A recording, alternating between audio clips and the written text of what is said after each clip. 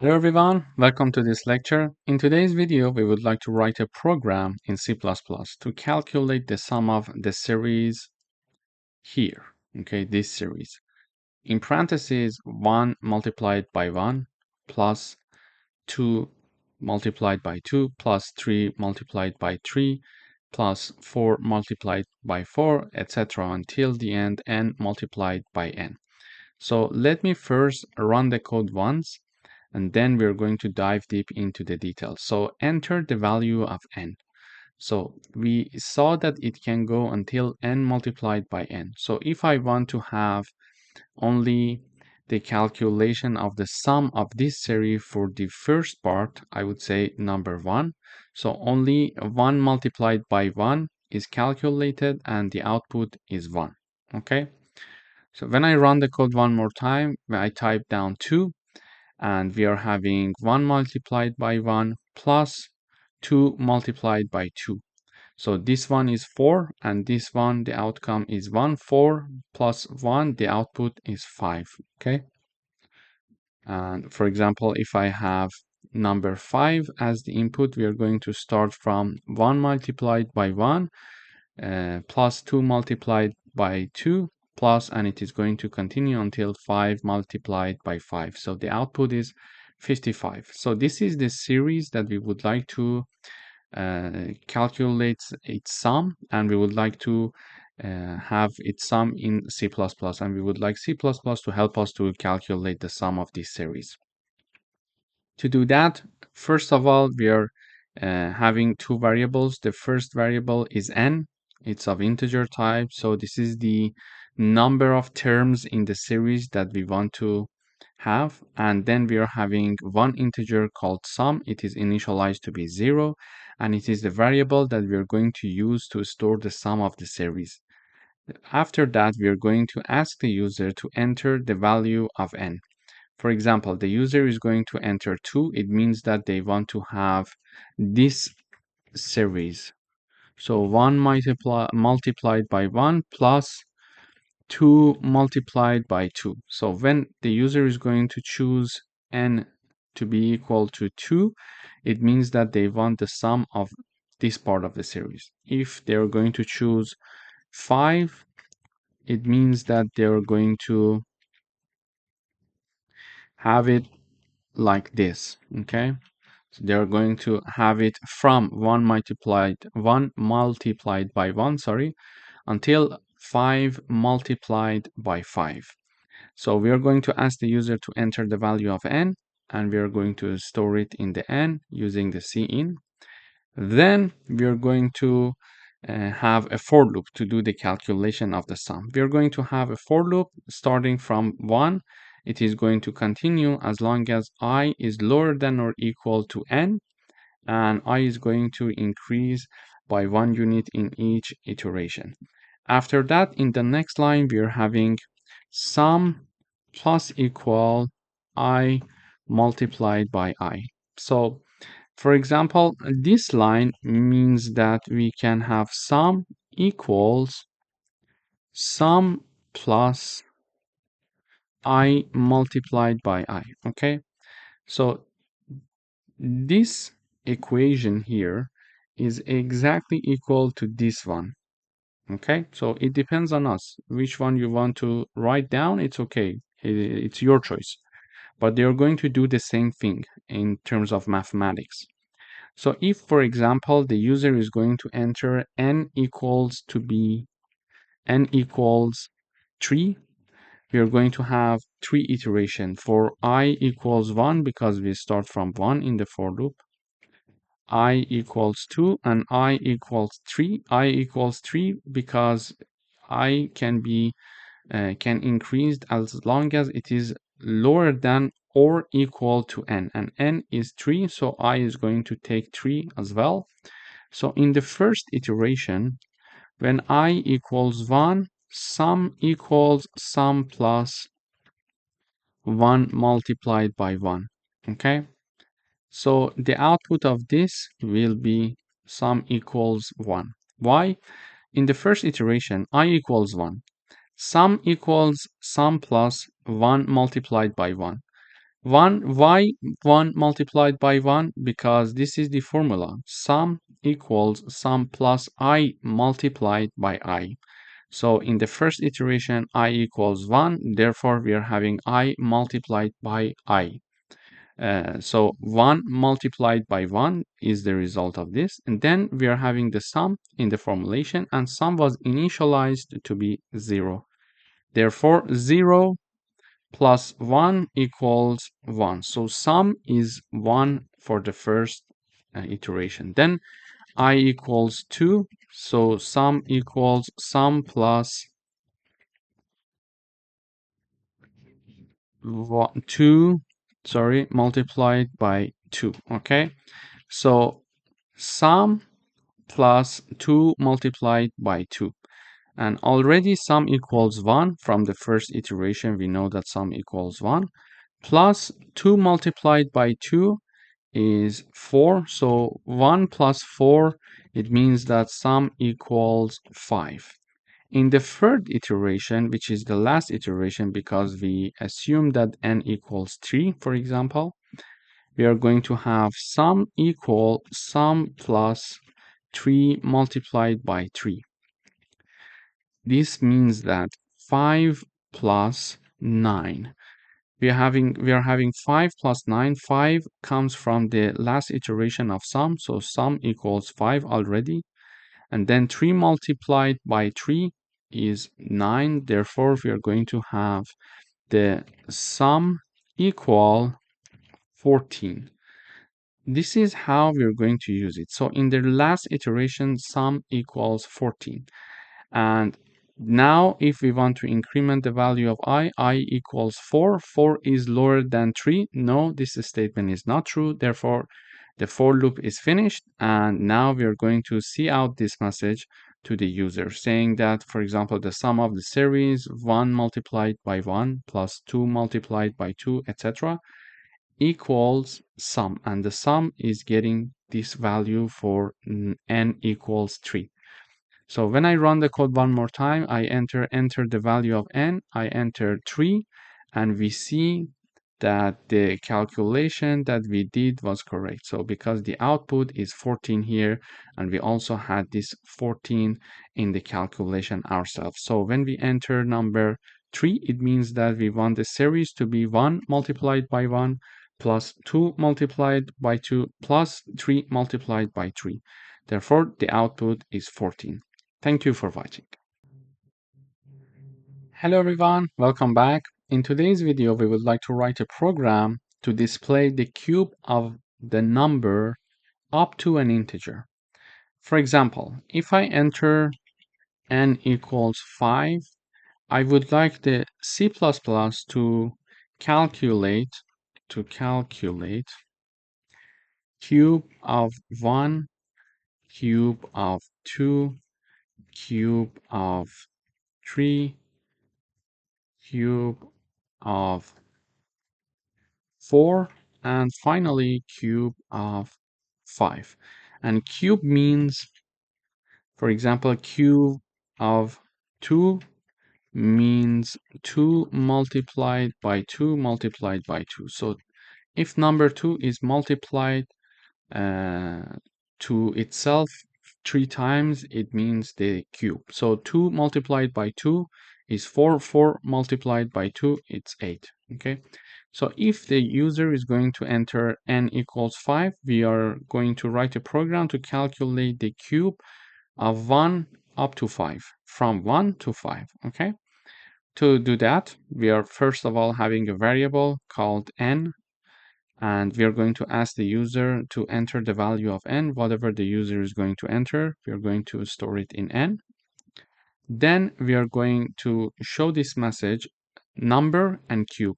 \t helps us to have a big space between two numbers or two strings. When we are having number \t cube, it means that put the number here and provide a large space and then put the cube afterwards. Okay, so we show this message to show the first column is numbers and the second column is the cube of the corresponding number. Then we are having a for loop starting from 1, and it is going to continue as long as I is lower than or equal to n.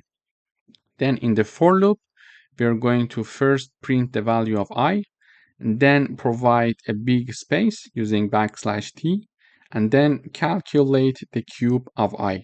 For example, in the first iteration, I equals 1, okay? We are going to have 1 and then one big space and then another 1. It's the cube of 1 is 1. Then I equals 2, we are having 2 and one big space, and then we are going to have 8, its cube. And then we are going to have 3 and then its cube, which is 27. So when I run this code, we see enter the value of n. For example, I type down 3. It says number, and you see there is a space here. It's because of \t and then cube. The number 1, its cube is 1. Number 2, its cube is 8. Number 3, its cube is 27.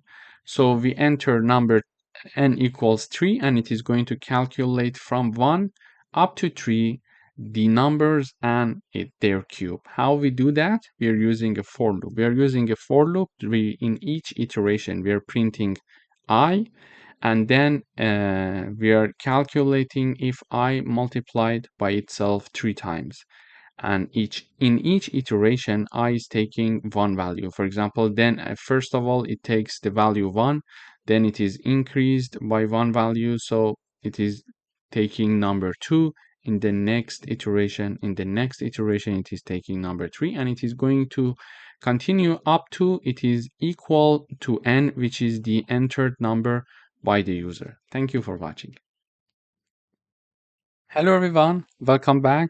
In today's video, we would like to write a program that displays the sum of n odd natural numbers. Here is what we mean. For example, if n equals 2, it means that I would like to have the sum of 1 plus 3. So the first two natural numbers. Then if n equals 3, for example, or let's say 5, it means that I would like to have the sum of 1 plus 3 plus 5 plus 7 plus 9. So these 5 numbers, the first 5 odd numbers, this is what we mean. So if the user is going to enter n equals 5, I would like to have the calculation of the sum of the first 5 odd numbers. To do that, we are having an integer called n, and then we are having a sum that we are going to use to store the variable sum in this variable called sum. It's of integer type, and first of all, we're initializing it to 0.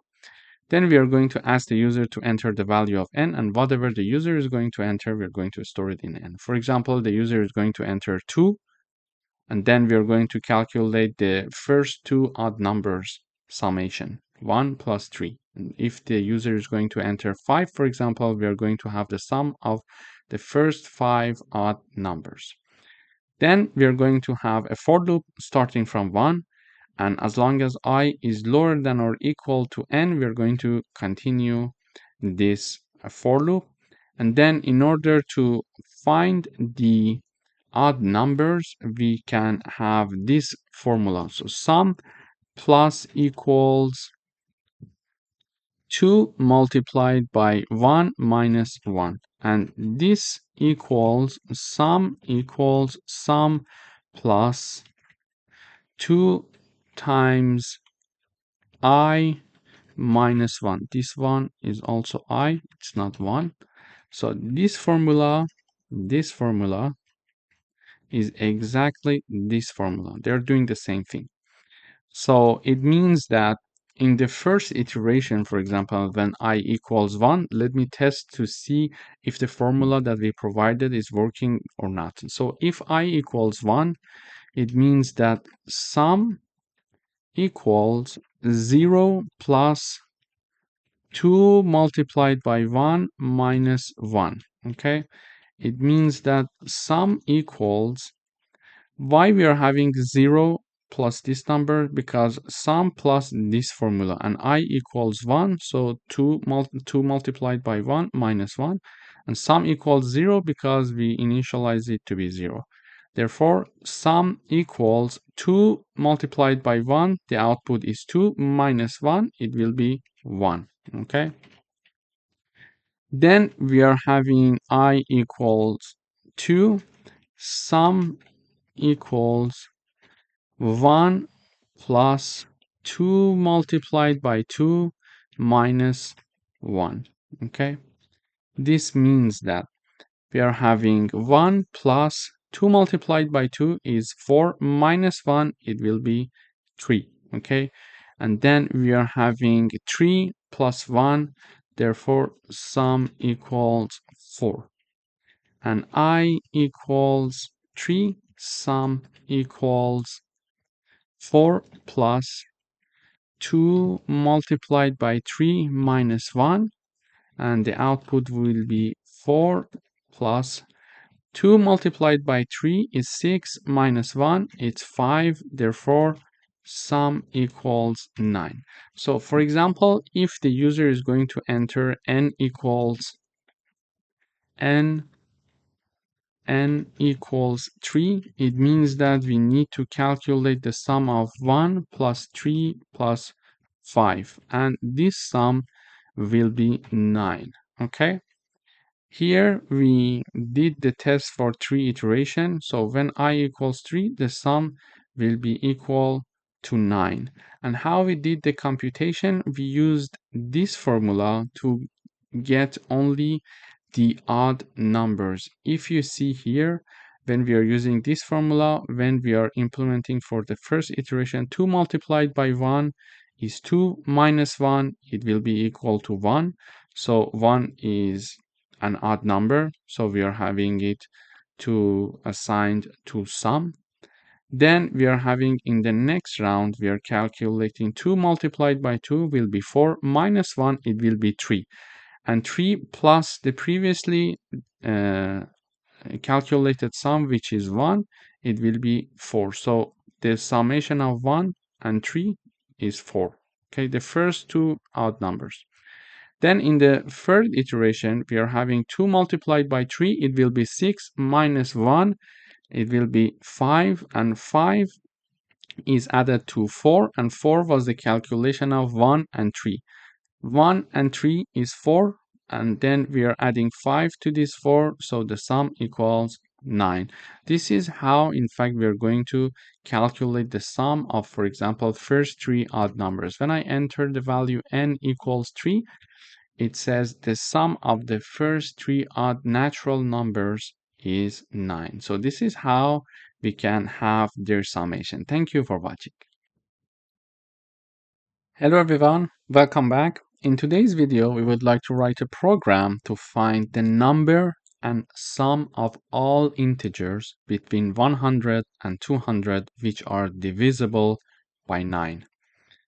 It means that we would like to have a for loop starting from 100 to 200 if the numbers are divisible by 9. We would like to know and display them. We would like to know them and display them, and also calculate their sum. Okay, here is how we can do it in C++. I'm having two variables called count and sum, both initialized to be 0. Then we show this message: numbers divisible by 9 between 100 and 200 are. After that, we're going to loop through the numbers from 100 to 200. We are having our iterating variable called I. It is going to start from 100 and it is going to continue as long as I equals 200. After that, in the for loop, we are going to first check this condition.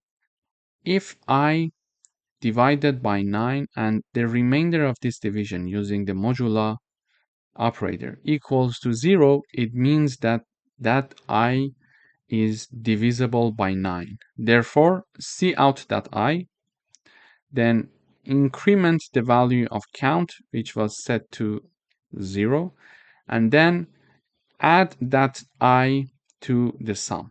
So what happens is the following. So first of all, it is going to show that I, okay? Then increase the value of count variable by 1. So we know that, okay, now we are having between 100 and 200, we are having 10 numbers that are divisible by 9. Using the count plus plus, we are going to understand how many numbers. I'm going to explain how. And then we are having sum plus I. Sum equals sum plus I. Sum was initially 0. Then we are having in the first iteration, we are adding that number that is divisible by 9. Then if we are having another number, we are going to also add that as well, etc. until the end. And how basically this count works is the following. For example, when we are having count equals to be 0, we check to see if I is divisible by 9. If so, it means that the remainder of their division equals to 0. If this statement is true, we are going to implement this part. First of all, we are going to display I. Then we are going to increase the value of count by 1. So exactly like this, okay? We were increasing the value of I in our loop after each iteration. So every time that we find an I that is divisible by 9, we increase the value of count by 1 value. So if, for example, 10 times we enter this if condition and we find 10 numbers that are divisible by 9, we are going to have the count equal to, for example, 10. So let me run the code. When I run the code, it says numbers divisible by 9 between 100 and 200 are 108, 117, 128, 135, 144, etc. until 198. So total numbers divisible by 9, 11. So this is the output of count because we are having 1, 2, 3, 4, 5, 6, 7, 8, 9, 10, and 11. So we entered this if condition. We entered this if condition 11 times and we printed out the I as you see here. So in the first time that I is divisible by 9, it is I equals to 108. So count was 0. Now it is incremented by 1 value. Now it is 1. Then we are having this next I that is divisible by 9 is 117. When we are having I equals 117, the remainder of the division that 117 is divided by 9 equals to 0. We are going to print 117 here. Then we are going to increment the value of count one more time. So initially it was 0. Then after the iteration of 108, we increased its value to 1. And now that we are having 117, we are increasing its value to 2, for example. And then we are having the sum of numbers divisible by 9. It is 1683. So if we calculate the sum of these 11 numbers, we get to this number. And this is the output of sum. In each iteration that we found an I that is divisible by 9, we print out it and we are going to add that number to the sum variable. Okay, so 108 is found, it is added to the sum that was initially 0. Then we found 117, 117 is added to the sum that was already 108 from the previous iteration. Then 126 is found, it is again added to the sum variable until the end, and we are having the sum 1683. Here is how we are showing the output. As you see here, the total number divisible by 9, and then we are printing out the value of count, and then sum of numbers divided by 9 equals to sum that we are printing in the output. Thank you for watching. Hello everyone, welcome back. In today's video, we would like to write a program to enter any number and print all factors of the number. Here is what we're going to do. We're going to ask the user to enter a number and we're going to store it in a variable called number that is declared to be an integer type. Then we are showing this message. Factors of number are, and then we are having a for loop starting from 1 until that number. So this iteration is starting from 1 and it is going to continue as long as I is lower than or equal to that number. Assuming that, for example, the user enters number to be equal to 20, we are having iteration from 1 until I equals 20. And in each iteration, we are increasing the value of I by 1 unit. Then we need to check if that number, which is 20, is divisible by I, and it means that the remainder of their division equals 0, we are going to print it in the output. So let me give you an example. So number equals 20. So 20 divided by 1, the remainder, if we want the remainder, we need to use the modulo sign. 20 divided by 1, then 20 divided by 2, the remainder, then 20 divided by 3, the remainder, until 20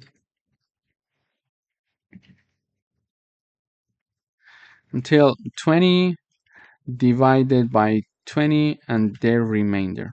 So whenever the remainder of 20 divided by any of these i's equals 0, it means that that I is a factor of 20. Okay, and we're going to print that I. So let me run the code. First, it says enter a number, and I'm going to enter a number, for example, 20. It says factors of 20 are 1, 2, 4, 5, 10, and 20. It means that if 20 is divided by either of these numbers, the remainder of this division, of the divisions, is going to be equal to 0. For example, 20 divided by 1, the remainder equals 0. Okay. 20 divided by 2, the remainder equals 0. By 3, it's not 0.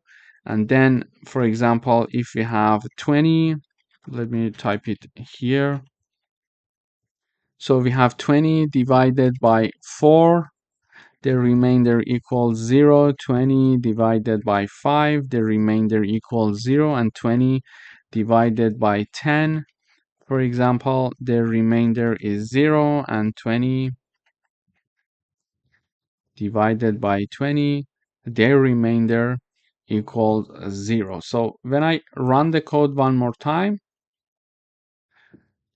it says enter a number, I say 20. So these are the factors of number 20. If I type down another number, for example, 36, we see that 36 has these many factors. It means that if 36 is divided by 1, the remainder equals 0. If 36 is divided by 2, the remainder of this division will be 0. If 36 is divided by 12, the remainder of this division will be equal to 0. This is how, in fact, we can find the factors of any number in C++. So let me review it one more time. We're going to ask the user to enter a number. We're going to store it. Then we are going to have a for loop starting at 1, and we're going to continue as long as I equals that number, that entered number. And we are going to say in each iteration, we check one if condition. If the number that is entered by the user in each iteration divided by I and the remainder of this division equals 0, it means that that I is a factor of our number. Therefore, we are going to print that I. Okay, so 20 is divided by 1, the remainder equals 0, we are going to print 1. 20 is divided by 2, the remainder of this division equals 0, we are going to print 2. 20 is divided by 3. The remainder of this division is not equal to 0. Therefore, this condition is not true, and we are not going to do anything. We are not going to print it because we are not even entering this if condition, because 20, when it is divided by 3, the remainder of this division does not equal 0. This is why we are going up again, and we are going to increase the value of I.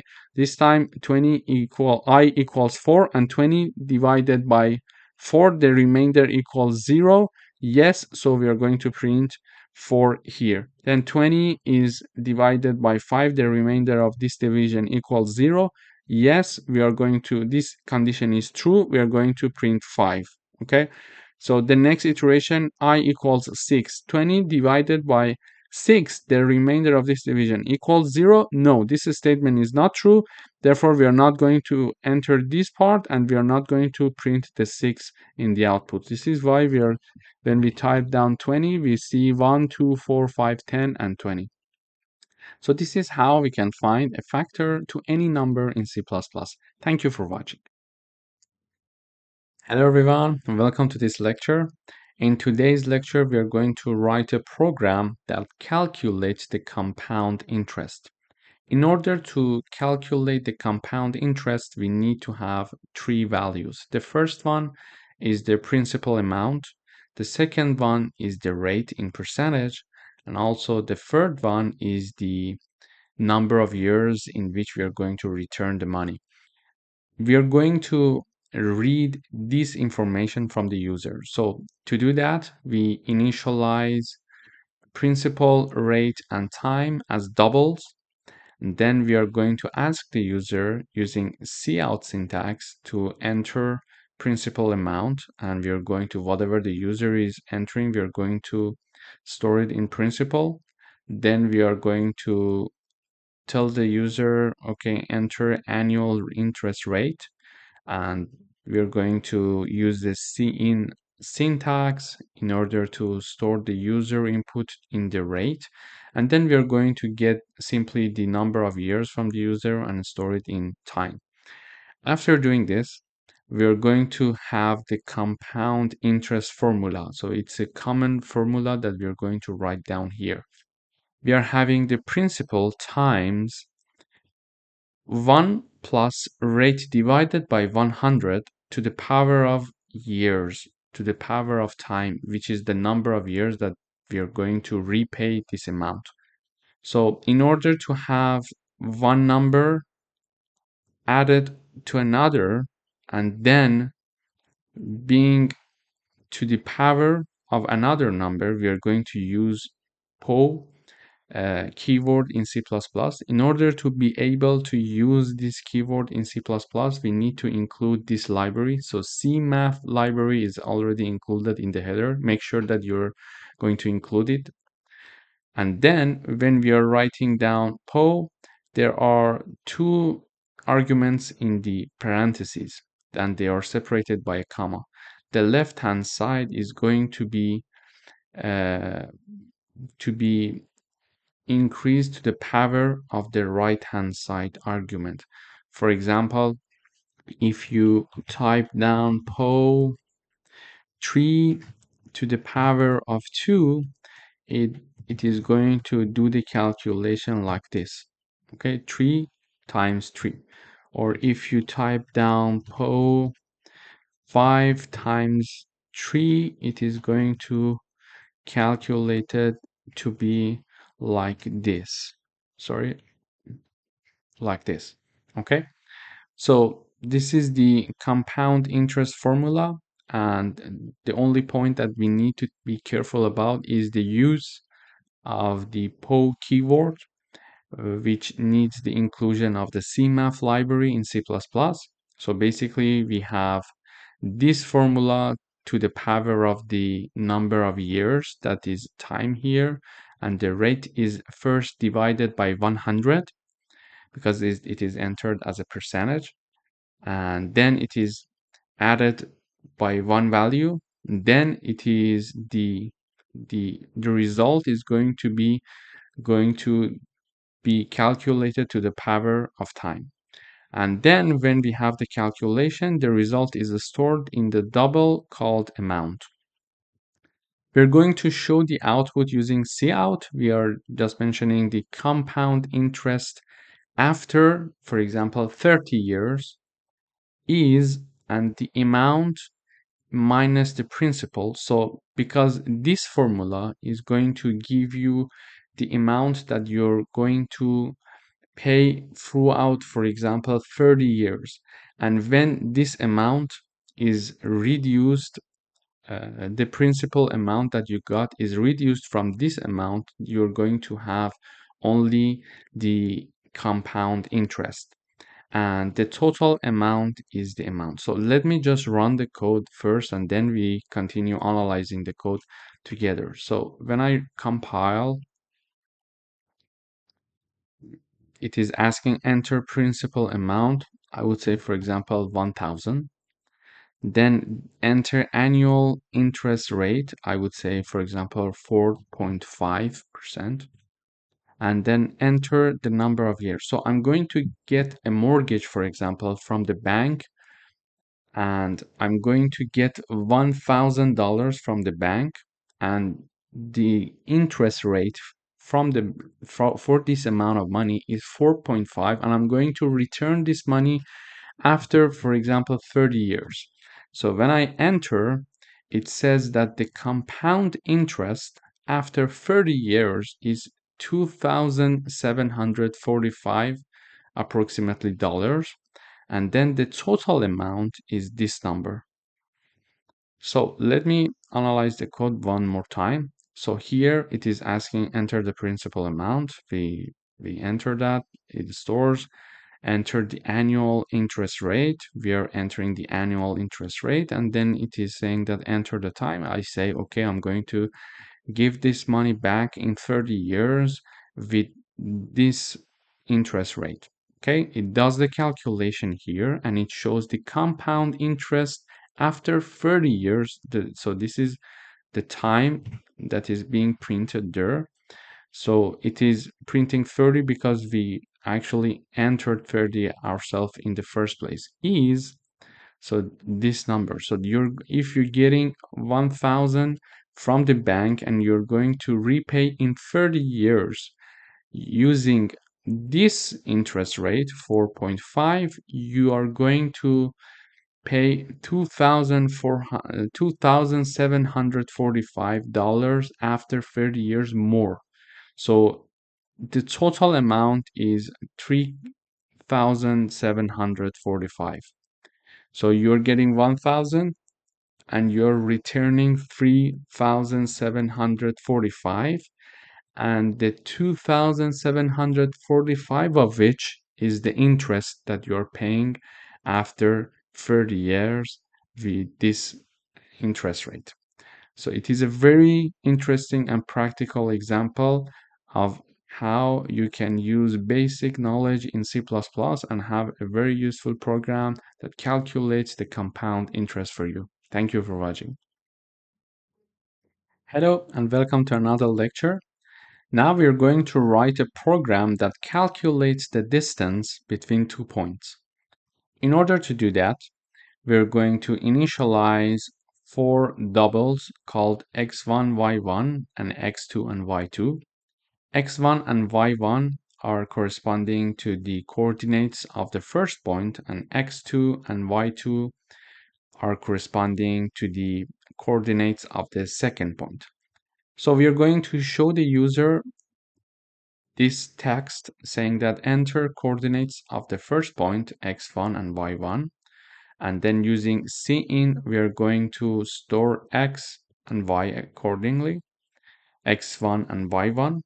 Then we are going to again show the user enter the coordinates of the second point, and the user is going to enter two numbers, and x2 and y2 is then stored using cin syntax and keyword in C++. In order to write down the formula for computing distance between 2 points, we need to include the cmap library function in C++ in the header. So please make sure that you're including this header in your code. And then we're going to simply type down the formula. So it is a well-known formula that is going to compute the square root of the x2 minus x1 to the power of 2. This is the first part of the formula, plus the y2 minus y1 to the power of 2. So after doing these two parts calculation, the output is going to be added to each other, and then we are going to calculate the square root. So for example, if x1 equals 5 and x2 and y1 equals 2, for example, and x2 equals 10, y2 equals 5, for example, we are going to have this formula to be something like this: x2 minus x1, meaning that 10 minus 5 to the power of 2 plus y2 5 minus 2 to the power of 2, and all of it we're going to have a square root. So when we do the calculation, we are going to have 10 minus 5 will be 5, 5 to the power of 2 will be 25, plus then we are going to have 5 minus 2 is 3, and 3 to the power of 2 will be 9, and then we are going to have the sqrt of 34, and then the library function is going to calculate the square root of 34 for us. So this is how basically the steps is going through, but the important thing is to include the CMAF library function and to know how the PO function is working. So the PO function is going to have two arguments, the left hand side and the right hand side, and they are separated by a comma. So the left hand side, you put the main number, and on the right hand side, you're going to put the power. For example, if I type down PO 5 and 3, it is going to calculate number 5 to the power of 3. It means that number 5 is going to be calculated like this. So this is how the PO function is working, and also the square root is simply just doing the square root using this library function. So let me just compile and see the code. And I'm going to enter the same numbers here.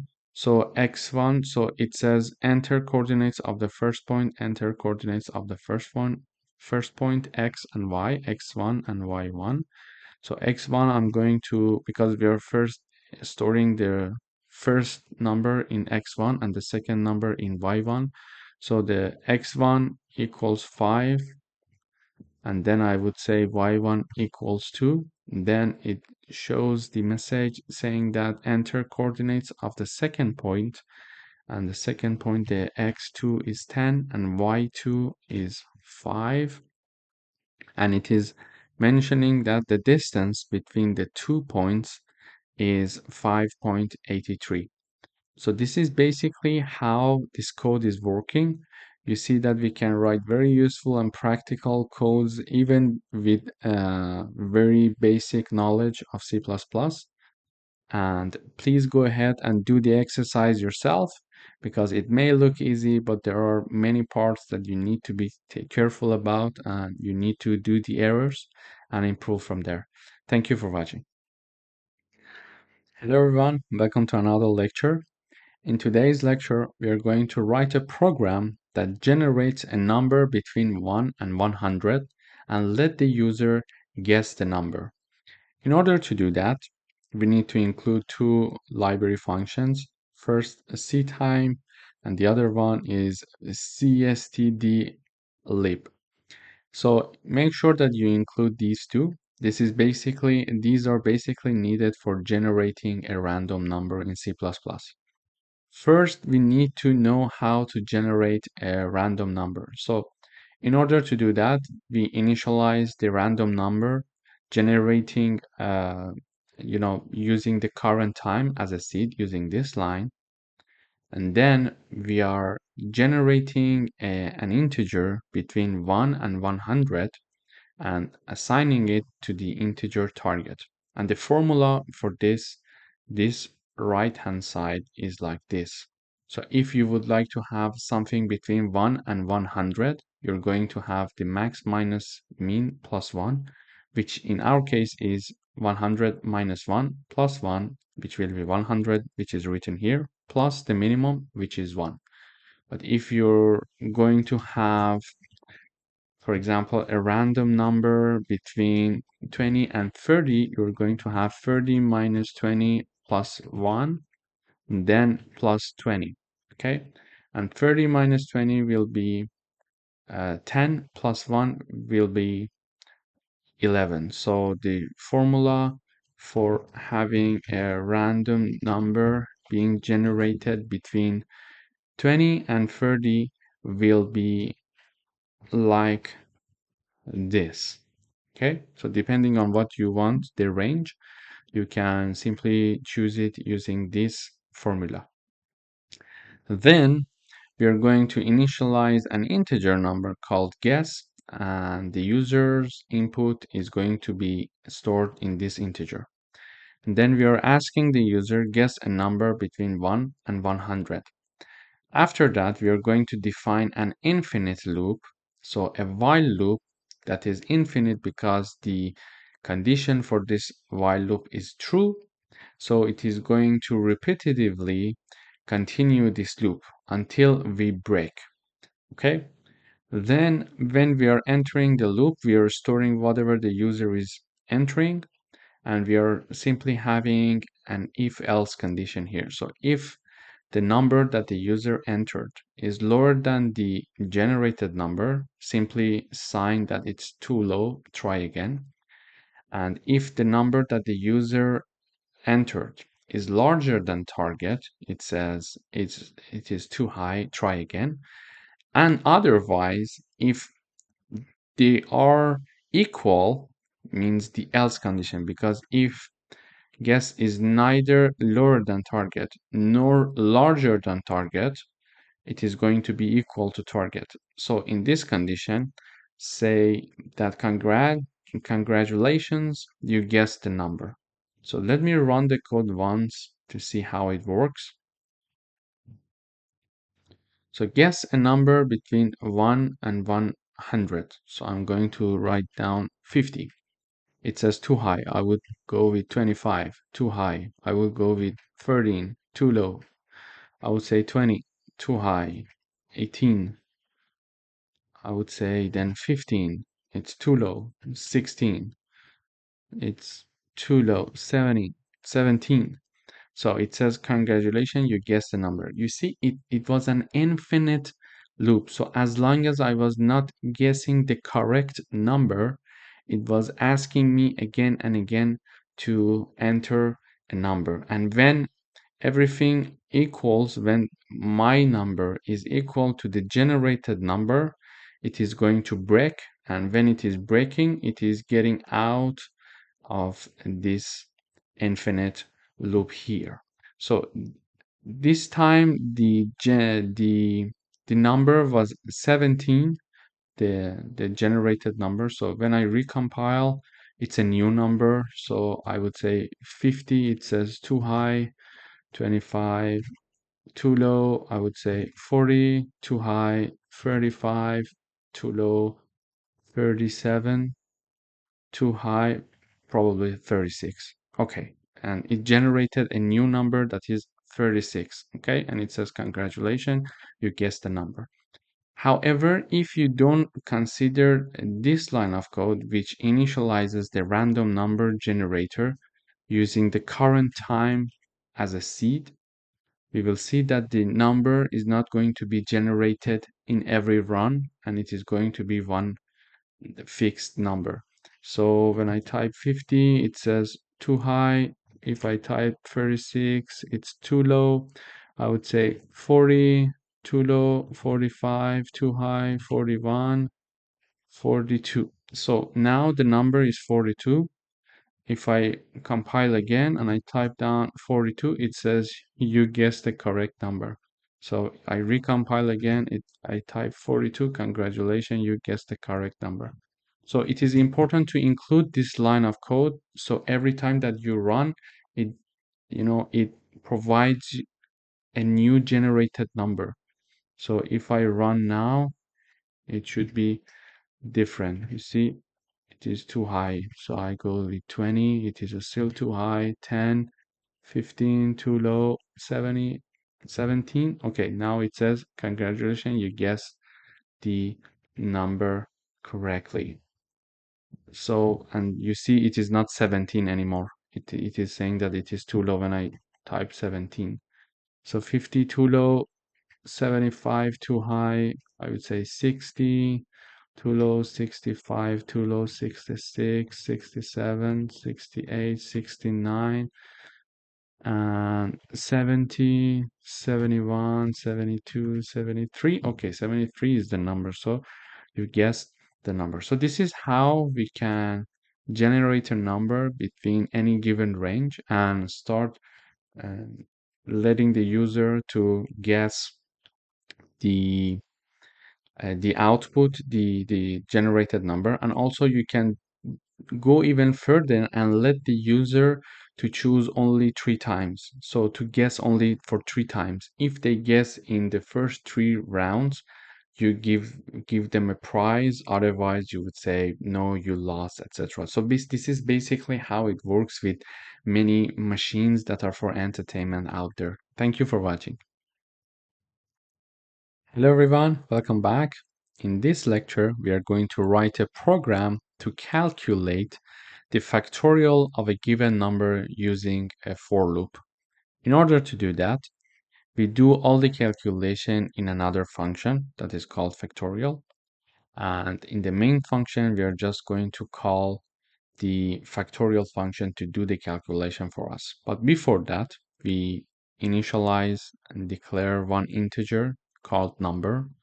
We'll let the user to choose the value for this number as the input, and whatever the user is going to enter, we're going to store it using cin keyword and or syntax in C++, and then we're going to show this message in the terminal saying that the factorial of number that is entered, for example, if the user says the factorial of number 5, it is going to show that the factorial of 5 is, and then it is going to basically call the function. So a function is having 3 parts. The main part is this part that is having the name of the function. So the name of this function is factorial.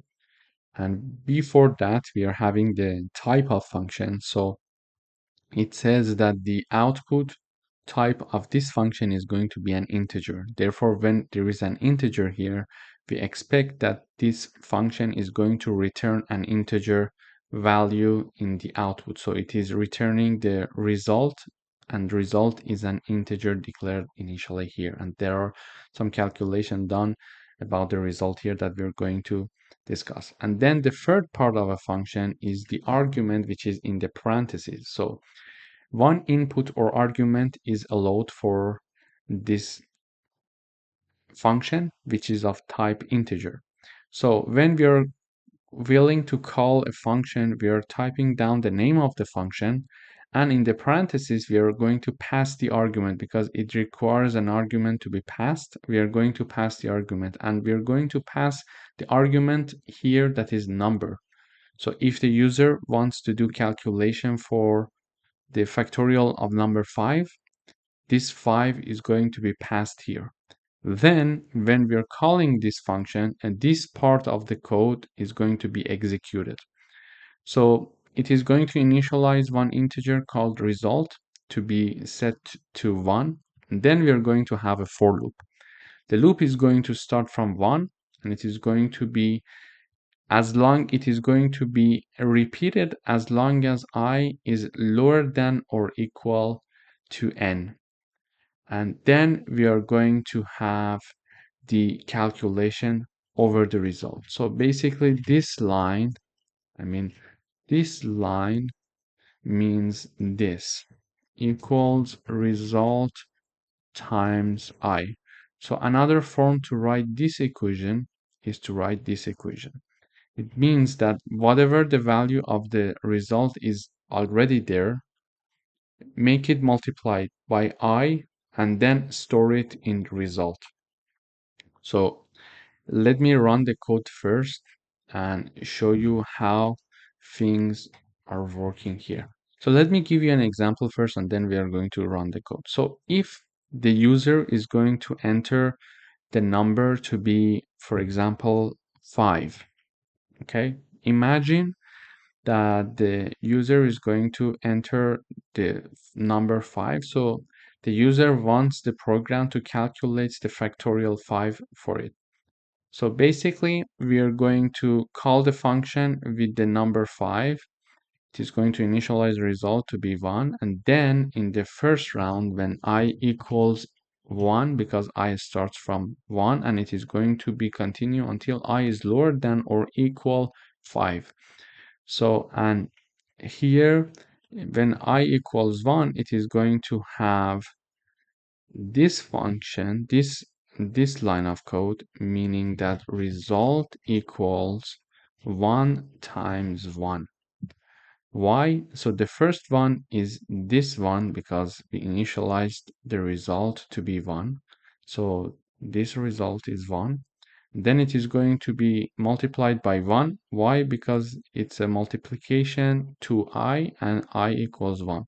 So basically result is going to get the value 1 again. Then I is increased to value 2. We have the result equals to 1 times 2. It means that result will be 2.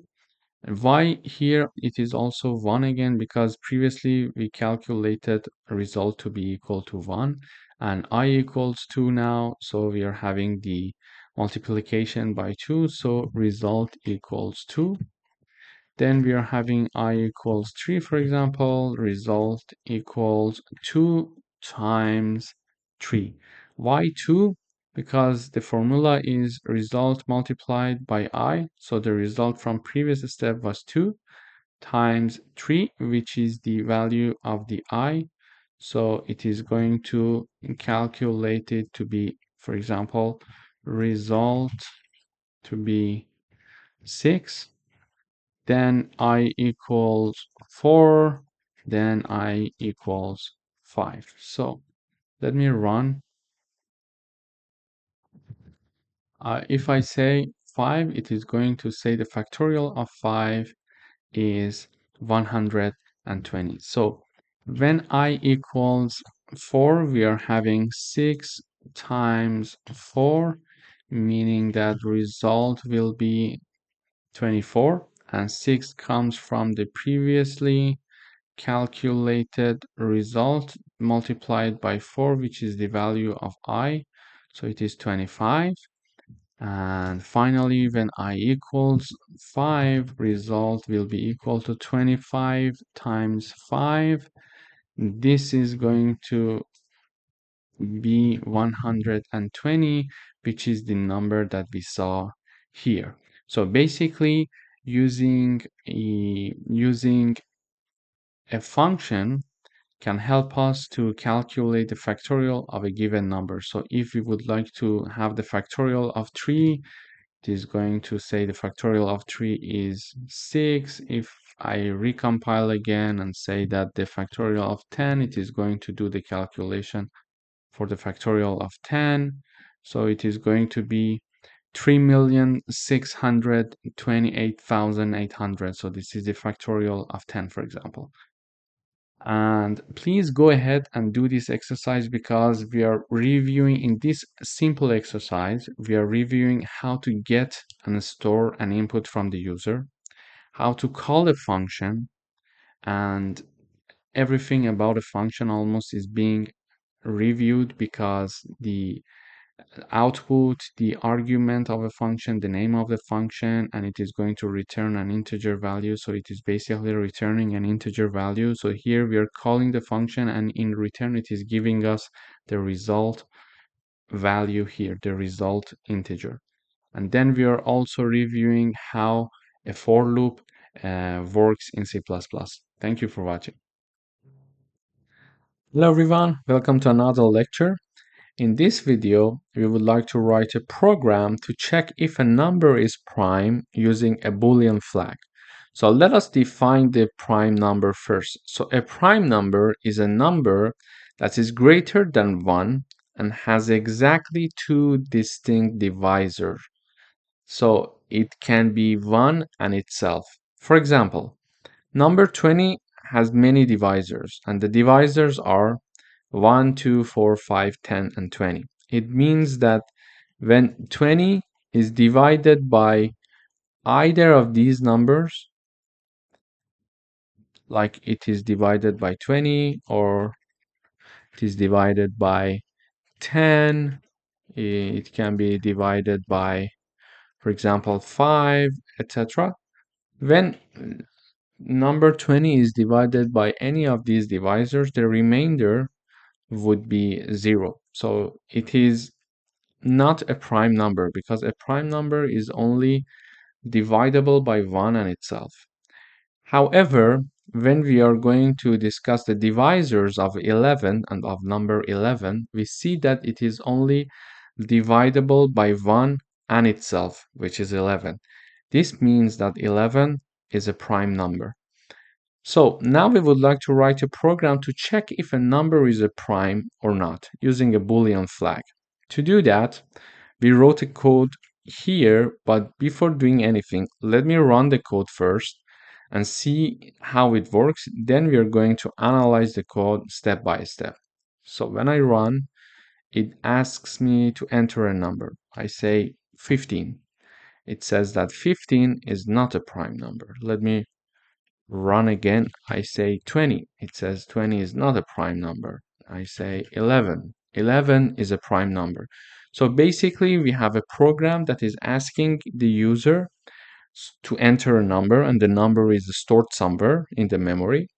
Then it checks to see if the entered number is actually a prime number or not. So to do that, we have one main function here and another function to check the number to see if it's prime or not. So in the int main function, we're basically having, for example, an integer called number that is declared here. And then we are asking the user to enter a number using cout. And then using cin, we are storing whatever the user is entering in the number. Okay? Then we are having one condition here.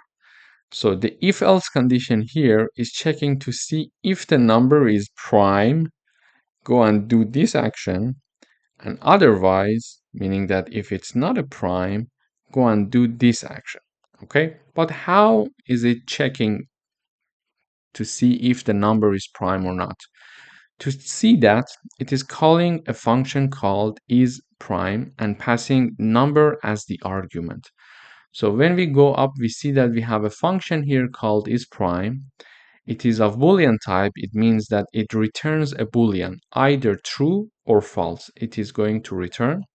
And the argument is integer type.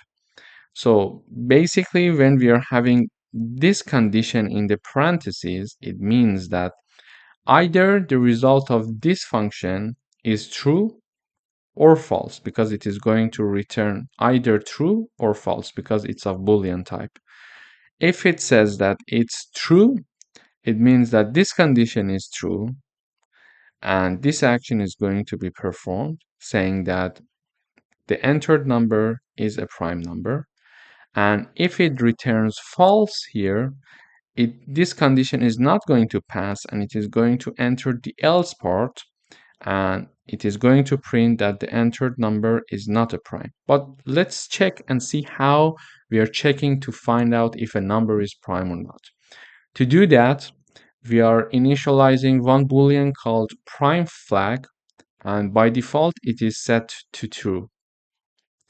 And in order to check and see if the entered number is divisible by other numbers or not, we are going to write a for loop starting from 2, because for sure any number is divisible by 1.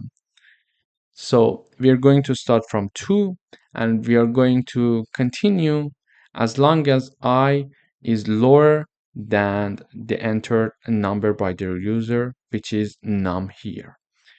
And when we are going to iterate over all the numbers from 2 until we reach the entered number, until we are lower than the entered number, we are going to check if that number that the user entered is divided by I, which is our initialized number here starting from 2, and its remainder equals 0. It means that it is divisible by a number, okay? And if this happened, just put the false to the prime flag here, which was by default true, and break, meaning that get out of this loop and return the value of prime flag. So let me just make an example here. So we entered the number 11. So the user entered number 11. So number equals 11 here, okay? And we are checking here in this if condition, we are checking if is prime 11, because we are passing this number as the argument of the is prime function.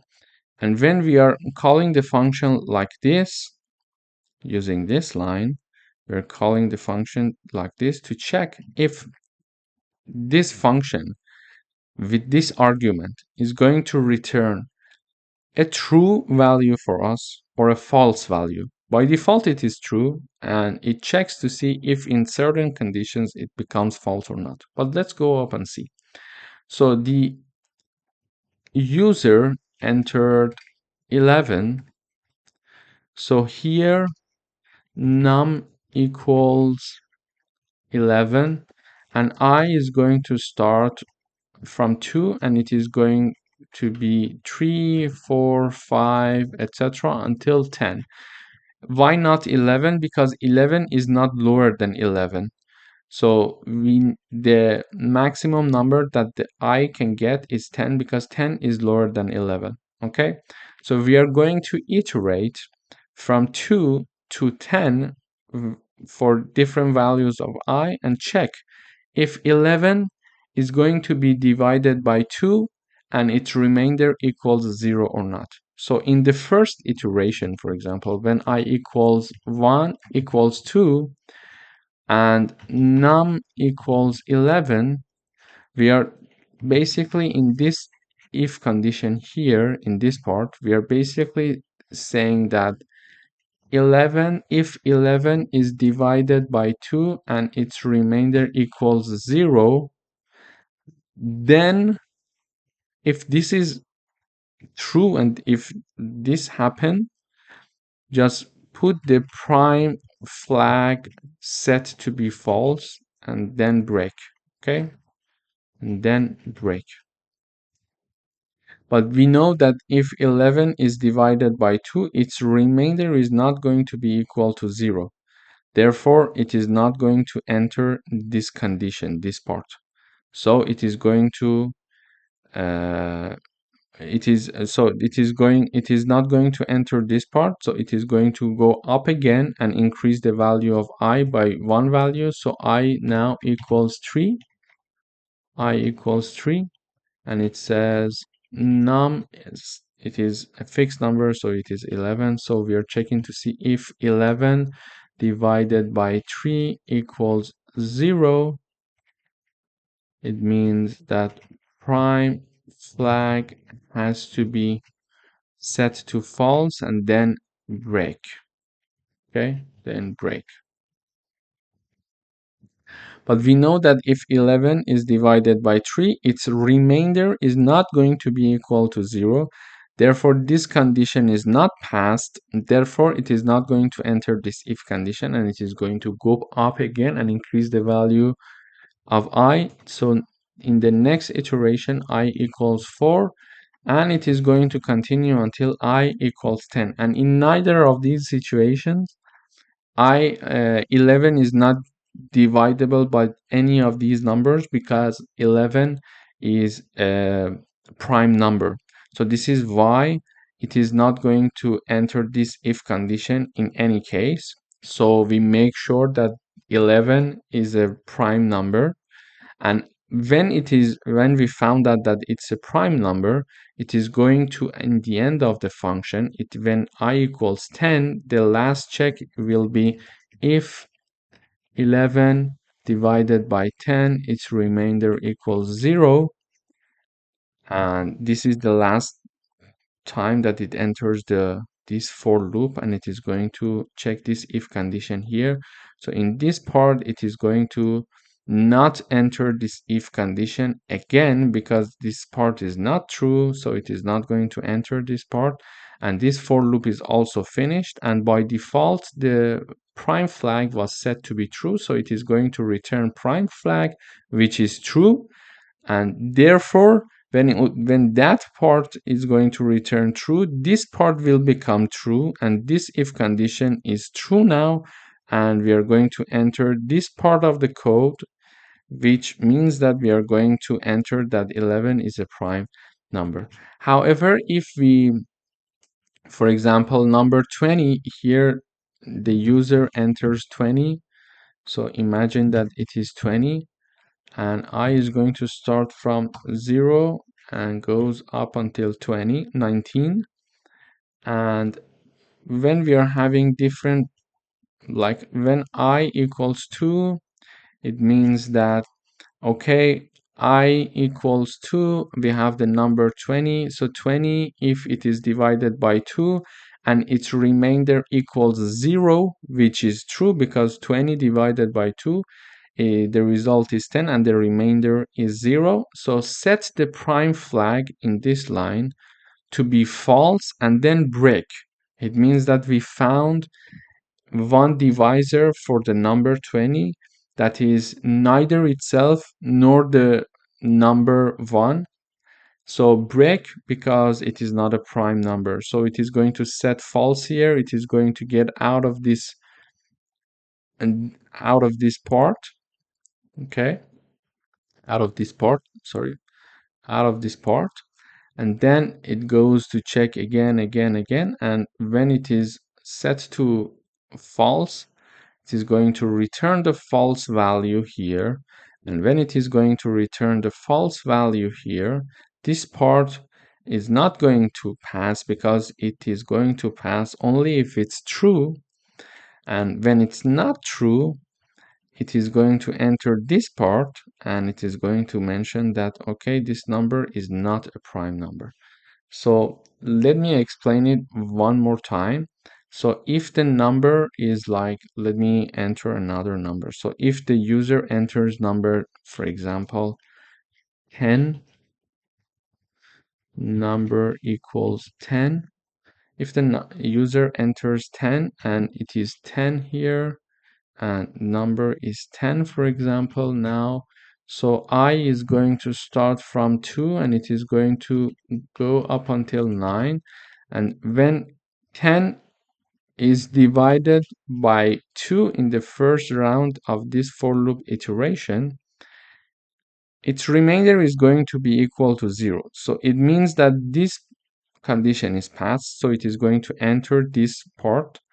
And when it enters this part, it is going to set false to the prime flag. When it is setting false to the prime flag, it is going to break and it is going to return the false value for us. Why? Because we found a divisor for our entered number, and the divisor is neither 1 nor the number itself, meaning that it's not a prime number. So this is basically how we're going to understand it through this block of code.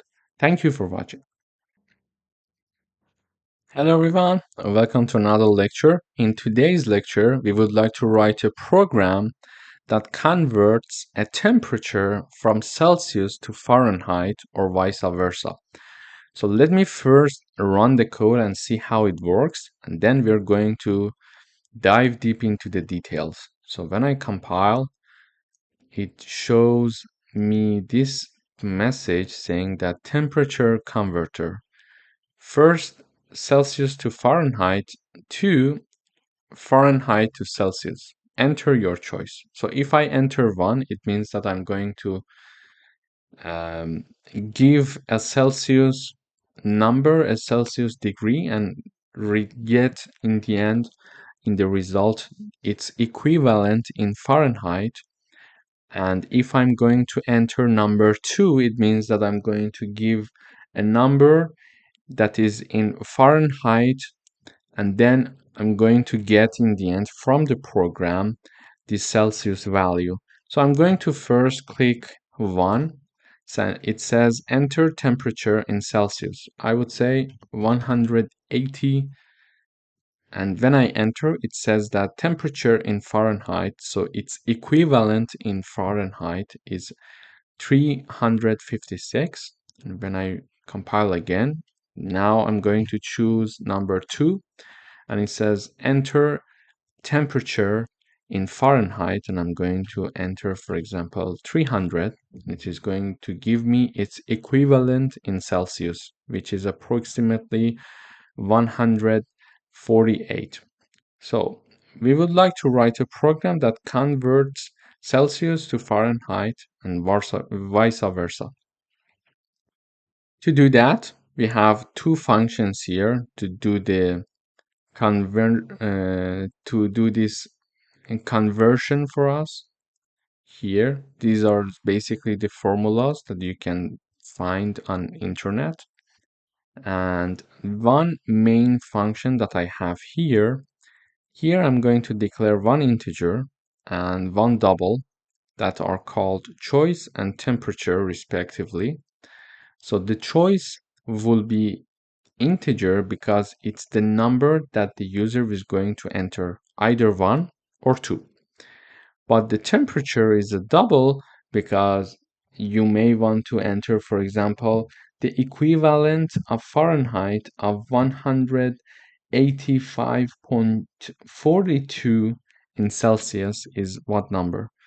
So because it may have some decimals, we're considering a double number here. And then we are asking the user temperature converter. This is the title. And then we are mentioning that with \n we are going to next line, and the first option is Celsius to Fahrenheit, then \n next line again, and then Fahrenheit to Celsius,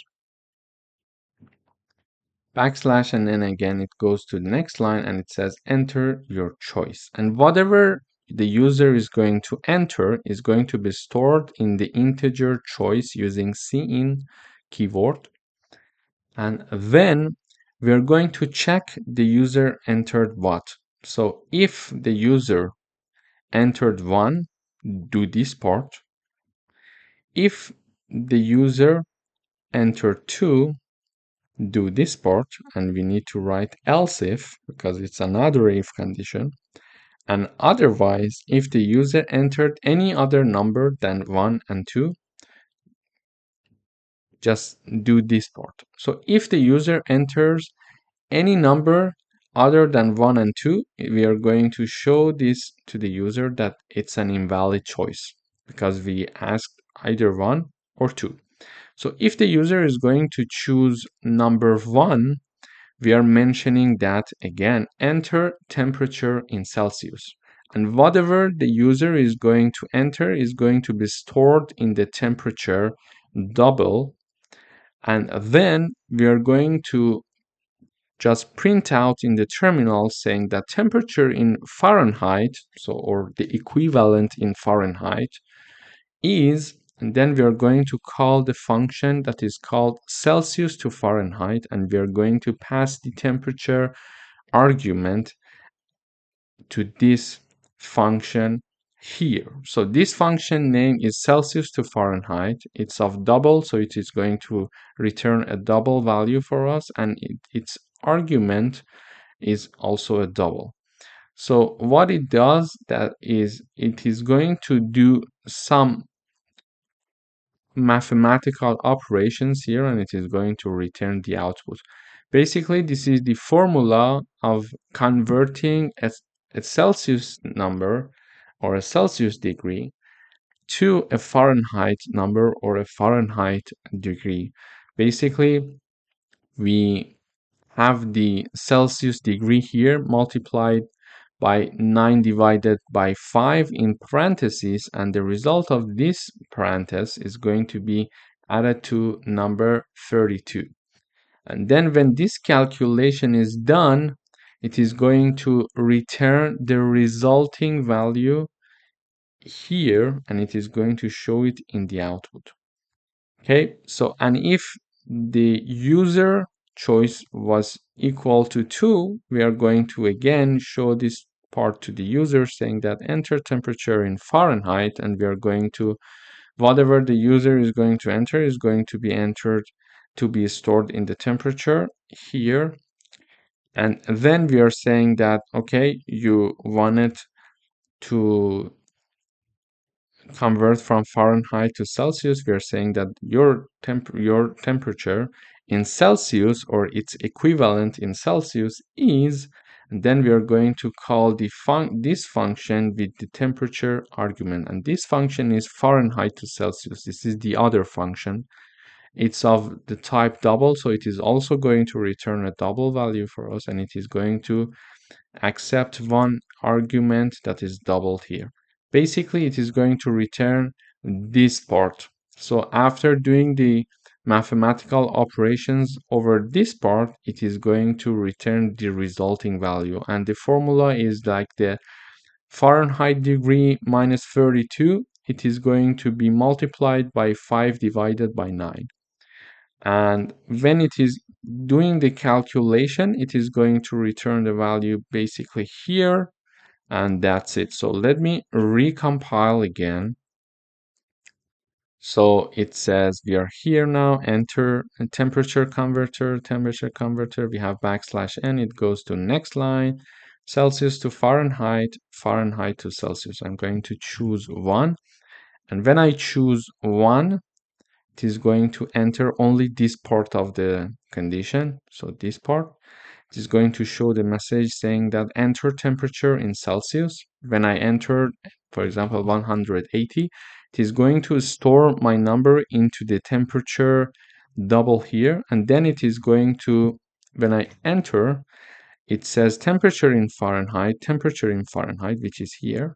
And then it is going to call the function Celsius to Fahrenheit, and pass the temperature number here. So what I entered as a temperature is going to be now double Celsius here. So the Celsius, the entered number, times this number, and then the whole parentheses output is going to be added to 32, and the result will be 356, which is going to be returned by this function and shown exactly here. So if I choose number 2, it is going to enter this part of the loop as we tried once, and if I, for example, enter number 5, it is going to say invalid choice, because we only had the condition if it was equal to 1 or it was equal to 2.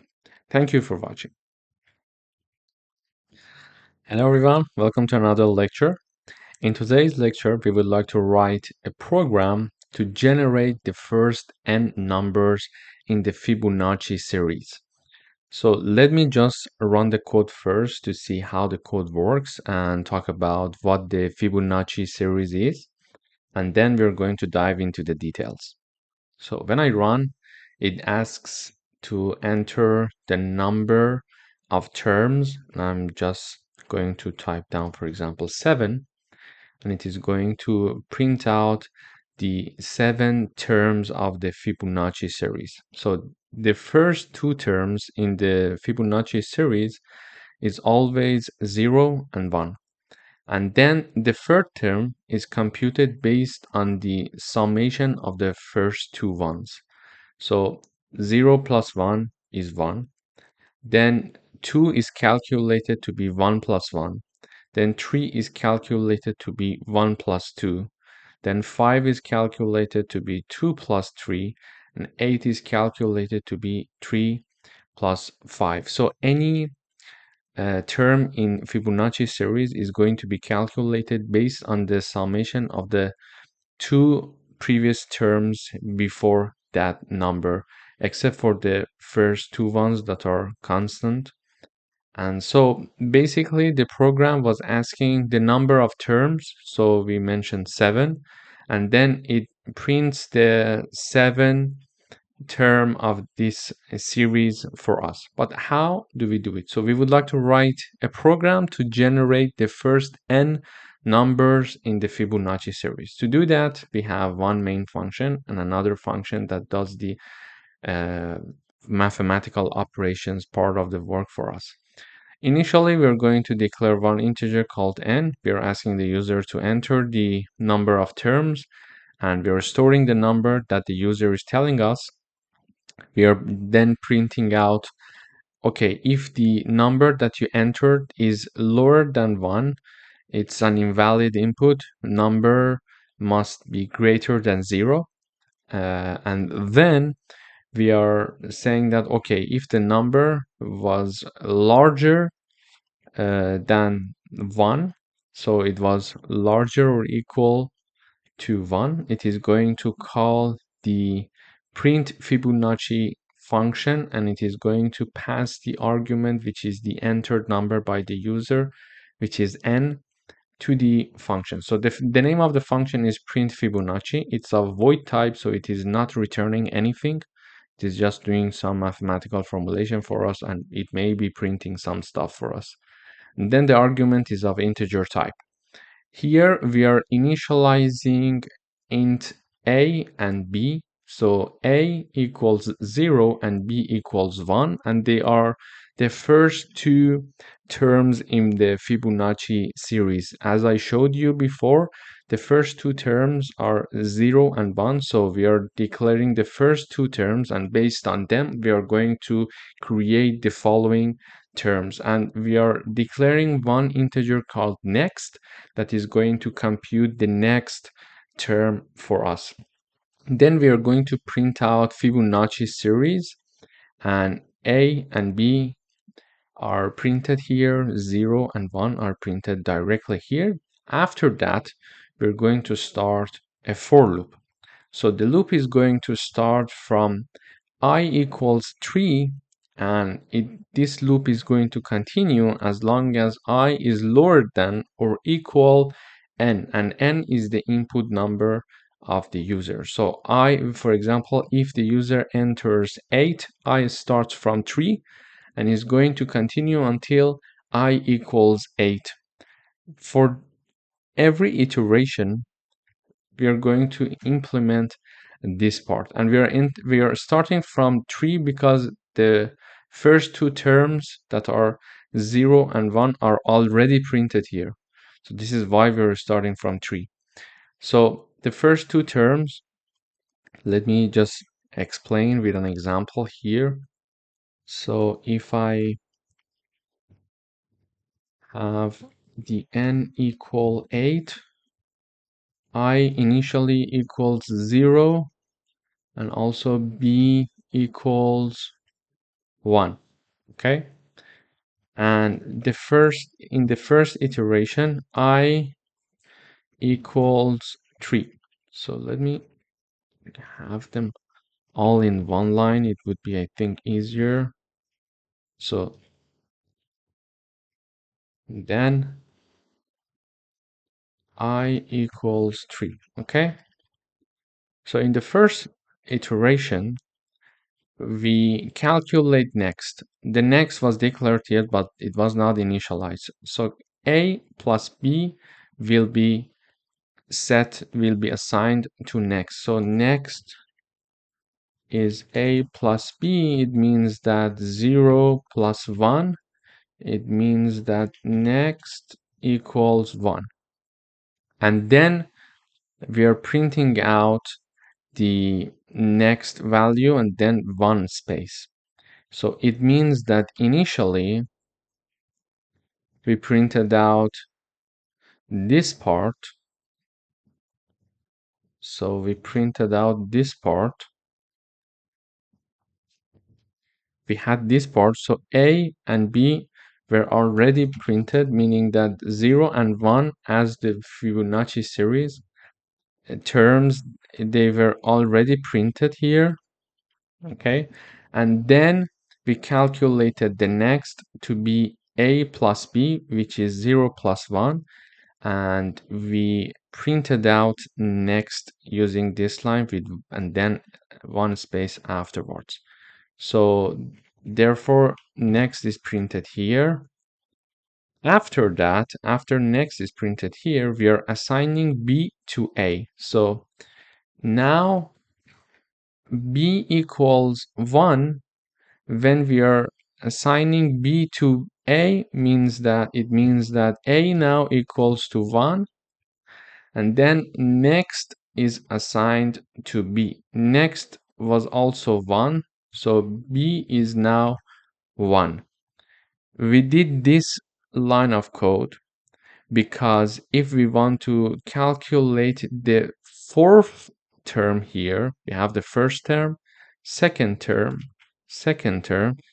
the first term, second term, and the third term here. And when we want to calculate the fourth term, we need to know the amount of A plus B. And A plus B is now 1 and 1. Previously, A was 0 and B was 1. Now A is 0 and B is 1. Why? Because B was 1 and assigned to be to A. And the value of next, which was already 1, we calculated here, is assigned to B. So now, instead of having A equals 0 and B equals 1, we're having A equals 1 and B equals 1. Okay? After that, we are going up again, and I is increased to be 4. Now that I equals 4, we are calculating the next again. So next equals A plus B in this line. It means that A is 1 and B is 1. So now next equals 2. We calculate the next here, and then we are going to print out this line, which is going to be the next term. And now next is 2. So 2 is now printed here. And then we are again assigning B to A. So B is 1 and we are assigning it to A. So A still equals 1. And then we are assigning next to B. So B is 2 and next is 2 and B was 1. So when next is assigned to B, B equals 2. So we did that. Why? Because in the next iteration, we need to calculate the next term, and the next term is calculated as the summation of A and B. So now A is 1 and B is 2, so we can calculate the next term of the Fibonacci series. So then I equals 5. Because we go up again and we increase the I. So I equals 5. We enter this for loop one more time. So next equals A plus B. It means that 1 plus 2, because A is 1 and B is 2. So A is 1 and B is 2. We are going to calculate the next term. So it means that next equals 3. And when we understand that next is, we calculate the next, we are going to print out the next here. So this term will be 3 now. And then we are going to reassign A and B. So the value of B is assigned to A. The value of B was 2 is assigned to A. So A is moving one place forward. So now A is 2. And then next is assigned to B. So next was 3 and now B is 3. Again, we are doing this because we would like to keep track of the summation of the last two terms in order to calculate the next term in the Fibonacci series. So when we do that, this loop is finished. This iteration of the loop is finished. We go up again and I equals 6 now. So we have next equals A plus B. It means that we are having 2 plus 3 because we have 2 here and 3 here. And we are having next equals 5. When we are calculating the next, we are going to print the next in this line. So the next one is 5, which makes sense because 2 plus 3 is 5. Then we are going to reassign A to be B. So B was 3 and now it is assigned to A. So A is 3 now and B equals 5. So equals next. So next is 5. 5 is assigned to B. And then we go for the next iteration. I equals 7. We are having next equals A plus B equals 3 plus 5. It means that next equals 8. It means that here the next one is 8. Then we are printing out the next here, which is 8 here, and then we are reassigning A and B. So A is the previous B here is B, and then B equals 8.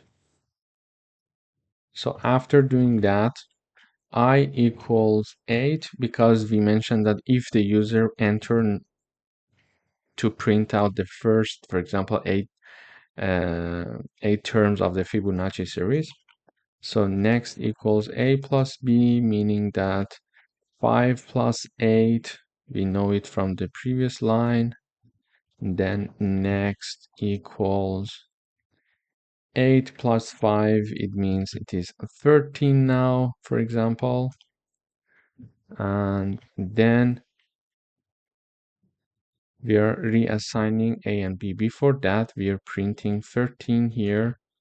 And then we are reassigning A and B. So B is assigned to A. So whatever the value of B was is now is assigned to A. So A equals 8 and B equals 13 because next is assigned to B and next is 13 and it is assigned to B. So B is 13 now. And then this loop is finished. It was the last iteration because I was equal to 8 and it was supposed to repeat this for loop as long as I is lower than or equal to n, and n was 8. We assume that the user entered number 8. So I equals 8. This is the last time we entered this for loop, and then in the next iteration, because I is increased by one value, so I equals 9, and 9 is not lower than or equal to n, which is 8. Therefore, this condition is not passed, and then this loop is not executed.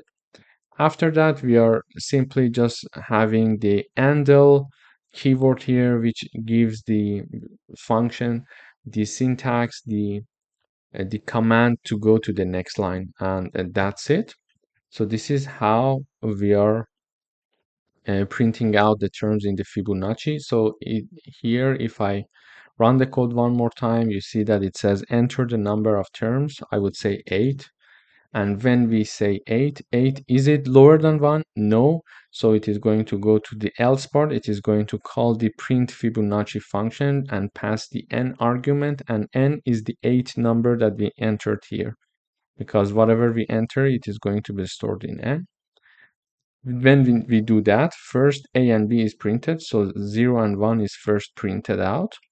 Then it enters the loop, it does the calculation, and one by one it prints all the terms of the Fibonacci series until we reach the 8th term, and then it stops there. So as you see here, we're having the same Fibonacci series here and there because we did the correct calculation.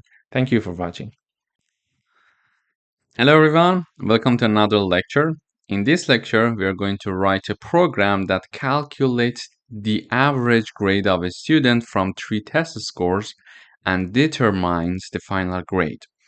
In order to do that, we are going to declare 4 variables of float type. The first 3 variables are the ones that we are going to store the score from the user, and the fourth one, which is average, we are going to calculate the average among the first 3. So we show the message to the user saying that enter the grades for 3 tests, and we are storing the data that the user is entering as to be test 1, test 2, and test 3 scores. When we have the 3 scores from the user, we're going to calculate the average using this formula. So we are having the summation of test 1, test 2, and test 3 divided by 3. Based on this, we can calculate the average. And we are simply just showing the average in the output. And based on the output of the average, we can have different output as well. For example, if the average is larger than 90, larger than or equal to 90, we can have the grade A. If average is between 80 and 90, we are going to have grade B. If it is between 70 and 80, it is grade C. If it is between 60 and 70, it is grade D. And if it's any other number, it is going to show grade F. So let me run the code once. So it says enter grades for 3 tests. So I would say 95, 80. Oops, sorry, I made a mistake. So let me run again. 95, 80, 75. So it says the average grade is 83. So, and the final grade is B. So here, when I run the code, the first line is this line. So it says enter the grade for 3 tests. So this is the line. So then I started entering 95, 80, and 75. And these 3 numbers basically are stored in test 1, test 2, and test 3 respectively. Then with this code, we are calculating the average of these 3 numbers. And after that, we are having the message average grade. So cout average grade. And this is the average grade. And it is printed out here, the calculated average, which is 83. So depending on the number of the average, we can have different output, further output as well. So using this if-else condition, we show that the average, if it's between 80 and 90, the final grade is B. So in our case, it is approximately 83. So the final grade is B because 83 falls in this condition because it is between 80 and 90. So let me run the code one more time. So if we have, for example, 90, 92, and 95, now it says the average is 92 and the final grade is A.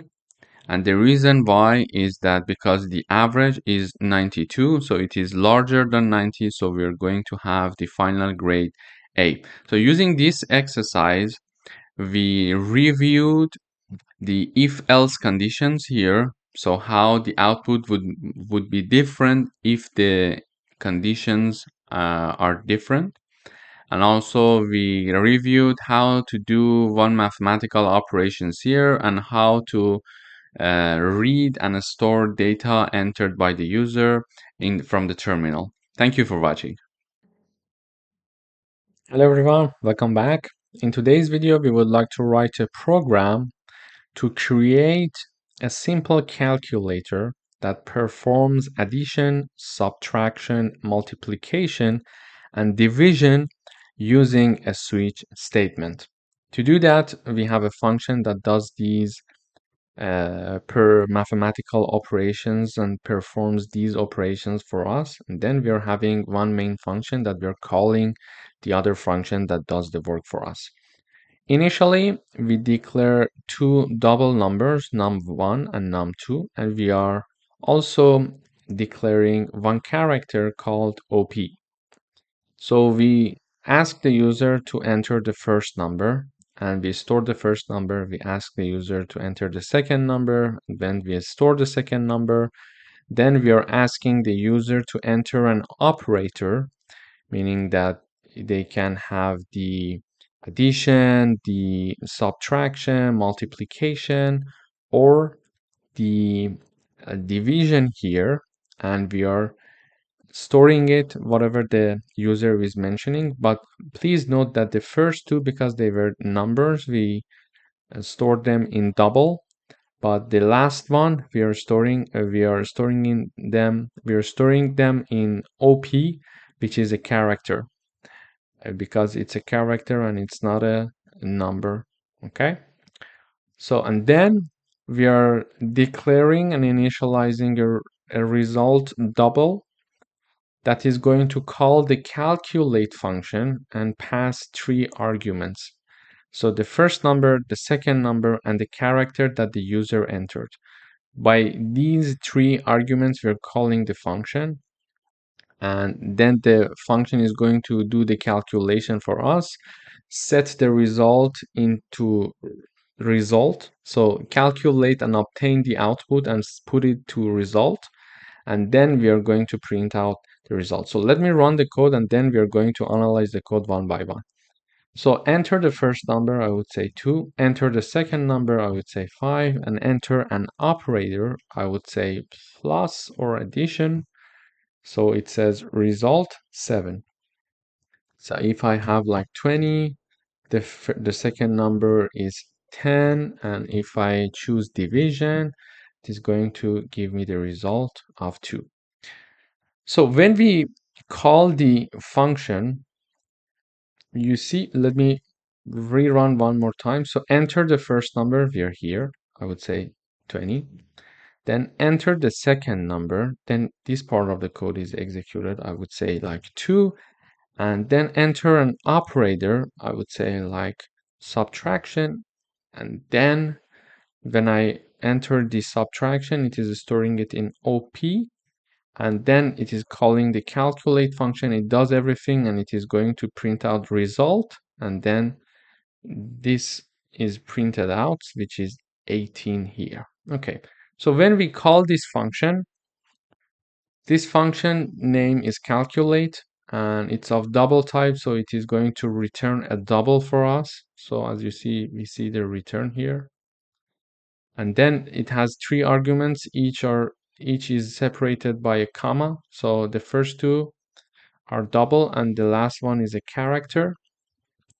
Then the program asked us to do all of these mathematical operations using a switch statement. We could do it with if-else condition, but they explicitly mentioned to use switch statement.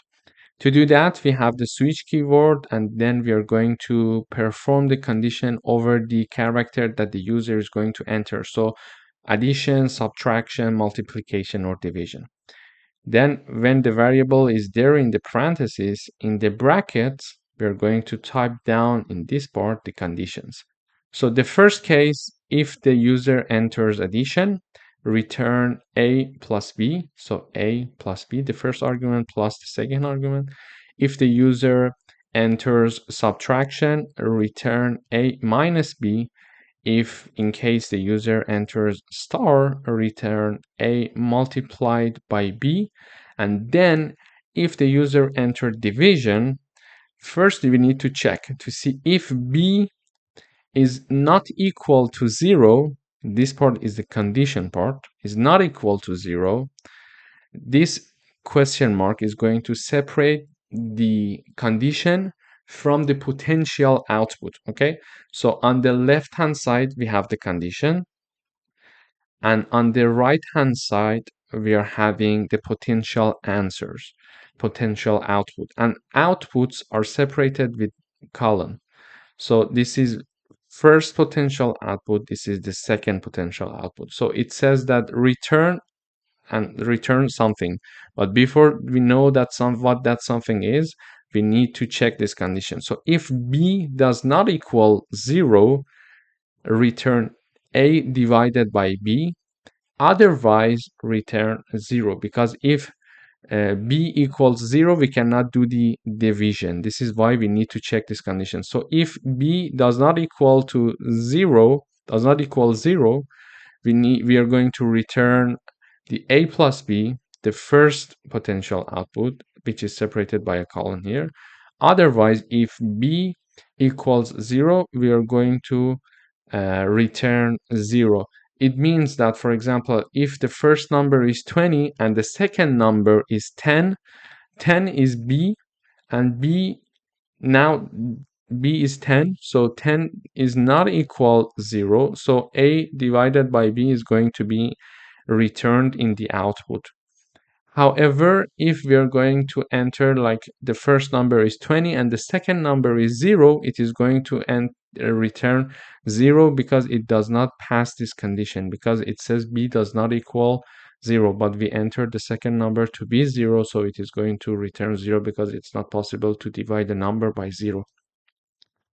So this is basically how this works. So when I recompile, I enter the first number 20, I enter the second number 10, and then when I choose the divide, it passes everything to this function and checks the OP, the third argument, which is here.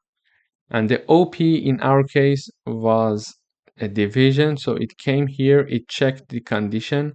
So the B, or the second number, was 10, so 10 is not equal to 0, is not equal to 0. So yes, this is true, 10 is not equal to 0, then it is going to do the a divided by b and returning 2 for us. So 20 is divided by 10, it is going to return 2 for us. So this is basically how we can write a function that that works like a simple calculator using a switch statement. Thank you for watching. Hello everyone, welcome back. In this lecture, we would like to write a program to generate and display the multiplication table for a given number. So in order to write a program like that, we need to have a function that does the work for us and have a main function as always. So we are declaring one integer number called number. Then we are printing out to the user saying that enter a number. Then we are reading the number and storing the number from the user. Then we are simply calling the function and we are passing the argument number that was entered by the user to this function. So this function name is print multiplication table. It's of void type, so it's not going to return any value for us. It may does some calculation or doing some prints for us, but it is not going to return any value. And the argument of this function is integer. So basically this function is going to have a for loop starting from I equals to 1, and it is going to continue as long as I is lower than or equal 10. So it is going to print all the multiplication table of a number for us. Basically, we are saying that, okay, cout and then num, which is the entered number by the user, and this is the argument of this function, is printed. Then a multiplication sign is printed because it's in quote. It's in quote, you see. And then I is printed in the, for example, first round, I equals 1. Then equal, then num multiplied by I is printed. So if I want to explain it better, So num is, for example, if the user enters number 5, okay, 5 times, or x, let's say, 1, because I in the first iteration equals 1, I start from 1, equals, then the result of 5 times 1 is printed here, which is 5. Then we have endl, so it goes to next line. Then we have 5 times 2, because in the next iteration I equals 2, equals 10. And then we have 5 times 3 equals 15.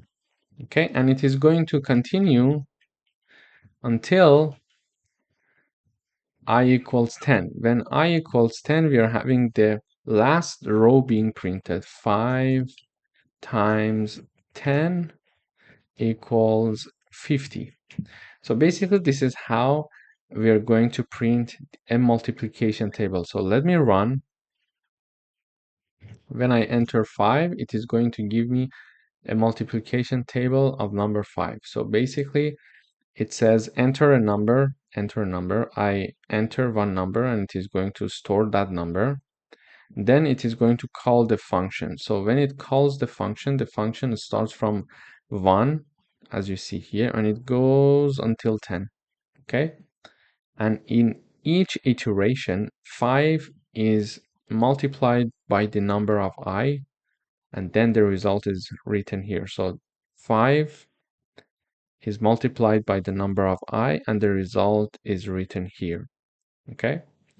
So 5 times 1, as we mentioned here, 5, 5 times 2, 10, 5 times 3, 15, we have it here, and it continues until the last row is 5 times 10, which is 50.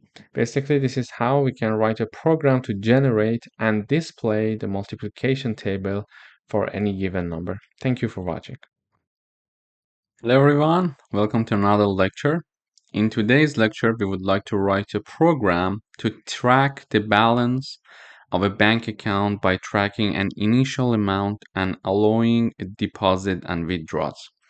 In order to do that, first we are declaring 3 variables. They're called balance, deposit, and then withdrawal. So firstly, we are going to ask the user enter initial balance, and then it is stored in balance. And then when we know the balance, the initial money in the bank account, we're going to ask the user enter the deposit money. So if the user would like to deposit some money, they can do that using this line. So we show the message to the user and we are storing whatever that they are entering, and then we are adding this deposit to the initial balance of the bank account. So this line means balance plus deposit.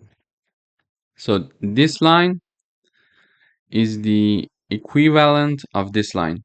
It means that whatever the new balance is, whatever that is already in balance plus the deposit. And also then we are showing that if the user, for example, would like to withdraw some amount of money, they can do that. We're having the cin keyword in C++ to store what the user is entering.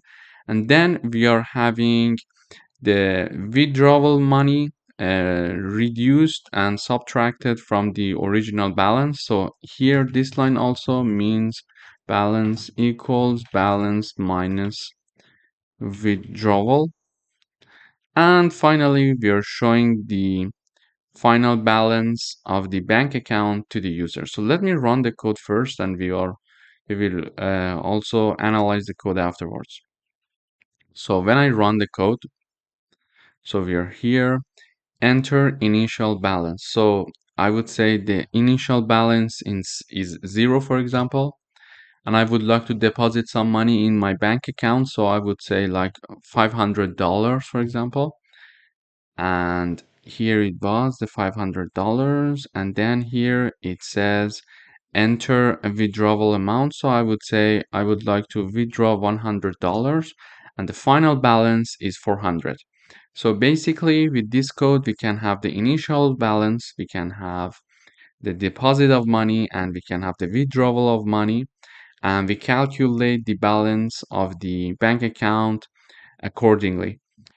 In order to have another example, I would say, for example, the initial balance is 150. I'm going to deposit 50 and I'm going to withdraw, for example, 200, and it says the balance is 0. Why? Because the initial balance was 150.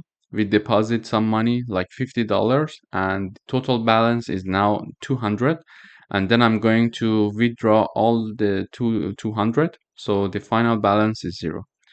So we can also have like I have 100 initial balance, I'm going to deposit 200, and I'm going to withdraw 0, for example. I'm not going to withdraw any money. So the final balance is 300. We see that even with very um, easy and simple examples, we have a practical code here that can resemble the real situation in the world. So basically the bank accounts are working exactly like this simple part of code. So you can see the practicability of these examples that can happen in the real world. Thank you for watching.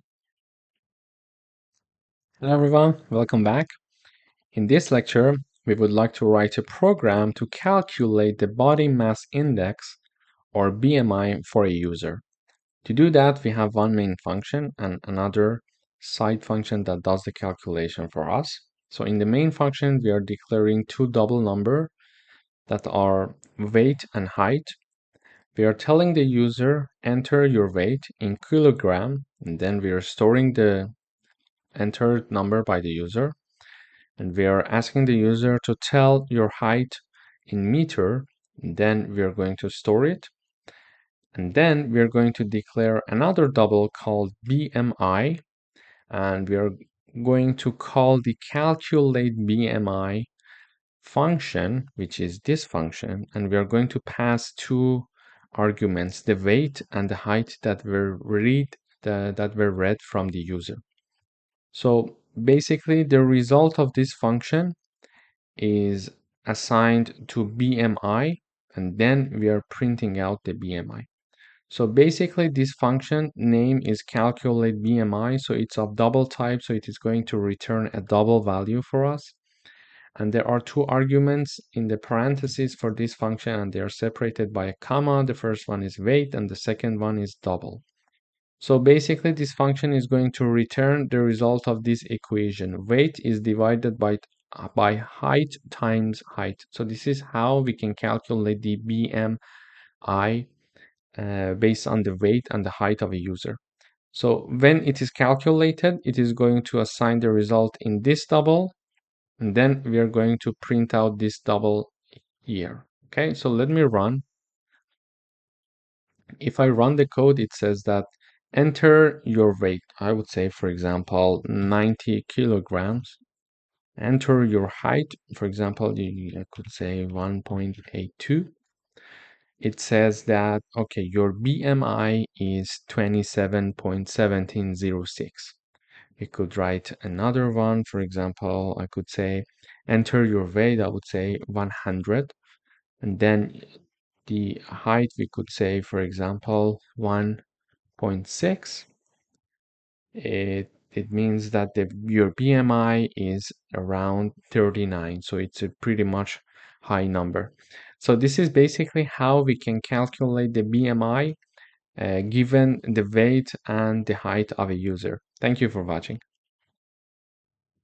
Hello everyone, welcome to another lecture. In today's lecture, we would like to write a program to check and see whether a number is odd or even. In order to understand if a number is odd or even, we need to know if the number is divided by 2, its remainder equals 0 or not. So if its remainder equals 0, it means that it's an even number. Otherwise, it's an odd number. For example, if we divide 10 by 2, the remainder will be 0. Okay, so the result of 10 divided by 2 is 5, and 5 times 2 equals 10. It means that the remainder equals 0. Remainder equals 0. However, if we divide, for example, 11 by 2, the result would be 5 point something. And for example, this 5, if it's multiplied by 2, it will be 10. It's not going to be 11. So it is going to have some remainder, some value. Okay. So it means that number 11 is not an even number. So if we do it for all the even numbers, it makes sense, this rule. So 20 divided by 2, the result would be 10. So 10 times 2 will be 20, meaning that it has no remainder. So remainder equals 0. Or if we do another exercise, for example, if we divide number 13 by 2, the output would be, for example, 6. But if the 6 it is multiplied by 2, the result would be 12 and not 13. So remainder is not equal 0, meaning that 13 is an odd number. Okay, we do this checking also in the code. So we are first declaring one number, and then we are asking the user to enter one number, and we are storing the number, and that number is divided by 2, and we are checking to see number modulo 2. It means that when we are using a modulo sign, means that if the number is divided by 2, its remainder equals 0. If we would like to check the division number, we are going to have this sign, but modulo means that if the number is divided by 2 and its remainder equals 0, this condition in the parentheses is discussing exactly this sentence that I mentioned. And then we are printing out if this makes sense, if this condition is passed, because the remainder of the number divided by 2 equals 0, it means that the number is even. So we are going to print out number and then is even. Otherwise, it is odd. So let me run the code. Enter a number. I would say 20. It says 20 is even because we are saying enter a number here exactly in this line and storing 20. Then it is dividing 20 by 2, and when 2 and 20 is divided by 2, the output is 10. So 10 multiplied by 2 will be exactly 20. So the remainder equals 0. Basically, this is why when the remainder equals 0, it enters this parenthesis condition is passed, and it enters this part, and it is going to mention that 20 is even. So if I enter 13, it says 13 is odd. Why? Because when 13 is divided by 2, its remainder does not equal 0. So it does not pass this condition in the parentheses, and it will enter this part. So it says 13 is an odd number. And also, just for your information, let me print out some part here. So let me just comment this part. So for example, if we have this code, for example, we have int a equals 20, we have int b equals 2, for example, and we are going to see out a divided by b and l. So when I run this code, you will see the output is 10. So a divided by b, 20 divided by 2, the output is 10. Okay, but when I have the modulo sign and I run, it says 0. So a divided by b, its remainder is 0. When you're using the modulo sign, it is going to show you the remainder of the division. Okay, so here is happen the same thing is happening. So it is showing the remainder of this division. Does the remainder equal 0? If yes, this condition is passed and this block or this line of code is executed. Thank you for watching. Hello everyone, and welcome to another lecture. In today's lecture, we would like to write a program to count the number of words in a sentence entered by the user. In order to do that, we ask the user to enter a sentence, and then we are iterating over the sentence components, and then we are printing out the number of words. So let me run the code first, and then we dive into the details. So when I run the code, I would say this is Reza Shahin, and I enter. It says number of words 4. So 1, 2, 3, 4. So when I run again, this is C++ practice, I would say project lecture. So when I enter, it says 5. So 1, 2, 3, 4, 5. But how does it work? Firstly, we are initializing one string, and then we are initializing one integer called word count equal to 1. Then we are asking the user to enter a sentence. However, we are reading the sentence using this line of code. Previously, we learned that we can read, for example, we can see out, enter your, for example, number, and then we had see in to, for example, store the data int a, okay? Previously, we were using this keyword to store anything. But using getLine means that when we have more than one word, we must use getLine because cin cannot understand more than one word. For example, if I have string a, enter your sentence. So let me just comment this part. I'm going to say enter your sentence, and I'm going to read the sentence and store the sentence using only cin. So when I see out a and l, you will see that the result is not what we would like to have. So let me run. So enter your sentence. I would say this is Reza, and it is only returning the first part. So using cin is not very good for a sentence because it is going to understand the first part, and when you have a space, it simply stops and it does not go further. So this is why in our code here, we are using the getLine keyword to store a sentence. In order to have a sentence being stored, we need to have the getLine syntax, and then within the parentheses we have two arguments separated by a comma. The first part is always the cin, and the second part is the string, for example, that we would like to store whatever the user enters in.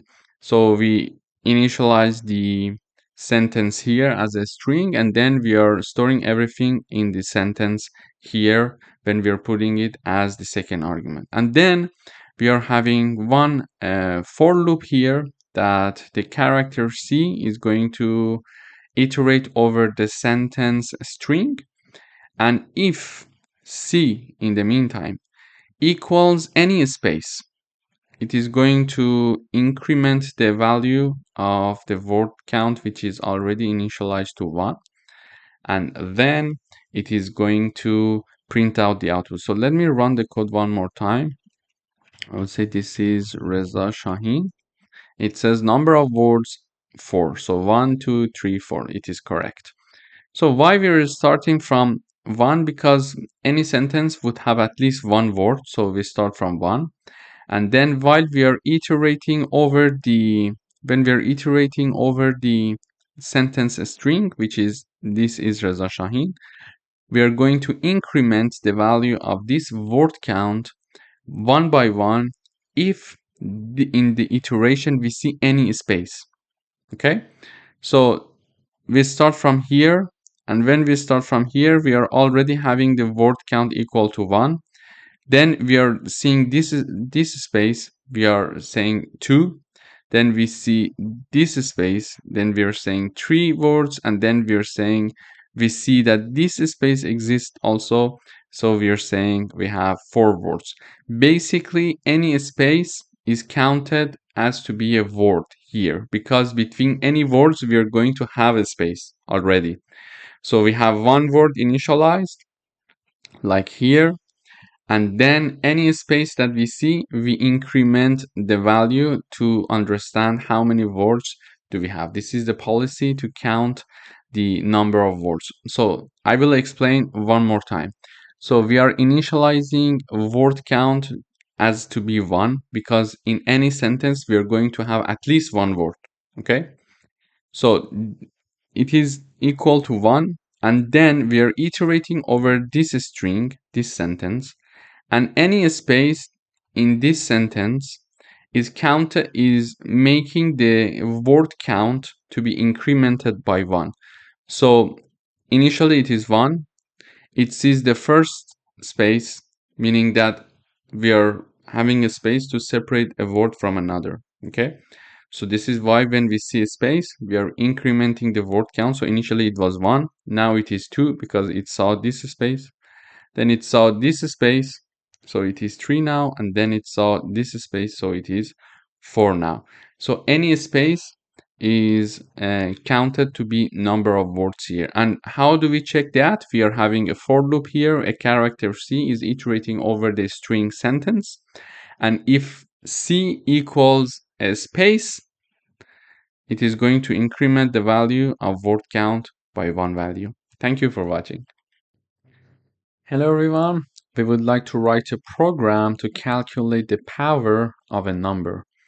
For example, if 3 to the power of 2 means that 3 times 3 equals 9, or 2 to the power of 3 means 2 times 2 times 2, which equals 8, for example.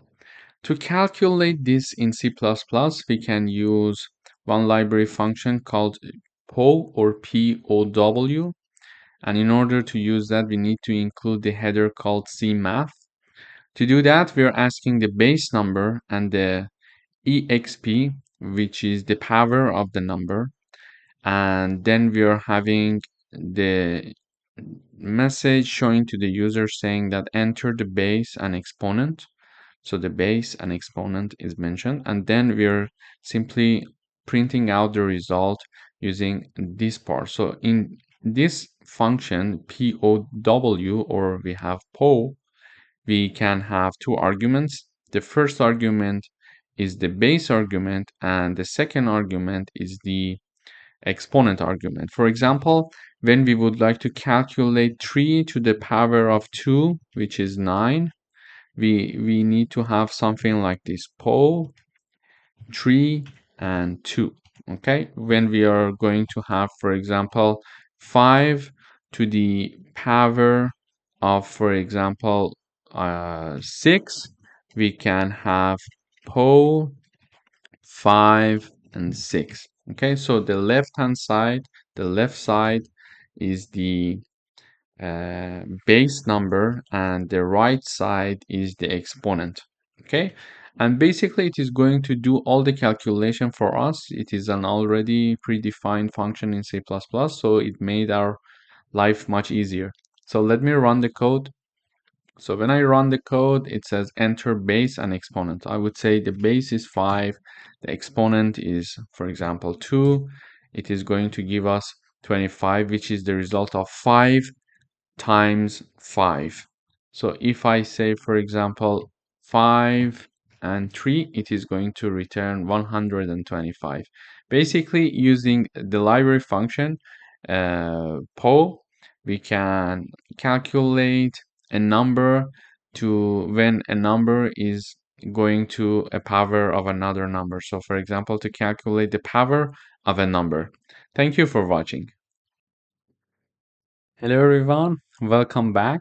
In today's lecture, we would like to write a program that calculates the age of a person based on their birth year. To do that, we first declare three integers: birth year, current year, and the age. Then we are asking the user, give us the birth year of yours, then give us the current year, and then calculate the age. So age will be equal to current year minus the birth year, and we are simply showing the result in the output. So let me run. So it says, enter your birth year, I would say 1992. Enter the current year, we are in 2024. For example, it says your age is 32. Let me just have one C out and del here, so it will be nicer. So enter your birth year 1992, current year 2024.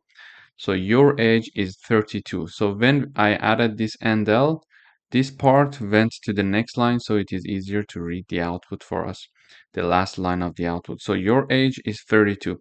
Basically, using this code, we can calculate the year of the current age based on the birth year and the current year. Thank you. Hello everyone, welcome to another lecture. We would like to write a program to convert an amount between currencies using a fixed exchange rate. To do that, first I run the code. So it says enter amount in US dollar, I would say 200.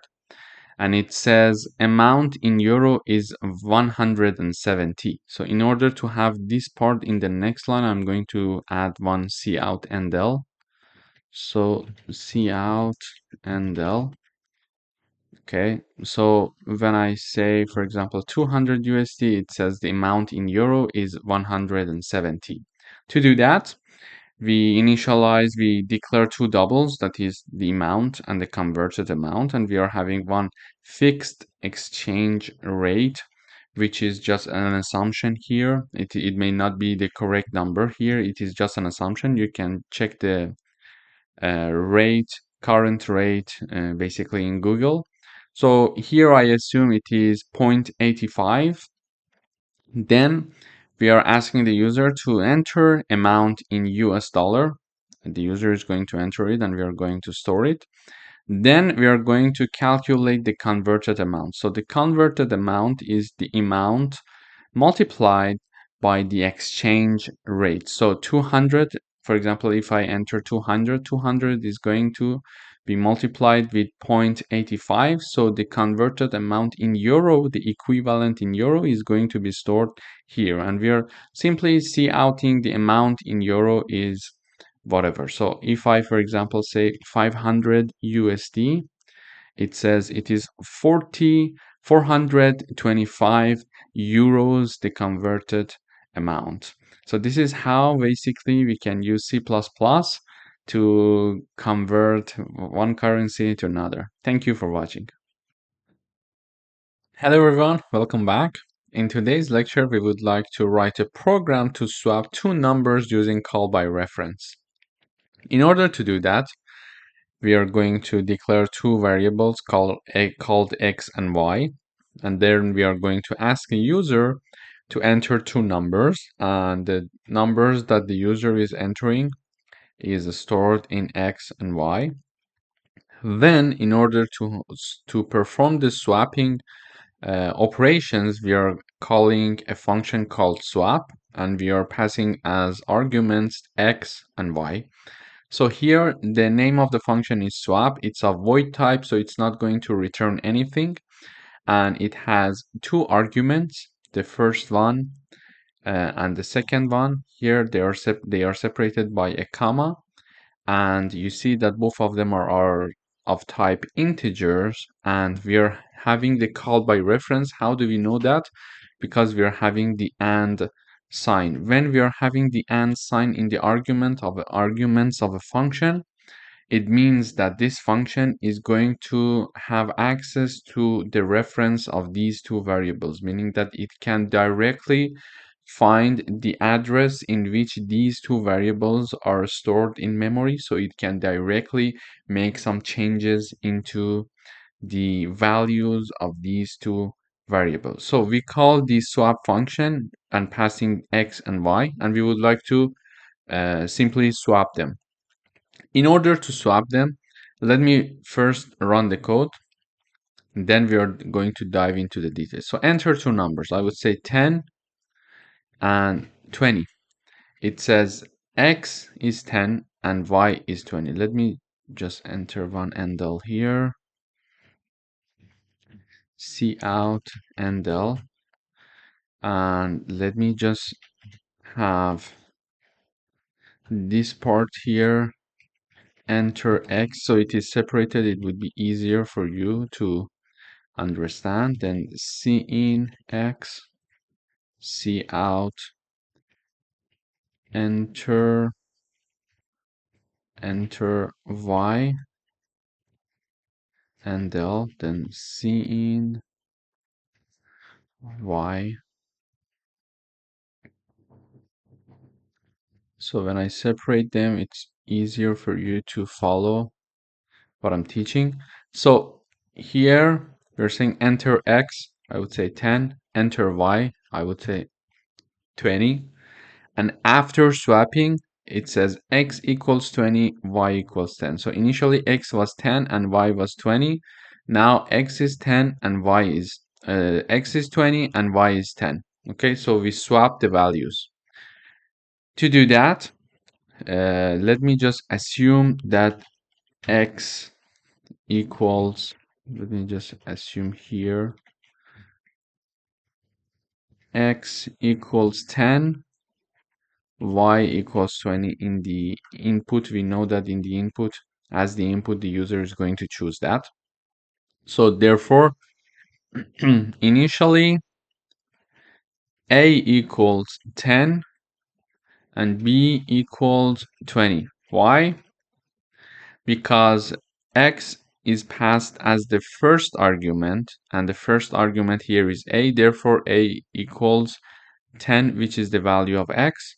Then y is passed as the second argument, and the second argument is b, so b equals the same value as y.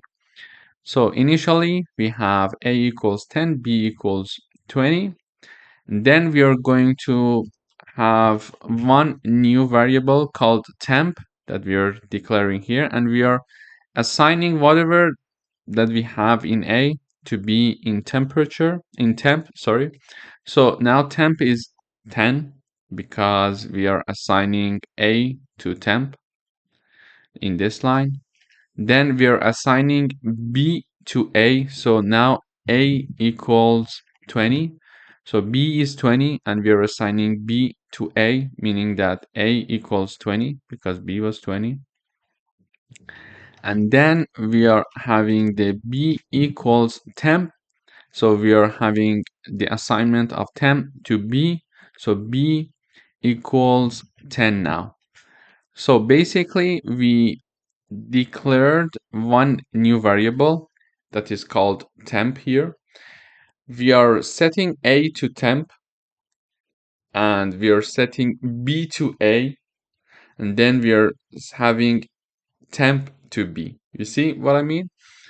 Here we are setting 10 to temp, which is a. Then we are having b to a, which is 20 is set to a. And then the temp is assigned to b. So this way, the swapping is performed very easily. So we have a is going to be in temp, b is going to be in a, and temp is going to be in b. So basically we did the swapping exactly like that. So this is how the swapping is done. So when I run again, enter x, we are having x, enter y, we are having y, and it says after swapping we have x equals 20 and y equals 10. So here enter x, enter y. We are storing x and y, and then we are calling the swap function. So the swap function is called. We are doing the swapping here. And after that, we are printing out after swapping exactly this line, x equals 20 and y equals 10. So this is basically how we can swap two variables using a call by reference. Thank you for watching. Hello everyone, welcome to another lecture. In today's lecture, we would like to write a program to calculate the total cost of items in a shopping cart. To do that, first I run the code and then we're analyzing the details. So enter number of items. So I would like to say I bought 2 items. So the price for the first item was $10. The price for the second item was $12. And the program is going to return the total cost. So the total cost is 22. So basically we are asking the user how many items did you buy? Then enter each price of each product one by one, and then it will give us the total cost of our shopping cart. To do that, we have one integer called items, the number of items that we are willing to tell the program that we bought. Then we are having the price double and total double. So the total double is set to be 0 initially. Then we are asking the user enter the number of items that you mentioned that you bought. Then we are having a for loop starting from 1 and until I is equal to item. So the item is the number of items that the user bought. So in case that you bought 2 items, it is going to iterate in this loop 2 times. If you buy 3 items, it is going to iterate 3 times. Why? Because it is going to ask you the price. So when I enter 2 items, it is going to ask the price of item 1 and item 2. So, but if I mention that I bought 3 items, it is going to ask the item 1, item 2, and item 3.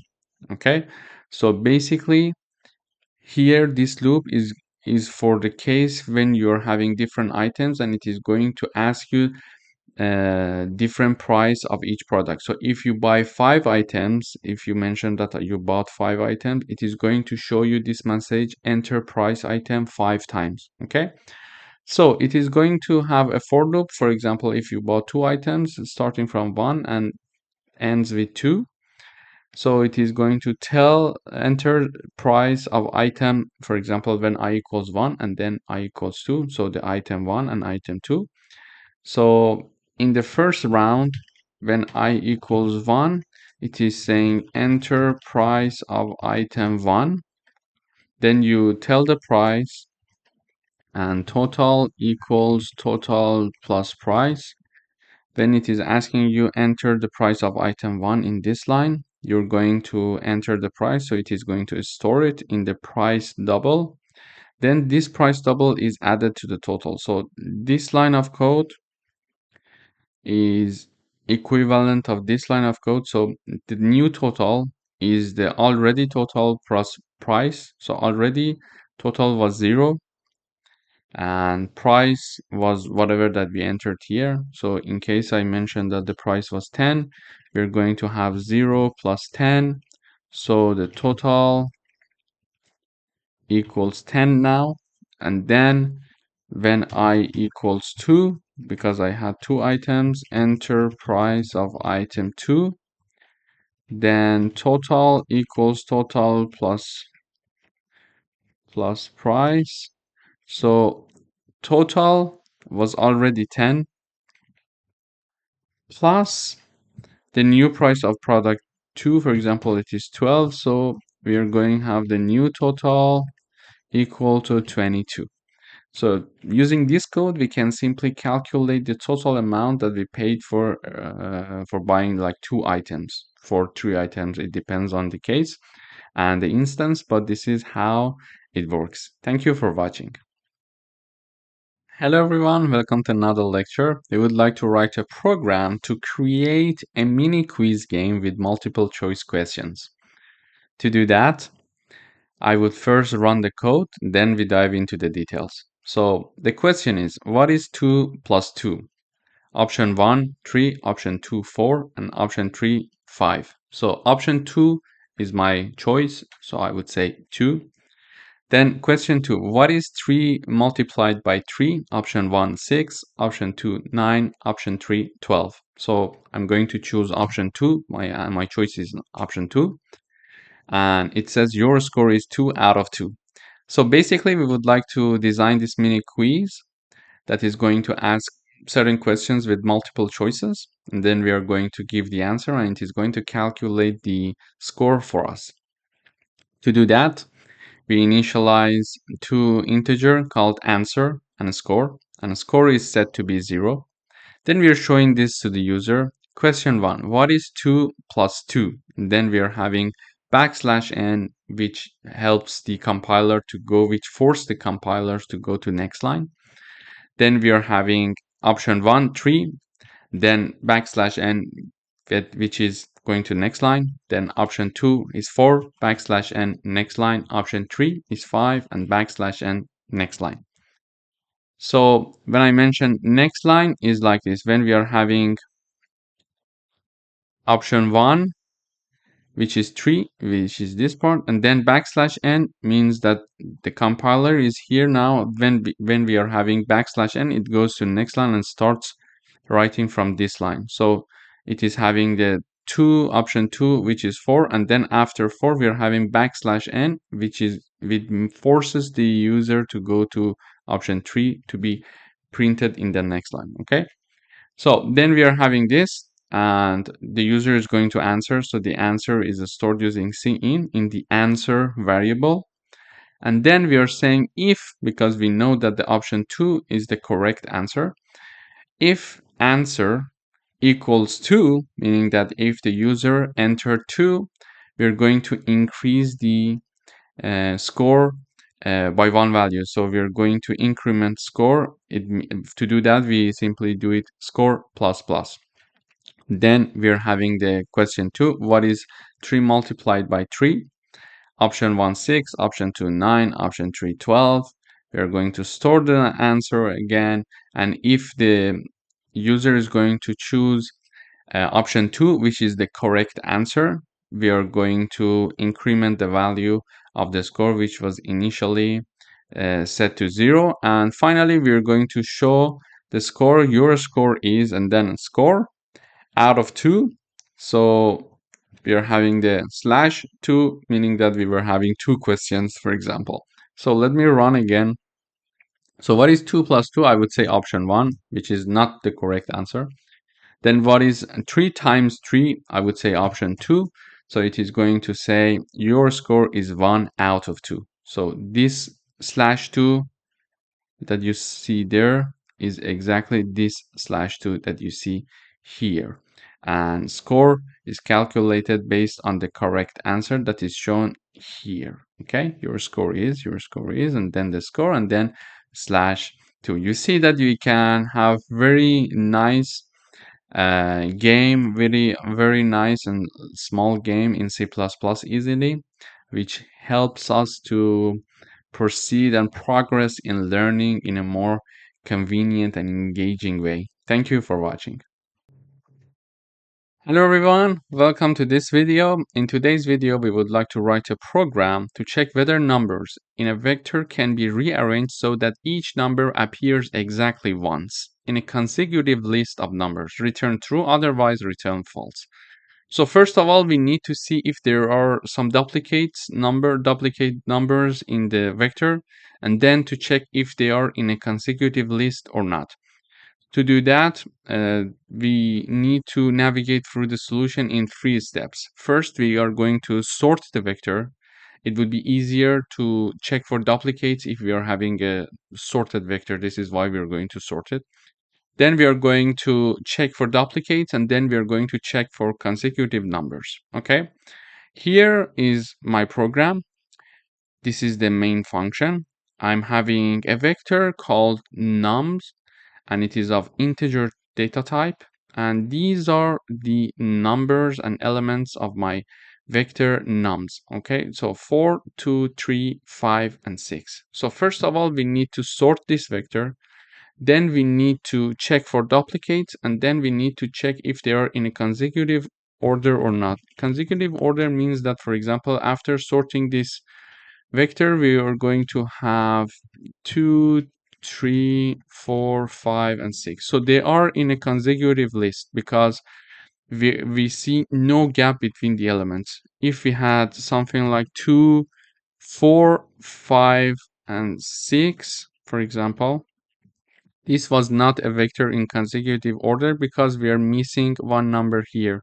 3 is missing, therefore there is a gap. In order to check if numbers are in a consecutive order or not, we need to first sort the vector and then check elements 2 by 2 to make sure that they are in a consecutive order. So this is an example of a consecutive ordered vector, this one, and then this one is an example of non-consecutive order, okay, because we are missing number 3 and there is a gap here. So I'm having my vector here, and then I would like to write a function to do the work for me. And basically, I'm having one if-else condition in the main function. So we are saying that if this function uh, that is called can form consecutive sequence, and we are passing this vector nums as the argument, if this function is going to find the answer true for us, if this function is going to return the answer true, we are going to enter this part. So we are showing this message true, the numbers can form a consecutive sequence. Otherwise, we are going to have this message saying that the numbers cannot form a consecutive sequence. But let's go and see what this function does. So when we have this if condition, the compiler is going to execute this function. So this function is here, and this is the function. The full function is here. The name of the function is this one, can form consecutive sequence. It is of Boolean type, so it is going to return a Boolean, so either true or false. Then it accepts one argument, and the argument is of vector type and integer. So the argument is vector of integer data type, sorry.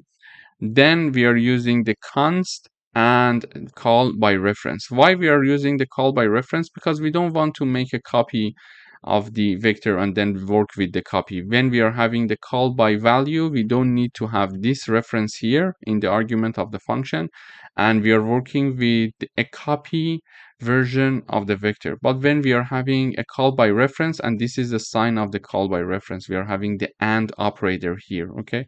So when we are having it, we are going to directly work with the vector, okay?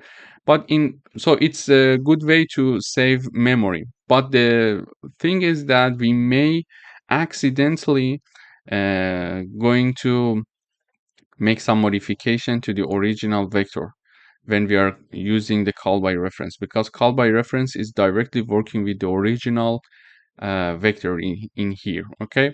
This is why I'm typing down the const keyword, making it impossible to modify the vector. So this is to ensure we are not going to accidentally modify the num vector when we are using the call by reference. Okay, so this function is having one argument. This is the name, and it's of a Boolean type, so it is going to return either false or true. First of all, we check to see if this vector is empty or not. So if the vector is empty, we cannot work with it. This is something to just check. So we cannot work with a vector that is empty. And in case that the vector called nums is empty, return false. And in order to check if a vector is empty or not, we simply type down the empty in empty parentheses, and this is going to check for us, okay? The first step is to create a copy of the vector and sort that vector.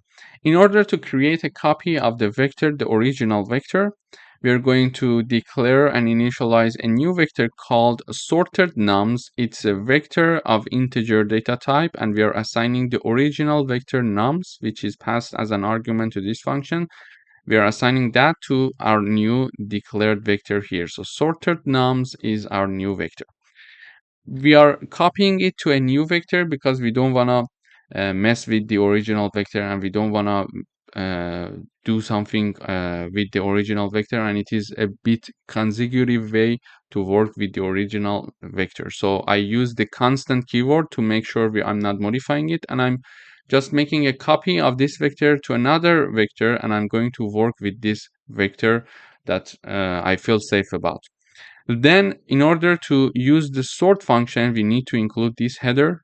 Just remember, you need to have the algorithm header. Then we use the sort, and we are going to type down the name of the sorted nums dot begin and comma and sorted nums dot end. So in order to sort a vector, we are going to use the sort function, and then there are two arguments in the parentheses, one before comma, one after comma. So the one that is before comma, I type down from dot begin. It means that I'm going to start sorting this vector from the beginning, and I'm going to continue until the end of it, which is on the right side of the comma. So now I'm having a sorted vector that is like this: 2, 3, 4, 5, and 6. Okay, so the original vector was 4, 2, 3, 5, 6. Now I'm having a vector that is 2, 3, 4, 5, 6. Now it's the time to check for duplicates and check for to see if numbers are in consecutive orders or not. To do that, I'm having a for loop. I'm having my iterating variable. It's of integer type equals to 1. And as long as this I is going to be lower than the size of my sorted vector, it is going to continue, and it is going to increase by one value in each iteration. Then we check this condition. Okay, we check if the ith element of the sorted nums vector equals to the sorted nums I minus 1 element. So let me type it down here. So basically it checks to see if number 3 equals number 2. Why? Because in the first iteration we are going to have sorted nums, okay, I equals 1 equal to sorted nums I minus 1, it will be 0. Okay, so the it is going to check to see if the second element of the vector called sorted nums, which is this one. We are saying second element because the index is 1, and indexing in C++ starts from 0. Okay, so this is why we are checking this. Okay, so the index 1 element of the sorted num will be the second element, which is 3.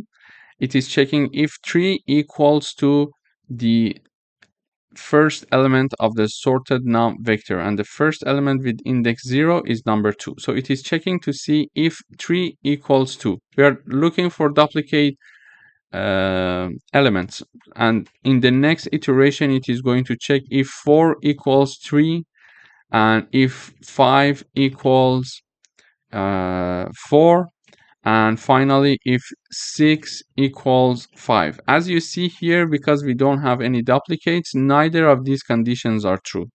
Okay, and this condition is not true. Therefore, for any of the iterations in this for loop, this statement is not true, because we checked it here. All the elements are unique and they are not duplicates. If one of the elements was equal to another element, it meant that we were having duplicates, and therefore it was going to return false for us. Okay, this is the first if condition that we are having in the for loop. In the second if condition that we are having in this for loop is to check if numbers are in consecutive order or not. For example, it is saying in the first iteration, it says that if the second element of the sorted nums vector with index 1, it does not equal to sorted num with index 0. So it is checking to see 0 plus 1, okay? It is checking to see if one element minus 1 equals to the previous element or not. So in order to check if numbers are in consecutive orders, it means that they should be, for example, 2, 3, 4, 5, 6. And the difference between any two consecutive element is only 1. Okay? So we are checking to see, for example, here, I'm checking to see if number 3 does not equal to number 2 plus 1. Okay? Here is my sorted vector. Let me copy it here. Let me copy it here. When I copy it here, okay. So this is my sorted vector, and these are the indexing 0, 1, 2, 3, and 4. Okay. So in the first iteration, when I equals 1, we are going to check if sorted nums with index 1 does not equal to sorted nums 1 minus 1 will be 0, therefore I'm going to type down 0 plus 1. It means that I'm talking about the index 1 of the sorted nums vector, and index 1 is number 3. So 3 does not equal to 2 plus 1. And this statement is not true because the left hand side equals the right hand side. If it was not, if this statement was true, we are going to return false. But this statement is not true, therefore we are not going to enter this if condition.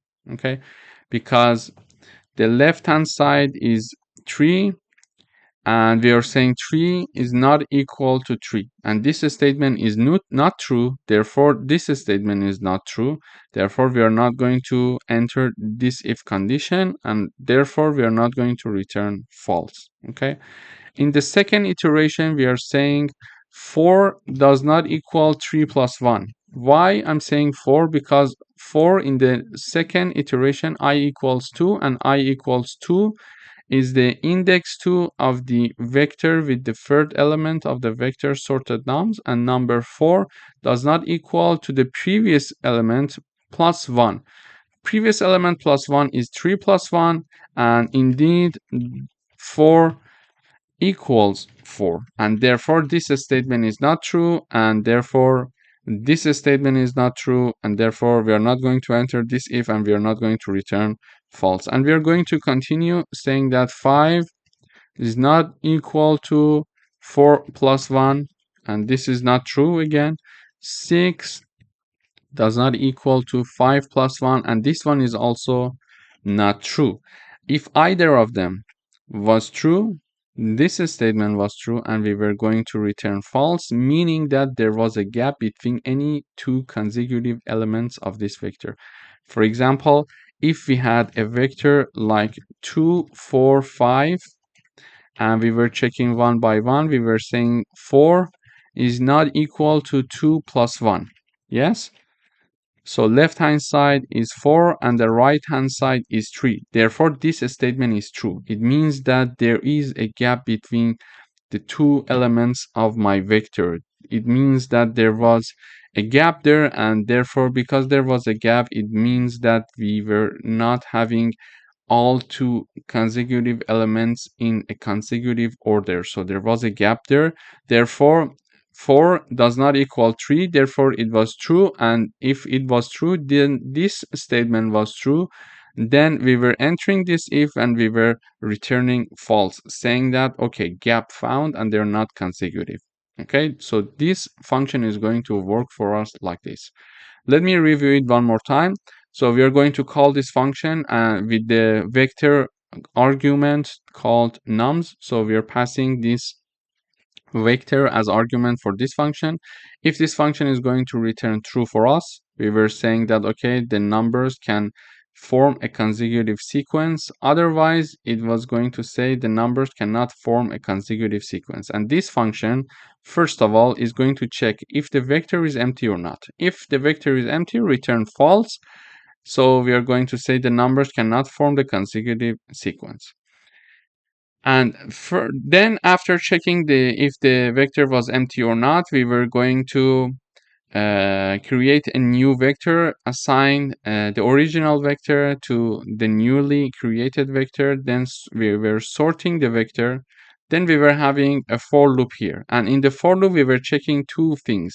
Therefore, two if conditions were defined. In the first if condition, we were checking if we are having any duplicates. So we were starting from 1 and not 0. So we started from the index 1 of the vector. Therefore, we were starting from the element 2 of the vector, and we were checking element 3, element 2 and element 1, element 3 and element 2, element 4 and element 3 and element 5 and element 4. So 2 by 2 we were checking the elements because it's a sorted vector. We could do the 2 by 2 checking. So we were checking all two elements to see if we were having any duplicates or not. And in the first if condition, we checked the elements of the vector 2 by 2, and we saw that we had no duplicates because the elements are not similar. Therefore, we were not going to have this if condition to be true. The statement of this if condition was not true. Therefore, we were not returning false because there were no duplicates there. If there was any duplicate, this statement was true, and then we were going to have the return false. The second condition was to check if there is any gap between any two consecutive elements in the vector. To check that, we were checking all the elements 2 by 2, and we were seeing if for example, first element plus 1 equals the second element or not. So if it was equal to the second element, so the first element plus 1 equals the second element. If this statement was true, we were not going to enter this if condition. Therefore, we were not going to return false. Therefore, it meant that, for example, the first element plus 1 equals the second element, which is our case. The first element plus 1 equals the second element, okay? However, if the first element does not equal to the second element when it is added by 1, so we were saying that here, for example, the element 4 does not equal the previous element plus 1. Okay, we were saying 4, therefore 4 is not equal to 3, and this statement is true. When this statement is true, we are going to have this statement true, and then we are going to return false. So let me, before any further explanation, let me run the code. So when I run the code, it says the numbers can form a consecutive sequence. Why? Because this vector is sorted and it looks like this, and we see we are having no duplicates. And also we see that all the elements are in a consecutive order. It means that we are having 2 plus 1, the second element is 3. 3 plus 1, we are having the third element 4. 4 plus 1, we are having the fifth element, that is 5, etc. However, if we were having a vector like this, so 2, 4, 5, 6, so 2 plus 1 equals 3, and 3 is not equal to the second element. Therefore, there is a gap. So let me have this function here. For example, 2, 4, 5, 6. So let me revise this vector. So when I have a vector like this, we are going to have this false statement being printed in the output. So when I run the code, it says the numbers cannot form a consecutive sequence. And the reason is 2 plus 1 is 3, and 3 does not equal to the next element, which is 4. Therefore, there is an error. So if I add 3 here and I have another 3 also, when I run this code now, it is going to still return false. The numbers cannot form a consecutive sequence because 3 plus 1 equals 4, but 4 does not equal 3 because we are having duplicates, and we were checking for duplicates here in this if condition. Therefore, this one also is not true. So basically, this is how we can have a vector. We sort it, we check for duplicates, and we check if they are having the consecutive sequence or not. Thank you for watching. Hello everyone, welcome to this video. In today's video, we would like to write a program that returns the elements in a vector that are strictly smaller than their left and right neighbors. An element is considered strictly smaller than its neighbor only if we are having this vector. For example, we are having 2, 3, 4, 5, 6, 7, and 9, for example, here. And instead of 5, let me put 0 here. So we are going to check if one element is strictly smaller than their left and right neighbors. So we are going to start from the second element with index 1 because it is the first element that has left and right neighbors. So number 3, is it smaller than 2? No. Is it smaller than 4? Yes. But we need to have an element that is smaller than both left and right neighbors. So we're going to use the AND operator. So can we say 3 is smaller than 2 and at the same time it is smaller than 4? No, this is not true because we are saying that 3 is smaller than 2 and 3 is smaller than 4. Okay? And in the AND operator, we learned that both conditions must be true before the AND and after the AND. So these two conditions must be true at the same time. Okay, if we were having, for example, 3 smaller than 2 or 3 smaller than 4, yes, this statement is true because one of the conditions is true. Therefore, this statement could be true, okay? Because at least we need one condition to be true when we are using the OR operator. But when we are using the AND operator, here, when we are using the AND operator, both of the conditions must be true. Therefore, we cannot say that this element 3 is strictly smaller than its left neighbor and its right neighbor. We are using AND even in this statement. Okay, therefore, this is not true. The same happens with 4. So 4 is smaller than 3. No. Is it smaller than 0? No. So 4 is not one of the elements that we need to return. But 0, it's smaller than 4 and at the same time it is smaller than 6. So 0 is one of the answer of this program. Okay. 6, is it smaller than 0? No. And at the same time smaller than 7? No, therefore 6 is not one element that we are going to choose. The same thing goes with the 7. 7 is not smaller than 6, at the same time to be smaller than 9, so we are not going to have 7 in the output as well. So the only answer to this program is 0. Therefore, we are looking for elements that are strictly smaller than their left and right neighbors, like this 0 in this vector. Okay, so here is my vector in the int main function. Here is my vector. I'm having the vector called nums. We are having this vector 4, 2, 6, 1, 5, 0, and 8. With the same policy, if we want to analyze this vector, 2 is lower than 4 and 2 lower than 6. And then we are going to have 6 lower than 2 and 6 lower than 1. Then we are going to have 1 lower than 6 and 1 lower than 5. Then 5 lower than 1 and 5 lower than 0.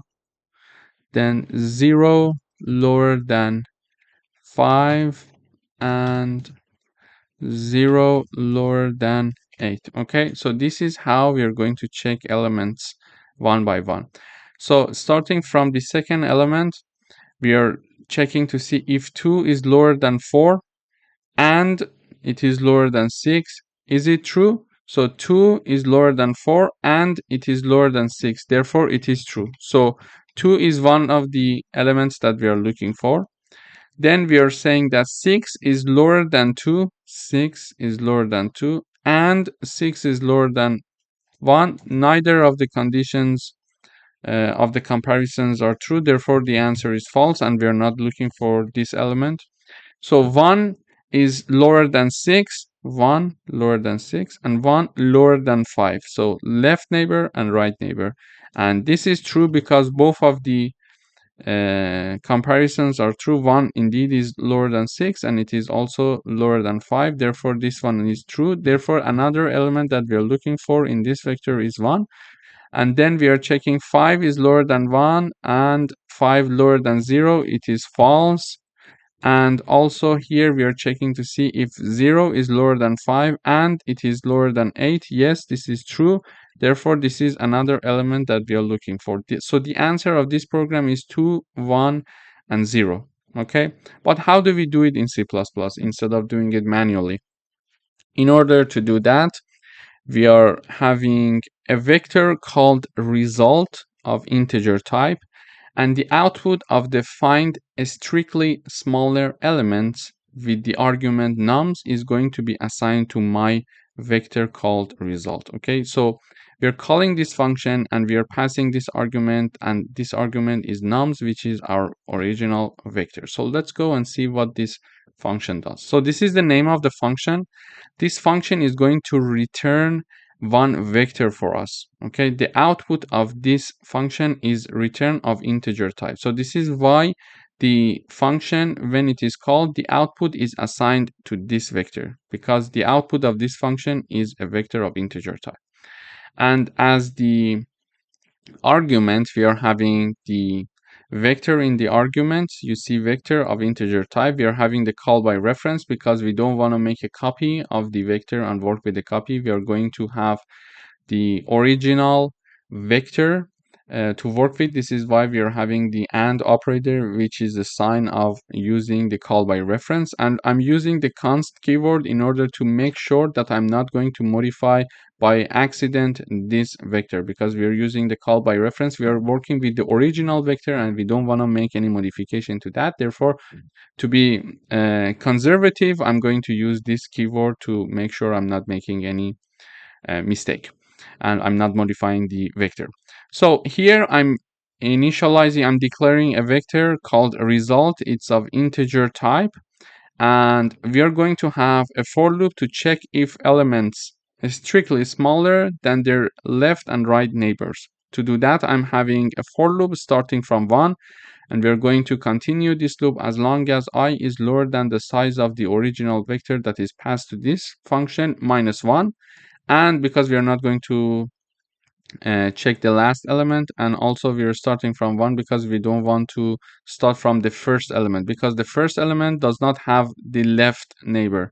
So the first element that has the left neighbor is the second element. Okay, and we are going to continue until 1 to last number, because this is the last number. This one is also not having the right neighbor, so we want to end until we are going to work until this element 1 to end. This is why we are having the size minus 1, and I is going to increase by 1 unit in each iteration. And basically in iterations we are going to check if for example, the second element is lower than the first element, and the second element again is lower than the third element. So basically, in the first iteration, when I equals 1, it means that nums 1 lower than nums 1 minus 1, which is 0. I'm going to type down 0.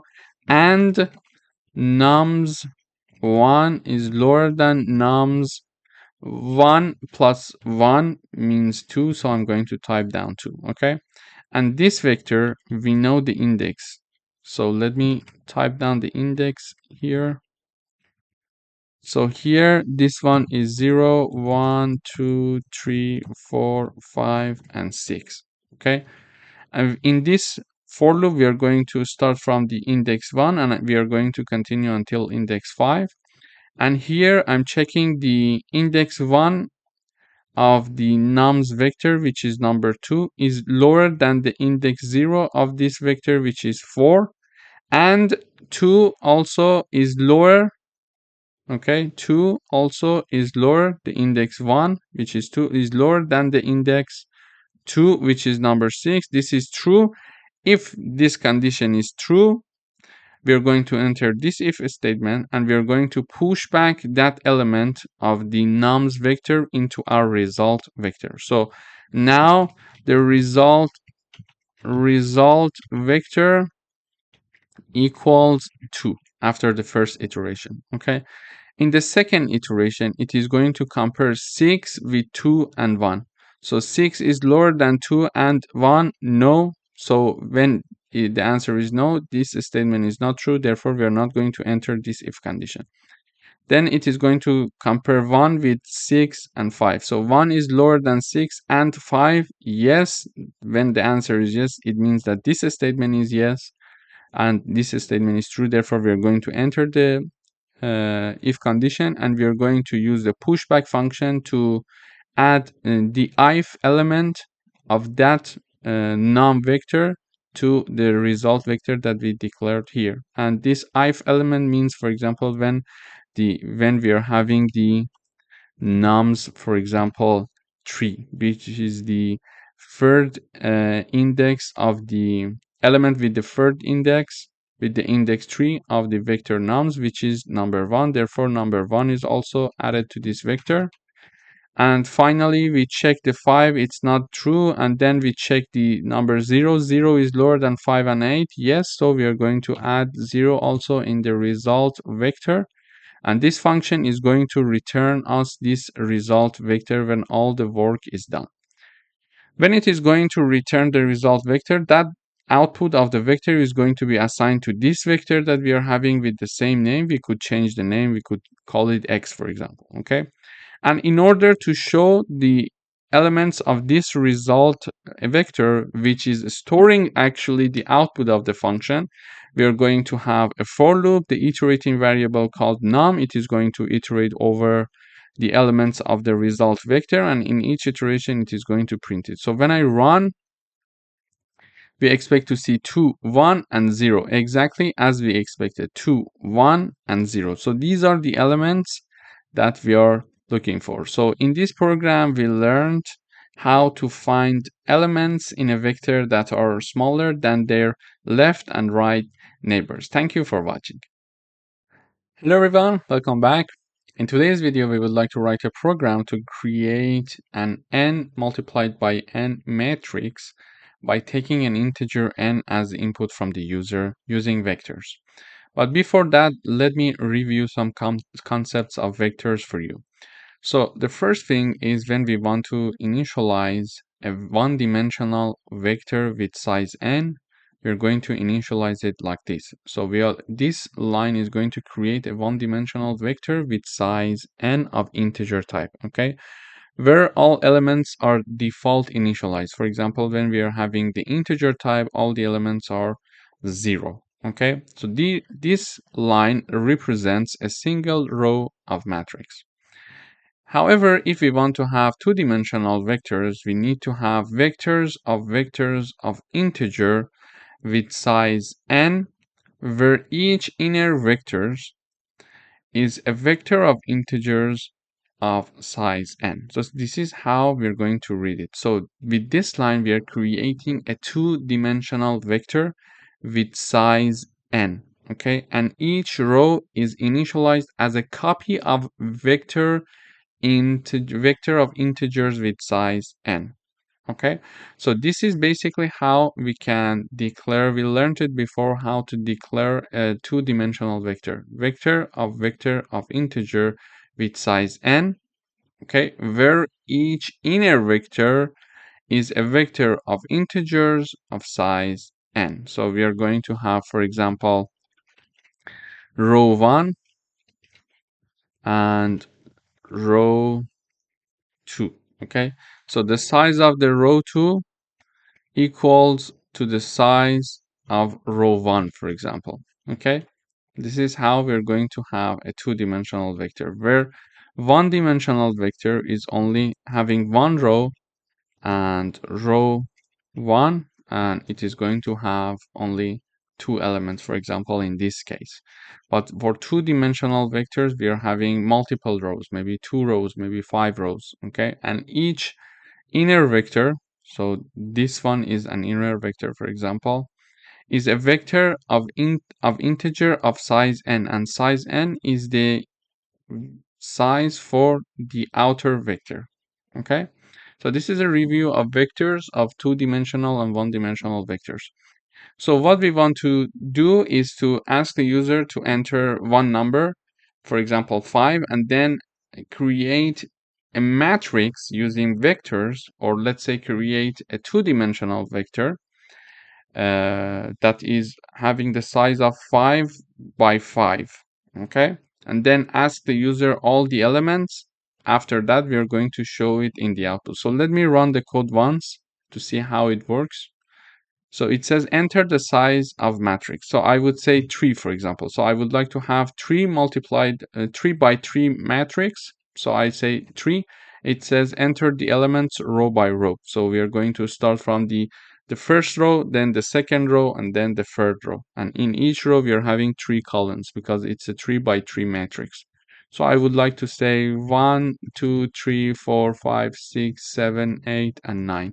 And then we are displaying this matrix. So 3 by 3 matrix. This is how we are going to execute the program. This is how it works actually. It is going to ask me the n from the in the terminal from the user or me, and then we are going to enter the elements. So 3 by 3 matrix is going to have 9 elements. So I'm entering the 9 elements. I want my elements to be from 1 to 9, and it is going to store it row by row. So 1, 2, 3, 4, 5, 6, and 7, 8, 9. 3 rows and 3 columns. So this is how the program works. So we would like to write that program. To do that, first of all, we are declaring one integer n. We are showing this message to the user, enter the size of the matrix. Then we are storing it. Then I'm having my matrix or my two-dimensional vector called matrix. Let's say it's a vector of integer type with size n, and each inner vector is a vector of integer type with size n. Okay. Then we are going to have a nested loop to ask the user to enter the elements. So first we are going to have the I, which is the outer loop, and then this one, which is the inner loop, and this one is for row, and this one is for columns. Okay. Then whatever the user is going to enter, it is going to store it using the scene syntax in the matrix vector I and j. For example, in the first iteration, we are going to have I equals to 0, then j equals to 0, 1, and 2.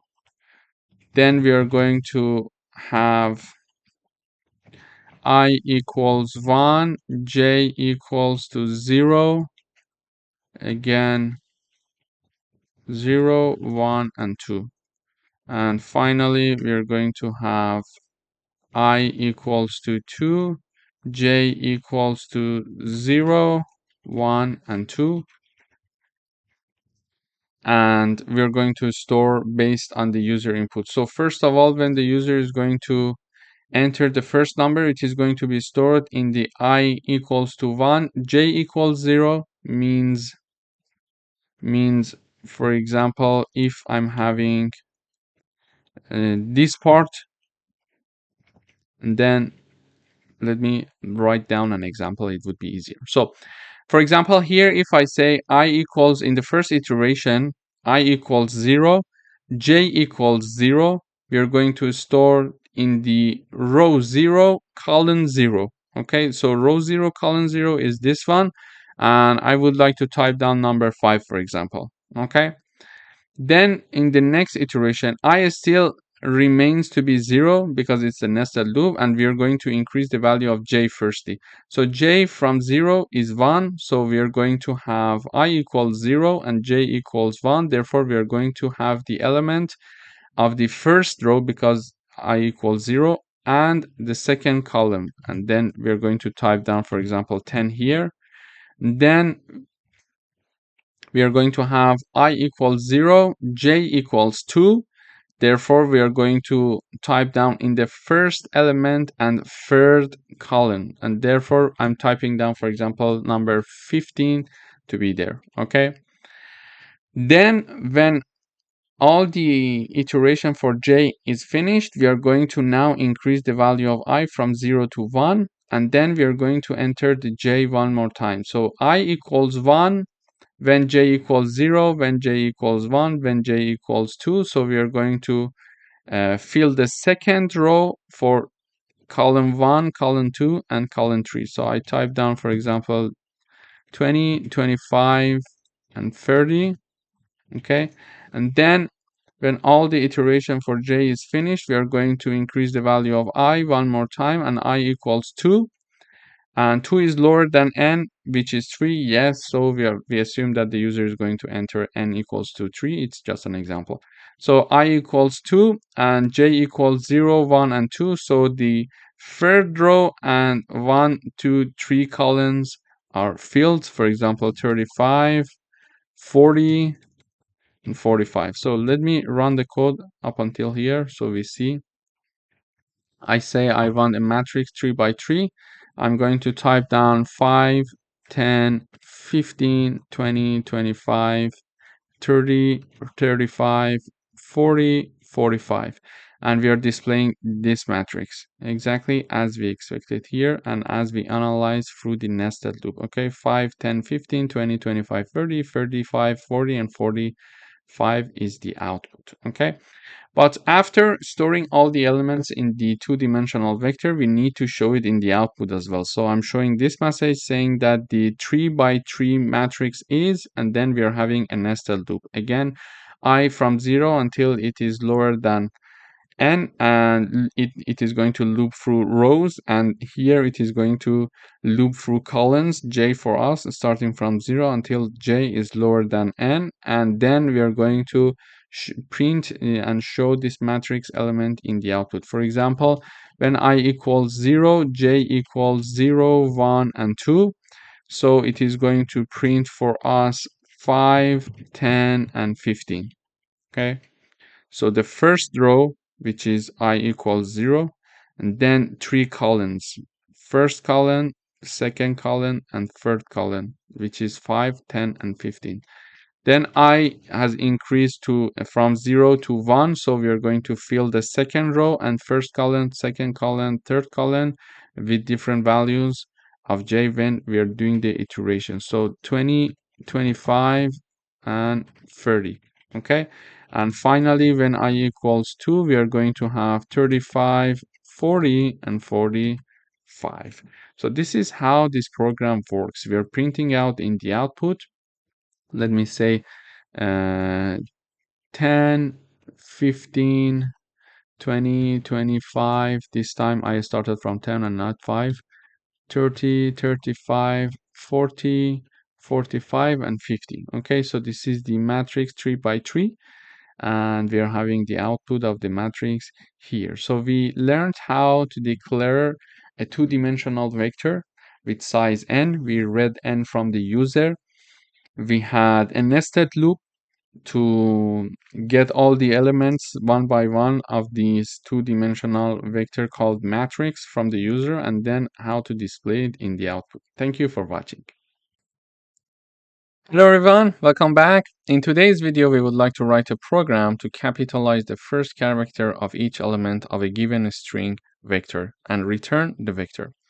So here in the int main function, we are having a vector of a string called words, and it has these 4 elements that are a string. This is why we have a vector of a string. Okay, these 4 strings here, I would like to have them in this way. So the first letter of each of them I would like to be capitalized. And in order to do that, we need to define a function. Here is my function. So first of all, we are declaring and initializing a vector of a string called words. then I'm having a function called capitalize first letter, and I'm passing one argument called words to this function, and the output is assigned to words vector. So we are having a vector being initialized and declared here, and it is going to be modified by the output of this function. So when I have the call of this function, let me go up and see what's happening in the function. So this is the name of the function.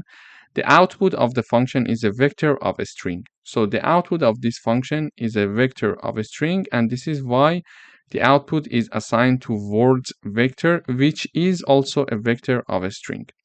And this function capitalize first letter, it's the name of the function, and the argument is words.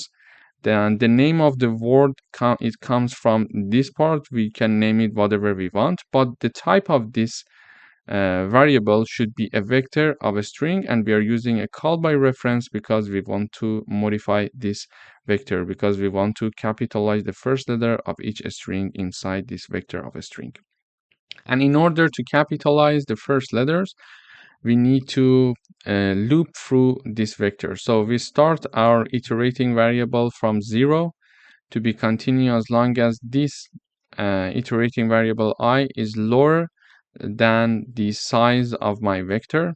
And in each iteration, after each iteration, we are going to increase the value of I by 1 unit.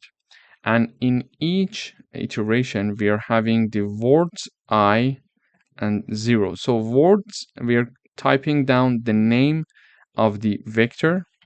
Okay. So this is the vector. And when we say words 0, it means that we are talking about the first element of the vector.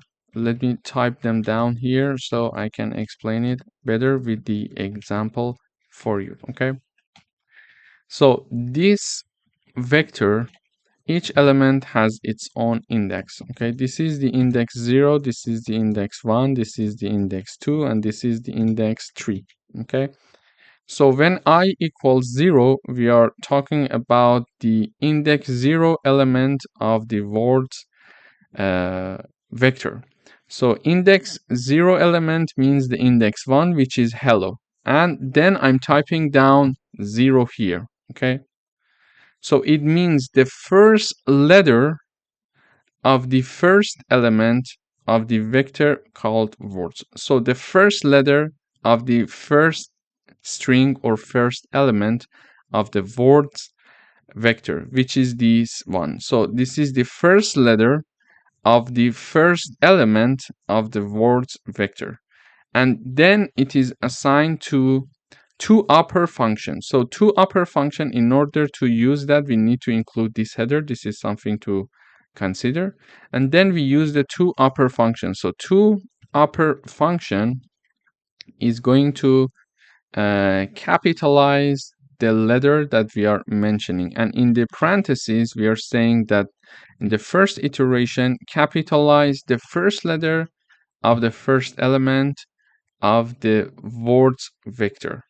Okay, and when it is done, assign it to the first element, to the first letter of the first element of the word vector. So in the second iteration, when I equals 1, we are going to have two upper words 1 and 0. So this two upper function is going to capitalize the first letter of the second element of vector words. So the first letter of the second element of vector words, it is going to be capitalized using the two upper, and it is going to be assigned to the first letter of the second element. It means that, so it was word previously, and after this modification it becomes word, because we are capitalizing this letter and we are capitalizing it, so it is now a capitalized W, and that is assigned to the first letter of the second element of the words vector. Therefore it becomes like this. Okay, then capitalize the first letter of the third element using the two upper functions. So this is what we need to have here, for example. oops, let me close the parentheses here as well. Okay, so this function toUpper is going to now capitalize the first letter of the third element of the word's vector. So the first letter of the third element, this is the third element, 1, 2, 3. Okay, this is 3 with index 2, which is the index 2. Okay, of words vector. So we are capitalizing this C, so we are doing this CPP now. And this is going to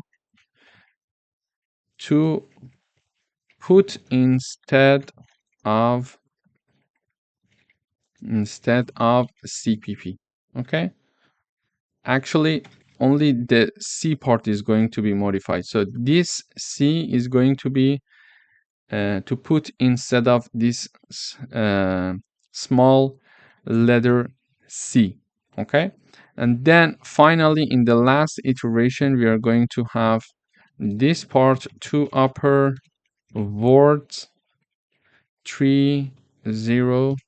So we are going to modify the first letter of the fourth element, which is the programming of the word vector using the toUpper function. So we are going to have P to put instead of P. Okay, and it is assigned to the first letter and the fourth element of the word. So this function is going to first capitalize the first letter of this fourth element of the word function of the word vector and assign it actually to the current first letter of the fourth element, which is this one. Okay, so here also we are going to have W to put instead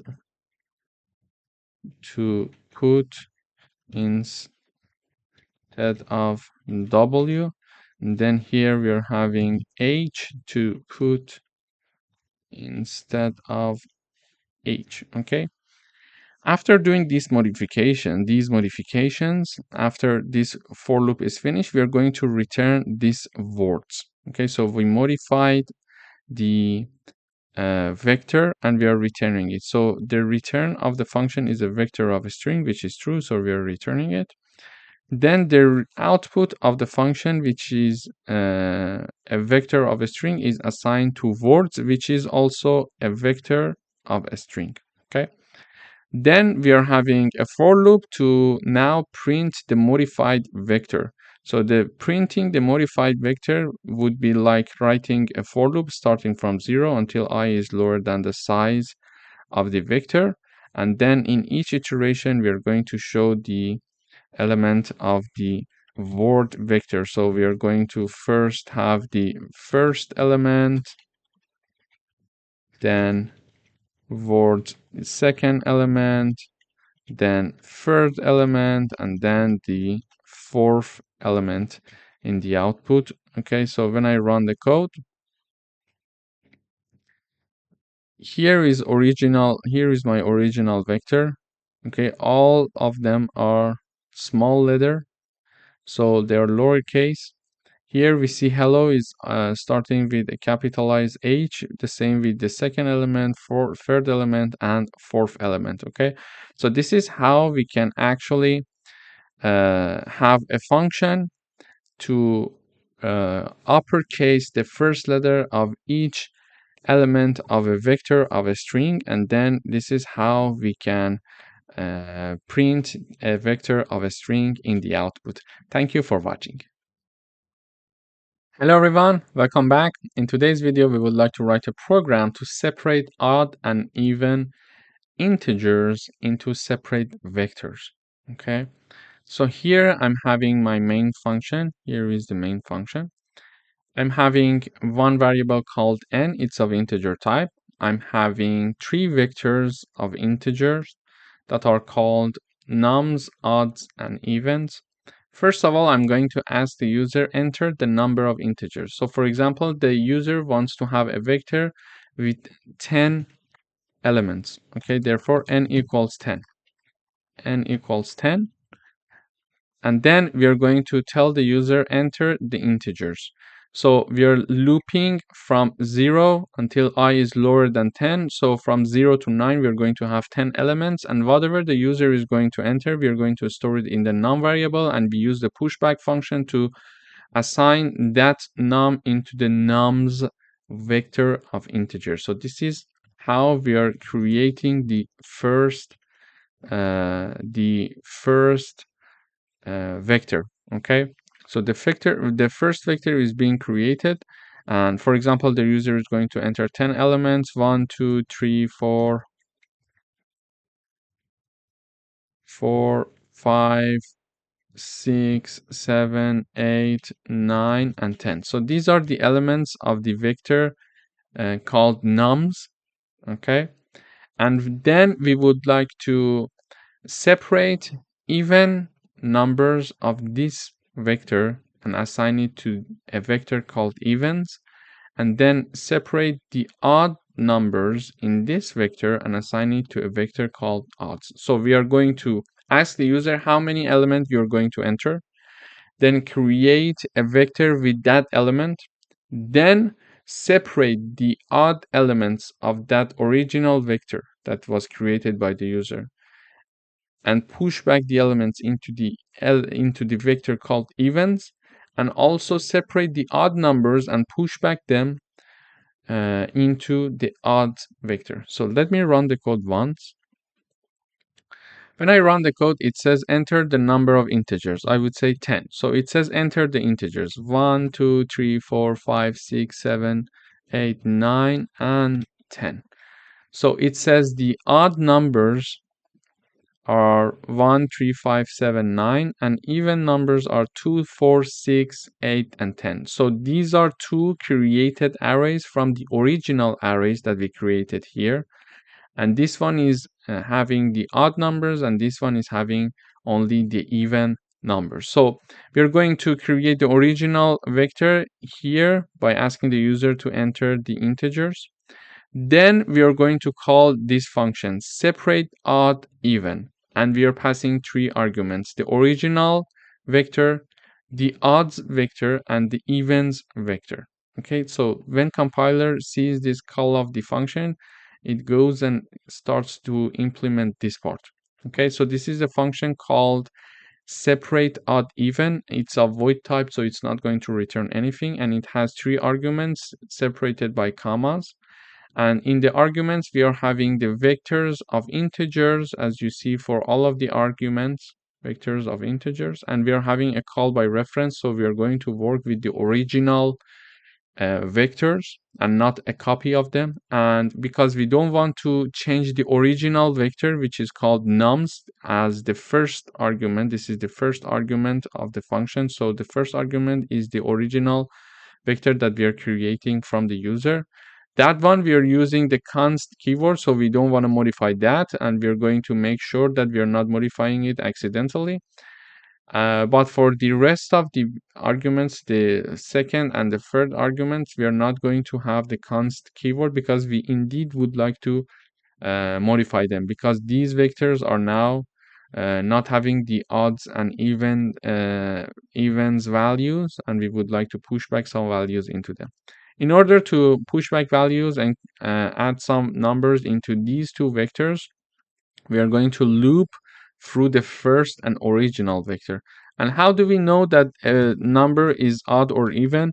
So a number is even if it is divided by 2 and the remainder of this division equals 0. Okay, otherwise it is an odd number. So this is how we can identify even numbers and odd numbers. So if a number is divided by 2 and the remainder of this division equals 0, it means that number is even. Otherwise, it's an odd number. So we are iterating through all the elements of the original vector called nums. We are having for each variable num in the nums vector, if num divided by 2 and the remainder of this division equals 0, push back that num into the evens vector. Otherwise, push back that num into the odds vector. So for example, it is going to, in the first iteration, it is going to divide 1 by 2, and the remainder of this division equals to 0. This is the first condition. Is this statement true? No, this is false. Because this statement is not true, it is going to jump into the else and add this 1, which is the first value for the iterating variable. Is going to push back 1 into the odds vector. And then in the second iteration, for example, it is going to divide 2 by 2, and the remainder of this division equals 0. Yes, so this is true. Therefore, this statement is true. So 2 is divided by 2. The remainder of this division equals 0. Yes, so that number 2 is going to be pushed back to the evens vector. So this is how we are going to create we are going to fill evens and odds vector. And now these two vectors are modified because we are having a call by reference, and we are not using the constant keyword for these two vectors. Therefore, we are allowed to make modifications. So we modified them because we are using the call by reference. We could modify the original vectors, and after this call, these two vectors are also filled. Now we are going to show the odd vector. We are going to have this message odd numbers in the output. Then we are having a for loop. We are creating an iterating variable called odd. And for each odd in the odds vector, we are going to print the odd element. So this one could be x for the sake of simplicity, for example, and this one could be y, for example. For each y in the odds vector, print x for me. And the odds vector, we created it was 1, 3, 5, 7, and 9. And also, so this for loop is going to print x in each element in each iteration. So 1, 3, 5, 7, and 9, these are the elements of the odds vector. So x is going to print in each iteration these numbers. And also here we are having a for loop over the evens vector, and for each y that is iterating through the evens vector, it is going to print y in each iteration. So it is going to print us 2, 4, 6, 8 for us, and 10 finally. Okay, so when I run the code one more time, we say we are going to have an original vector of 10 elements, and these 10 elements are 1, 2, 3, 4, 5, 6, 7, 8, 9, and 10.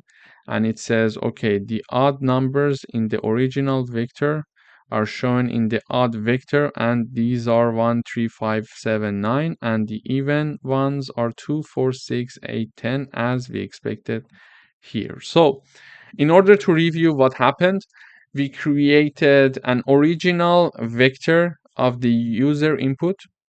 Then we called this separate odd even function and passed 3 arguments.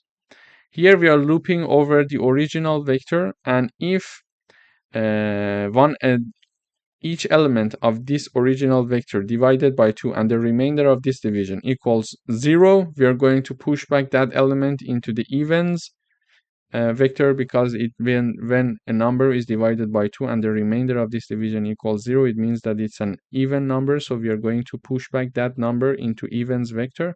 Otherwise, it means that it's an odd number, so we are going to push back that in the odds vector, because when for example 7 is divided by 2, the remainder of this division is not equal to 0.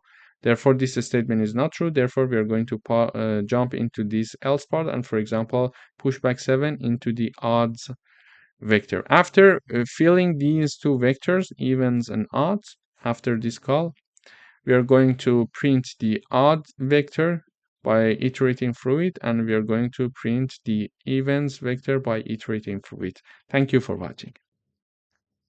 Hello everyone, welcome back. In today's video, we would like to write a program to find the maximum and minimum elements in an array.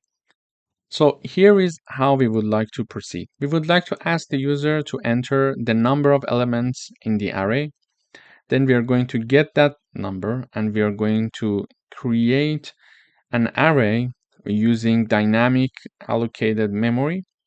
Then we are going to ask the user to give us the elements that they want to have in their array. Okay, so then we are going to fill the array, and the array is created and initialized, and it has some elements now. Then we are going to find the minimum and maximum elements of this array by going through all the elements of this array using a for loop. So here is my integer n being declared. We are going to ask the user enter the number of elements in the array, and we are going to store it in the variable n. Then we are just checking to see if n is lower than or equal to 0, saying that invalid size of the array. So, and then return 1 to exit if the input size is invalid. And if n is larger than 0, we are going to create an array. So we are going to have a dynamically allocated memory for declaring an array with size n, and this n was taken from the user. Then we are going to show this message. So enter, for example, n elements that you would like to have in your array. We are going to have a for loop starting from 0 until n, and in each iteration we are going to store whatever the user is going to enter as the ith element of array. So for example, if n equals 5, we are going to have 5 elements in our array starting from 0 till 4. Okay, so these are the numbers that our iterating variable I is going to take from 0 to 4. Then, for example, when I equals 0, we are going to enter the first element of the array, and it is going to be stored as the first element of the array using the cin. Okay, so in the first iteration, whatever that we enter, it is going to be stored in the first element of the array, which we know that the first element of the array has the index 0. When I equals 1, we are going to enter, for example, the second element of the array, and we are using the cin syntax to store it as the, for example, ith element of the array called arr here. Okay, until the end. After this has been done and all the elements from the user has been read, we're going to have two variables. So two variables are called max element and min element. They are of integer types, and we are initializing them to be the first element of this array. This is just an assumption. Okay, just imagine that I would like to have an array with size 5, and the elements of the array are 1, 2, 3, 4, and 5. Okay, and then I am having this assumption that max element equals 1 and min element equals 1 as well. This is just an assumption for the beginning, and we're going to change it later on. Okay, after having this initialization, we are going to iterate through the array. To do that, I'm having my iterating variable I starting from 1. It is going to continue as long as I is lower than n, and we're going to start from 1 because, and not from 0, because the index 0 is for the first element, and first elements are already assigned to min and max, and we are going to, in each iteration, we are going to compare the current element with min and max element. Therefore, we don't need to start from 0, although we could do it, but there is no need because already we know they are assigned to these two elements. Okay, so in the first iteration, I equals 1. Okay, I equals 1. When I equals 1, we are here comparing if, let me type it down, if the second element of the array is larger than max element. And it means that the second element of the array, we assume that this is my array. So the second element is number 2. So number 2 is larger than number 1 because the max element, we initialize it to the first element, and the first element is 1, therefore max element is 1.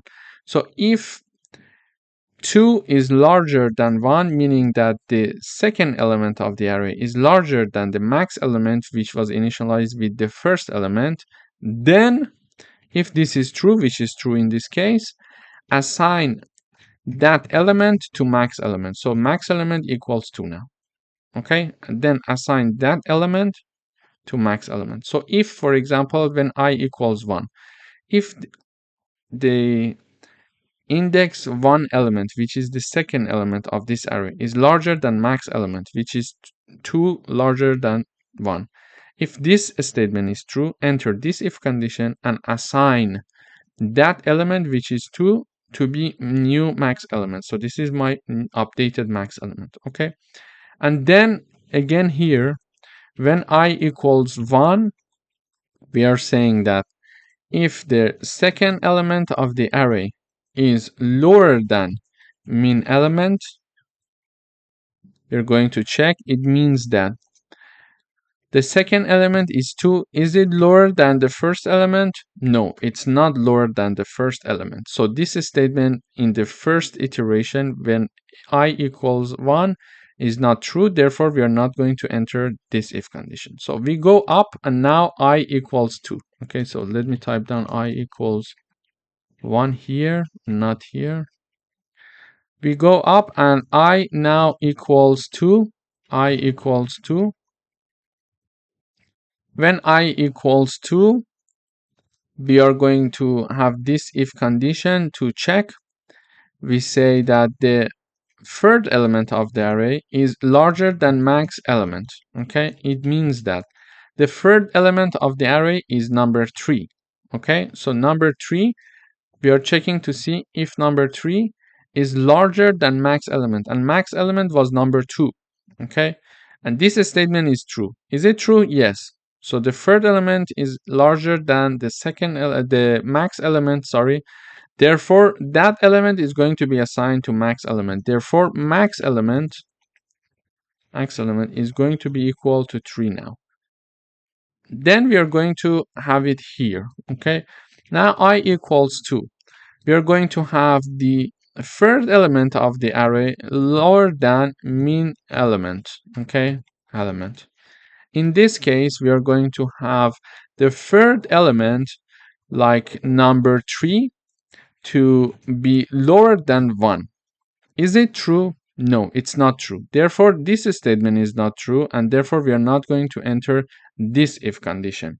Okay, if it was true, for example, just imagine instead of 3 lower than 1, we had something like 3 lower than, for example, 5, for example.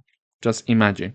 If this was true, then it meant that this was true, and then 3 would have been assigned to be the min element. Okay, but this is not the case in our example here. Then we are going to go up again, and we are going to have I equals 3.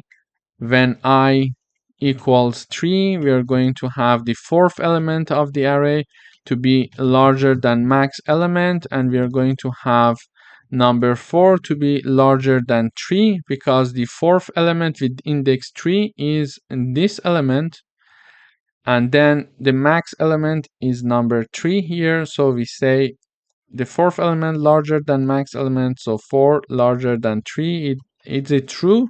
Yes, this is true. Therefore, we are having max element equal to 4. So because that ith element is assigned to max element. Okay.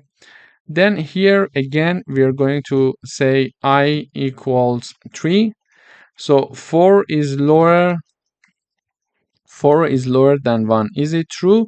No, it's not true. Therefore, this condition is not true, and we are not going to enter this if condition. We are going to go back up again. We are having I equals to 4. So this is the last iteration, and we are having the fifth element of the array larger than max element. We are checking this if condition in here. Okay, and we are typing it in here in the iteration when I equals 4. And this basically means to check if 5 is larger than 4. Is it true? Yes. When it is true, when this condition is true, we are going to enter this if condition, and here we are going to assign that number, which is 5, to be the max element, which is already 4. So max element equals 5. Then we are going to finish this if condition and enter this if condition to see if this condition is true or not.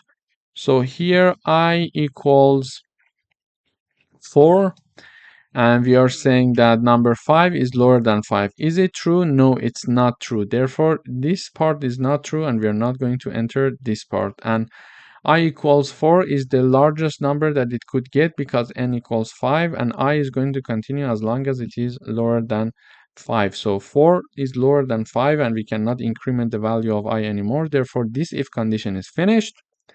And finally, we are going to show max element and min element parameter to the user. So when I run this code, it says enter the number of elements in the array. I would say 5. It says enter 5 elements. So 1, 2, 3, 4, 5. And it says maximum element 5, minimum element 1. Based on what we explained, we are going to have this computation in the output. Thank you for watching. Hello everyone, welcome back. In today's video, we would like to write a program to merge two arrays of the same size, and we are going to sort the merged array. So we're going to ask the user to give us the number of elements that the user wants to have for both arrays because they are of the same size. Then we are going to declare the arrays dynamically using dynamic allocation of memory. Then we are going to ask the user using for loops to give us the elements in each array.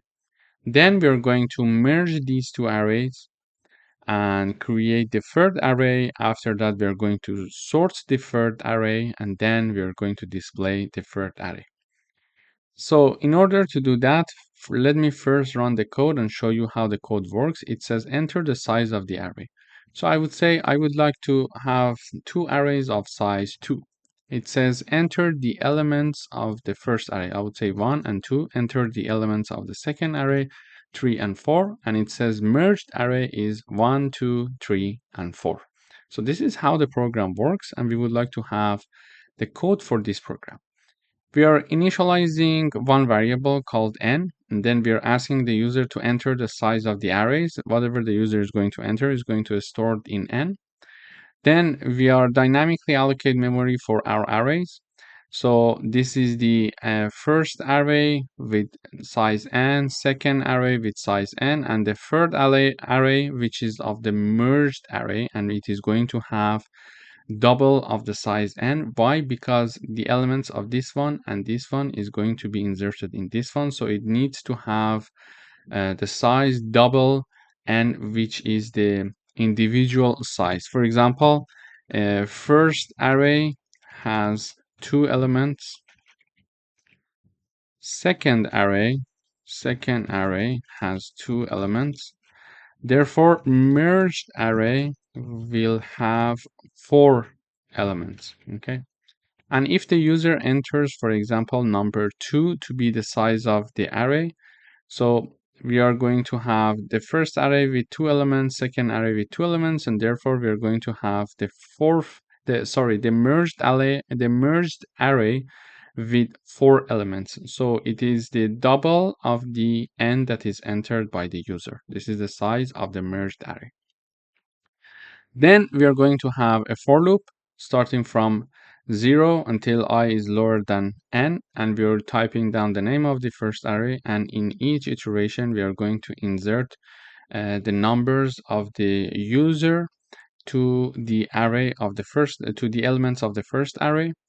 And then we are going to have another for loop here to insert the user input for the second elements for the elements of the second array. For example, here the user enters they would like to have n equal to 2, for example, n equal to 2. Therefore, I will get values 0 and 1. So 2 iterations we are going to have. When I equals 0, the R1 elements 0, and then we are going to have another iteration when I equals 1, and we're going to have this here. So in the first iteration, the user is going to enter the first element of the first array, and in the second iteration, the user is going to enter the second element of the first array, and we are going to have the elements of the array of the first array being inserted like this in this for loop.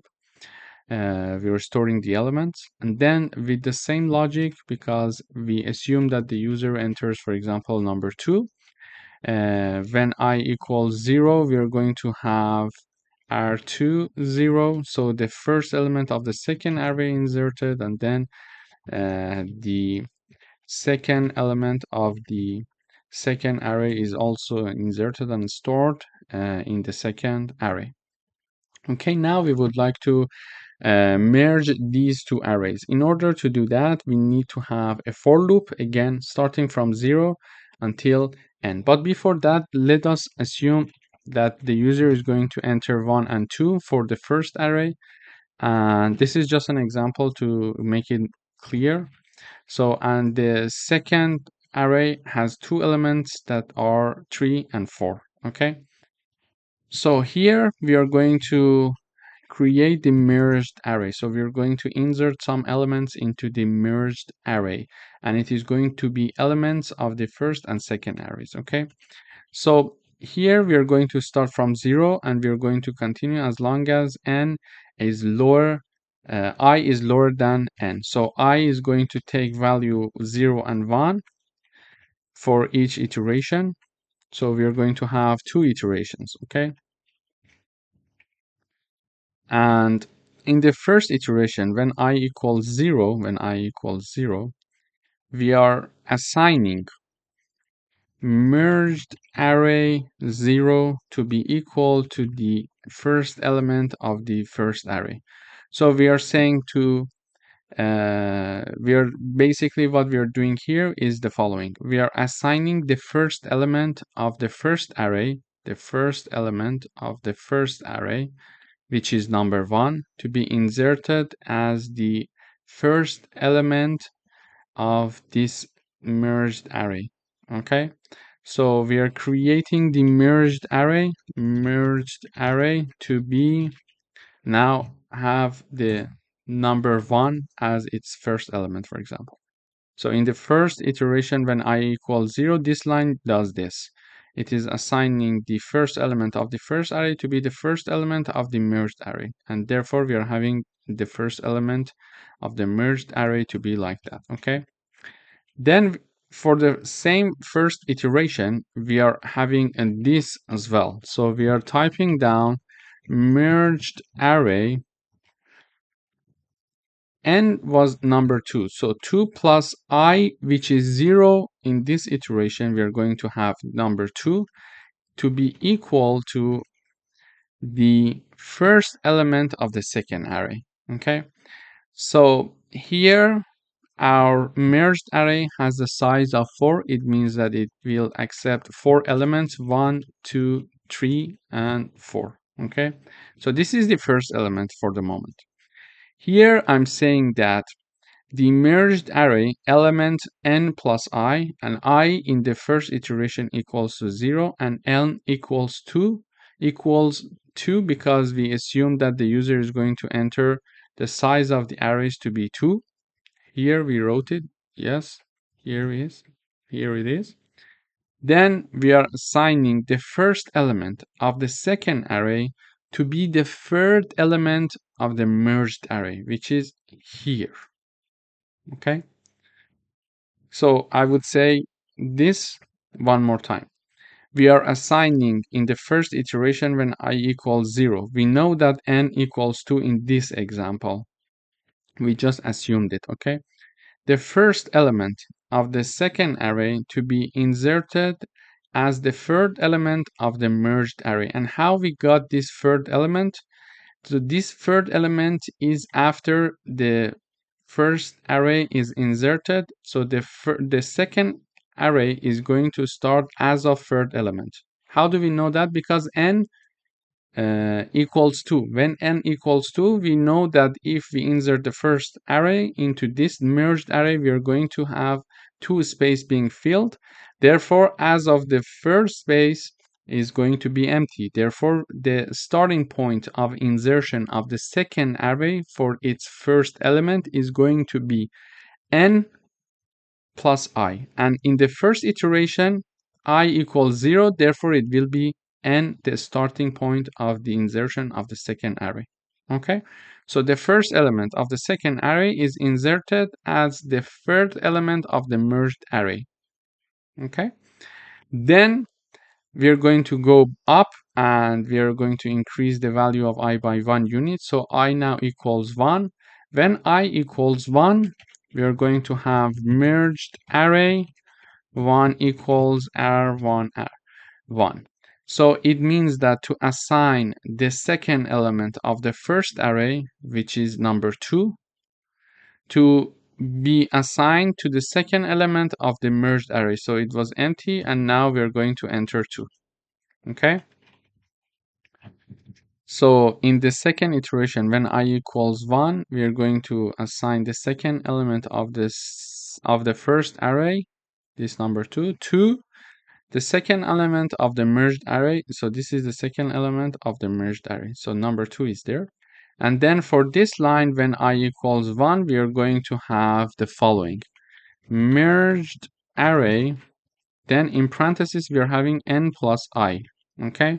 So we know n equals 2 and I is now 1 because now we are in the second iteration. It equals array 2 element index 1. Okay, so we are going to assign the second element of the array 2 to be equal to the fourth element of the merged array.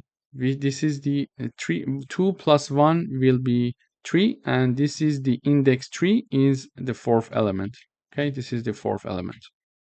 So this is how we merged these two arrays. We iterated over the iterating variable from 0 until I is lower than the size of the array.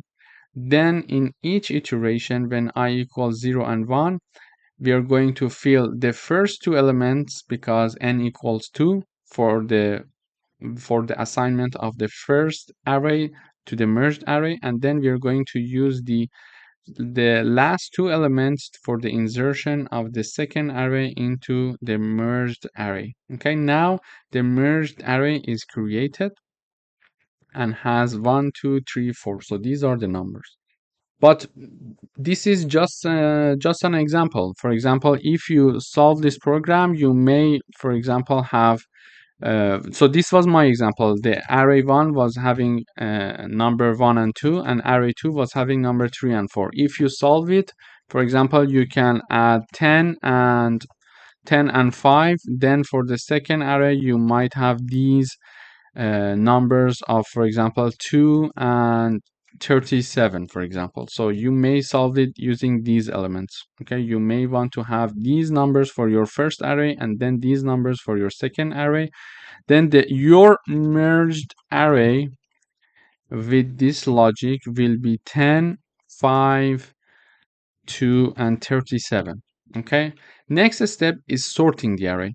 So when I was having this example for myself, so the first array is this, and this is the second array, and this is the merged array, and merged array is already sorted. Okay, and we are going to sort it anyway, but it is already sorted.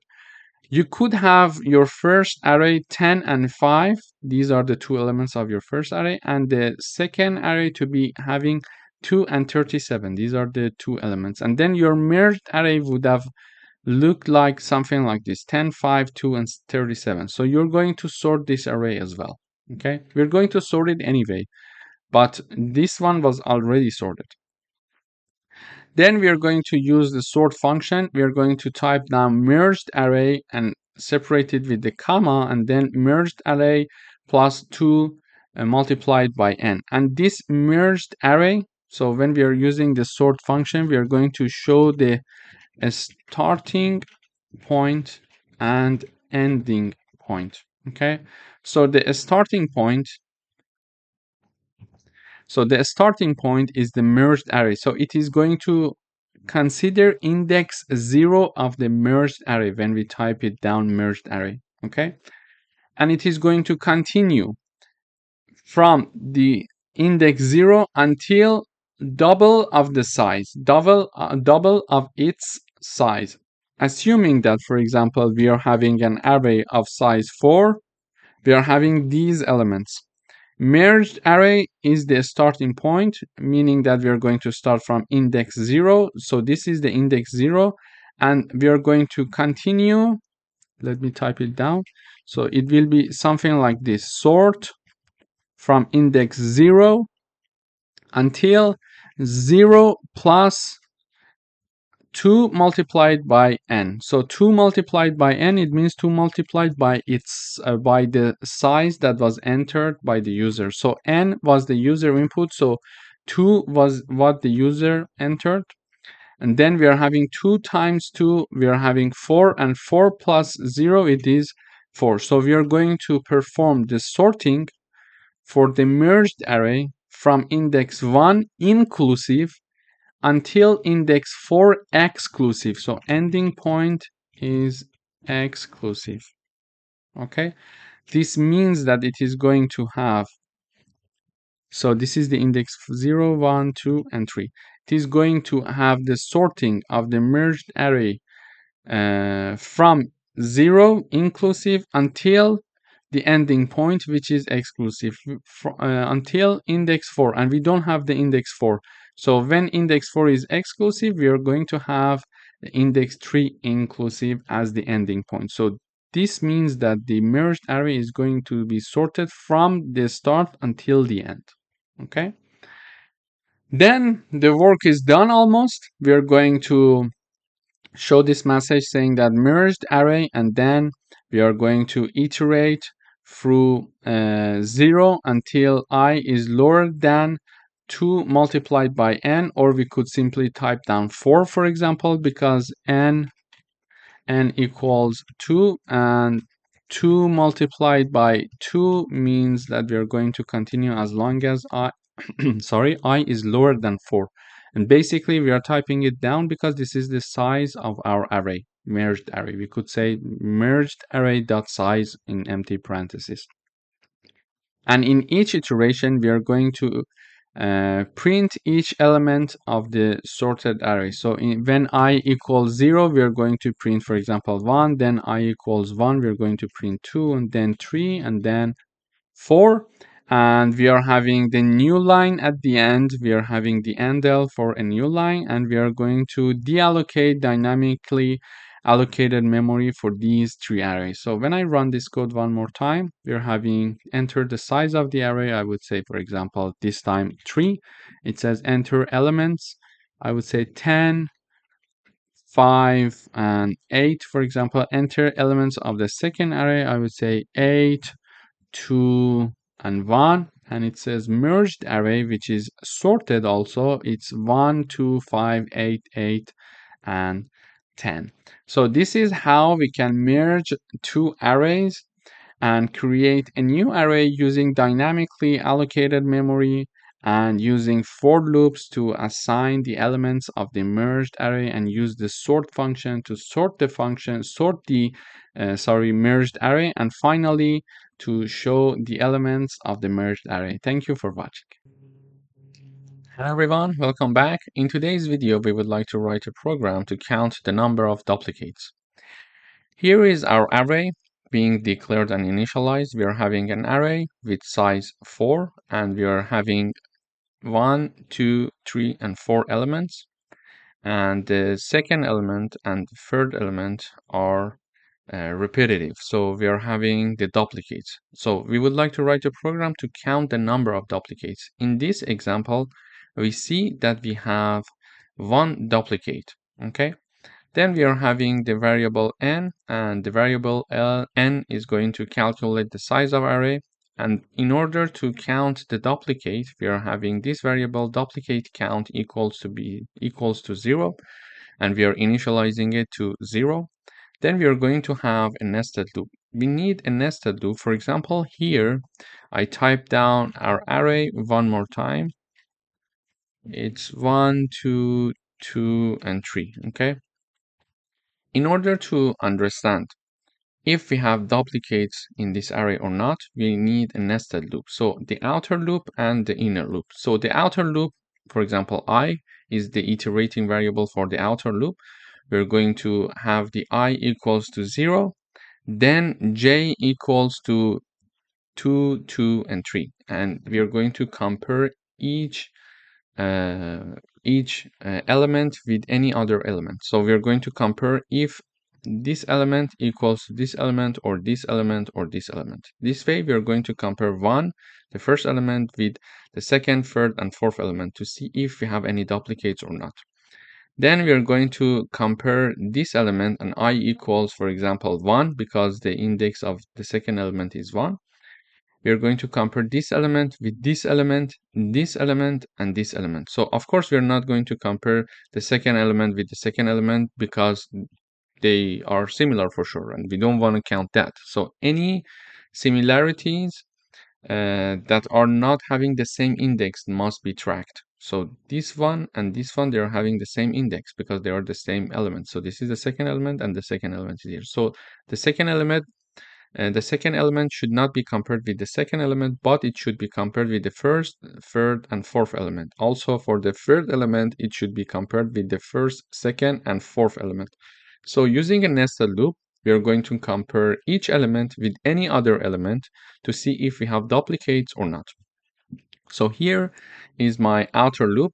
We are having the I iterating variable equals to 0 as long as I is lower than n.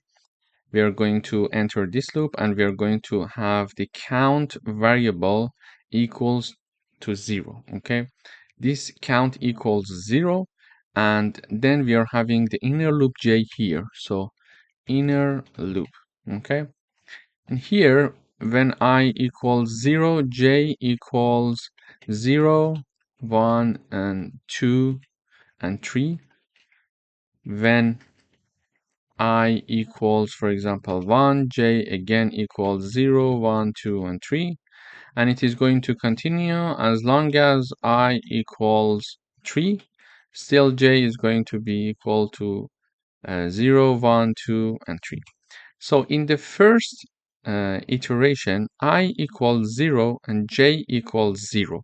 So the outer loop, the I equals 0, and the inner loop j equals 0. When we are in the inner loop, we are going to check this if condition. We are going to check if I is not equal to j, because as we mentioned, we don't want to compare the first element and the first element, okay? Because it makes no sense. Definitely they are similar. So this condition helps us to avoid comparing the first element with the first element. Okay, we want to compare first element only with any other elements. So we type down if I is not equal to j and ith element of the array equals the jth element of the array. So I equals 0 and j equals 0, it is not passing this condition, and because we are having AND operator, both conditions must be true. Because this one is not true, therefore we are not going to enter this if condition. We go up back again and we increment the value of j, so j now is equals to 1, I remains 0. We are again checking if I is not equal to j. So I equals 0, j equals 1. They are not the same. So this is true. And the ith element of array equals the jth element. So the element of the index 1 of the array is 2, and the element with index 0 of the array is 1. And they are not similar. 1 does not equal 2. Therefore, this part this time is not true, so we are not going to enter this if condition. We are going to go back up again. We are going to increase the value to j. I remains 0. 0 equals to 2. No, therefore this part is true. And we are saying that the ith element of the array equals the jth element. Then the jth element with index 2 is this element, so 2 equals to 1. No, therefore this if condition is not true, and we are not going to enter this if condition. We go back up again and increase the value of j to 3. So now we are having I equals to 0 and j equals to 3. I is not equal to j. Is it true? Yes, because 0 and 3, they're not equal. And the ith element of array equals the jth element of array. So the ith element is this one and jth element is this one, and they're not equal. Therefore, this condition again is not true, and we're not going to enter this. And this inner loop is finished because j got the maximum value. So this loop is also finished, and we are going to check if count is larger than 0. We initialized count to be 0, and then if we were going inside this if condition, we were going to increment the value of count. But we couldn't go inside this if condition because we didn't pass the conditions of this if. Therefore, we didn't change the value of count, and count equals to 0. So if count is larger than 0, it's not larger than 0, it is still equals to 0. Therefore, we are not going to enter this condition, and this if is not executed. We go up. This time, we are going to increment the value of I. So I has changed from 0 to 1. Okay, so now I is having this value. Okay, so I equals to 1 means that it is getting the element with index 1, and index 1 is the element 2. The second element, which equals 2, is equals to I. So I is talking about this element in this iteration, and j is going to take values from 0 to 3. So j is going to take any of these values. So I equals 1, j equals 0. So I is talking about this element and j is talking about this element. Are they similar? No. So this condition is true.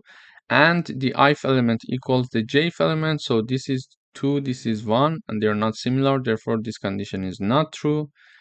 We are not going to enter the if. We're going to go back up. We're going to increase the value of j. J equals to 1 now. I equals to 1. They are equal, and here we are checking if they're not equal. So this condition is not true. We're not going to enter if. We're going to go up, increase the value of j. J equals 2, I equals 1. They're not equal. Yes, because the index I is 1 and j is 2. Therefore, they are not similar. So this condition is passed, and we are going to compare the ith element with the jth element. So the third element is this one, and I is talking about the second element, which is this one, and they are equal. Okay, so we also pass the second condition.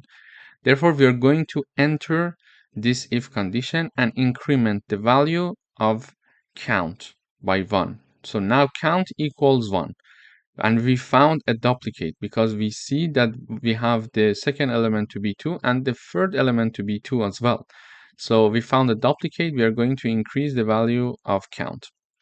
Then this if condition is finished. J is going to take the value 3.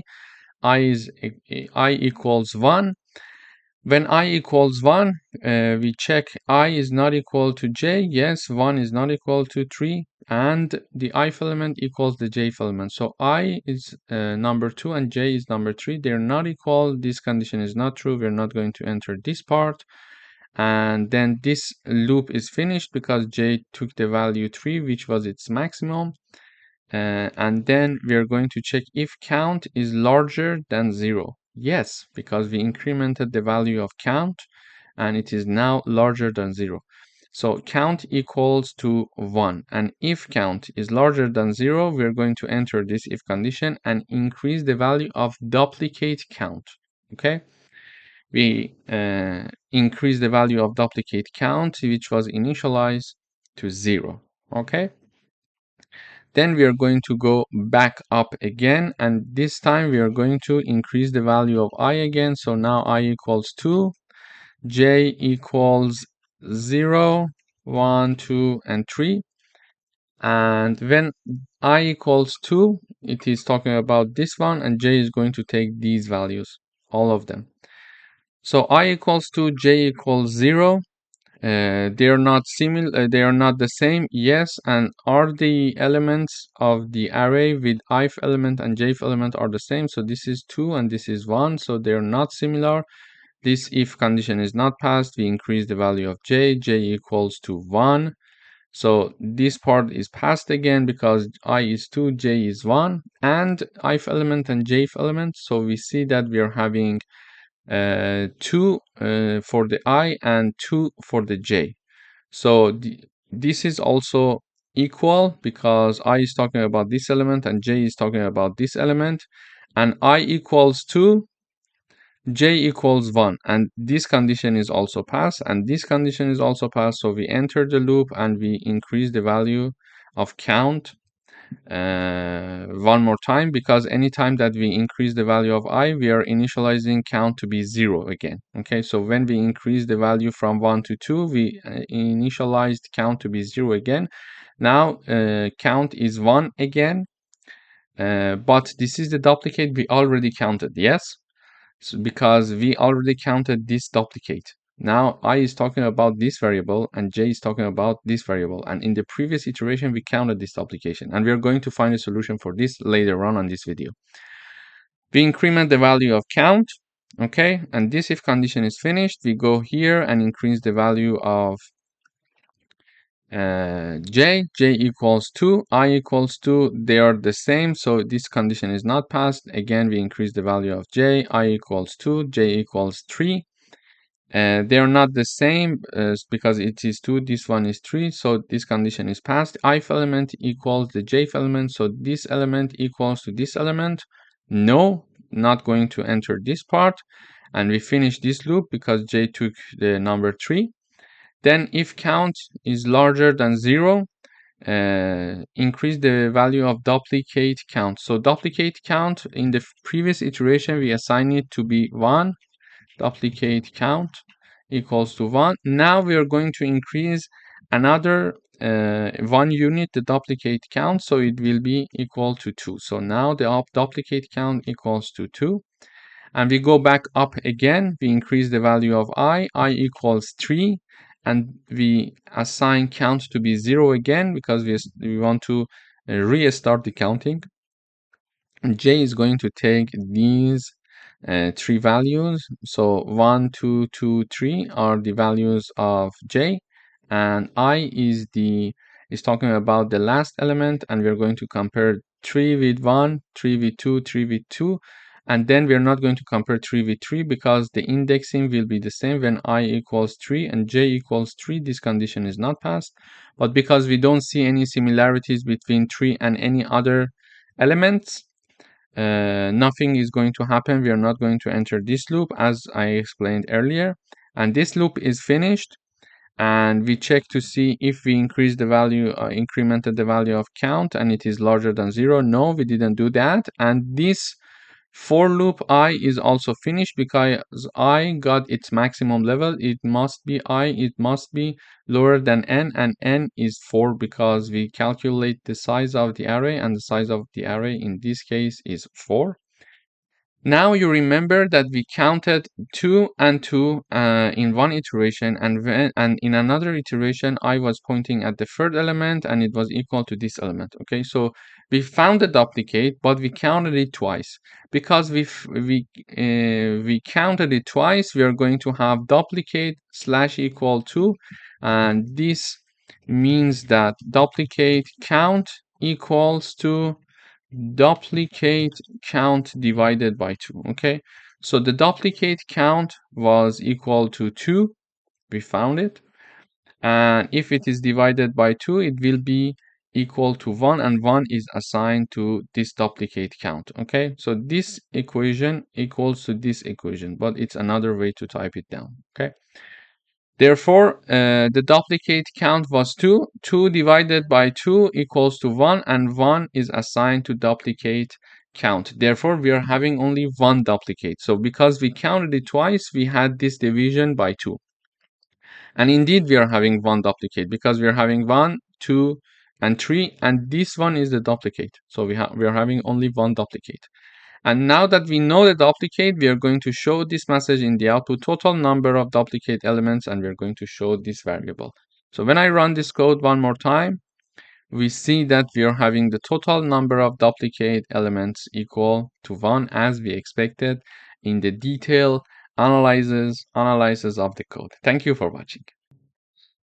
Hello everyone, welcome back. In today's video, we would like to write a program to count unique elements of an array.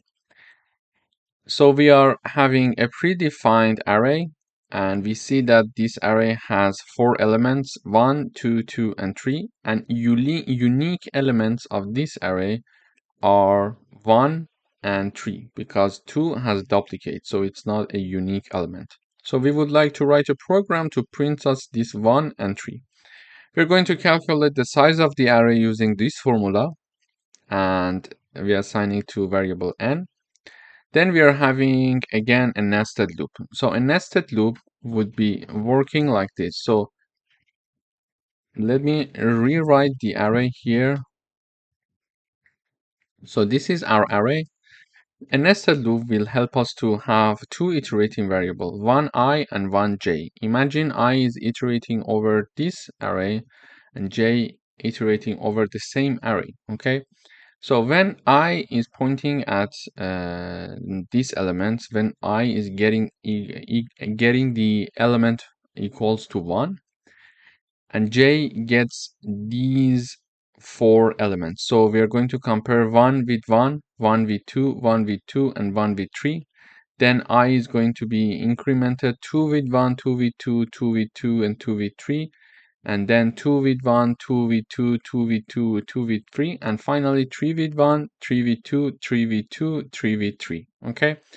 And we see that here when we are comparing 1 with j, because this is I and these are j's. So when I gets this value, we see that we are comparing the first element with the first element as well. First element, second, and third, and fourth. So we allow to compare I equals to 0 and j equals to 0. It means that when the index of this array is 0 and we are talking about the first element with index 0, we can still have the talking about the index 0 or the first element of this array. It means that we are going to compare also the first element with the first element. In the previous example, we said that we don't want to do it because of that example. But here we are going to compare the first element with the first element as well. And if the first element with the first element equals, which is true, we are going to increment the value of count. Okay? And then if and only if count equals to 1, it means that we are going to have unique elements. Because 1 equals to 1, it is true we increment the value of count for this index. And when we compare this element with the second, third, and fourth, we see that they are not this one is not equal to any of them. It means that this element is unique, so there is no duplicate. But in the case of number 2, we are going to compare these two with the first element. They're not equal, so we are not going to increment the value of count. So this one equals to this one. They are similar, and we're going to increment the value of count, and now count equals to 1. Then we are going to compare this one with the third one, and we see that they are still similar. So it means that we are going to increment the value of count one more time, and count equals 2. And count, when it is more than 1, it means that we have duplicates. But if count equals to 1, it means that only the first element is being compared with the first element, with the corresponding element in j iterating variable. Okay, so let me illustrate it with an example. So when I run this code, it says that unique elements in the array are 1 and 3. So how do we do that? We have a predefined array and we are calculating its size. We are having the outer loop I. Then we are having the inner loop j. Okay. We are initializing count to be 0. Then we are having the inner loop j. So I is going to take the value 0 and j equals to 0, 1, 2, and 3. Then I equals to 1, j equals to 0, 1, 2, 2 and 3. Then I equals to 2, j equals to 0, 1, 2, and 3. Let me have one space here. And then we are having I equals to 3, while j gets values of 0, 1, 2, and 3. So these are the iteration that we are going to have. So when the outer loop I equals to 0, j is going to take these values 0, 1, 2, and 3. So when I equals 0 and j equals 0. They are both talking about the first element, and we are saying the ith element of the array equals the jth element. Yes, so increase the value of count. This if is finished, and go up. Then I remains 0. We are going to have j equal to 1. 1 and 2, are they equal? No, increase the value of j. So 1 and 2 again is compared, the third element. Are they equal? No, we increase the value of j. So j equals 3, I equals 1, 1 equals 3. In this if condition, no. So we are not going to enter this if, and we are finishing this inner loop because j took its maximum level. And we are going to get out of this for loop, and now we are checking this one. If count equals 1. Yes, count equals 1 because we had 1 when I equals 0 and j equals 0.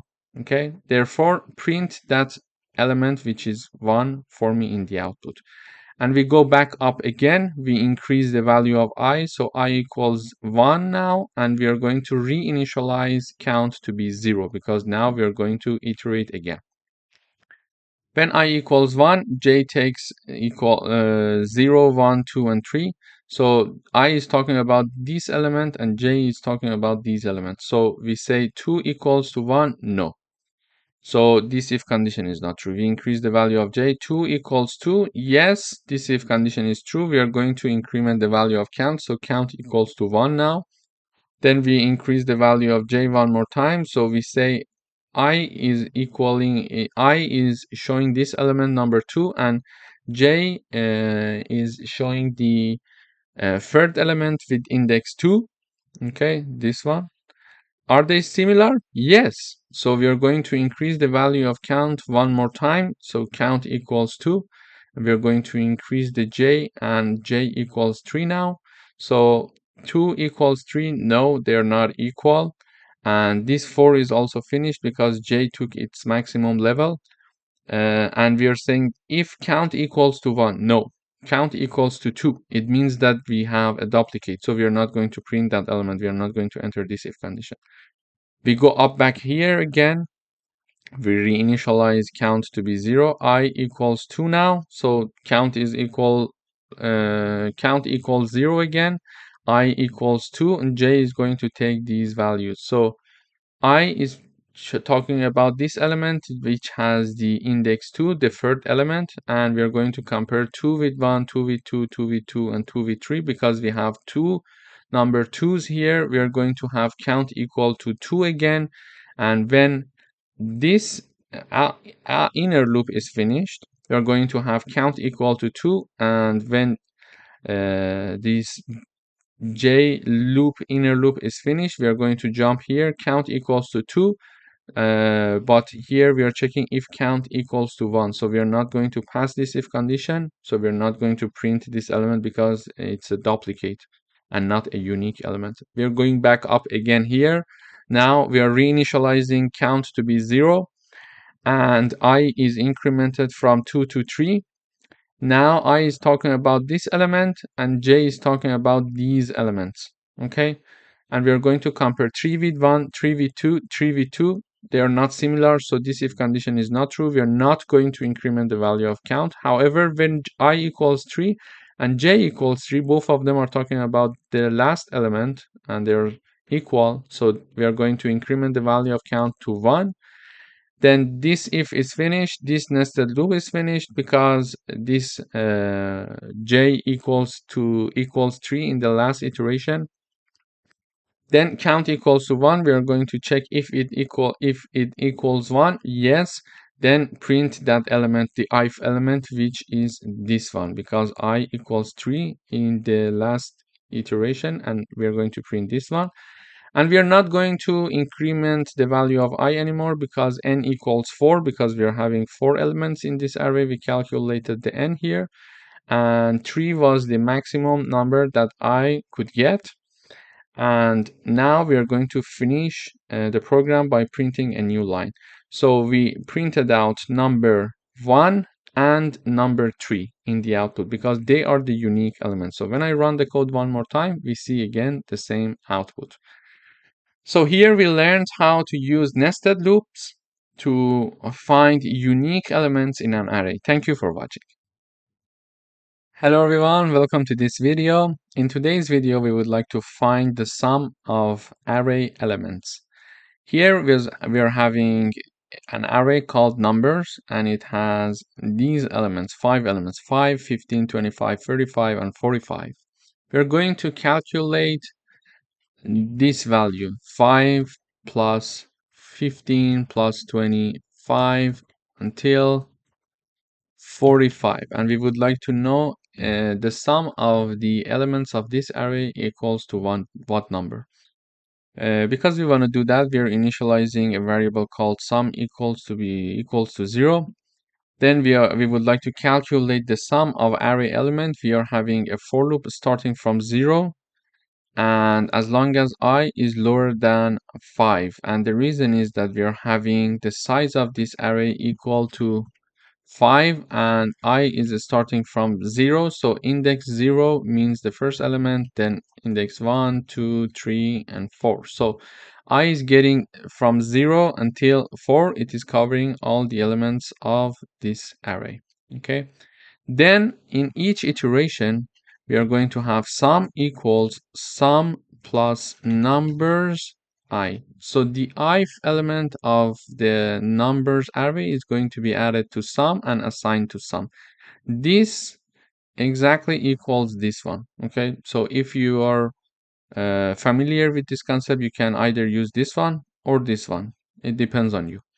So in the first iteration, I equals 0, we are going to have sum equals sum plus numbers 0. So the element with index 0 of the array numbers, the index 0 is talking about this element. So it means that we are going to have 0 plus 5. Why 0? We are saying sum initialized to be 0. So 0 plus 5, it means that we're going to have sum equal to 5.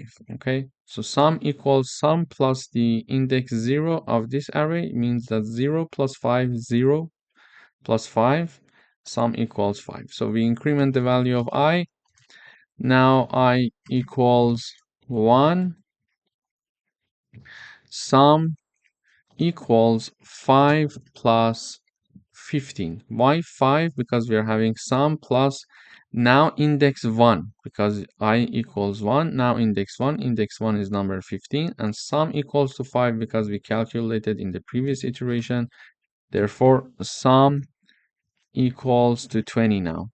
Then we are incrementing the value of I to 2. Sum equals 20 plus 25, and because the formula is the following, so we are having sum equals to 20, so 20 is here and 25 is the next element of the array with index 2, and this is going to have this result for us. Sum equals to 45, then I equals 3, we are having sum equals 45 plus 35, and 45 comes from here and 35 is the next element, so we are going to have sum equals to 80, then I equals to 4, sum equals to 80 plus 45, therefore sum equals to 125.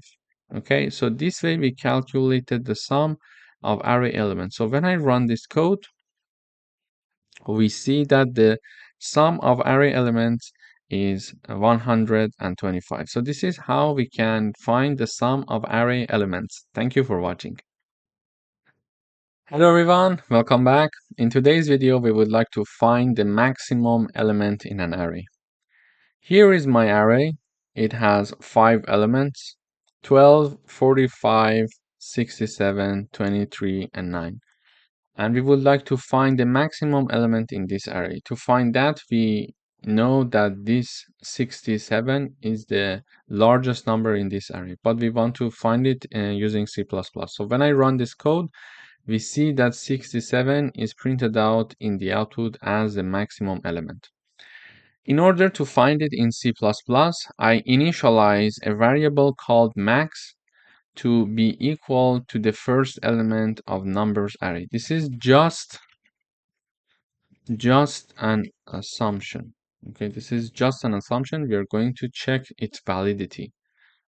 And we are going to iterate through this array, and we are going to we are going to compare all the elements of this array one by one with the max variable. And if any element in this array is larger than max variable, we're going to assign that to max variable. So here I'm going to start from 1, and we're going to continue as long as I is lower than 5. Why? The size of the array is 5, and we are starting from 1. So this one has the index 0, 1, 2, 3, and 4. So I is going to take values from 1 to 4. We're not starting from 0 because already number max, variable max equals to the first element of this numbers array. This is why we just start from index 1, and we're going to compare these elements with the max variable, which equals to the first element. Okay.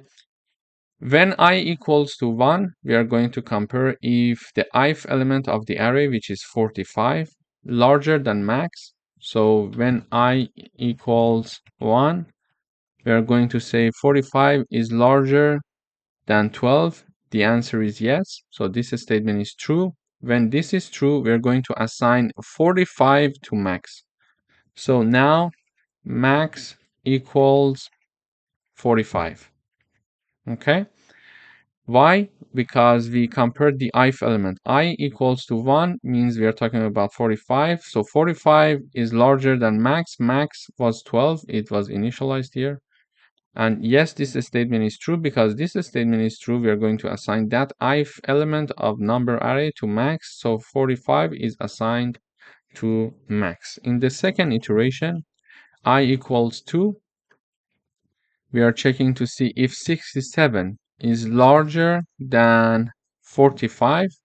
We're going to say if ith element of this array is larger than max. So the ith element when I equals 2, the index 2, we are going to have the number 67 is larger than max. Max was in the first iteration was updated to be 45. So 67 is larger than 45. Yes, this statement is true. We are going to enter this if condition. And then we are going to assign max to be equal to 67. Okay. Now I equals 3. We're going to say if ith element of number array, which is this one, then I equals 3, index 3 is talking about 23. 23 is larger than 67. Is it true? No, it's not true. False. This is false. This statement is false. Therefore, this condition is false. We are not going to enter this if condition this time. Then we increment the value of I one more time. So I equals 4 now. And when I equals 4, we're talking about this element, number 9. Number 9 is larger than max. And max is 67. And this one also is false. Therefore, we are not going to enter this if condition anymore. And this loop is also finished because I equals 4 was the maximum number that I could get.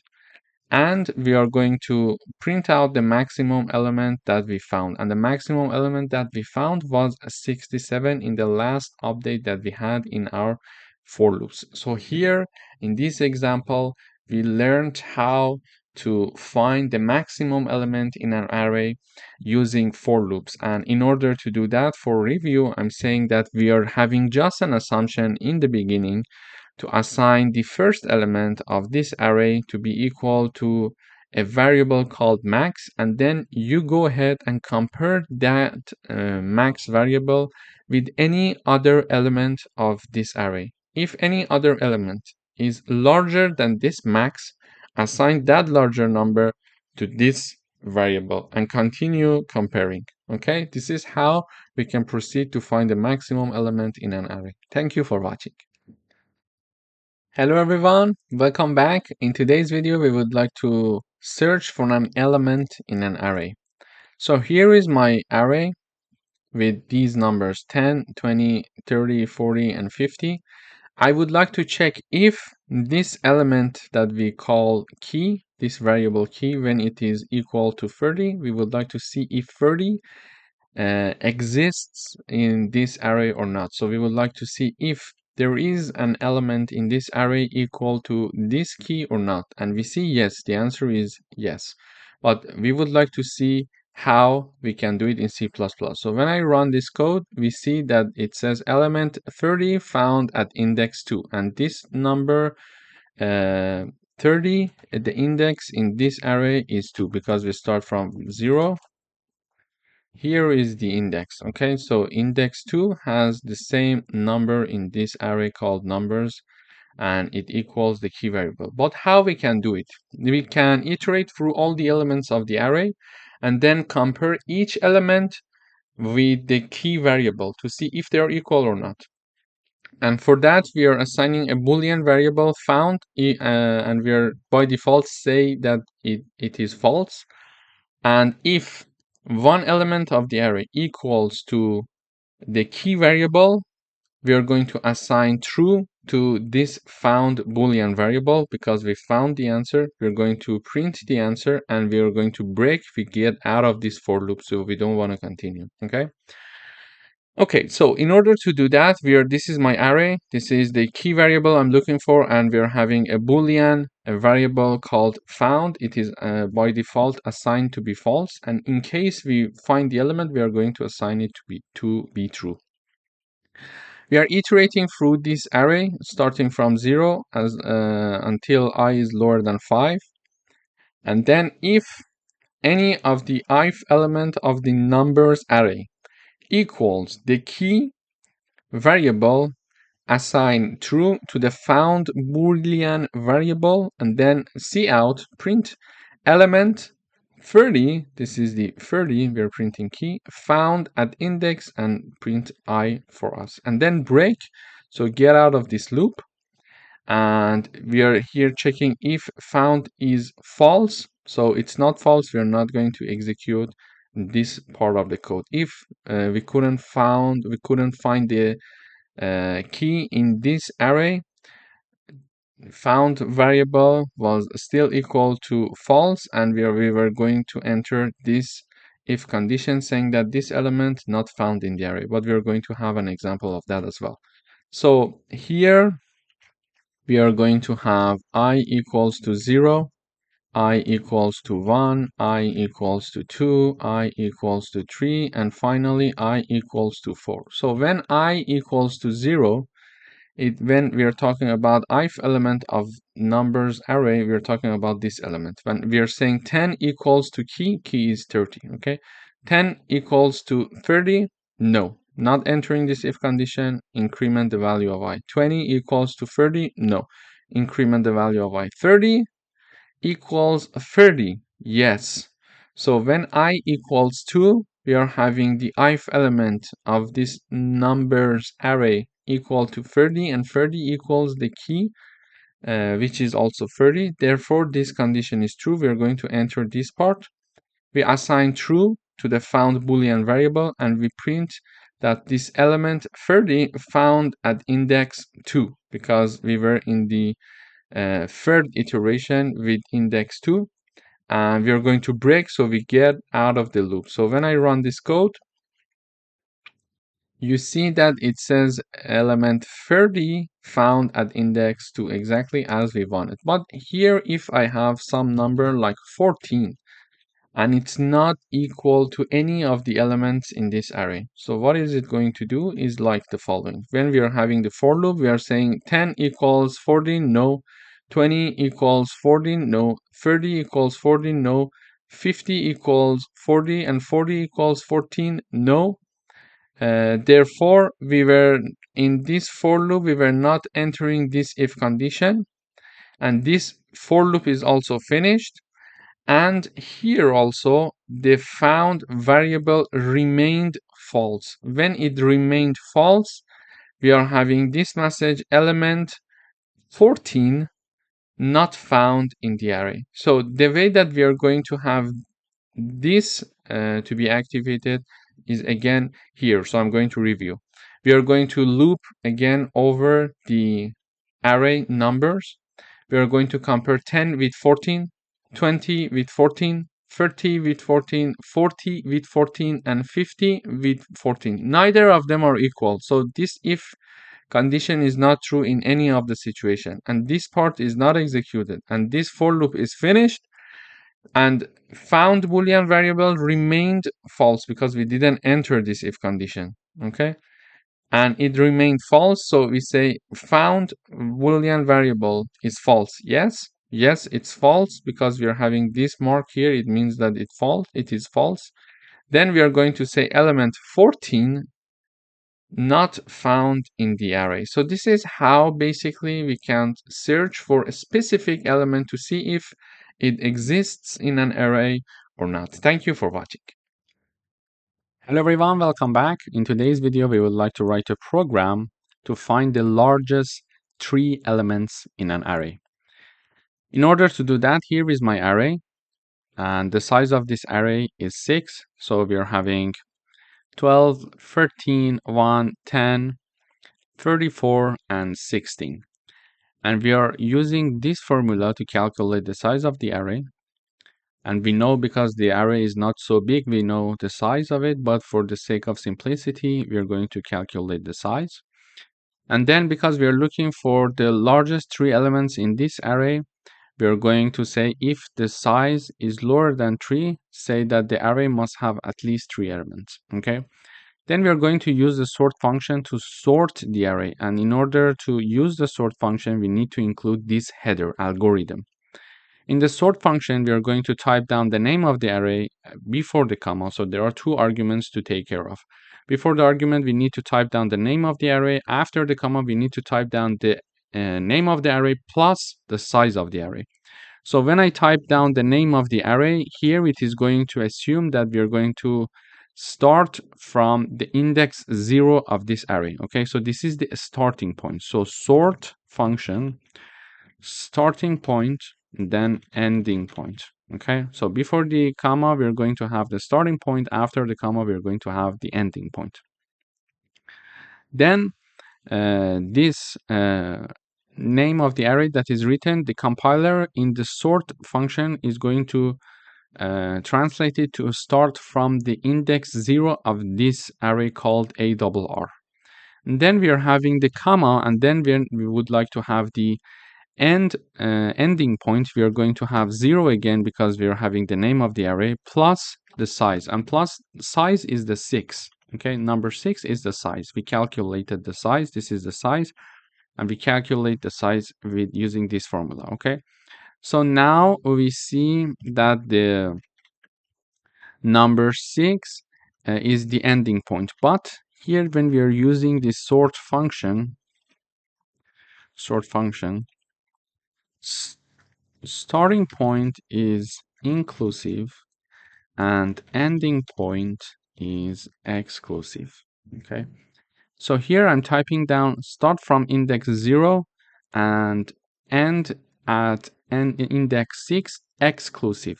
Okay, so here is my indexing for this array. This is 0, index 0, 1, 2, 3, 4, and 5. Although we are having 6 elements, indexing in this array starts from 0 until 5. So in the starting point, we are having 0, so index 0, and it is inclusive for the starting point. And for the ending point, it is exclusive. Therefore, we are writing down 6, so we make sure that it continues until index equals 5. So it is going to basically sort this array from the beginning until the end. After doing that, we need to access the last 3 elements. And in order to access the last 3 elements, we can use this cout function saying that the largest 3 elements are, this is the message. And in order to access the last 3 elements, we type down the name of the array, and then we type down the size -1, -2, and -3. This way we are going to access to the last 3 elements of the array. So when I run this code, we see that number 34, number 16, and number 13 are the three largest element in this array. So when I do the sorting, now my array would look like something like this. It is going to start from the smallest number and it is going to continue to increase. So 1, 12, 1, 10, 12, 13, 1, 10, 12, 13, 16, and 34. Yeah, okay. So after sorting the array is going to look like this. When the array look like this, we know that the three largest elements are the three last elements because we just sorted the array. Therefore, we would like to access these three elements, okay? In order to access them, we type down the name of the array, and then we type down size -1 to access this one, size -2 to access this one, and size -3 to access this one. When we are using the minus sign here,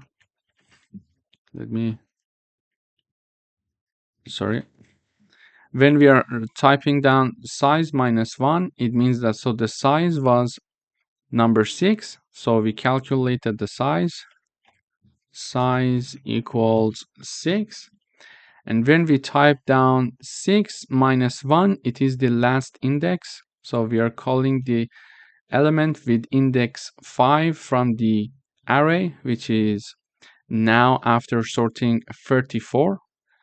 Okay, so here is our indexing 0, 1, 2, 3, 4, and 5. Okay, and size equals 6. So 6 -1, the index will be 5. So I'm calling the index 5 of this array, which is this number. Then I'm calling the 6 -4. 6 -2, 6 -2. Therefore, the answer is 4. And I'm calling this element of the array.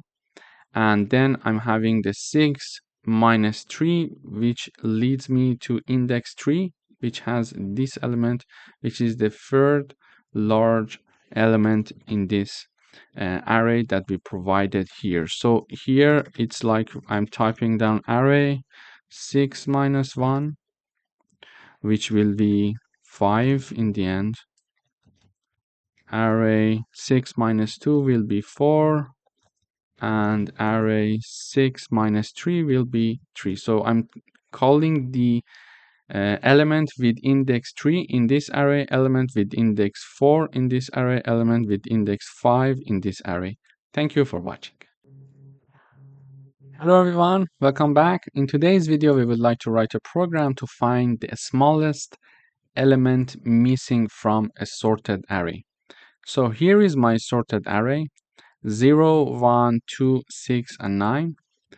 And we see that there are some elements missing from this array. 1, 2, 0, 1, 2, 3 is missing, 4 is missing, 5 is missing. Then we are having 6 and 7, 8, and 9. Okay, so in the original array, we are having these numbers. So 0 is there, 1 is there, 2 is there, 3 is not there, 4 is not there, 5 is not there, 6 is not, 6 is there, so I'm going to remove it, and 9 is there, I'm going to remove it. So these are the missing elements from our sorted array if we want to have an array from 0 to 9. Okay, and we would like to write a program to find the smallest element missing from this array, and the smallest one is number 3.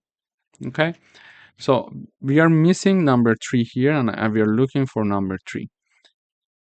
Here I'm calculating the size of the array. Then I call the find smallest missing function, and I pass two arguments, the array and its size. So this function is getting the array and its size. It is iterating from I equals to 0 as long as I is lower than size, and in each iteration it is checking to see if the element of the ith element of the array is not equal to I. Okay, so what it does actually is the following. So here is the index of the first element, here is the index of the second element, here is the index of the third element, Here is the index of the fourth element. Here is the index of the fifth element.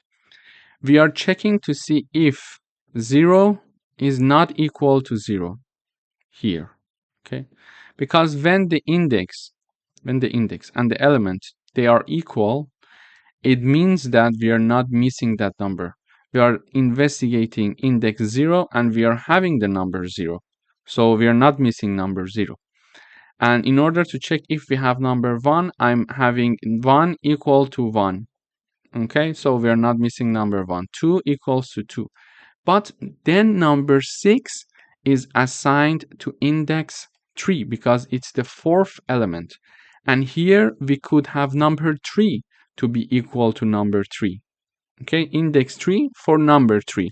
But we are having index 3 for number 6. So number 3 is being missed here in this place. So this is how we are going to find number 3. We are going to check each index with the corresponding element to see if they're equal to or not, because our array starts from 0 and it is a sorted array, and indexing in C++ starts from 0 as well. So indices must be equal to the elements. And when they are equal, it means that we are not missing that numbers, because 0 is there, we are having index 0. 1 is there, we are having index 1 for the number 1. So for number 2, the index is 2. But for number 6, index is 3. Therefore, number 3 is not there. It is the place for number 3. So we are missing number 3. This is how we are going to trace number 3. So if the ith element of the array, for example, this element of the array, is not equal to its corresponding index, which is 3 here. Okay, so 6 is not equal to 3. We find that that number is missing. So this number 3 is missing. So return that number for me. This function is going to return an integer, so it is going to return number 3.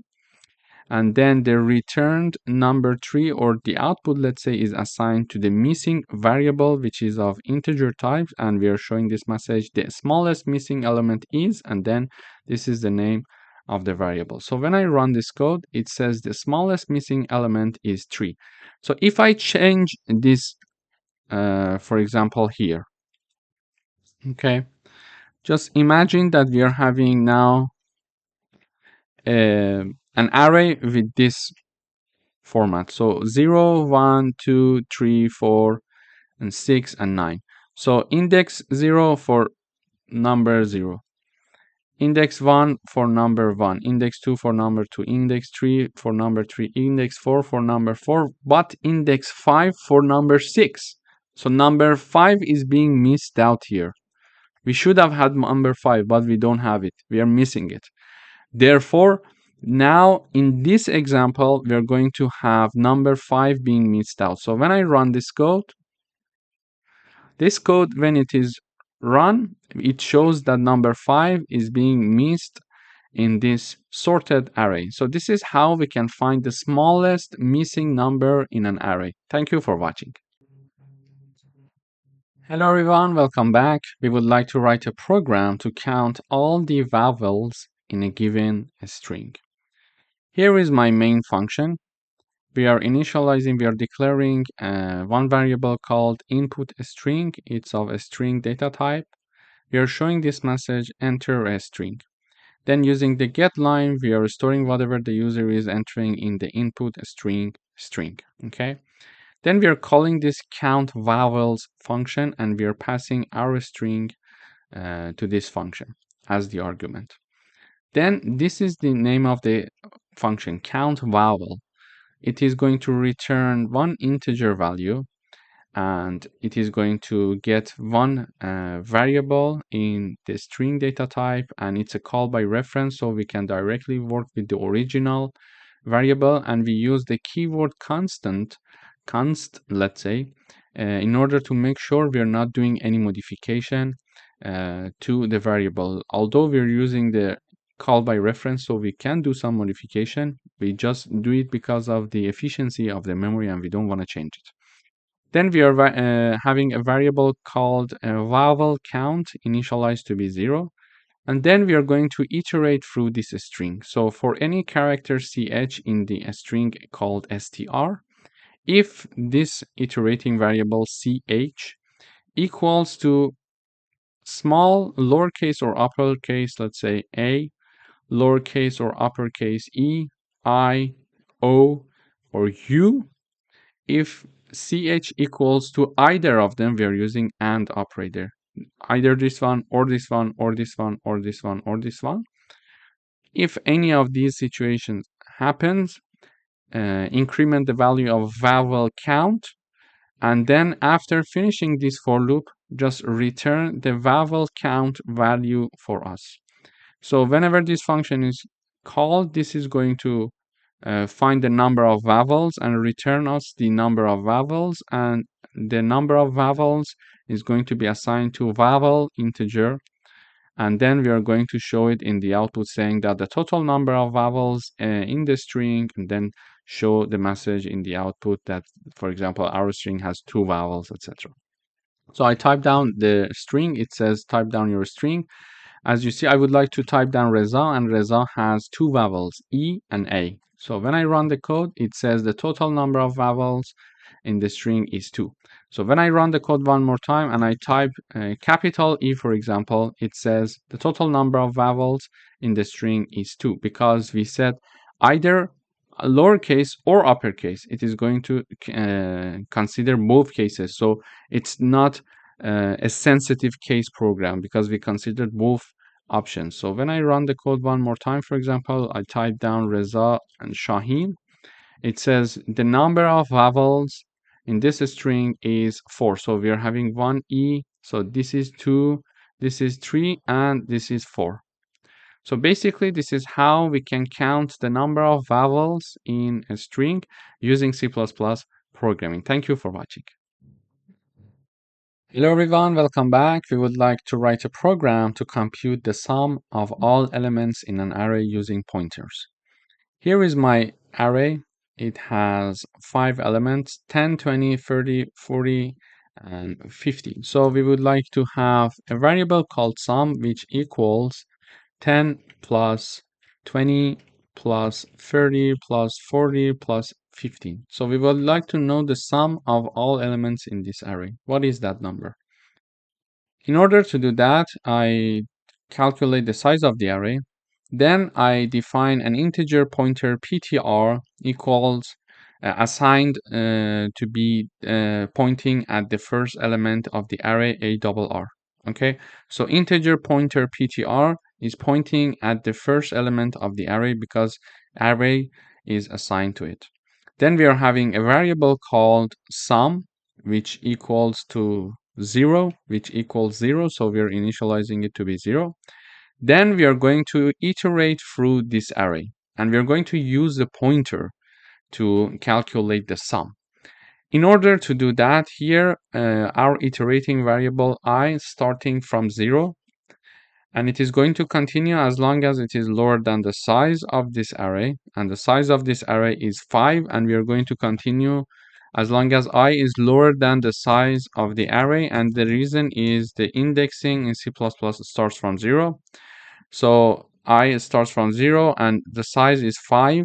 So we don't have any element with index 5. So this is why the maximum number I can get is 4, and 4 is the index of the last element. Therefore, we are going to start from 0 and end at maximum 4. So as long as I is lower than 5, or the size of the array, and we are going to increment the value of I by 1 unit in each iteration. Okay. In each iteration, we are having sum plus equal pointer ptr. Okay, it means that sum equals sum plus pointer ptr.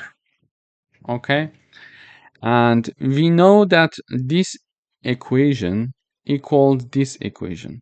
So they are the same. It depends on you. Which one you're more comfortable with, go ahead and choose that. But I type it down in this way, so because I think it's more convenient to explain on this way. Okay, so when I equals 0, we are having sum equal sum plus ptr, pointer ptr. So we are having sum which is 0 plus 10. Why we are having 0 plus 10? Because sum equals sum plus pointer ptr. So sum equals 0. We initialize it to be 0. And then we are having pointer 10 because pointer is pointing at the first element of this array. Okay. So now sum equals 10. So this is the output that we are going to get in the first iteration. Then what we are doing here is actually we are calculating the sum in each iteration, and then we are having ptr plus plus. So we're doing this now. Pointer is not pointing at the first element anymore, but pointing at the next element. So we are moving the pointer one element ahead. So now pointer is pointing at 20 by doing this. Okay. Okay, now in the next iteration, I equals 1, we are going to have sum equals 10 plus 20. How? So we have 10 from the previous iteration. We calculate the sum because sum is in the formula, and then pointer ptr is pointing at the second element, so sum equals 30. Okay. After that, we are incrementing the pointer. It means that we are moving the pointer to next element. So now the pointer is pointing at this element, and I has incremented to 2. So sum equals 30 plus 30. Why? The first 30 comes from the sum, and the second 30 comes from the pointer, which is pointing at this element now. So sum equals 60 now. Next iteration, we are going to have I equals 3. We are having sum equals 60 plus 40 because now pointer after the next iteration, we move the pointer to the next element. So now it is pointing at this element. So 60 plus 40, sum equals 100. And in the last iteration, I equals 4, and we move the pointer as well. So now pointer is pointing at this one. I equals 4, sum equals 100 plus 50. Therefore, sum equals 150. And this 100 comes from here, and this 50 comes from the pointer pointing at this element. And this was the formula. Based on that, we calculated all the iteration. So in the last iteration, when I equals 4, we are having the sum equals 150. So the sum, the result of this was 150, and we used pointer to calculate it. So now this for loop is finished.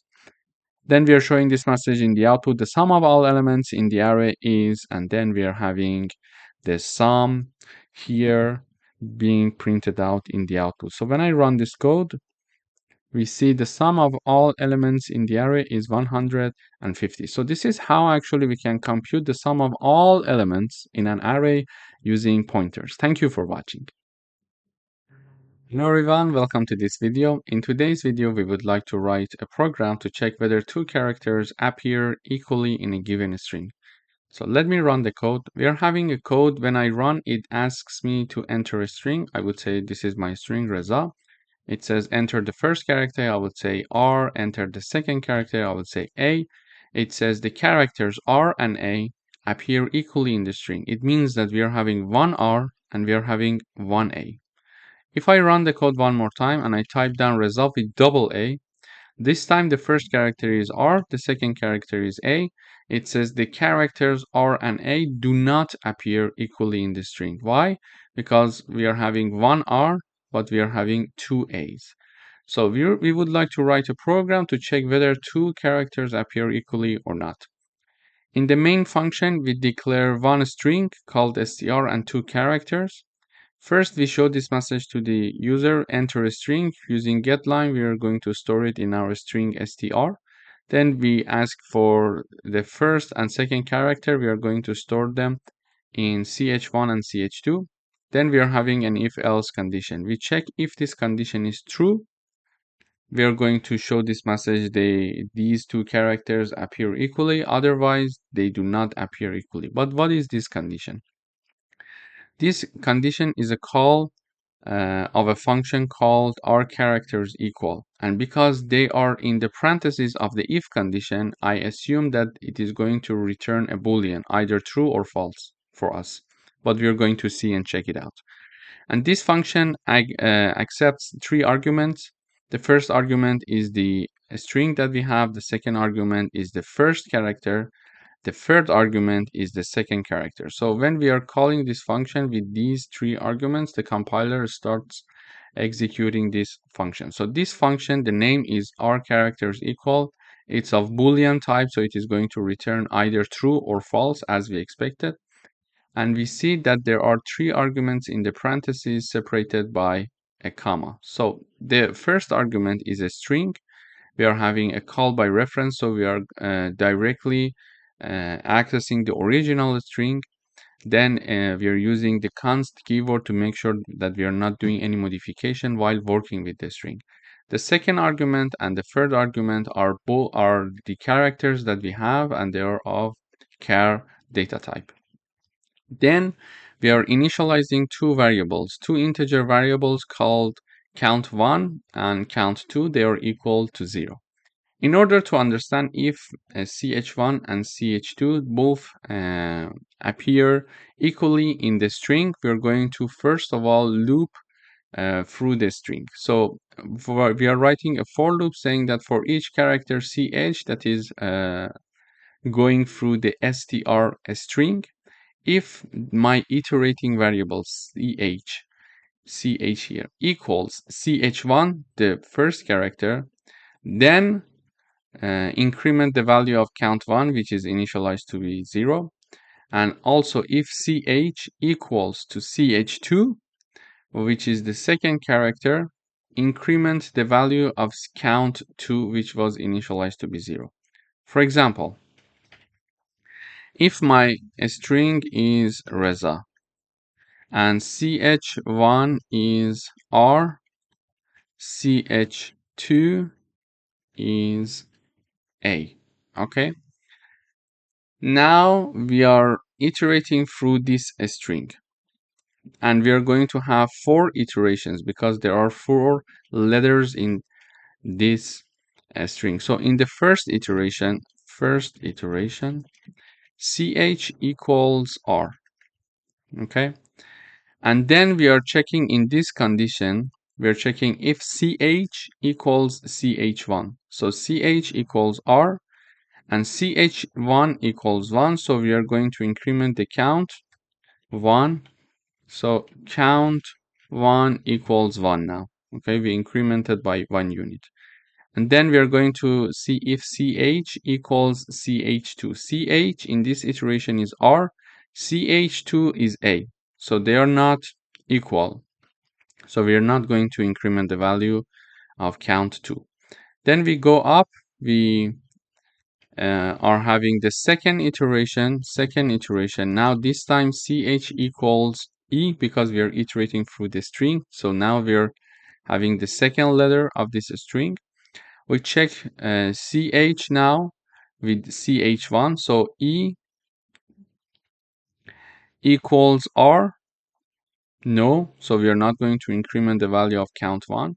Then ch equals ch2, so e equals a. No, so we are not going to increment this value as well. So we go up again, and we are having the third iteration. This time ch equals z, and we check to see if z equals ch1, which is r. No, we are not going to do anything. Then we check if ch equals ch2, z equals a. No, so we are not going to do anything again. So we go up, and we are having the last iteration, which is the fourth iteration. Ch equals a. And we are going to say a equals r. No, a equals a. Yes, so in this part, the condition is true. So we are going to increment the value of count2. Count2 equals 1. So this for loop is finished. Now at the end of this function, we are going to check if count1 equals count2. So count1 is 1, count2 is 1. So it means that r, the ch1, appeared one time in Reza string, and also A, which is the ch2, appeared one time in the string Reza. Therefore, they appear equally. So now that they appear equally, we are checking this condition. Count 1 equals count 2. If this statement is true, the function is going to return true. Otherwise, it is going to return false. And when the string is Reza with 1a, the statement, this condition is true. Okay, it is going to return true here, and the condition is true. So we are going to enter this part and show that both characters appear equally in the string. However, if we are having a string called Reza with double A, we are going to have the fifth iteration as well. Then ch equals again A, and we are going to check these two if conditions. So cha equals ch1 or no, ch equals ch2a, yes, this is true. So we are going to have count 2 equals to 2 because we are going to increment its value again. Okay, so count 2 updated to 2, count 1 is still 1, and this for loop is finished because we are at the end of the string and we iterated through all the letters. Now in the end, we are checking to see if count 1 equals count 2. Count 1 equals 1, count 2 equals 2. So this condition or this statement, let's say it's not true, it's false. So this function is going to return false because it's a Boolean function. It is going to return either true or false. So it is going to return false. When it is false, when this condition is false, this if is not activated, so we are not going to execute this part, and we are going to jump into the else part. Okay, this part is going to be executed only if it's true. So it's false, it is going to jump into the else part, and it is going to say the characters ch1 and ch2 do not appear equally in the string. So this is how actually we can check to see whether two characters appear equally in a given string in C++. And we can test it with different strings, with different names, for example, and we can compare the characters that appear in a sentence, in a phrase, for example, or just only in a word. Thank you for watching. Hi, welcome back. In today's video, we would like to write a program to find the factorial of a given number using pointers. What do we mean by factorial? For example, the factorial of number 2 is 2 multiplied by 1, which is 2. But the factorial of number 3 is 3 multiplied by 2 multiplied by 1 equals 6, for example. So we would like to do that in C++. For example, when I run this code, it says enter a number. I would say 3, for example. It says factorial of 3 is 6. And if I, for example, run the code one more time and I type down 5, it says factorial of 5 is 120. So we would like to write a program that do this work for us. Here is my main function. We are having two variables called n and fact. We're going to ask the user enter a number, and whatever the user is going to enter, we are going to store it in n. So this is the number that the user wants to have the factorial of. Then we are checking to see if n is lower than 0. If n is lower than 0, we are showing this message saying that factorial is not defined for negative numbers. Otherwise, we are going to call the function called factorial, and we are going to have two arguments being passed by reference. Okay, so the first one is n and the second one is fact, and this n is the user input, and fact we are going to work with it inside the function, and we are passing them by reference here. So we expect to see arguments in the function as pointers. So here is my factorial function. It's of void type, so it's not going to return anything. It is going to just simply calculate some stuff for us here. Then we see that here in this function, we are having two arguments, for example, integer pointer num and integer pointer result. So the address of this n is going to be assigned to integer pointer num, and the address of the fact is going to be assigned to the integer pointer result. And then we are initializing result to be 1. Okay, so we are dereferencing the pointer to initialize it to 1. Then we are going to have this for loop here. So this for loop is going to start from 1. As long as this I is lower than or equal to the pointer num, we're going to continue this for loop. For example, if the user enters, for example, n equals, for example, 3, so the pointer num is 3, therefore I is going to take values 1, 2, and 3. Okay, and in each iteration, for example, when I equals 1, let me just type down this part first. So we type down result equals result multiplied by I. This equation exactly equals this one, but I type it down in this way to make it easier for explanation. So we are going to have, when I equals 1, we are going to have results equal, so 1 multiplied by 1. Why? The first one is from this dereferenced result, which is initialized to be 1. And this one comes from the I, which is in the first iteration, therefore it's 1. Therefore, we are going to have results equal to 1. Okay. Then when I equals 2, we are going to have results equals 1 multiplied by 2. Sorry, here I equals 2. So in this case, the results comes from the previous iteration equals to 1. Then we are having I equals 2, which is here. Therefore, we are having the results equal to 2. Okay, and finally, in the iteration when I equals 3, we are going to have results equals 2 multiplied by 3. Why 2? 2 comes from this last iteration of dereferenced result. So this is 2, and 3 comes from the I. This is the third iteration. So this was the formula, right? Dereferenced I, dereferenced result multiplied by I. So dereferenced result is 2 from the last iteration, and multiplied by I equals 3. So the results equals 6. Okay, so we calculated the results to be 6. Okay, so this is the output actually of this for loop. So when we call this function is going to calculate this calculation for us, and then we are going to simply store whatever that the result is. Whatever that the result is, the dereferenced result is our second argument, right? This is the second argument, and the second argument was here named fact.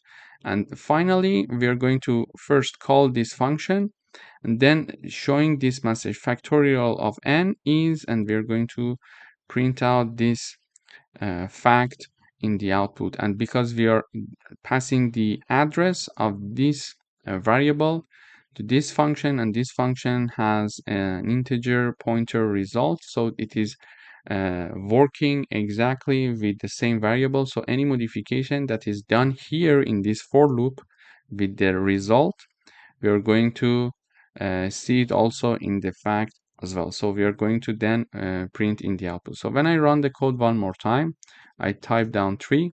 So let me show you how it works. We are calling the function. Here we are entering a number 3, so we are storing in n.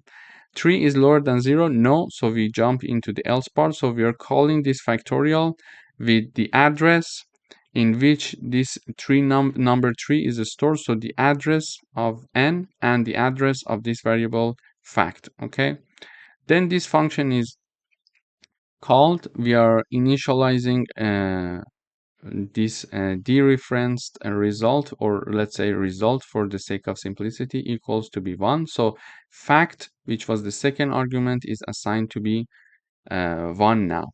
Then we are having a for loop. In each iteration, we are updating this result variable as you see it here, okay? And because we passed it by a reference, whatever the modification that is done inside this function, it is going to impact the original variable as well, because we are directly working with the variable.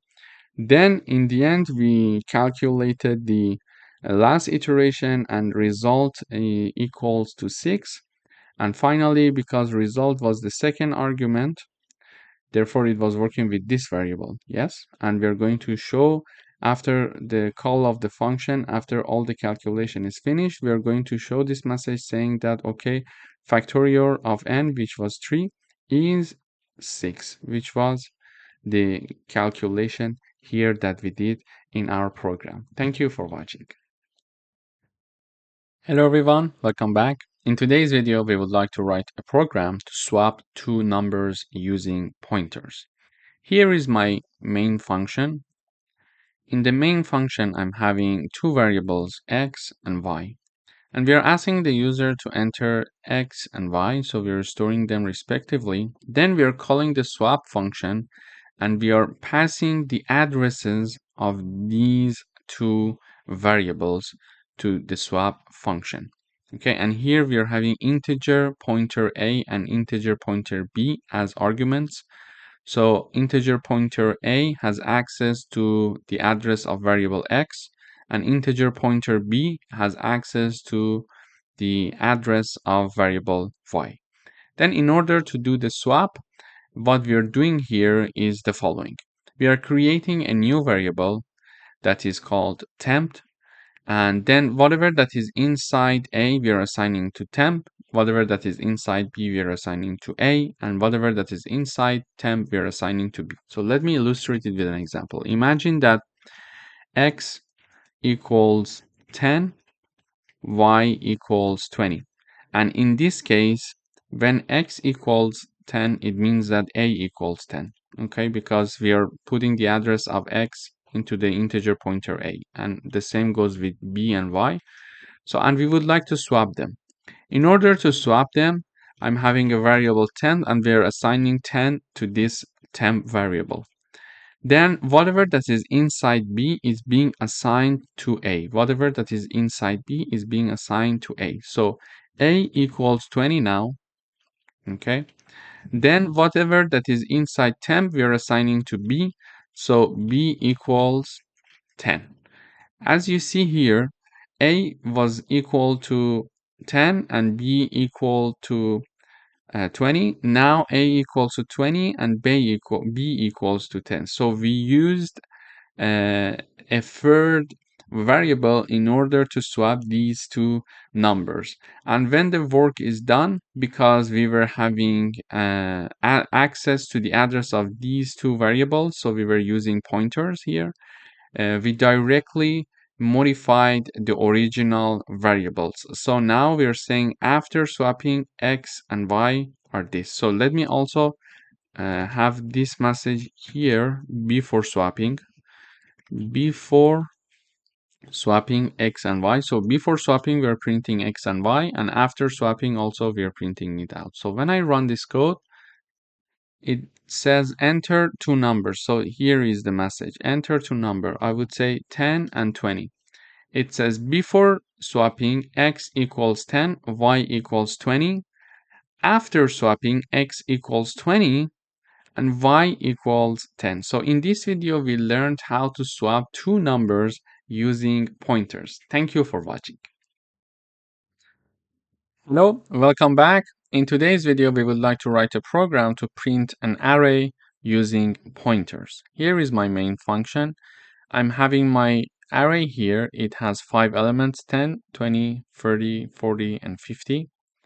And we would like to print the array's element. In order to print that, we show this message, array elements, and then we call this print array function, and we pass two arguments. So the first argument is the name of the array, and the second argument is the size of the array, which is 5. Okay. Then this print array function, this is the name of the function. This is the of void type, it means that it's not going to return anything for us. And then we are having 2 arguments in the parentheses. So the second argument is integer size, which is going to take the value 5, which is the size of the array that we're going to work with. And the first argument, which is separated by a comma from the second argument, is an integer pointer called ARR.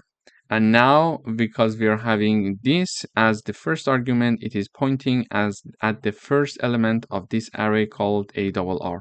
So now this pointer is pointing at the first element of this ARR array. In this function, in order to access this element of this array, we need to have a for loop. We are going to have a for loop with iterating variable I starting from 0, and it is going to continue as long as I is lower than size. When I equals 0, I equals 1, I equals 2, I equals 3, and finally I equals 4. We see that we are going to iterate through different values of I from 0 to 4. So 1, 2, 3, 4, 5. All the 5 elements are covered. All the 5 elements of the array are covered. But we are starting from 0. This is why I is going to continue as long as I is lower than the size. And size is 5. Okay, size is 5. So because we are starting from 0, the first element index is 0, the second one is 1, the third one is 2, the fourth one is 3, and the fifth one is 5. And in each iteration, we are going to print the element of the array. For example, when I equals 1, I equals 0, we are going to have a pointer of the array ARR plus I. So I equals 0, it means that this pointer is going to point to the first element. Okay, by default, the pointer ARR was pointing at the first element, and we are moving it with 0 unit. So it is going to stay the same at the same place, and it is going to still point at 10. In the second iteration, we are having ARR pointer plus 1 because I is 1. Yes, I is 1, so we are having I plus 1. So we are saying that, okay, this ARR pointer is pointing at 10, but I would like to add 1 unit. I would like to move it by 1 unit. Okay, so now it is moved and pointed at this second element. I'm saying it one more time. Here, by default, this array is pointing at the first element, which is 10, and we would like to move it by 1 unit. So when it is moved by 1 unit from 10, it goes to 20. Now it is pointing to 20, okay? It is going to print 20 for us now. Previously, it was going to print 10 for us. Then we are having the pointer ARR plus 2, and it is going to continue for the other ones as well, plus 3, plus 4. So it means that here, this pointer is pointing at this element, and we would like to move it 2 units, okay, by 2 units. So 1 and 2. So now it is pointing at this element, so 30.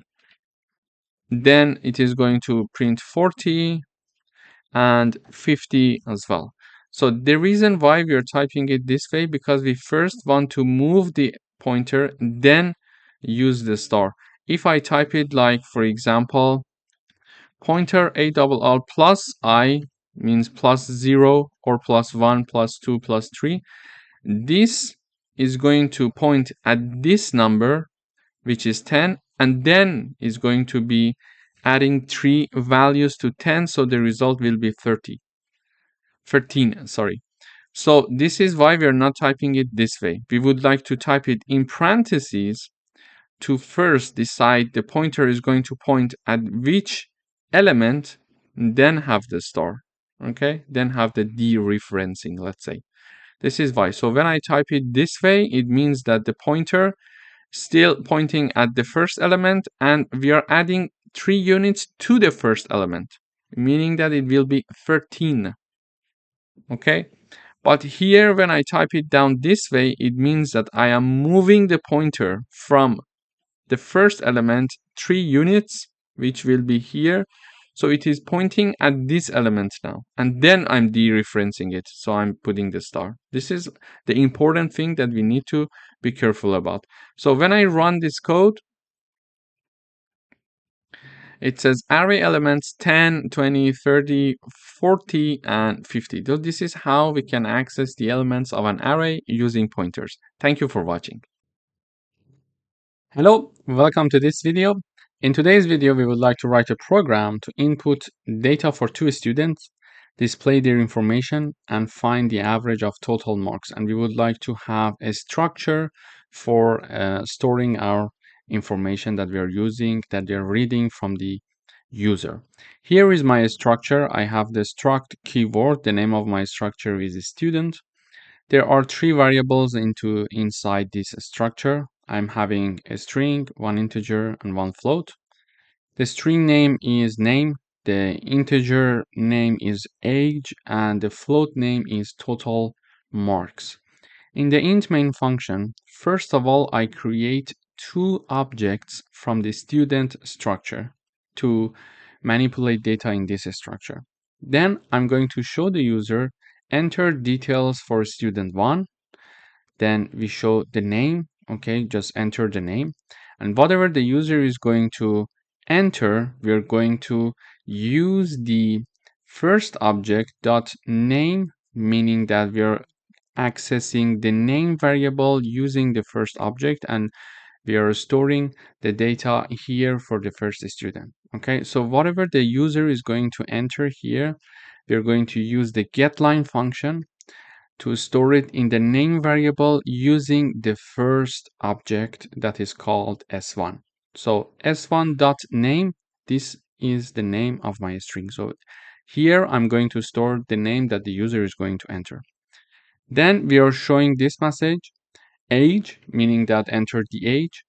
Then we are again using the object s1 dot age. This is the name of the variable in my student structure. So I'm using the s1 object to access that variable. So I'm storing the age of the user that is entering using the first object that is created from the student structure. After storing it, we are showing this message total marks. Then we are using again the first object and then dot total marks, which is the name of this third variable, and we are storing whatever the user is going to enter into this third variable. Then we would like to ask for the second student data. In order to store the second student data, I'm going to now use the second object. So the first object was for the first student, and the second object is now going to be used for the second student. Again, I'm showing this message, backslash n helps us to go to next line. So backslash n before starting this message, and at the end of this message, we are making sure that we are in a new line when we are showing this message to the user. So we say enter details for student 2, then we ask for the name. Whatever the user is going to enter, we are using the second object s2 to store it in the name variable. Then for the age, we are using again the second object for the age variable, then the age variable, and then we're using the second object for total marks. So whatever the user is going to enter, we are going to store it in the name, age, and total marks variables using the second object s2 because it's for the second student. Okay, so this is the information that we were planning to get from the user for the 2 students. Then we would like to display the information of these students. In order to display them, we can have this message student1 details, and then in the next line name, and then call this name variable using the first object. Then the age, calling the age variable that we stored using the first object again, and total marks using the first object. Then we show this message saying that student2 details.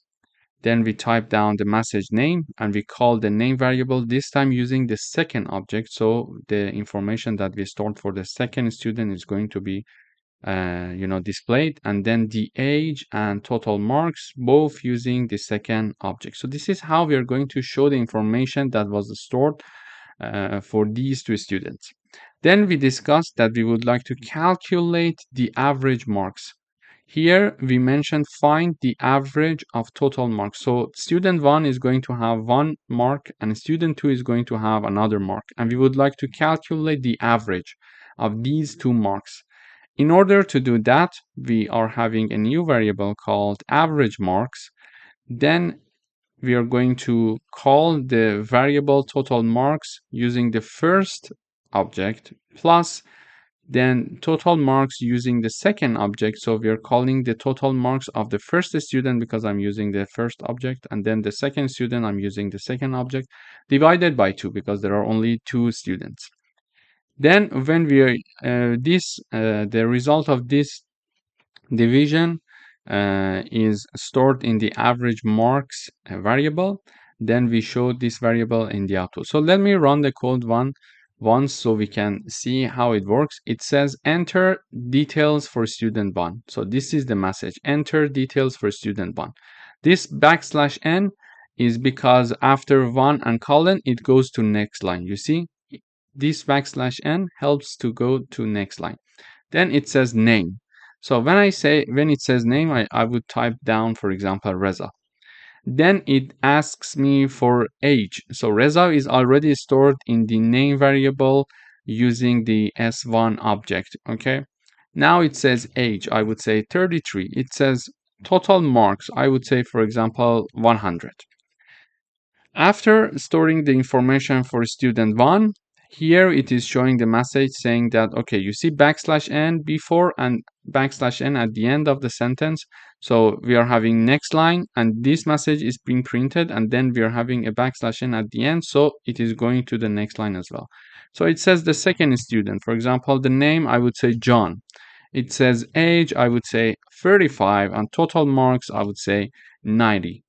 Then it is going to display the information of the first student and the second student. So student 1 details, name Reza, age 33, and total marks 100. And student 2 details, name John, age 35, and total marks 90.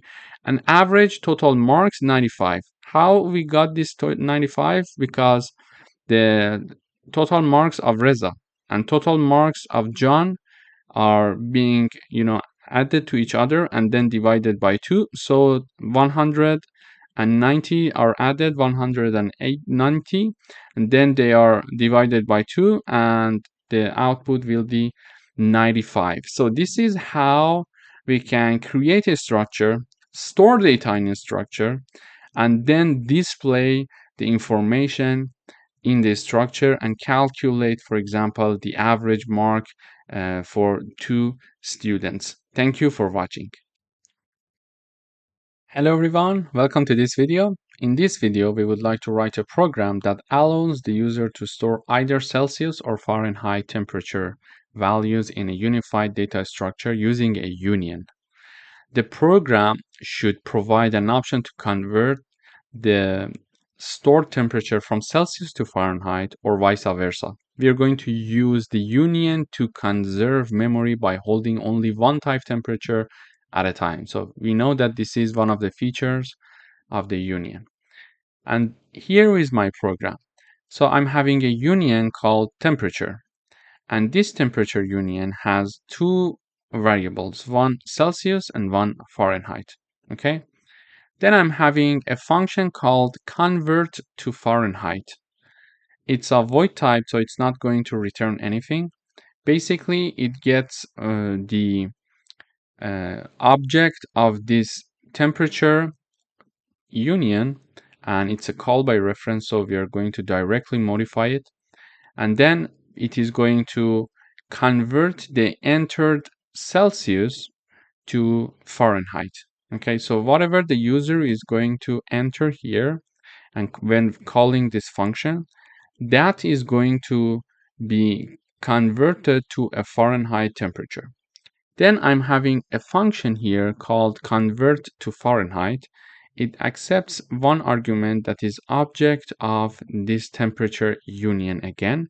With this difference, in this function, we are going to enter a degree in Fahrenheit and it is going to calculate the Celsius for us. Okay, so it is going to convert the entered Fahrenheit temperature to Celsius. Then here is my int main function. In my int main function, before doing anything, I'm creating an object of this temperature union. Okay, so I type down the name of the union and then I type down the name of my object. It is called temp here. It could be X, it could be Z, whatever we want. Then I'm going to have a character called choice and I'm going to ask the user enter C for Celsius or F for Fahrenheit. So I would like to know the user is going to enter a temperature in Celsius or in Fahrenheit. It is very important for me because if it's a Celsius, I need to call a function to convert the Celsius to Fahrenheit. And if the user is going to enter Fahrenheit, I need to know it to call another function to convert Fahrenheit to Celsius. So it's important for me to know which one the user is going to choose. So enter C for Celsius or F for Fahrenheit. Then whatever the user is going to enter, I'm going to store it in the choice variable that is of character data type. Then I'm having my if else condition here. So I would say if that choice that we are in which we are storing the input data of the user, either C or F, if that choice equals capital C or lowercase c, because it's an insensitive program that we are writing, either this or this, we are using OR operator.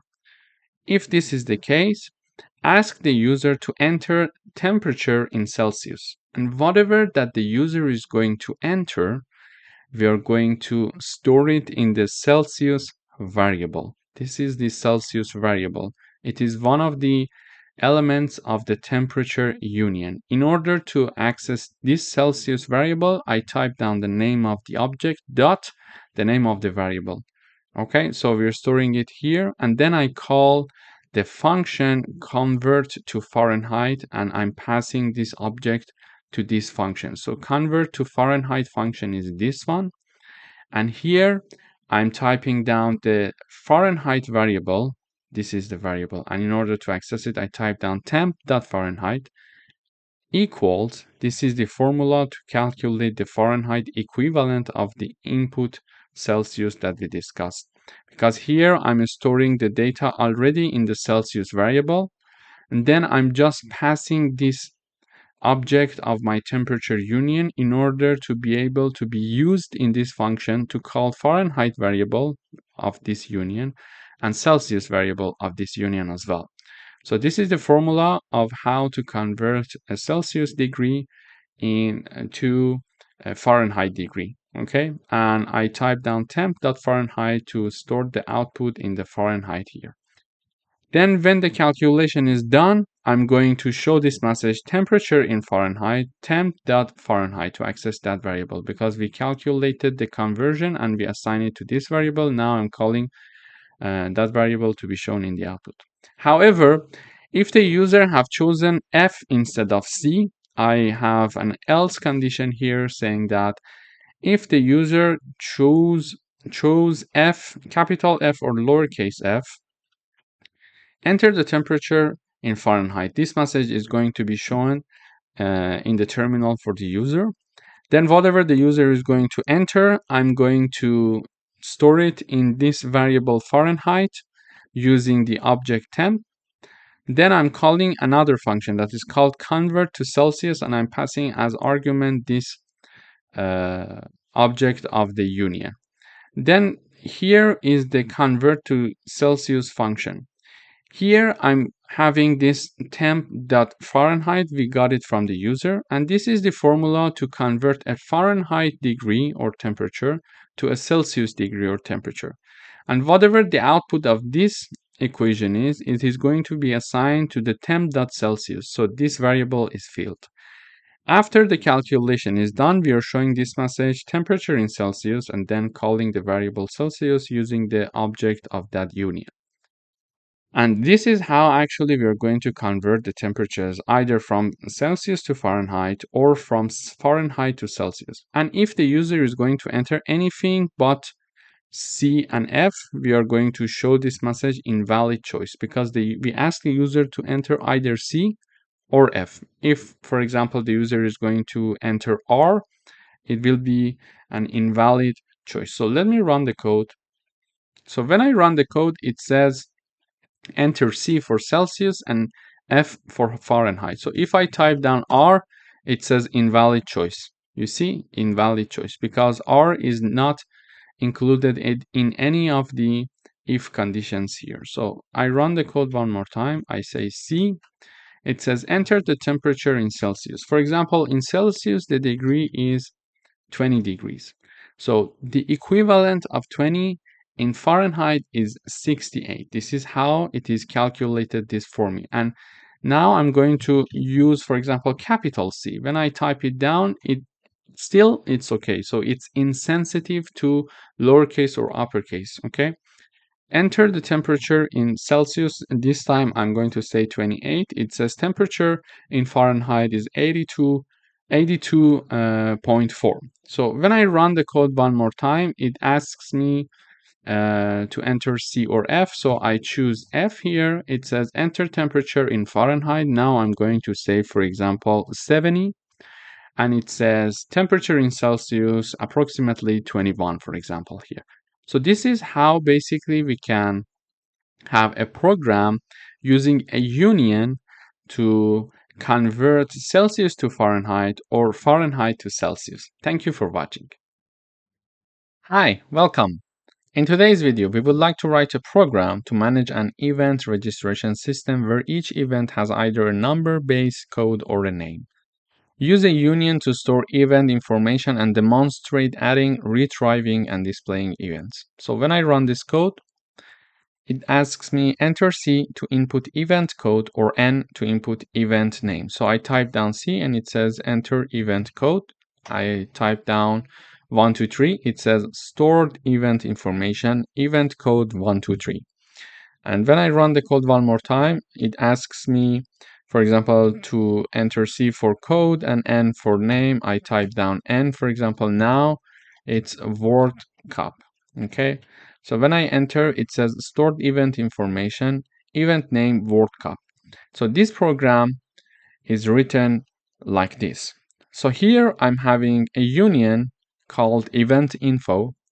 There are two variables in this union. The first one is event code, and it's of integer type. The second one is a fixed character called event name with 50 size. So we are having a fixed character event name.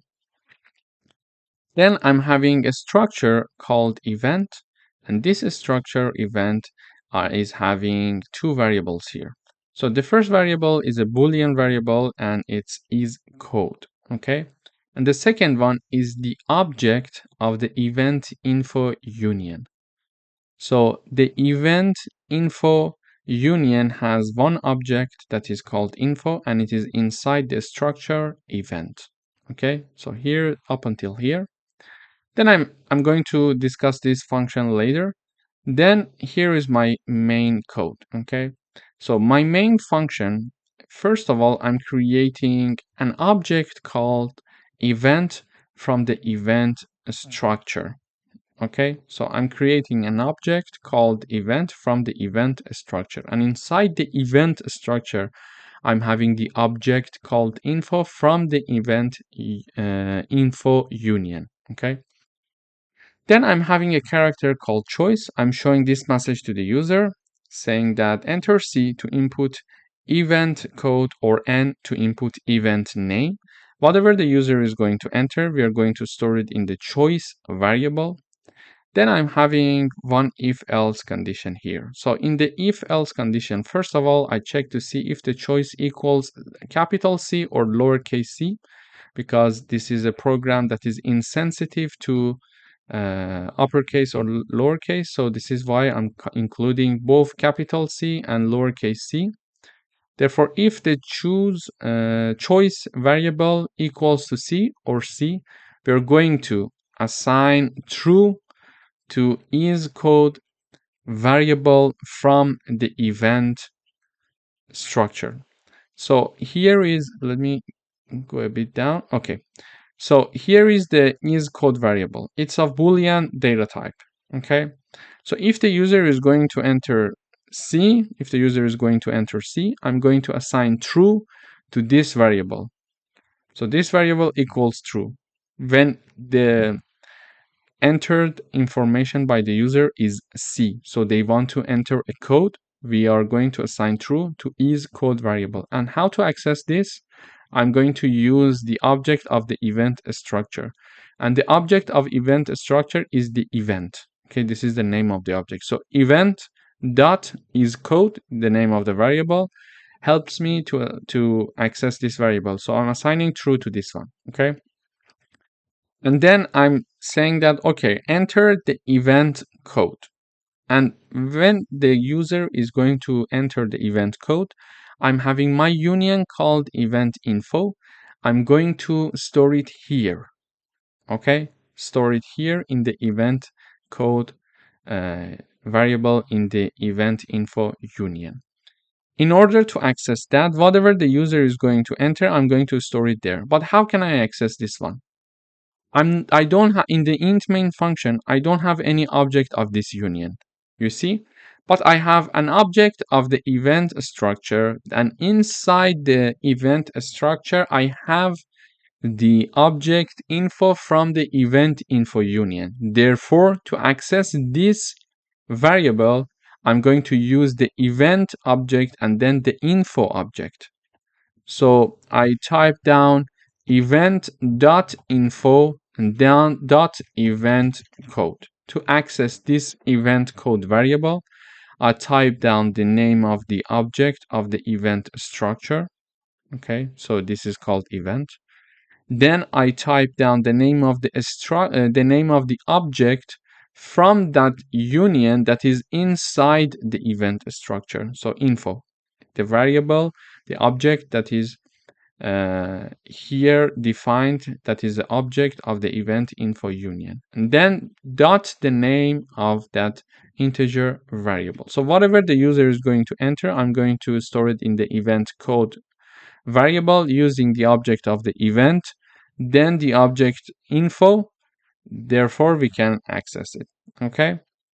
So this is what happens when the user is going to enter C. So when the user is going to enter C, we are going to assign true to the isCode and then ask for the code and then store it in the event code. Okay. So imagine that the user entered C. So this part is executed, and then we are not going to go through the other parts of the if-else condition, and then we are going to show this message, stored event information. Then we are going to call display event function, and we are passing as argument the object of the event structure. Okay, so this is the argument, and we are calling display event function. So this is the display event function.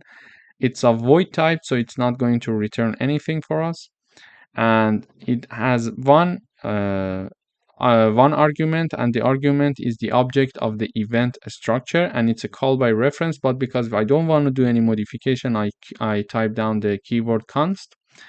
Then here I check to see if event.isCode, so this variable, if this variable is true, it means that the user entered a code for the event and not a name. So the user entered the code when we assigned this to be true, yes, because the user chose C. So we assign true to this variable, and then we ask for the code, and then we store the code.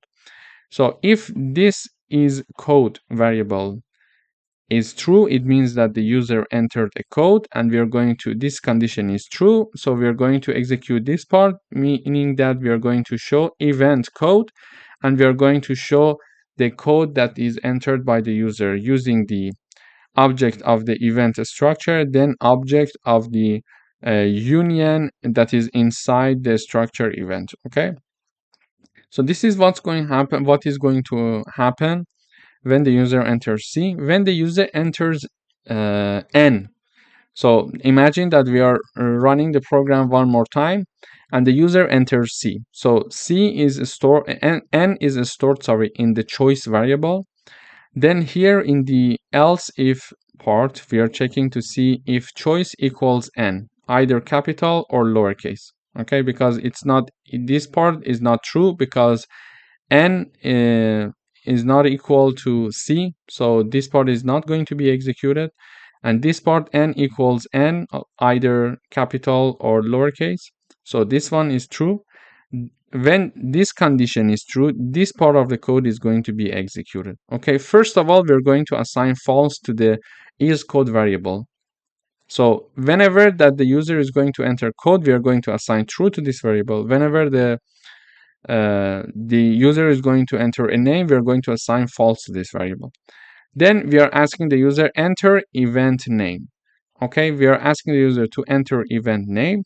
Then we are going to store the entered event name in the event name character that we are having here, event name. Okay, this is the event name. And to access this variable, because it's in the union event info, I'm using the event, let me type it here, event object dot info, the object of the union that is inside this structure, dot event name. Okay, so this is how I'm going to access that variable, and this is the size of the character that we are having it here.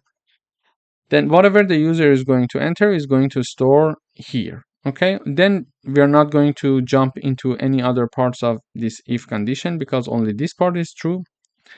Then we are showing this message, stored event information, and we call the display event and we pass as argument the object of the event structure. So this function is called this time, and here it checks to see if the is code variable is true or not. Here when the user entered n, we assigned false, therefore this condition is not true. Okay, so this part is not going to be executed.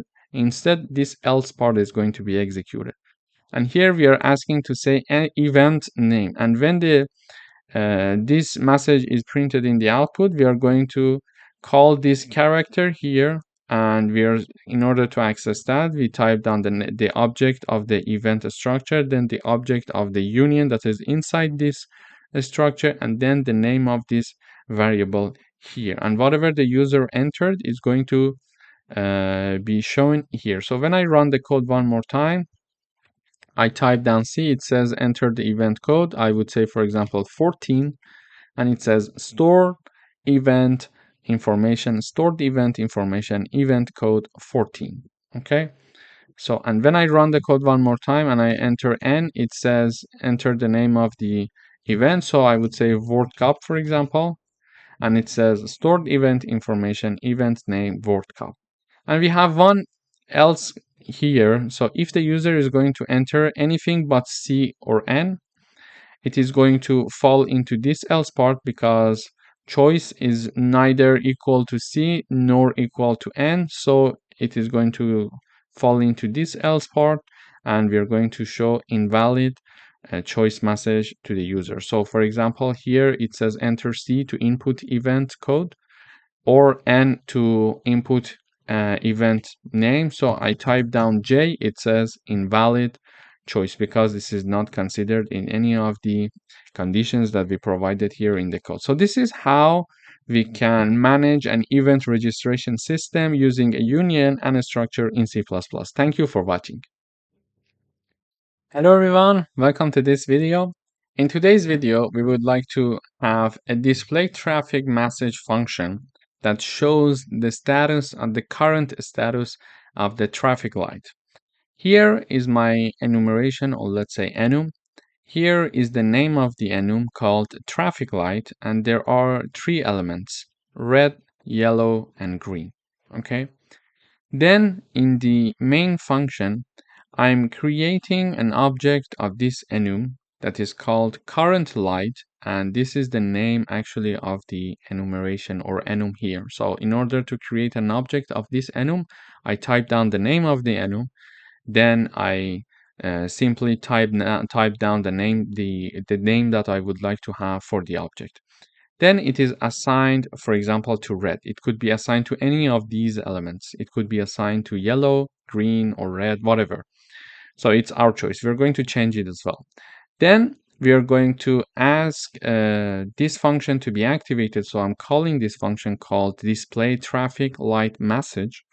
And then in parentheses, we are having the current light. So current light, this is the object that is being passed to this function. This is the object of the enumeration or enum traffic light.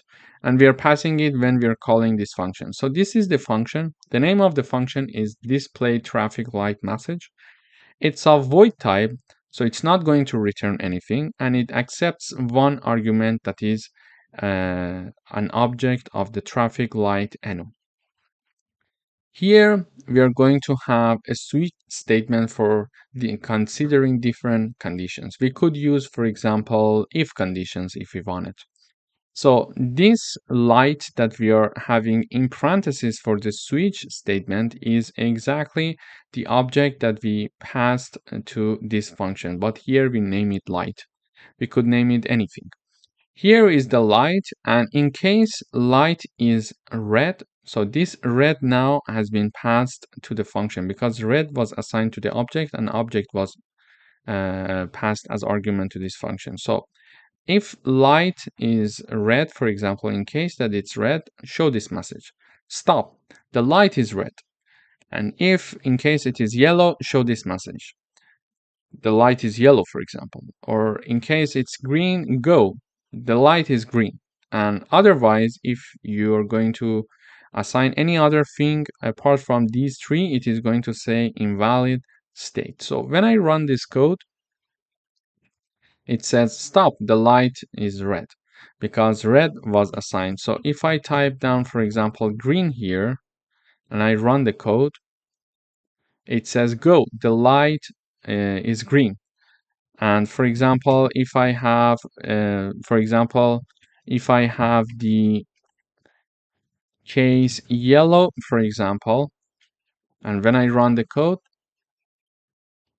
it says the light is yellow. So be careful.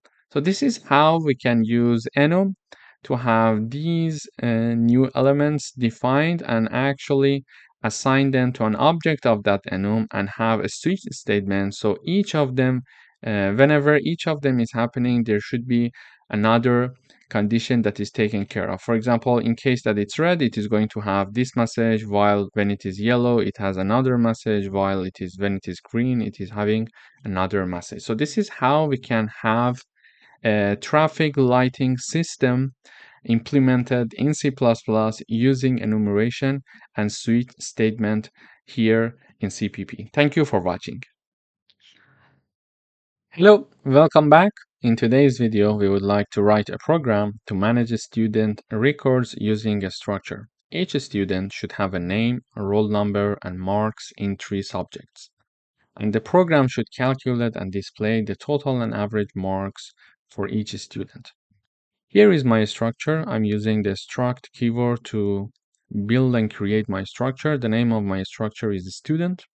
There are 3 variables, name, roll number, and marks in my structure. Then I'm having a function here that I'm going to discuss later, and it's my main function here. So I'm creating, first of all, an object of the student structure, okay? The object is called student.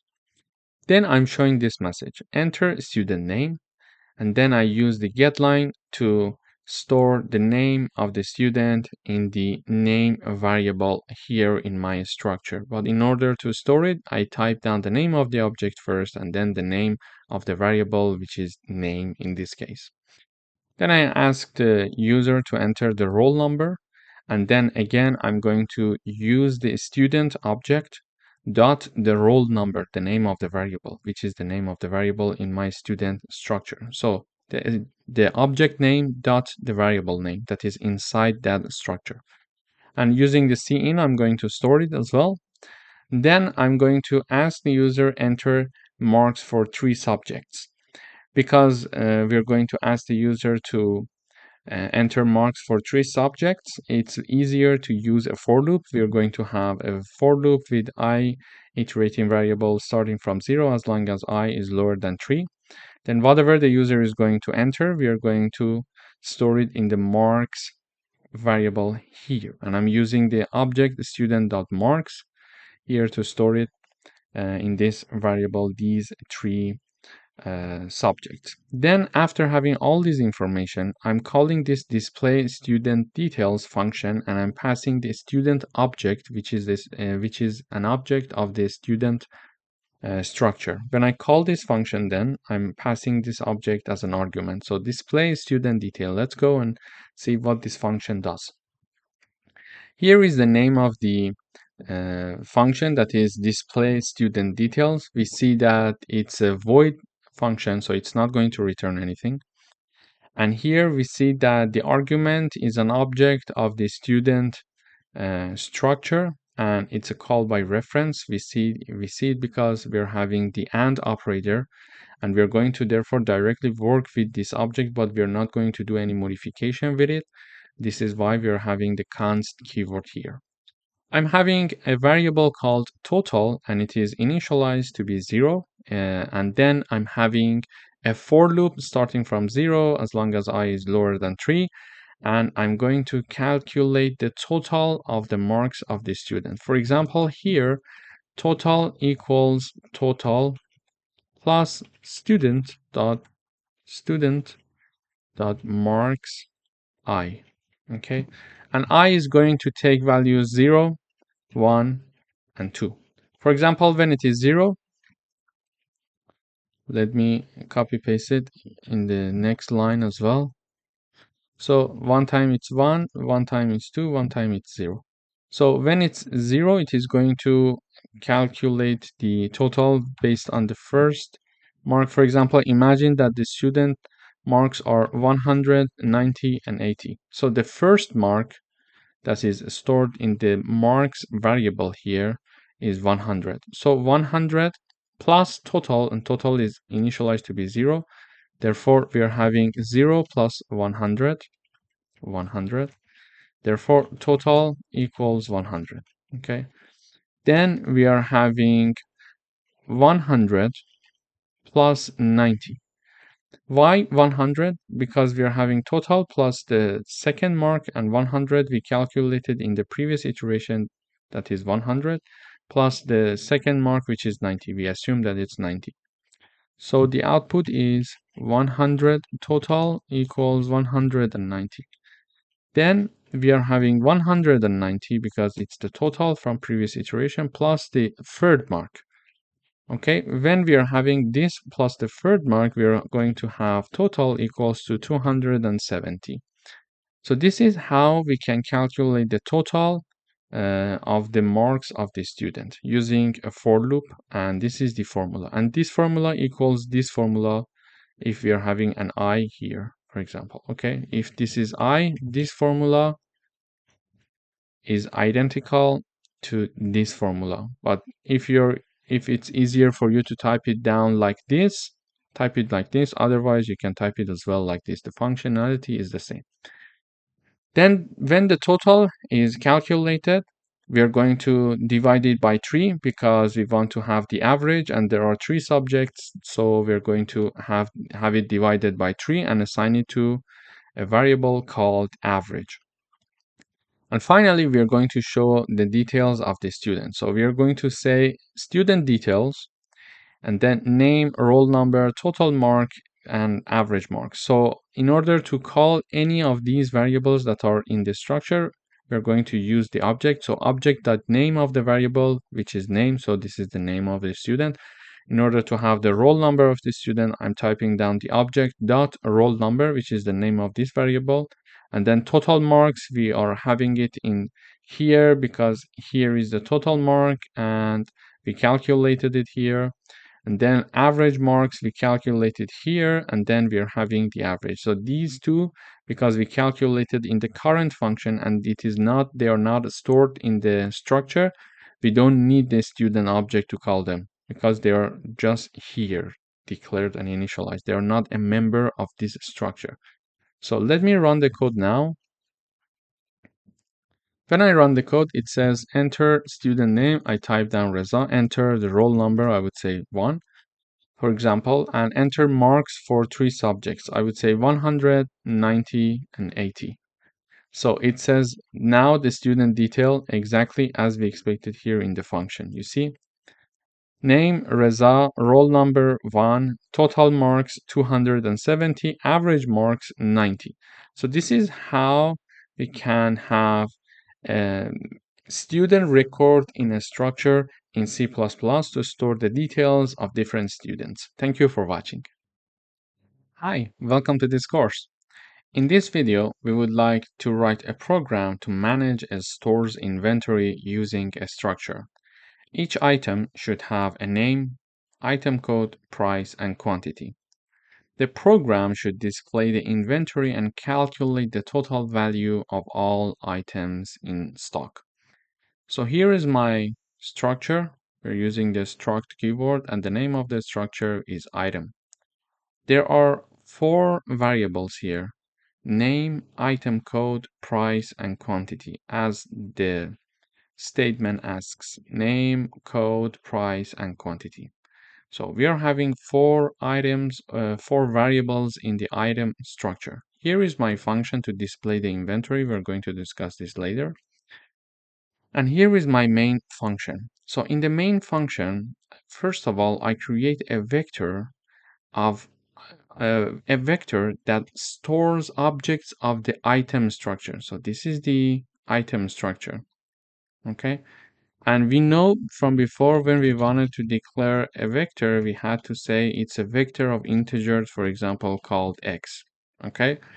Now we are creating a vector that stores object of items structure, and it is called inventory.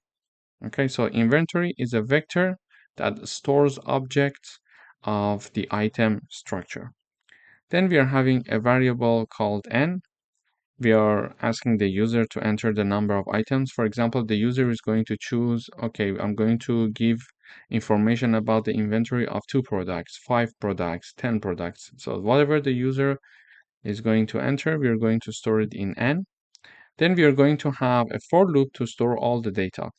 For example, if the user is going to enter 2 items, we are going to have I equals to 0 and I equals to 1, I equals to 0, I equals to 1, and n equals 2.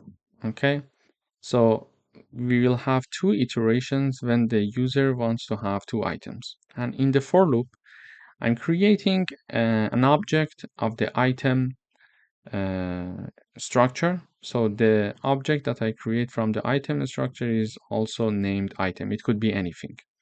In order to store and access the data and variable in the structure, we need to create the object. So here I would type down this message to the user saying that enter details for the if plus 1 item. For example, when I equals 0 in the first iteration, 0 plus 1, it shows the message enter details for the item 1 and then for the item 2. We are basically having I plus 1 because in C++ we start from 0 and we started our loop from 0, so we don't want to say, okay, enter details for item 0. We are going to show this message item 1. Then we say, okay, enter the name, whatever the user is going to enter. I'm going to use this item object that I created here from the structure, dot name. So name is the variable that we have in the structure. The first variable in the item structure is name, and it's of a string data type. Okay. So we would like to type down item.name. So whatever the user is entering is going to be stored in the name variable using the item object, and we use getLine to store it. Then we show the message, okay, item code, now give us the item code. We are typing down the object again, dot item code, which is the variable that we have here in the structure. So whatever the user is going to enter, it is going to be stored in item code, okay? Then we say, okay, what is the price? Tell us the price, item dot price, and we're going to store it in this price variable. And then we are having the quantity.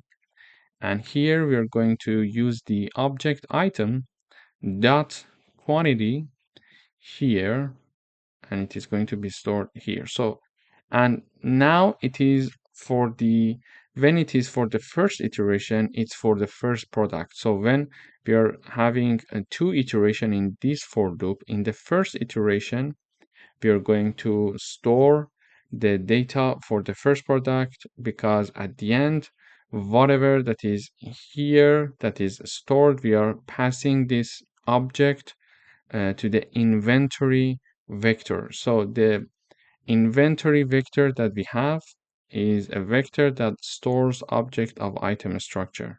We just declared it just before the for loop. And after doing all of these things, we are passing this object to the inventory vector. We are using the pushback function to insert this information into the inventory vector. And when the first loop is finished, we are going to go up again, I equals 1, and we are going to ask again. We are creating the item object.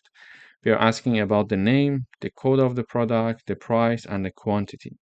Then whatever again is entered, it is going to be stored in the variables in the structure above, and then it is going to be pushed back to the inventory at the end vector. And finally, when this for loop is finished, we are going to call the display inventory function, and we are going to actually pass this vector inventory as argument to this function. So let's go up and see what this function does. Display inventory. So this is the display inventory function, and it is getting one argument with call by reference, and we are using the const keyword to make sure that we are not making any modification to the original vector. So it's a vector of that stores items uh, of the item that stores the objects of the item structure. So here in the beginning, I'm having a float that is called total value, and it is initialized to 0. I'm showing this message first of all to the user. So \n, we know from before, it is going to get us to a new line, and \n. So we are going to have a new line before this message and after this message. Inventory details. Then we show this message, item code, name, price, quantity, and value. Okay. Then we are going to have a for loop. A for loop we are having here that we are iterating through this vector called inventory for each item. And in each iteration, we are going to calculate this value float. For example, we are going to mention in the first iteration, multiply price by quantity and assign it to the value variable. And then add this value to the total value that we have declared as to be initialized in the beginning. Okay. And then see out the item code, item name, price, quantity, and then the value. Okay. And here, in order to call these variables, we use the item object that we are creating here. So this item, this is the iterating variable that is going to for each item in the inventory vector. So this item is our iterating variable. So we are going to have this item dot item code, item dot name, item dot price, etc. And it is going to give us the information in the output. So when I run this code, it says enter the number of items. So let us go here together. So enter the number of items. I would say, for example, I have 2 items. Then, okay, here it says enter details for item 1. Okay, and the first one is name. So the name, for example, is cheese. Item code is 1.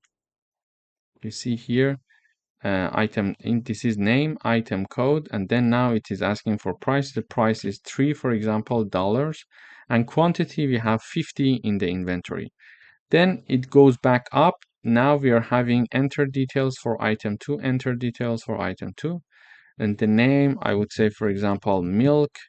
Item code, it's 2. I would say price is $5 and quantity we have 100.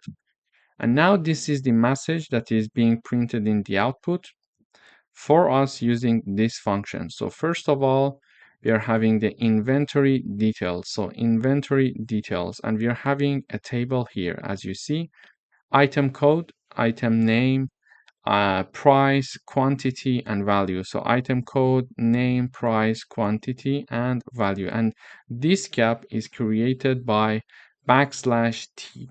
Okay. Then after that, we are having the item code being printed here. So this is the item code, for example, 1.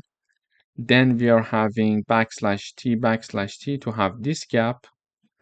And then we type down the item name, item price in the first iteration, item quantity and value.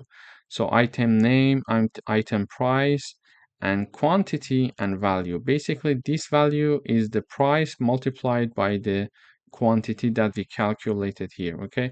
So the price multiplied by quantity is assigned to this variable called value, and then value is added to the total value in the end. And we are not yet showing this total value. We are for the moment we are showing only the value. So the value of the first row is, for example, $150. Okay. Then we go up back again because we are having two items in our vector, in our inventory vector. The first item was for the first product, cheese, and the second item is for the second product, milk. Okay. So now that we printed out everything for the cheese, we're going to now show the information for the milk. So we are saying that, okay, item code is 2 now, and then item name milk, item price we set 5, item quantity is 100, and the value we calculate here, price multiplied by quantity, price multiplied by quantity, so it's 500. And then 500 is added again to the total value. In the previous iteration, total value was 150, okay? Because we calculated the value in the previous iteration, we assign it to the total value. So total value was initialized to be 0, but then after first iteration, it became 150. And now in the second iteration, we calculated the value to be 500, quantity multiplied by price, so 500. And now 500 is added to already existing 150. Therefore, it becomes 650. Okay. When it becomes 650, after the end of this for loop, we show this message, total inventory value, and then we show this variable, which is shown here, total inventory value, $650, for example. So this is how actually we can use a structure and vector of objects of that structure to store data for an inventory. Thank you for watching. Hello everyone, welcome to this video. In this video, we would like to write a program to manage an employee payroll system using polymorphism.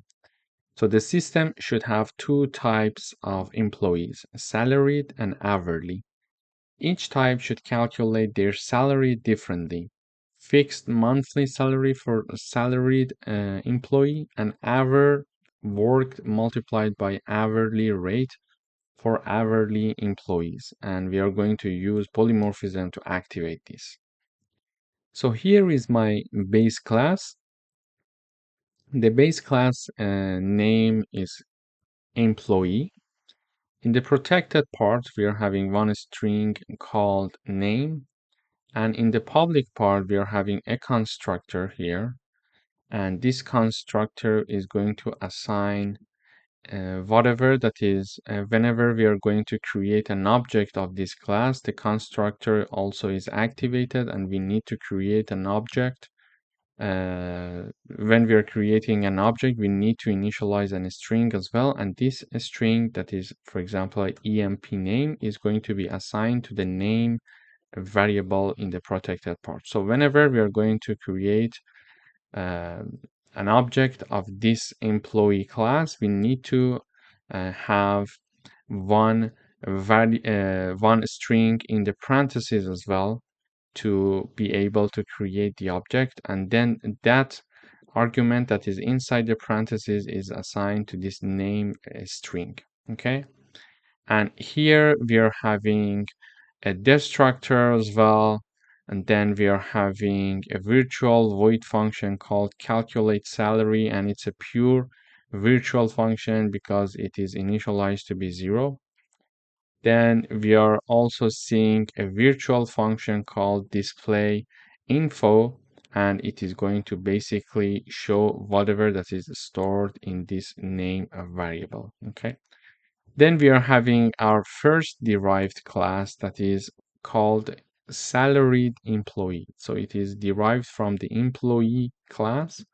It has one variable called monthly salary, and the constructor that is with the same name as the class. And whenever we are creating an object of this class, we need to have two arguments, one string and one float for the salary. Whatever that we are going to pass to this pass as argument for the second argument, for example, the salary, it is going to be assigned to this monthly salary variable. And the first part that is a string, that the first argument that is a string, whenever we are going to create an object, the first argument is a string, and that string is going to activate and call this employee constructor, which is the employee of the first class or the base class, let's say. And this constructor is activated, and this argument is going to be assigned to the name variable. So let me say it one more time. Here, when we are creating an object of the salaried employee, we need to pass two arguments, and it is separated by a comma. The first argument is a string, okay? And we don't want to change it. This is why we are having the const keyword.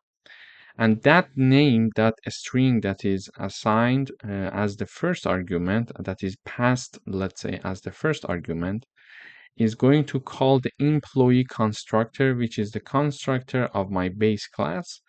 And when this constructor, we said that when this constructor is called, we need to pass one argument, and that argument should be of a string type. And we are passing this string argument when calling this employee constructor. And that string is going to be assigned to the name variable that is a protected variable of the employee class. And the second argument, which is the salary, is assigned to monthly salary variable, which is a variable of the salaried employee class. Then we are override this calculate salary, because here we had a pure virtual function. And for the salaried employee class, we are having the calculate salary function. And because we would like to override it, we type down the keyword here, and then we show this message monthly salary, and then print whatever that is stored in the monthly salary variable. Then we are having our second derived class called hourly employee. It is derived from the same base class employee. It has two variables. The first variable is hourly rate, and the second variable is hour worked. Okay, and this is my constructor. So whenever that I want to create an object of this class, I need to have three arguments because I have a constructor, and this constructor requires three arguments. So whenever we are creating an object of this class, we need to have three arguments as well. And the first argument is a string, and this first argument is again going to call the employee constructor and assign the argument string to the name variable, okay, which is the protected variable of the employee class. Then the second argument, that is rate, is assigned to hourly rate variable, which is a variable of the hourly employee class. And the third argument, which is hours, is assigned to hours worked variable in the hourly employee. Then we are having the calculate salary class. And in this calculate salary, we have this formula. So the total salary equals hourly rate multiplied by hours worked. And then we are showing this message in the output. For example, hourly rate, we print the hourly rate variable, and hours worked, we print the hours worked variable, and then the total salary is being printed out, that is calculated just above. So this was what happens in the base class and two derived classes. It may be a bit abstract, but when I explain it with an example, it will be very understandable and easy. So here is my main class, okay? Here I'm creating a vector of employee pointers that is called employees, okay? So I'm creating a vector of employees vector that is called employees, okay? And then we are adding these employees. So dynamically we are allocating, for example, salary employee object and storing its pointer in the vector employees. Okay, this is the name of the vector. And here again, we are dynamically allocating hourly employee object and storing its pointer in the vector employees. Okay, so it's a vector of employees pointer. And here we are basically dynamically allocating the object and storing their pointer in this vector. Okay, and then whenever we are now that we are dynamically allocating the object, because the salary employee class here has a constructor that requires two arguments, one string and one float. Here we need to have these two arguments, so one string and one float. The first string is Alice. So when this object is created, salaried employee, when the object is created, these two arguments are passed. The first argument is going to call the employee constructor and assign the passed string to the name variable. Okay, so Alice now equals the name. And then we are having this second one, that is salary, assigned to the monthly salary. Okay, so for Alice, we stored the string and then we stored the salary. So for Alice, for example, salary is 5,000. And when we are creating the object, because we are having a constructor here with two arguments, we need to assign these two arguments as well. And here, when we are having the hourly employee object being created, we need to have hourly employee constructor has three arguments separated by two commas. Okay, so we need to have three arguments. Here, the constructor, the first one is a string, second one is a float, and the third one is an integer. So the first one is a string, and the other twos are two numbers, so they are correct. So Bob is the first argument, which is a string, so it is going to call the constructor of employee with this Bob argument, and this constructor is activated, and Bob is assigned to the name variable. Okay, and then 20, number 20 is the rate, because it's the second argument, and rate is assigned to hourly rate variable. And then 160 is the hours, and it is assigned to hours worked variable. So when we are creating the object, we are also activating the constructor automatically, because we need to pass these arguments. Then we would like to display information. So for each EMP, that is iterating through the employees vector, we are going to call the display info and calculate salary function. Okay, so we are going to have two iterations. Why two iterations? Because we are having two employees only. Okay, if we were having 3 employees, we were having 3 iterations here. Okay, so the first iteration is for Alice, and when we are calling the display info, this display info function is activated, and the name Alice that was stored in the name variable is going to be printed out. Okay, then calculate salary. So when calculate salary function is called, this calculate salary function is activated because we are now talking about Alice, and Alice was from the salaried employee class. So salaried employee class has this calculate salary function, and it is going to show this message monthly salary, and the monthly salary of Alice is going to be printed out because when we created the object, we activated automatically this constructor, and salary was assigned to monthly salary variable, and now monthly salary variable is being shown in the output. This is the number that we assigned. So in the first iteration, we are going to see, for example, Alice and then 5,000 as the monthly salary. And in the second iteration, we are going to, when the display information is called, we are going to have Bob, and then calculate salary is called. So the calculate salary is, this calculate salary is called from the hourly employee class. Then we are going to have this message being shown in the output. So the hourly rate, the hours worked, and the total salary. So it is going to show, for example, 20, 160, and then the output of 20 multiplied by 160. It's going to calculate this number and show in the output. And here we are deallocating the memory, so we're cleaning up the memory. So when I run this code,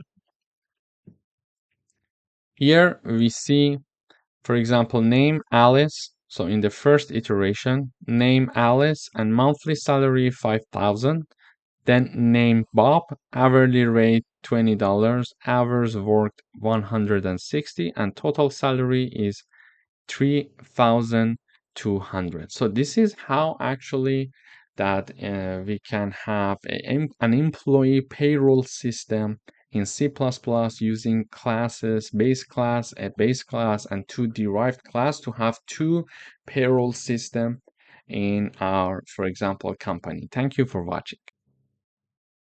Hello, welcome to this video. Today we would like to write a program to calculate the area of different shapes: circle, rectangle, and triangle using polymorphism. Each shape should have its own way of calculating the area. We would like to use polymorphism to handle these shape-specific calculations. So let me explain what's going on here. I'm having a base class here called shape, and here we are having a pure virtual function called calculate area. And we know that it's a pure virtual function because it is equal to 0. Then we are having our first derived class called circle that is derived from this shape base class. It has one variable called radius. And here in the public part, we are having the constructor. So when we are creating an object of the circle class, the constructor is going to be activated. Therefore, when we are going to create an object of this circle class, we need to have one argument as well. And this argument that is of float type called r, for example, is assigned to the radius variable that is of float data type. Okay. Then here we are having a function called calculate area. And here in this function, we see that it's a void function, so it's not going to return anything. And basically it is calculating the area using this formula and assigning it to the area variable, and then showing the area in the output, saying that circle area and then show the stored number in the area variable in the output. Then we are having our second derived class called rectangle. It is derived from the same shape class. It has two variables, length and width. Then the constructor is there, and the constructor requires two arguments. So the first argument is assigned to the length, the second argument, w, is assigned to the width variable, that these are the variables of the rectangle class. Here in the rectangle class also we are having its own calculate area that is going to override the pure virtual function of the base class that we are having here. And then basically in this function we are having the length multiplied by width assigned to the area variable, and we are showing the area in the output. And finally we are having a class, the third derived class called triangle. It has two variables, base and height. Then the constructor requires also two arguments, and the first argument is assigned to the base variable, the second argument h is assigned to the height variable. And then this triangle class also has its own calculate area, and using this formula the area is calculated and assigned to the area variable, and we are showing it in the output. Now here we are having the main function, and we are creating an array of pointers to shape objects. Okay, here we are creating an array with size 3 of pointers to shape objects. And then in order to create shapes, this array, okay, this is an array with size 3. We need to have 3 elements because the size is 3 and we are having 3 classes, so we would like to have 3 elements in this array with index 0, index 1, and index 2. So here, for example, in this one, shapes index 0 assigns new circle with radius 5. Okay, new circle with radius 5.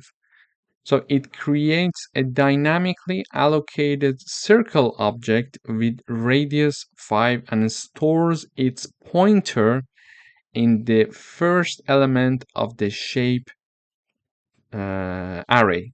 Okay, now here when we are having the this circle and then the 5, when we go up back here again, we see that here we were having a class called circle, and we are calling this constructor because we are creating the object. We are calling this constructor and with one argument 5 there, and this 5 is assigned to the radius variable automatically. Okay, here we are creating a dynamically allocated circle object with radius 5 and store its pointer in shape array as the first element of the shape array. Okay, that and the first element of this shapes array is index 0.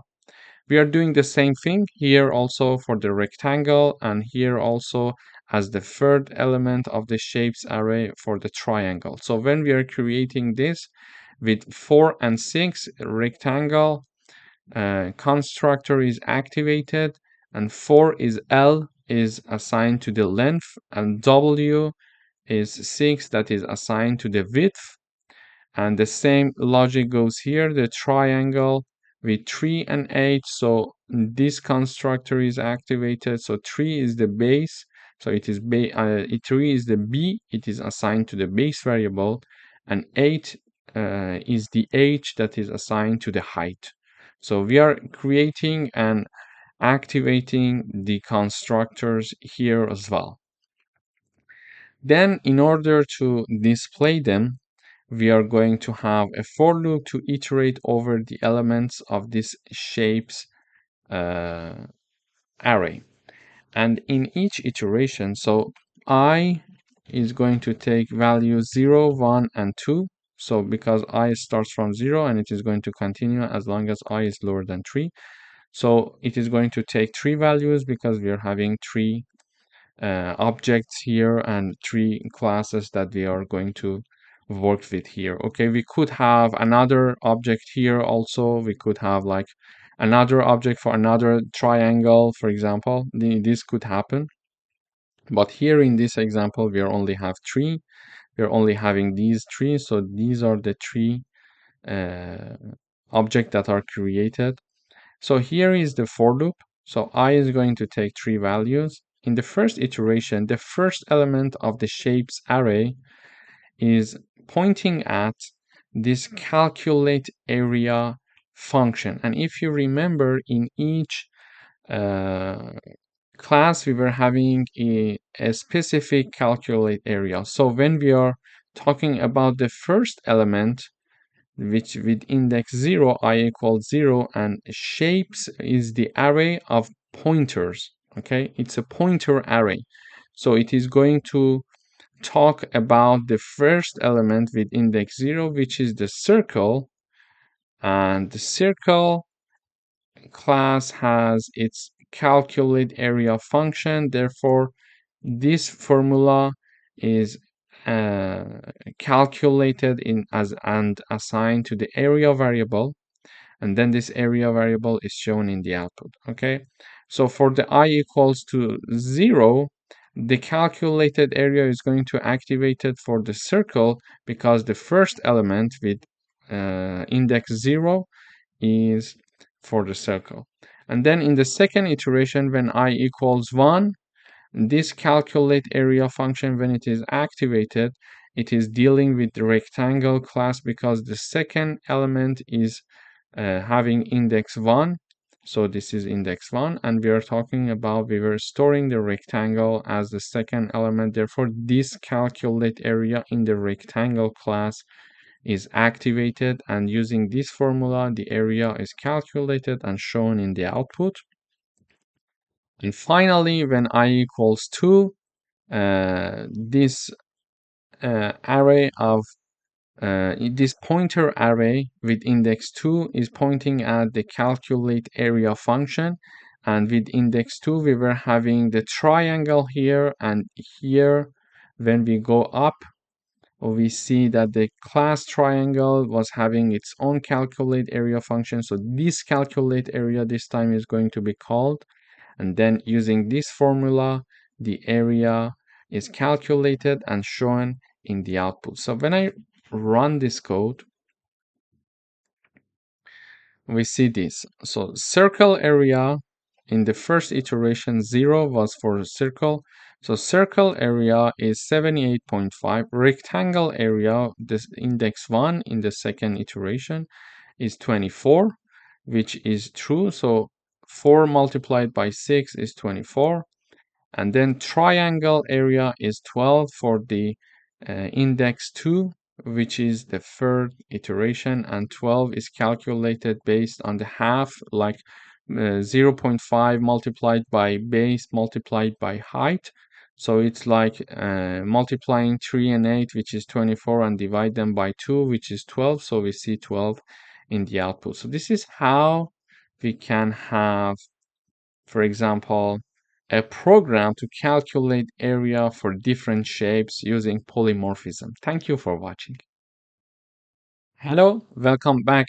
In this video, we would like to simulate a banking system. We would like to write a program to simulate a banking system where users can withdraw money from their account, use exception handling to prevent overdrafts, for example, withdrawing more money than available in the balance, and display an appropriate error message. Here is my class, insufficient funds exception. It is derived from the runtime error class, that is a standard exception class used for error handling, and we are having a constructor. So whenever this constructor is shown, this constructor, is called, this error message is thrown. Okay. Then we are having a function here that we are going to discuss later. And this is my main function basically here. So I'm having a balance variable initialized to be 500. and we are going to have a variable called amount. We are going to read from the user this amount. So we are going to say, for example, your current balance, and then, for example, show 500, and enter amount to withdraw. So the user is going to, for example, enter 100. So 100 we want, and 500 we already have, so it's okay. But the user might enter, for example, 2000 when their current balance is 500. So it's a risky operation. Therefore, the user may make a mistake. Therefore, it's better to use try, throw, and catch mechanism. This is why I'm calling the withdraw function in the try block. Okay, I call the withdraw function with two arguments, balance and amount. So balance we know here, and amount is taken from the user. Here is my withdraw function, and we can modify the balance because it's a call by reference, the first argument. First of all, we are going to check if the amount is larger than the balance. For example, if we would like to withdraw 2000 and the balance is 500, it means that 2000 is larger than 500, which is a mistake. Then we are going to use the keyword throw, and this message is thrown. Okay, so insufficient funds exception constructor is called, and this message is thrown, insufficient funds for withdraw. When this is thrown, we come back here and we have the catch part being activated. And this catch part actually is going to return the error message passed to the runtime error, which is then printed. So here it is going to say error, and then the error message is going to be printed out here. So if the amount is larger than the balance, we are going to we are going to call the constructor, let's say, and throw this message, and then the catch part is going to catch that message and show it in the output. Okay, but what if the amount is not larger than the balance? So it's not a problem. Therefore, when amount is lower than balance, this condition is not true and this part is not executed.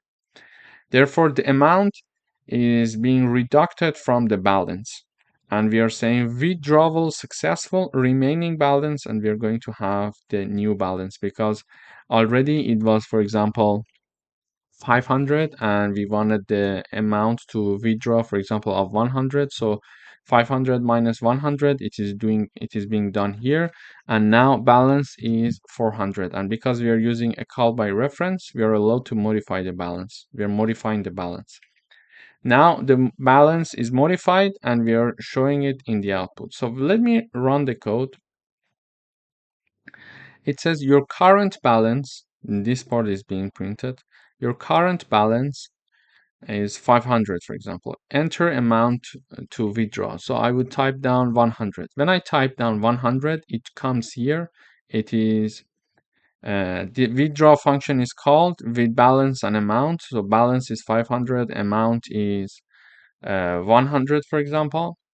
And then this function is called. We are checking 100 larger than 500, no, and then okay. So already it was 500 minus 100, it will be 400. It says withdrawal successful, this message is shown. Remaining balance is 400. So 400 is being printed in the output. So if I run the code one more time and I type down I would like to withdraw 400, it says withdrawal successful, remaining balance 100. And when I run the code and I enter, for example, 2000, it says error.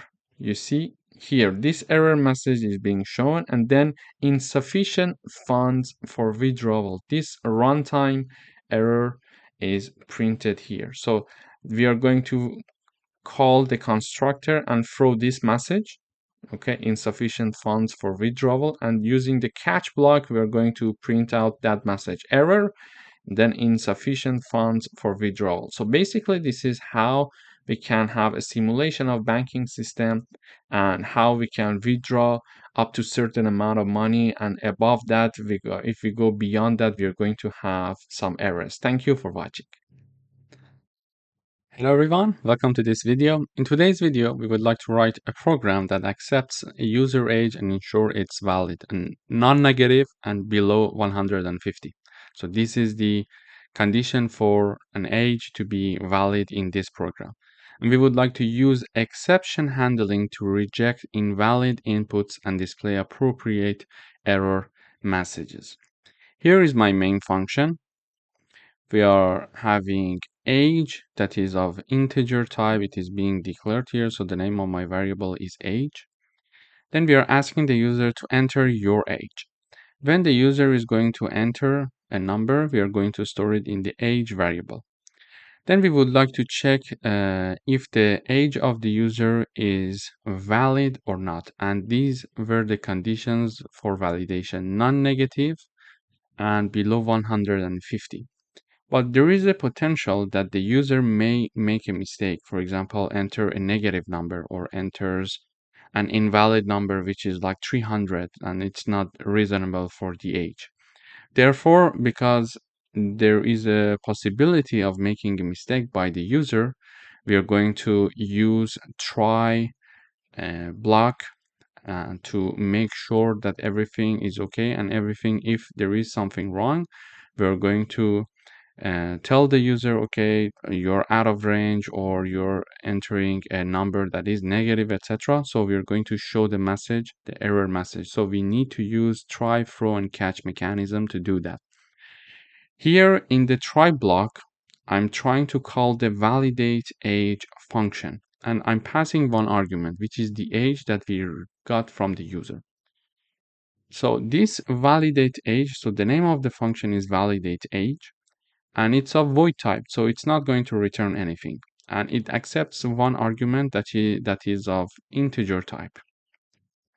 So in the beginning of this program, we are going to check if this entered age by the user is below 0 or not. So if the age is below 0, it means that it's not valid because it was one of the conditions in the program statement, so non-negative age, okay? So if it's below 0, throw this error message saying, for example, invalid argument, and the message is age cannot be negative. When we throw this invalid argument, here in my catch block, I catch that invalid argument, okay, and show this message to the user. So in case the user is going to enter a number that is a negative number that is lower than 0, we are going to show this message: age cannot be negative. And in case that age is larger than 150, we are going to throw this out of range message, that is, age exceeds a reasonable limits, must be lower than or equal to 150. And here in my catch block, I'm having this out of range thrown message. So we catch it here and we show this error to the user saying that, okay, age exceeds reasonable limits, must be lower than or equal to 150.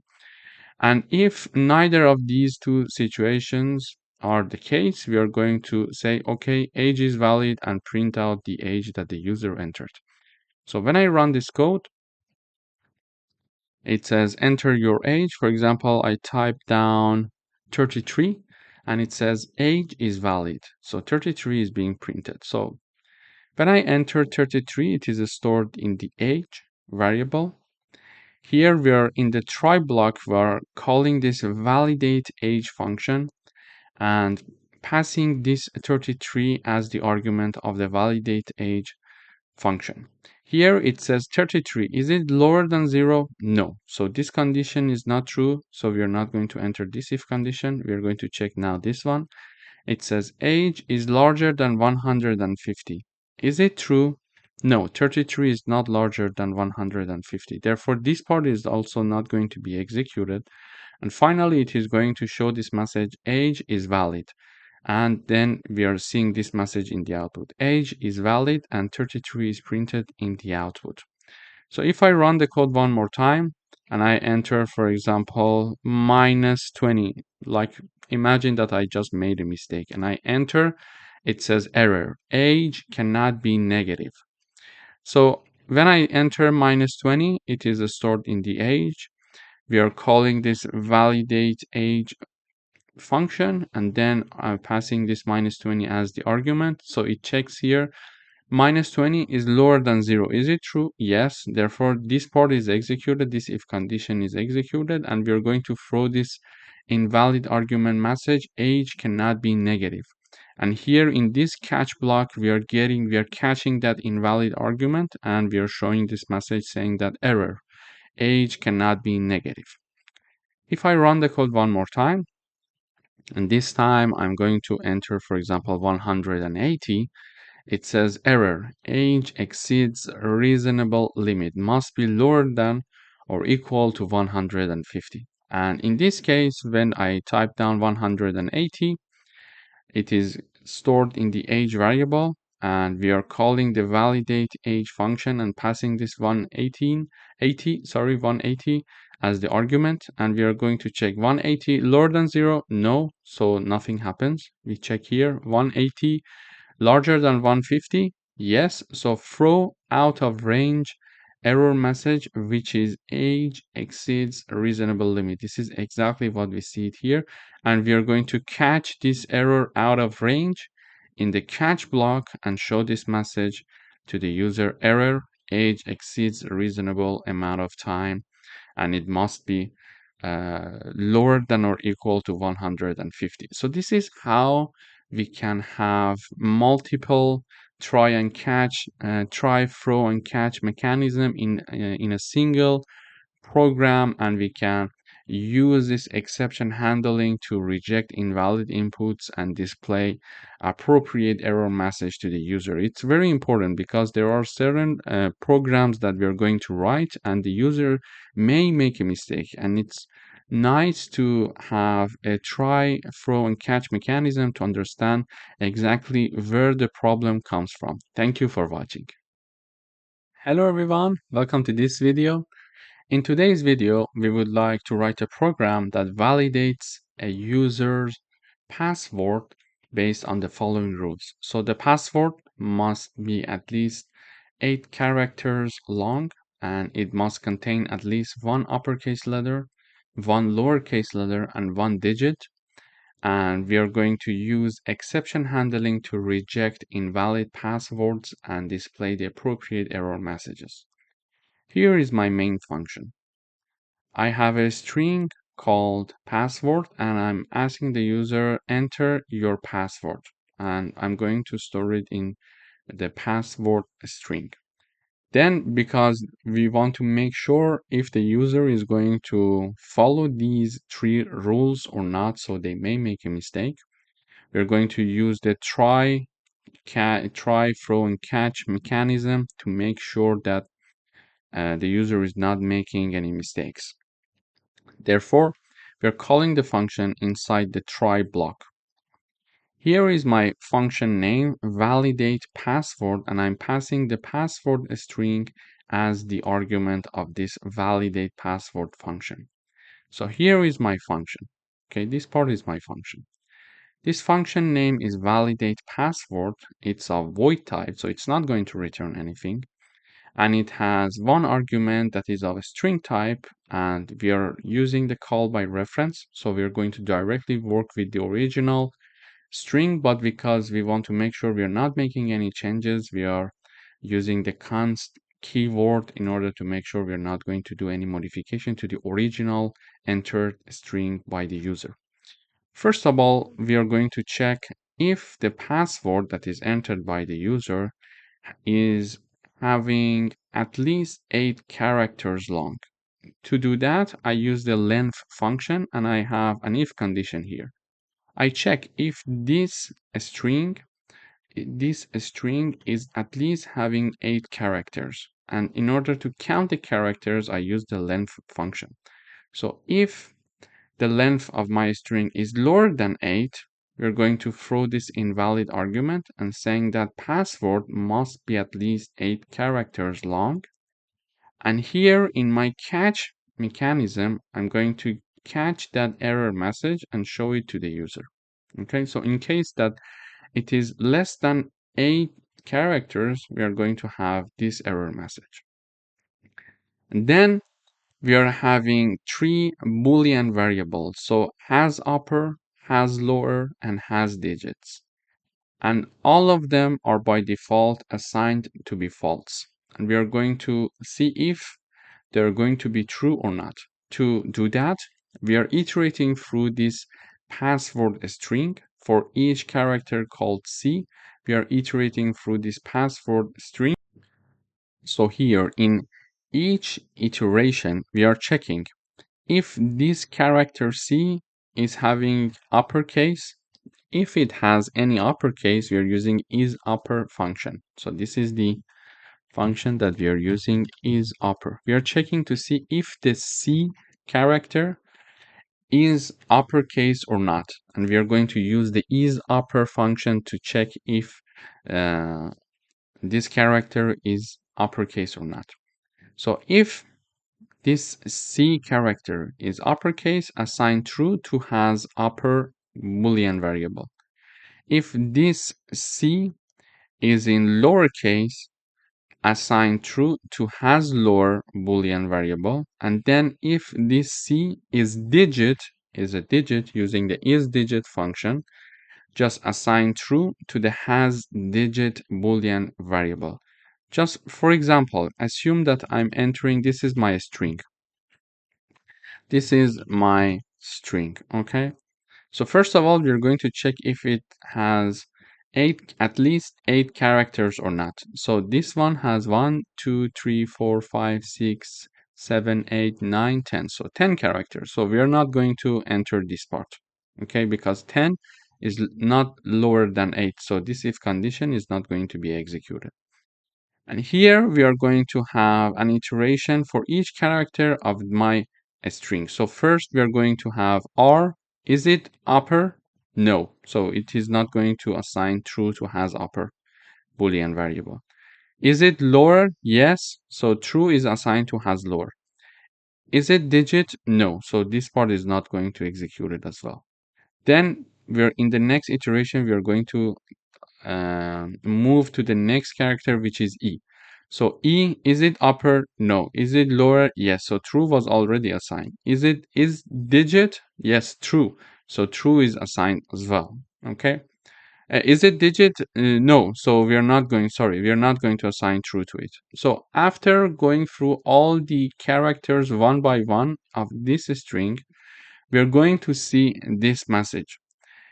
For example, if has upper equals false, when we are having it written like this, it means that if has upper Boolean variable is false, through this message, runtime error and password must contain at least one uppercase. So this password is not having any uppercase. Therefore, in the first if condition is this one, so we are going to have this message shown in the output. So when we are throwing this message through the catch block, we are going to catch that error message and show it in the output. If the has lower is false, which is not the case for this example, we are going to say password must contain at least one lowercase. And if has digit Boolean variable equals false, it means that our password is not containing any digit. So throw this error message, password must contain at least one digit. So let me run the code one time. So this is my password, Reza. It says password must be at least 8 characters long. So Reza is stored in the password string, and we are calling this function and passing Reza as the argument. Here in the function, we are checking to see if the length of the password, which is Reza, is lower than 8. This is true because the length is having only 4 characters and it is lower than 8. So password must be at least 8 characters. This message is thrown, and through the catch block, we are catching this message and showing it in the output.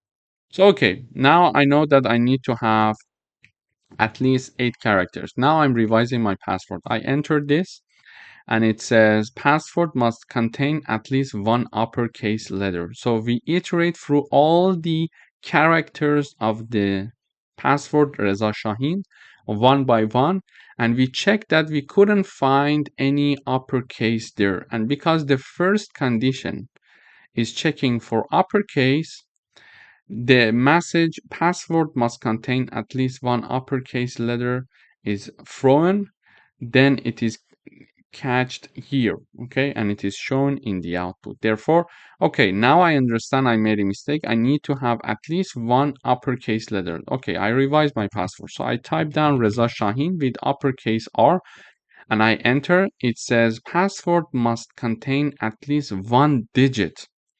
So here in the iteration, we check and we find at least one uppercase letter. So we assign true to the has upper boolean variable. We check and we see that we at least have one letter that is in lowercase. So assign true to has lower boolean variable, which was initialized to be false. But we checked that and we found that in neither of the characters we can find a digit. So true is not assigned to has digit. It is still false. Because it is still false, this if condition is activated. So we are saying has digit boolean variable is false. If this case is true, which is true in this example, throw runtime error password must contain at least one digit and catch this error and show it to the user here.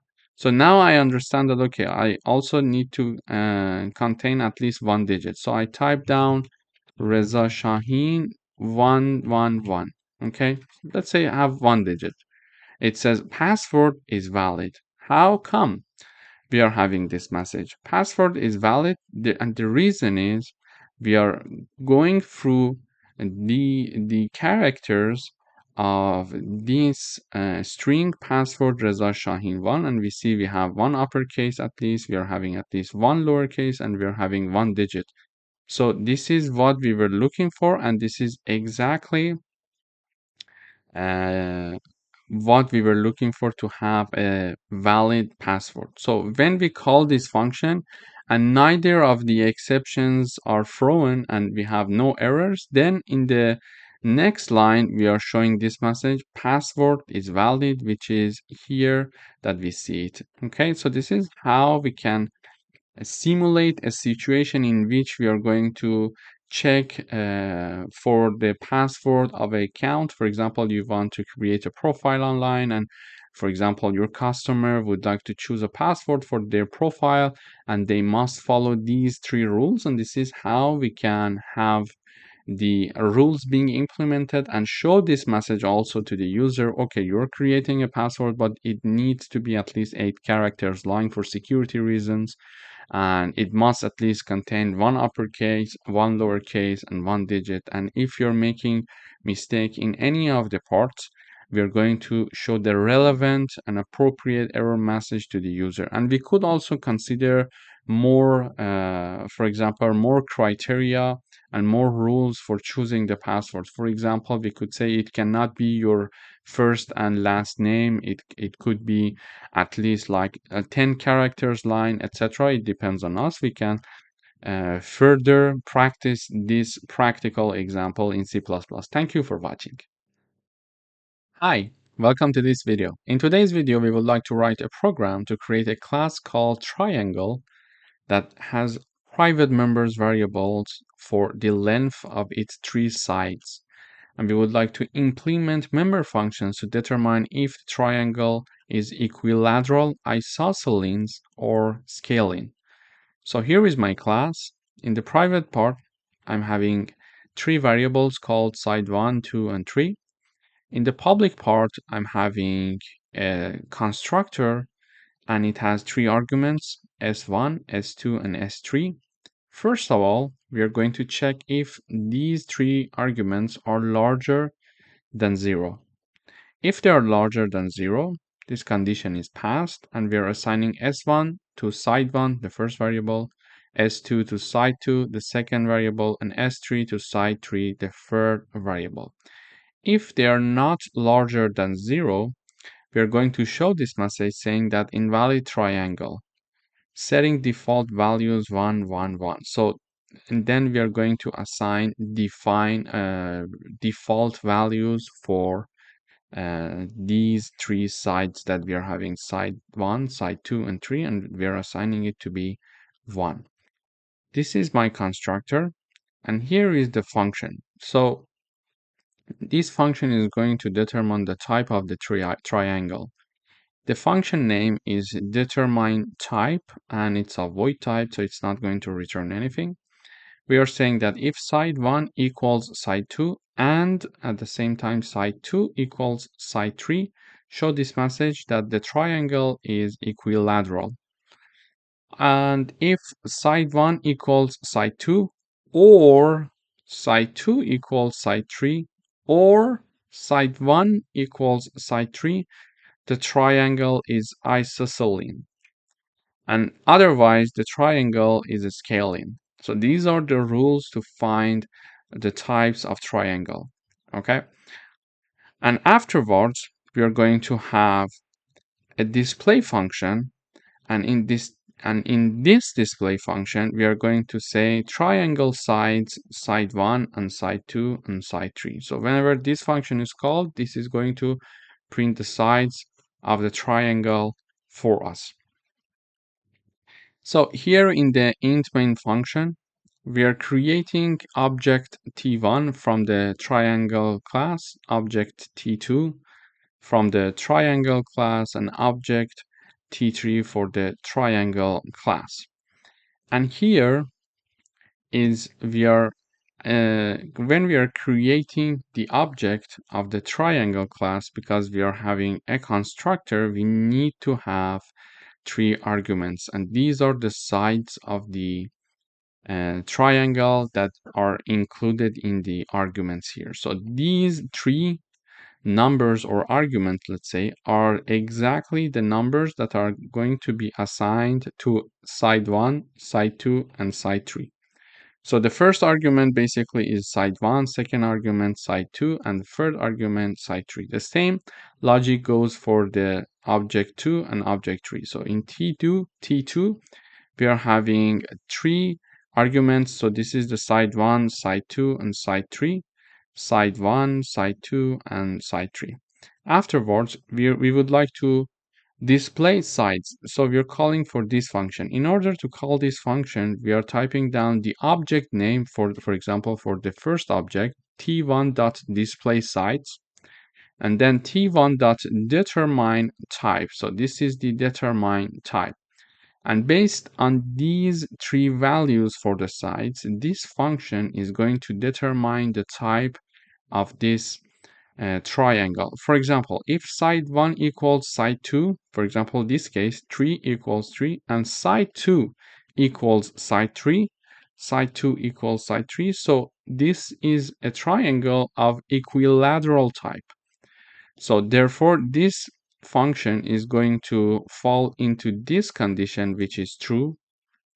Then execute this part of the code saying that the triangle is equilateral.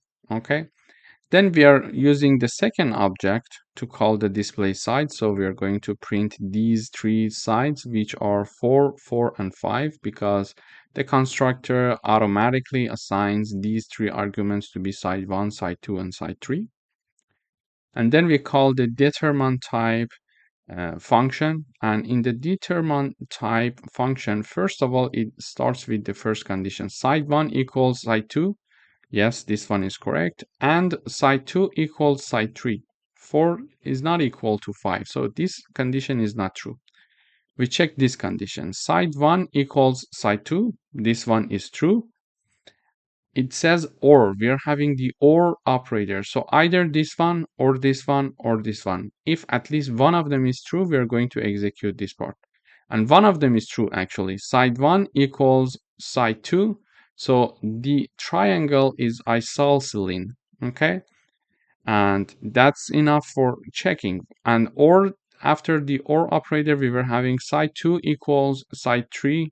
They're not equal. Side 1 equals side 3. They're not equal. But side 1 equals side 2. So this condition is true, and that's enough for an and for or operator. So this message is shown in the output. Then using the third object, we are calling the display sides. Display sides, so 3, 4, and 5 are being shown here. Then we are going to determine its type, and the types, in order to determine them, we are having this function, it says site1 equals site2 and site2 equals site3. So this condition is not true. It says site1 equals site2 or site2 equals site3 or site1 equals site3. So neither of these three conditions are also true. Therefore, it falls into this part where we are having this type of the triangle scaling. So this is how we can have a class of triangle, have three private members, and have a constructor to automatically initialize our members, and then a function that determines the type of the triangle, and finally to display the side. So when I run this code, it says triangle sides 3, 3, 3. So this is the first one, and this message is showing the triangle is equilateral as we expected. And then we are having the triangle size 4, 4, 5, and this is the type of the triangle. And then we are having triangle sides 3, 4, 5, and it says that this is the type of the triangle. Actually, in this video, we learned how to create a class of triangle and determine the types of the triangle based on different input that we are willing to provide while initializing our object of the triangle class. Thank you for watching. Hi, welcome to this video. In today's video, we would like to design a structure called car and store details like car ID, model, and rental rate per day. We would like to write a program to input data for 3 cars and calculate the total rental cost for a specific number of days and display the result. Here is my structure. I use the struct keyword to create my structure called car. There are 3 variables: car ID, model, and rental rate, and these are integer, string, and double respectively. In the main function, we are creating a variable called numCars, and it is initialized to 2. For example, we are offering 2 cars only, and that's it. We are creating an array of objects of the car structure, and the size of it equals to the size of this variable, which is 2. Then we are having a new variable called rental days. We are having a for loop starting from I equals to 0 as long as I is lower than 2. So we are having 2 iterations, I equals to 0 and 1. So I equals to 0, I equals to 1. Okay. So there we are going to ask the user to enter the information for the first car and the second car as well. In the for loop, we are first saying that, okay, car number, for example, 1, because I starts from 0. We are having I plus 1. So 0 plus 1, it's 1. So in the first iteration, we are showing car 1, enter car ID. Whatever the user is going to enter, we are going to store it in the car ID variable, which is in the structure. And to access that, I'm using the actually object of an array of these objects, and the element of this will be the index 0. So the first element is being filled. So we are having cars with index 0 dot car ID okay, because we are in the first iteration and I equals 0, so it means that we're talking about the first element car ID, the car ID of the first element of the array of cars object, which is an object of the car structure. Then after storing it, we are showing that's okay, enter the model name, and then we are going to use the get line to store it in the model string here, and again we use the array of objects with the index I, and in the first iteration I equals 0, in the second iteration I equals 1. And finally we are going to say enter rental rate per day, and whatever the user is going to enter, again we are going to store it in the rental rate variable in the structure car using this array of objects. Okay. And then we go back up again, and I equals 1. We are going to ask the same information from the user for the second car, for example. If we want to have 10 cars, we are going to continue this loop for 10 times, and this number should be 10. And finally, in the end, we are going to ask the user enter the number of days for rental. And whatever the user is going to enter, we are going to put it here. And because rental per day, here rental rate per day, and how many days you want to take it, so we calculate the amount. Having a for loop here, we are having the rental days multiplied by rental car. Here for each car, I, because we are having two cars, so two iterations, and the total cost of the first car and the second car are different.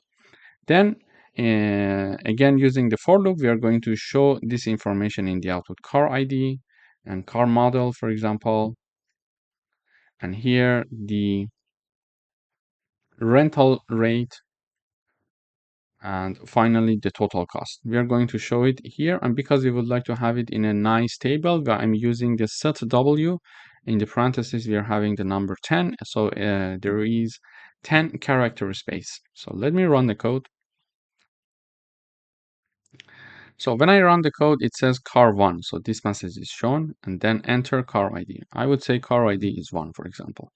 Enter a model name, so I would say Toyota Corolla, okay? And rental rate per day. So I would say $60, let's say. This is just an assumption.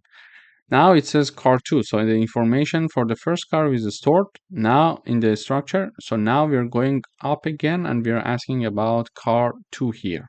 Okay. It says enter car ID. So I would say car ID is 2. I would say Nissan Sentra, or then it says rental rate per day. I would say, for example, 65, let's say.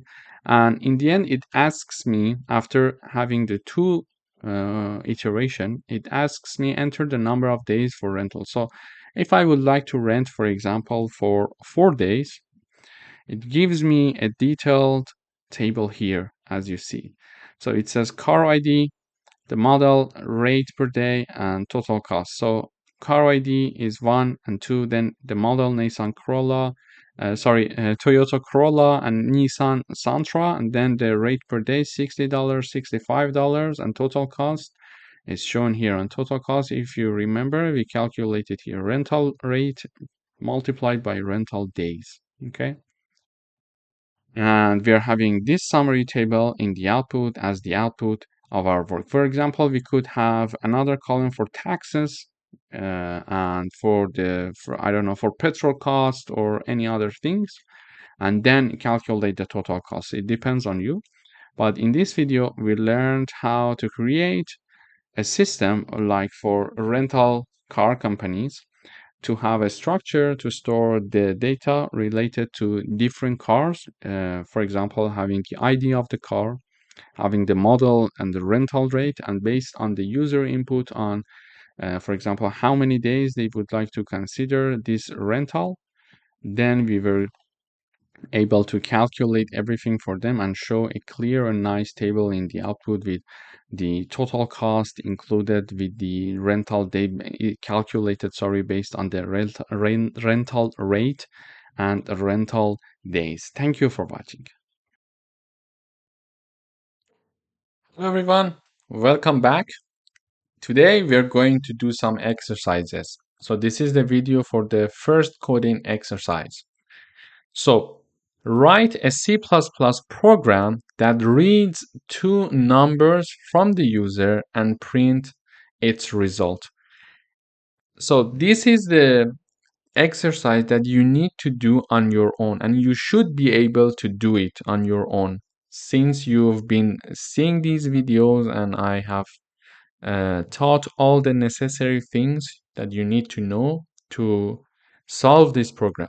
So please, before seeing the answer and before going through my explanation, pause the video, go and do the exercise yourself and try to debug it, try to find the problem, where the problem is, and try to, practice it on your own first. And if you could do it, great, you learned everything. And if you couldn't do it, it's not a problem. There is always room for improvement. So you come here, you see the problem, and how I'm solving it, and you can then navigate where your problem is exactly coming from. So if you have done practicing, now look at this, continue looking at this video, continue watching this video. So we need to declare two numbers. So I'm a user, so and machine needs to, we need to write a program that machine sends me two messages saying that, okay, tell me two numbers, and then I will tell the machine two numbers, whatever I want, and the machine needs to do the computation for me. And what would be the sum of these two numbers? In order to do that, we first declare two integer values, or whatever, float, whatever your choice is. So we declare, now I'm declaring two integer variables that are called a and b. Then I show the message to the user saying that enter your first number. Then I'm storing the first number here. Then showing another message saying that enter your second number. Then I'm storing the second number. And then I declare a new data like c that is an integer, and it is assigned the sum of a and b. Then when I store the result in C, I show the C using cout function. So the procedure is always the same. We declare one data type, whatever we want, integer or like float, double, whatever. Then we show the message to the user enters the value. Then we store the value that is entered by the user, and then if there is some operations like mathematical operations that needs to be done, we do it, and then we see out everything. We show the message again to the user. So it's very straightforward. Let's compile. So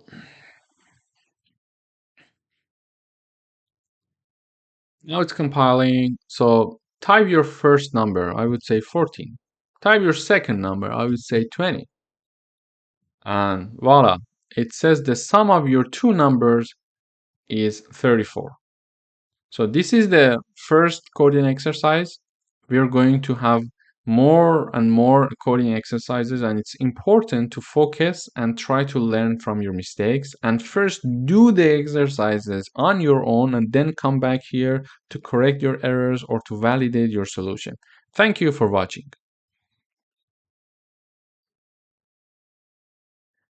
Hey everyone, welcome back. So the second exercise. Write a C++ program that reads two float numbers from the user and store their sum and product in two other float numbers. Then show the original results along with the rounded up results of sum and product. So this program involves several steps. In order to make the program easy for you, for yourself in the beginning, you need to break it down into steps. So the first step, get two numbers from the user. Use for the user, get two float number. Yeah. So we break it down for ourselves to make it easier for us to understand it. So then store the float numbers. Then do mathematical operations on the stored numbers that are sum and product, and then show the original sum and product of two stored numbers, and finally show the rounded up sum and product of two stored numbers. So you see here, we had only a very short description of the program. However, now that we break it down into steps, it's easier to understand it. So every time you want to write a program, just don't start right away. First, start breaking down the steps to see what the question is asking you. What is it that it wants? So Now we broke down the steps. So please pause this video and go and try and practice to see if you can solve this program yourself or not. If you have any problem, you can just come back to this video or write to me to ask any questions. I will be happy to help you. And then if you have some problems, you can come back here and see the video and see and then compare it with your own code to see where the problem comes from. So the only way that you can learn how to do programming is to practice it. So please don't skip exercising by your own computer. So if you did think and you have some results, that is correct, great. If there are some bugs, it's okay, we go through it again. We go through them again here together so you can navigate your problem. So for the first one, get two float numbers from the user. Float A and float B needs to be declared. I declared them here. I show a message to the user saying that, okay, enter your first float. I store it in using cin syntax. Then for the second float, I show the message and then I store. Then, so the first step is done.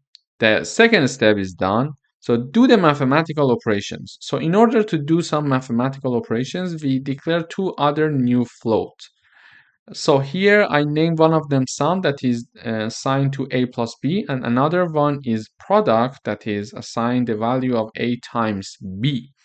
So now we did the mathematical operations here literally. Then it tells me that we need to show the original sum and product of two stored values. So because the stored values are float values, there are some decimal along with them, some decimal numbers associated to them. So showing their original means you touch nothing of the sum of the and product. You just show it right away in the terminal. So using this cout, I say the original sum is, and then I put the sum, and the original product is, and then I put the product. I put end L so it goes to the next line. However, the last step is asking us to show the rounded up sum and the product. If you remember in the library function lesson, we learned how to do the round up. So we use cell function in order to round up our numbers. So here we do the same, cout, the rounded up sum is cell sum within bracket, and then the rounded up product is cell product, and then end L. So let's try this out together to see how it works. Okay, compiling, building, no errors. Great, so the first float would be like whatever, 5.14, and the second one I would say 8.63. 63, yeah, whatever you prefer. Voila. So it says that the original sum is 13.77 and the original product is 44.3582. However, the rounded sum is 14, which is true because it is rounded up of 13 point something.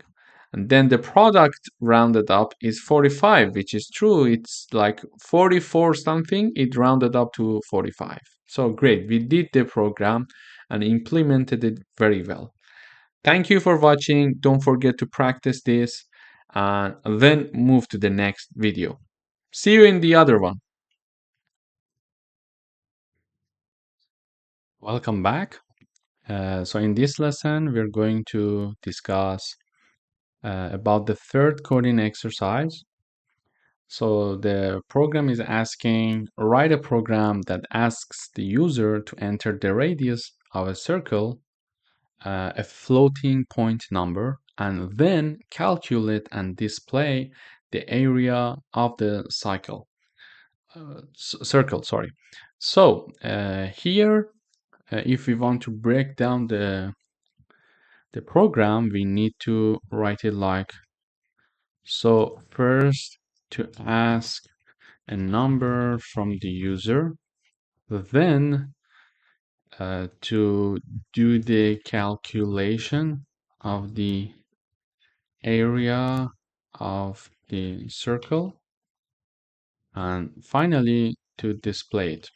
So I think it would be a good practice for you to start breaking down the program that you're asked to code. So it helps you in the beginning, especially it helps you to clearly navigate through the steps to reach the result you're looking for. So now please pause this video and think about this exercise and then come back to this video. Okay, so in order to ask a number from the user, we define a double, we call it radius. Then, as always, we go through the procedure that we have. So we show a message to the user saying that, okay, enter the radius of the cycle of the circle that you're looking for, and then we store it using cin syntax. And then we have the formulation here. So the formulation says that we initialized a double called area that is assigned the value of pi, which is 3.14. This is the formula for calculating the area of a circle. So 3.5 times the radius of the circle to the power of 2. So in order to have the radius of the circle to the power of 2, if you remember, in the library function lecture, we had this whole library function that gives us that calculates automatically the value of the number that we are having here to the power that we want here. So we need to calculate radius to the power of 2. So we put the radius on the left and the power of 2 to the right. And finally, we see out the result. So the area of the circle is, and then we put the area, and we don't need to write the std because initially we included using namespace std in the beginning of our code. Let me show it again here. So because we have this one here using namespace std, we don't need to repeatedly use it in our program. So let's go down. Okay, here we are. So now let's just compile and see the result. So no error.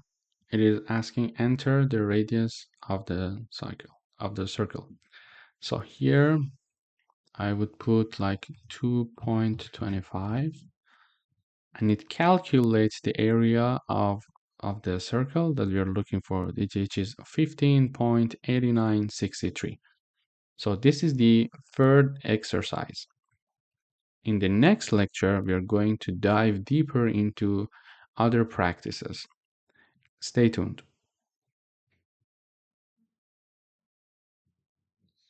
Welcome back. Here we have the fourth coding exercise. So write a program that reads the radius and height of a cylinder from the user and calculate the volume. So let's break down. The first thing is to break down the program. So the first thing is that read the radius and height from the user. Secondly, calculate the volume of a cylinder. Third, show the result. So this is a good practice for you. And we know that from before, the formula to calculate the volume of a cylinder is pi, which is a fixed number, 3.14 approximately, radius to the power of 2 times height. So this is the formula. Please pause the video now and go and practice, and then continue watching this exercise being solved. Okay, so the first thing is that read the radius and height from the user. So here we are reading the radius and height from the user. We are showing a message saying that enter the radius of the cylinder, and then we store it using cin or scene, and we see out enter the height of the cylinder, and then using cin syntax we are storing the height, And then here we have the formula saying that we initialize a double called volume. The formula is pi number times radius to the power of 2 times height. And then in the last line, we use cout syntax to show the volume. So let's compile and see how it works.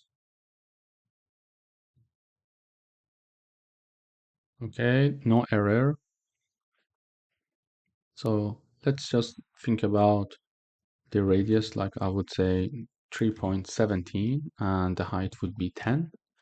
So it calculates here, it calculates the amount that a volume of a cylinder with a radius of 3.17 and the height of 10 for us, which is 315.535.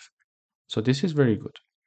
Uh, the something that we need to make sure of is that in our program, so this program is very straightforward, but something to make sure of is we sometimes have a result and we need to validate the result that we have. So for example, it says that the cylinder is volume is around 315. So how to make sure that this result is okay or not? So as I said, this is very straightforward. So we know that it's true, but sometimes when the program is complex, we need to make sure. In order to make sure is that we print step by step of the result. For example, we would be able to here first we have a double called uh, radius to power 2, which equals the power of 2 of the radius. So we store it here. So this is the first thing. And then we can cout the power of 2 is the power of 2 of radius is, then we print it, like we print this uh, this one here, and del. Also, we can print the value of like pi number times the radius to the power of 2. Here we have the, for example, let's initialize something here before doing that. Double AA, I would call it, which is 3.14 times the radius to the power of 2. So here I also print this one. And then we have like double, another double saying that AA times height. Cout the volume should be AAA and then and L. So here what I am doing, oops, sorry about this. So we need to write it cout.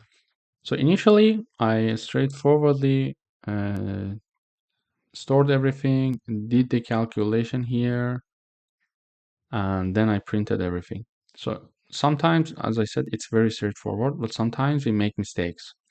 We don't know that we are making mistakes, and we don't know the result that is obtained is the correct result or not. So sometimes it would be nice to validate the results. In order to validate the result, we broke down this formula calculation. So initially we calculated the power of 2 of the radius. Then we have its product with the pi number, and then the result is here written in in a new double AAA, triple A, which is the double A times height. So let's compile and see how the result would be. Is it okay? Everything is fine or not? So the radius of the cylinder is 2.14, and I would say the height is 10. Here, let me minimize this one so we can compare. Okay, so here we see that the calculated volume of a cylinder is around 143. Okay, it's okay. So it's the final result. But we progressively obtain the result as of here. So as of here, we calculated the power of 2 of the radius, then the power of 2 of the radius times the pi number, which is this number, 14, around 14, and then this number times to the volume, to the height of the volume, to the height of the cylinder, which gives us the volume of the cylinder, which is exactly the same number that we obtained in this formula. So sometimes it would be nice to validate the results. Thank you for watching. Stay tuned for the next exercise. Hi guys. So in this exercise, exercise number 5, we are asked to write a program that reads the principal amount, rate of interest, and the time in years from the user and calculate the simple interest using the formula in the below. So the formula is, we have it like interest equals principal times rate times time. All of them are divided by 100. So please pause this video and go and think about this and how to write this program. It is very easy, so you need to practice yourself. If you have already done the practice, okay, let's dive in. So the first thing is that we need to break down the program. The first one is that read the data from the user, do the calculation, then show the result. So these are the 3 steps that we are going to take. So firstly, in order to read the data from the user, we need to, we need to declare 3 doubles here, principal, rate, and time. We show a message one by one to the user. We store using cin syntax. Again, we show the message, we store the rate, show the message, and store the time. And then here we have the formula, which is the double interest equals exactly like the same formula as it is given. So principal times rate times time, all of them divided by 100. And finally, we show the result. So let's just compile the code and see how it goes.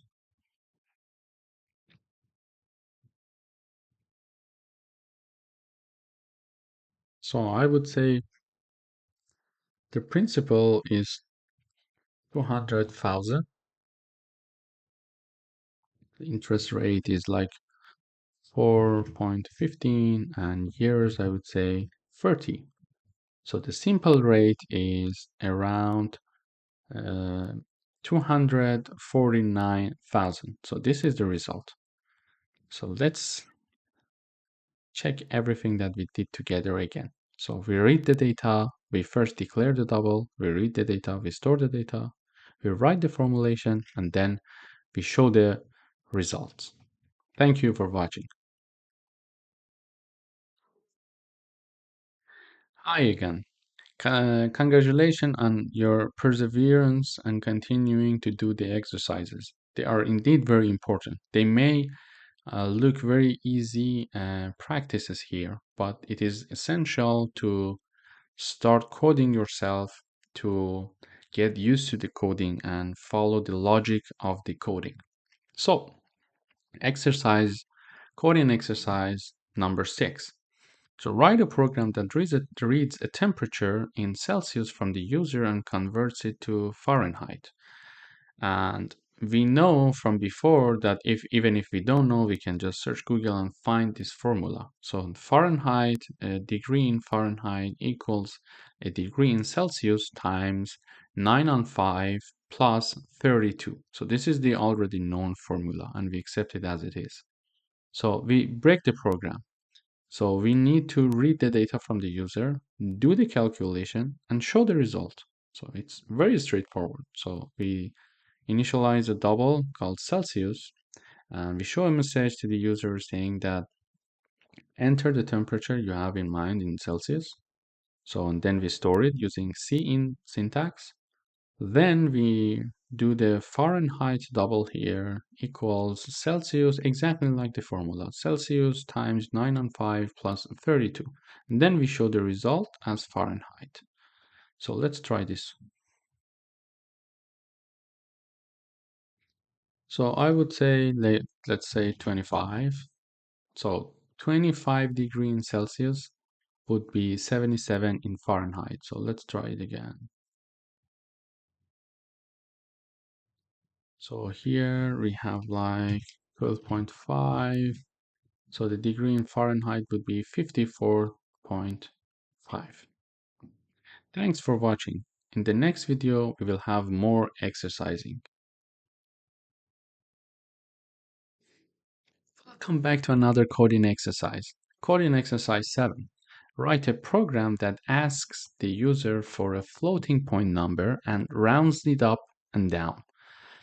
Previously, if you remember, we had two library functions that could do this for us. So one of them was ceil and the other one was floor. Ceil would have rounded up a number to a nearest integer, and then floor was rounding down the number to the nearest integer.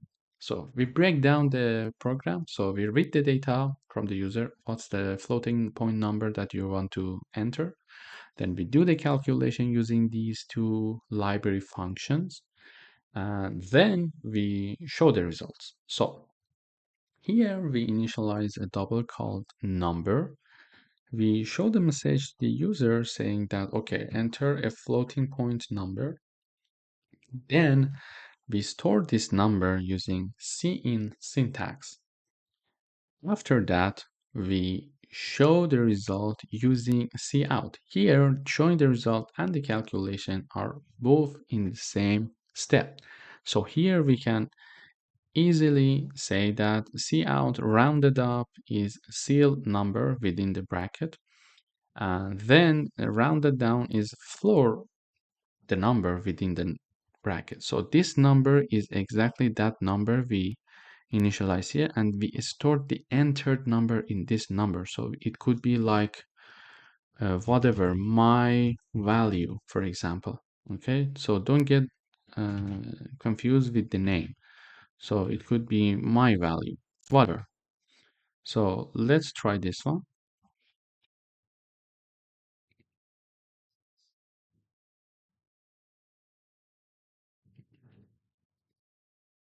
So I would say 12.15, sorry, 12.15. So the rounded up is 13, the rounded down is 12. So here I show the result using and with the calculation all at the same time. You could also, one practice for you could be you initialize another double, like for example, you could do something like this, double my value rounded up, and then this is equal ceil my value. Okay, so oops, I had a typo there. So here is ceil. Okay, so then you could do the same for the floor, and then instead of doing the calculation directly here, you could easily just print this my value rounded up and my value rounded down. This would be a good practice for you. So like double my value rounded down equals floor my value. So I would write up until here. I will leave the practice to you. So print these two values instead of these two formula here, like the ceil and the floor. Thanks for watching. In the next video, we will dive into more exercises. Hi again. Welcome back to the coding exercise number 8. Here we want to write a program that takes two integers from the user and performs three operations, including addition, subtraction, and multiplication. Here we first need to read the data from the user. As always, we do the calculation, and finally, we show the result. So please pause the video here and go and practice yourself. If you have already practiced this, okay, let's carry on and dive into it.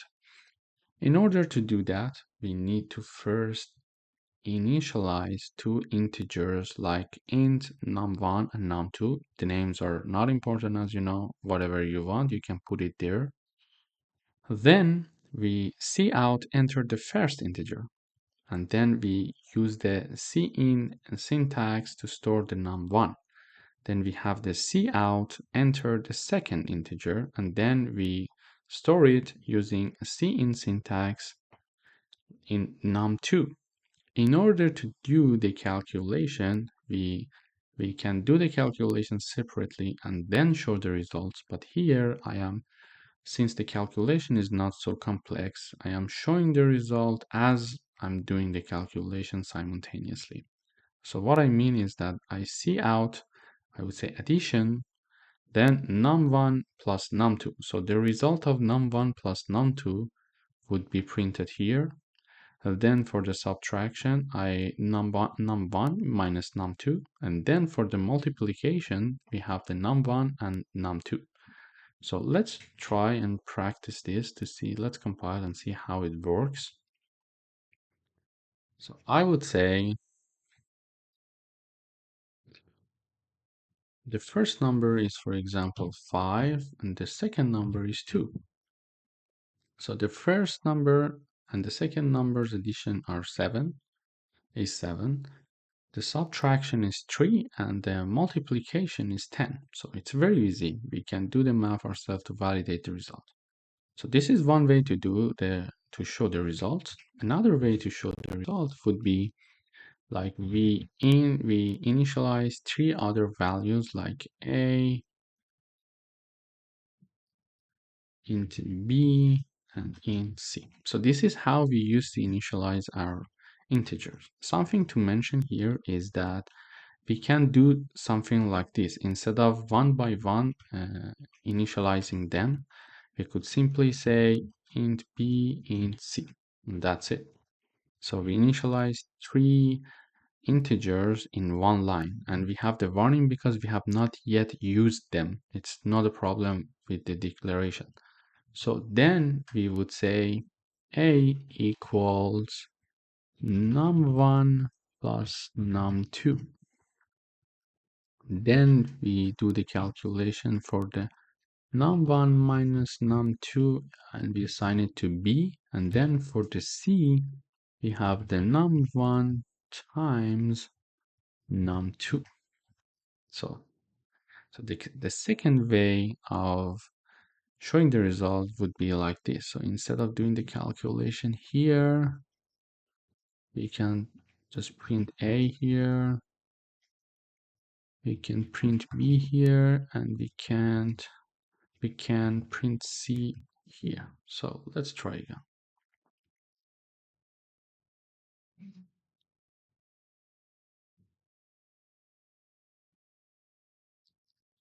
So I would say again 5 and 3. So the result, the addition is 8, which is correct. Subtraction is 2, which is correct. Multiplication is 15, which is also correct. So there are two ways. It depends which way is easier for you to do.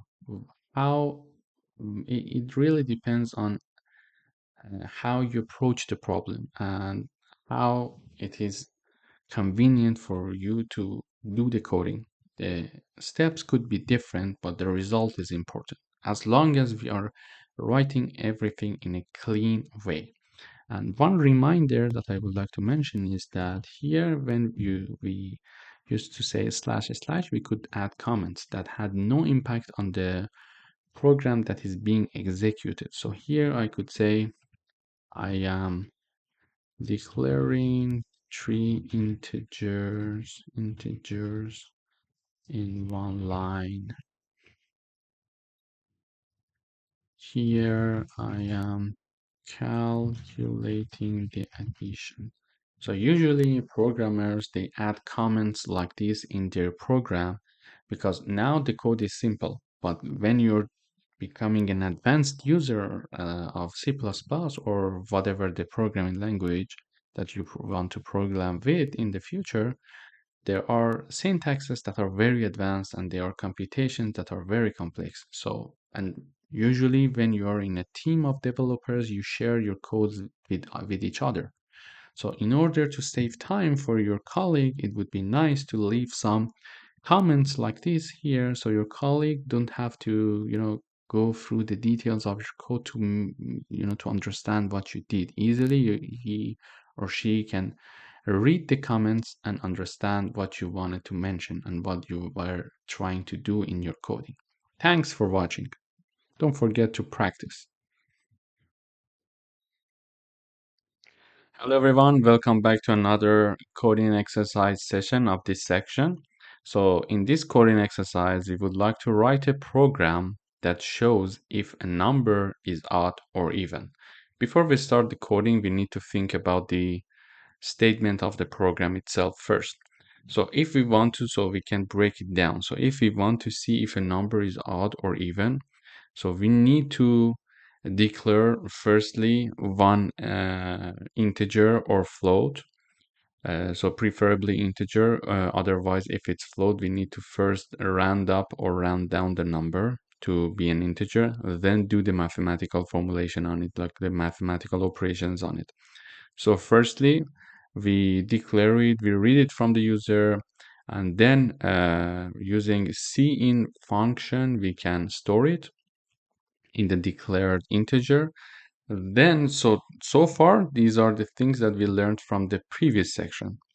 And then we need to start writing our if conditions statements that we learned in the current section. So let's dive in. Firstly, we declare an integer called number. We show the cout message to the user saying that enter an integer. Then we store the integer using cin function in the integer named number. So this is straightforward. This is the steps that we have been using. And as of here, we need to define the if condition. So the if condition, as you remember, it's if, and within parentheses, we write the condition, and then within brackets, we write the statement that what do you want to do with the program if the condition is true, if the condition is okay, and if we enter the condition. And then we have the else, that the else does not need to have parentheses. However, if it's else if, we need to have the parentheses as we define the condition for the else if. But for the else, no definition is needed because we are saying if this case is true, do this, and otherwise, in any other case, whatever the case is, just print another message. So this is why else does not have the parentheses for any predefined condition. So here we say that, okay, we read a number from the user. If the number divided by 2 and its remainder equals 0. So in order to make sure that if it's equal 0, we need to use 2 equals sign. When we use a 1 equal sign, it returns error, saying that because we want in the C++ programming language, when we use 1 equal sign, it means that we want to assign a number to one variable, to one data type, for example. Previously, if you remember, we used to define int a equals 2. It means that at that time we were using only one equal sign. It means that the number 2 is assigned to integer a. However, here we are not saying that we want to assign 0 to something. We're just making sure if the number that we have here that is divided by 2, and when we are using modula, it gives us the remainder of the division of number by 2 if this equals 0. So if it equals 0, we see the condition in the bracket. So in the bracket, we say that see out the number is even, because if a number is even, its remainder when it's divided by 2 must be 0. Otherwise, here we define else. Otherwise, the number is odd. So let's try it and see how it works. So I put a number like 20. It says the number is even because if 20 is divided by 2, its remainder equals 0. So this is why the number is even is printed. So if 20 is divided by 2, its remainder that we are looking for using modula sign here equals 0. It enters this condition and prints the number is even. However, let's compile again. So what if I write 13? So the number is odd. So let's see how the program gets there. So we enter the number, it is stored in this data type called number. Then it goes for the first condition first. So it goes there, it says that, okay, number divided by 2, the remainder is what? Is it equal to 0? If it's equal to 0, it enters. However, in this case that we put a 13, 13 when it's divided by 2, its remainder is for sure not 0. So it does not enter this condition. And in escape, it escapes this condition and goes for the else, because we said if this condition does not pass, whatever the condition is, enter into the else function. There, it prints the number is odd. So let's try it once more. Like whatever the number is, like 101, the number is odd because again, it goes through the same procedure. Please make sure you practice these exercises before I start solving them. And also when you see this video, when you watch this video and you understand the procedure, go use your own machine, use your own laptop and try to implement this program several times. It helps you to get used to the syntaxes and how to write an if condition, for example. It looks easy and it is indeed easy, but after several times of trying, it becomes easy for you. Hi again, welcome back. So in this video, we're moving to the next coding exercise. It is asked that to write a program that reads two numbers from the user and we do a math operations.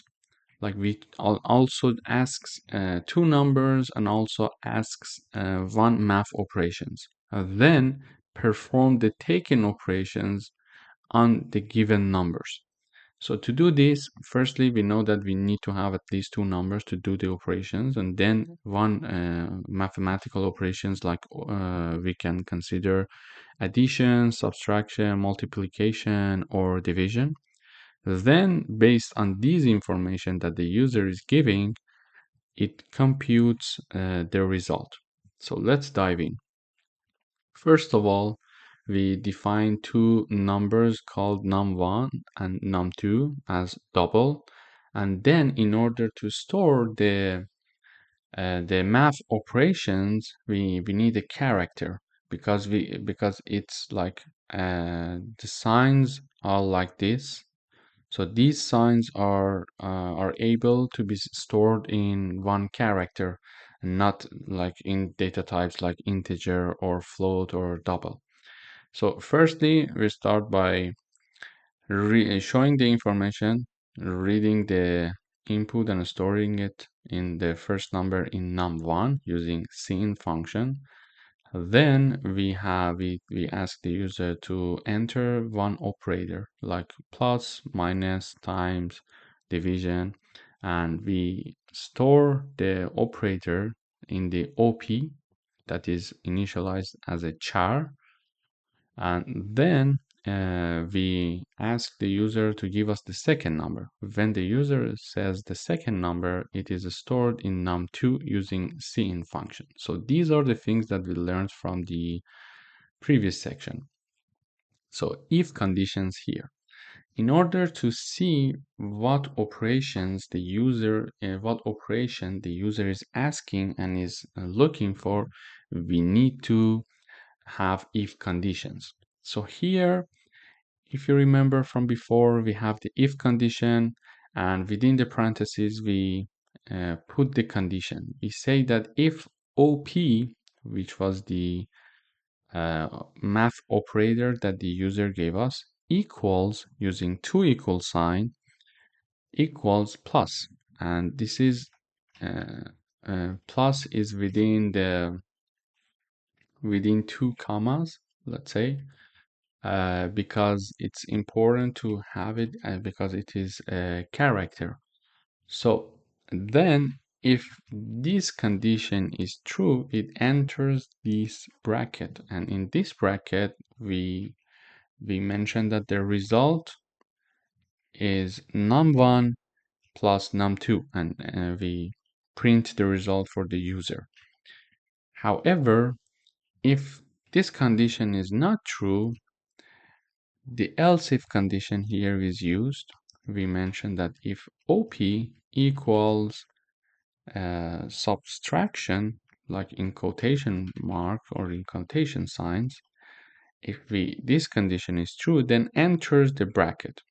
So when it enters the bracket using cout function, here, it prints the result saying that the result column, then we say num1 minus num2 and endl in the end.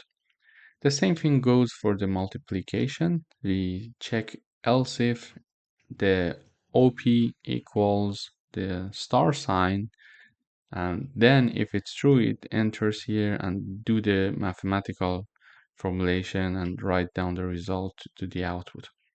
And another thing that is here, the last but not the least, is the else if OP equals the division sign. But there is something that we need to make sure in the division sign. What is that? So if this condition is passed, it enters the statement part of this else if condition. So this part is all for this last else if.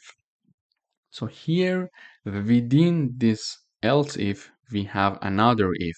So it is nested if, let's say. So we check if num2 does not equal 0. If we want to check something that equals something, we use two equal sign, and if we want to make sure that it is not equal something, we have this exclamation mark and equal sign. So we make sure number 2 that the user gave us does not equal 0, because it's a problem. If we are going to divide a number by 0, it should returns an error. So here it says make sure this condition passes and number 2 does not equal 0, then enter this condition. Here, when that condition passed, we print the num1 divided by num2, and else, so else, what would be the condition for else? Whatever but not this condition, whatever but not this condition in this if statement. So in the if statement, we were saying num2 does not equal 0. So else would be whatever but not this, saying that, okay, if num2 equals 0, it is saying something like this, but it is like behind the scene. We need to understand it when we read the code. So it says if it equals 0, we return an error saying that division by 0. So the user knows that they made a mistake in the input file. And that's it. This is the end of this if and else nested conditions. And the last one that we saw here for the else if was here, and else that this else comes back to this level.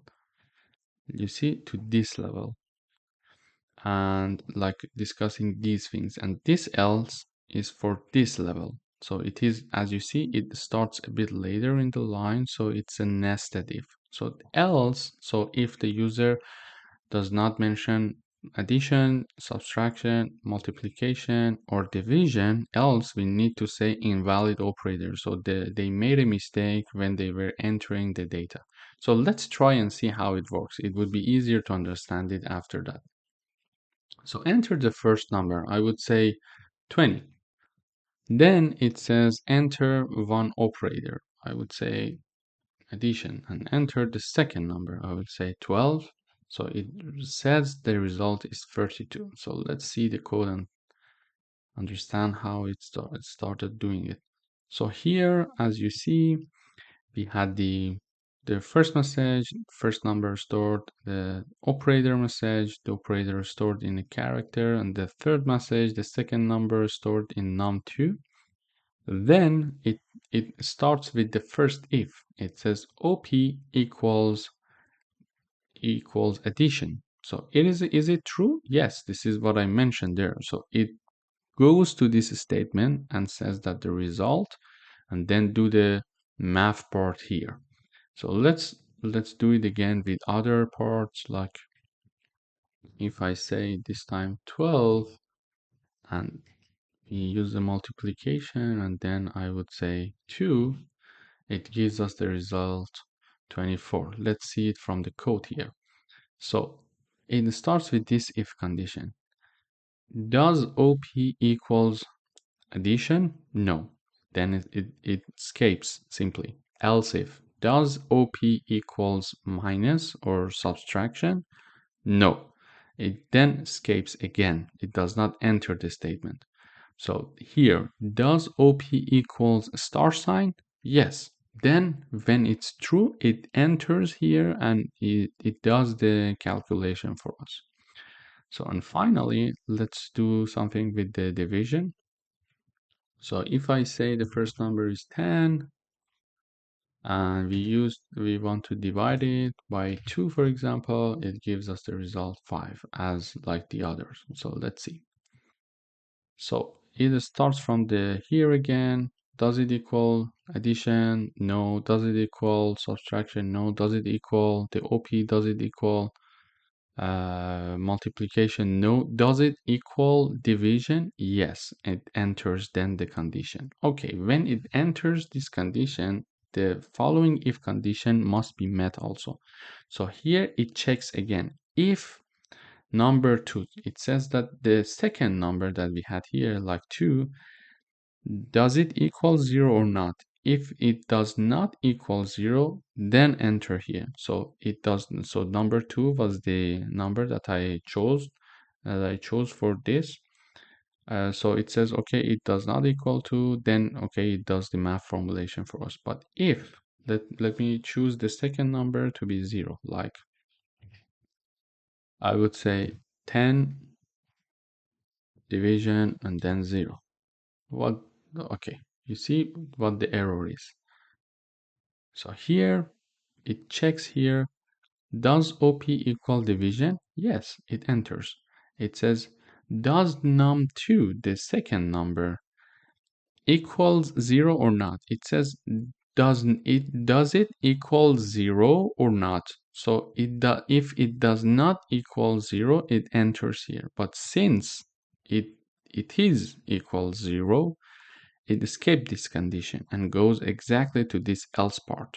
It says that error, division by 0. So we need to make sure that we are not making error in the input file so it can compute something for us also. And let's try once more for the last time. I would say the first number is 10. Like, what is the operator that I would like to do? I would just write something like this. So for example, I made a typo or something, and the second number is 20. So here it says that invalid operator. So let's check. Here in this part, it checks, does it equal addition, subtraction, multiplication, division, no. Then it escapes all of these, and then it gets to this else part, saying that invalid operators, because it does not equal to neither of the above mentioned conditions. So this is how, in fact, this was a very good example of how if conditions work. I would suggest practicing these coding exercise many times so you can understand the logic behind it and also logic in the nested if conditions. Thanks for watching. Hello and welcome back. Today we are going through another coding exercise that we can practice a little bit more the if conditions. So we need to write a program that reads a number from the user, preferably a non-negative number, and calculate its square root. In order to break down this program is that firstly we need to read one number, then we store the number, and then we check if this number is a non-negative number, and if it's not a non-negative number, we calculate its square root. And if you remember from previous section, we had the square root library function in C++. So we can easily let C++ to do that part. We just need to call it. So let's dive in. Here we initialize a double called number. We show a message to the user saying that enter a non-negative number, and then we store it using cin function. Then we go through the if condition. So if number is smaller than 0, we need to return an error to the user saying that, okay, you're using one invalid input. So please not do that. So here it goes to this statement and says that invalid input. Else means that any number above 0. Which is the case, which is what we are looking for. Else, then here we compute the square root of the number and we assign it to a new double initialized here that is named result. Then in the next line, we print out the result. So let's try and compile and see how it works. So enter a non-negative number, I would say like 16. The square root is 4. So let's go through the procedure through the code. Show a message. We enter a number. It is stored using cin function. Then it goes to the first if condition, like if number smaller than 0. Does this pass? No, because it's not the case. So it escapes this part and goes for the else. Then in the else part, because it makes sense, it goes through the condition and calculate the square root, assign it to result, and then show the result here to us. So let's try it another time. Enter a non-negative number, I would say 25. So this time gives us 5. In order to check the other if condition, like what if we choose an invalid input, I would say like -5. Okay, it says invalid input. So that if condition is working correctly. One important thing to note is that when we are considering if conditions, it's nice when we want to test the efficiency, and when we want to test the efficiency of the code or verification of the code, it would be nice to test it with different input values and make sure all the if conditions are working greatly and working correctly. This is very important thing, because later when we have like a lot of lines of code, if something goes wrong, it's very hard to find it. We need to go through the debugging steps that we learn in another probably topic, like for the intermediate or advanced level. But this is something to note, that now that we are learning from zero, it's important to know that we need to validate our code as we are proceeding through the coding. Welcome to another coding exercise session. Here we want to write a program that reads a number between 0 and 1 from the user and check if the number is equal or greater than 0.5. It rounds up the number to the nearest integer, and otherwise it rounds down the number. In order to do that, we first declare a double number. We ask the user to give us their input value, input number. We store it using cin function, and then we go through the if condition. So the condition here that we put, if the number that we read from the user, is greater or equal than 0.5. If this is true, round up the number using a ceil library function that we know from before. So we learned it in the previous section. If you don't remember it, it would be nice to review those lectures. Then using this ceil library function, we can easily round up the number. And else, so else means that if it's lower than this 0.5, it will round down the number using the floor library function. So let's try and see. So the machine would ask us to enter a floating number. I would say like 0.8. It rounds up. It goes for the first condition. Let's verify it here. Yeah. So it goes to the first if condition. It sees that it's correct. It's true. It makes sense. Then it enters the if condition and do the statement that we have written here using ceil function. It rounds up the number. Let's try it once more.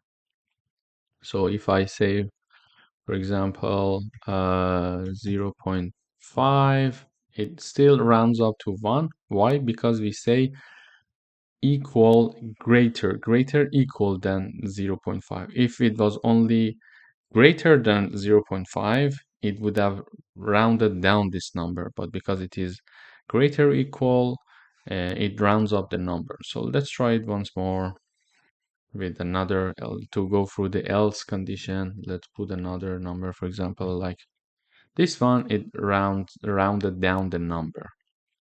So it checks the if condition here, saying that okay, it doesn't pass this condition, so it does not enter this statement. Then it escapes to the else, and else is here. So the floor, using the floor library function, we round down the number. But there is something here, so something that you can practice. This is the practice test for you. So here it says that we enter something between 0 and 1, but in this coded program, we don't check if the number that the user has entered is actually between 0 and 1. So it needs another if condition. So firstly, we read the number, we store it from the user, and then we first check to see if the number is between 0 and 1 or not. If this is not between 0 and 1, then we show a message to the user saying that, yeah, this is the invalid input, this is not valid, this is the number that you entered is not between 0 and 1.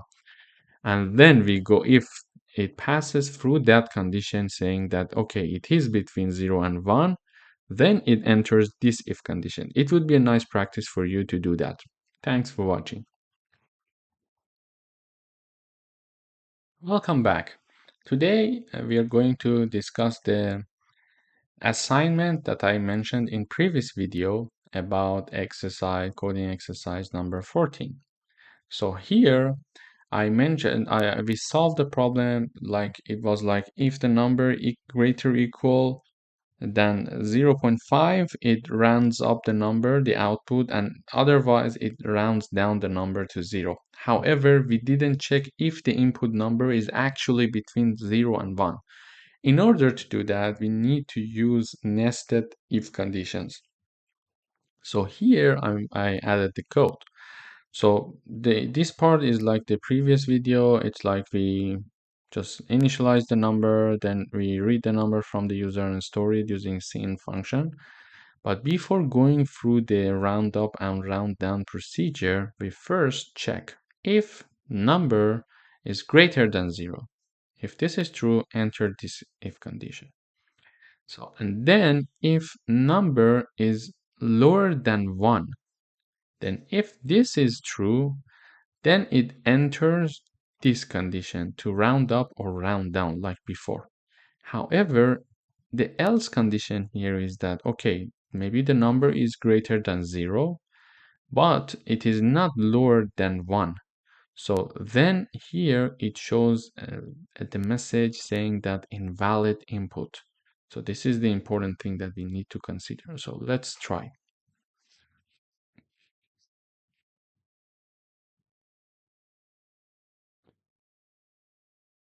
So the program is working like before, like I would say 0.7, it rounds up. And if I say 0.2, it rounds down. So let's go through the procedure here once more. So it starts with this if condition. The number is greater than 0, yes, it enters. The number is lower than 1, yes, it enters. Then it says the number is greater or equal 0.5. It's not true. Then it escapes this part and then goes to this else section, which we round down the number. So let's see. We need to write something between 0 and 1, but we write something like 20. It says invalid input. But why? So it checks if the number is greater than 0. It's true, then it enters. Then it checks here if the number is lower than 1.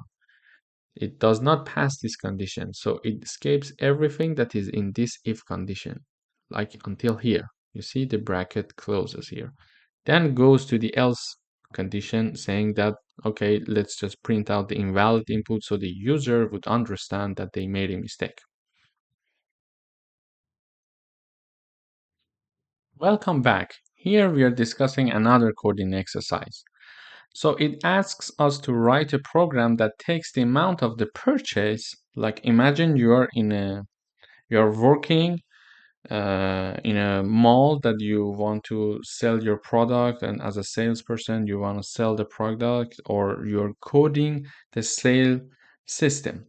So when you're coding the sales system, you need to keep this in mind. This is the new rule that the manager mentioned. For example, anyone that goes beyond $500 when they're purchasing our products like t-shirts, we can give them 20% of discount. However, if the amount of the purchase of our customer is lower than $500, no discount is available. So now we want to design a program that computes this amount of discount. I mean they consider this amount of discount and give us the final price that we need to ask the customer to pay. So here we firstly initialize a double called amount. We ask the user to enter the amount that they want to purchase, for example, and we store it using cin function. Then we enter the if condition saying that if that amount is higher than 500, which is our case, enter this condition. So then we initialize a new double called discount. The discount is calculated as amount times 20% of it. And when we calculate the discount, here we are again assigning a new number to the amount that we initially got from the customer. This is the important part. So we calculate this discount number using this formula. So the 20% of amount, okay? So far we calculated the discount, and here the amount is the value that we read from the user, and here we stored it. So we are saying that the amount that from now we are assigning a new value to the amount. We are saying that amount equals the previous amount that was read from the user minus the discount we calculated here. So we are reassigning the value of the amount after the discount. Then saying that 20% discount applied, final amount, and then we print it. And else means that if the purchase was lower than $500, for example, we print no discount applied and we show the final amount. So the final amount would be this amount. The difference is that when we go through this if condition, we reassign the value of amount. But if we don't go through this if condition, the amount stays the same amount that the customer entered initially. Let's compile the program, we will understand it better. So enter the amount. I would say 290. It says no discount applied. Final amount 290. So it first starts with this if condition. Does it pass? No, because 290 is lower than 500. Then it skips this part and goes for the else. And for the else, it says no discount applied. Final amount is amount. So it prints us the amount, which is 290. However, if we have like a number larger than 500, let's say 700, it says that 20% discount applied and the final amount is 560. Let's go through the steps. So it goes to this part of the if condition. Does it pass? Yes, it passes. So it enters here. When it enters here, it starts calculating the amount of discount. So the amount of discount is based on 20% of the total amount. So the total amount here was 700.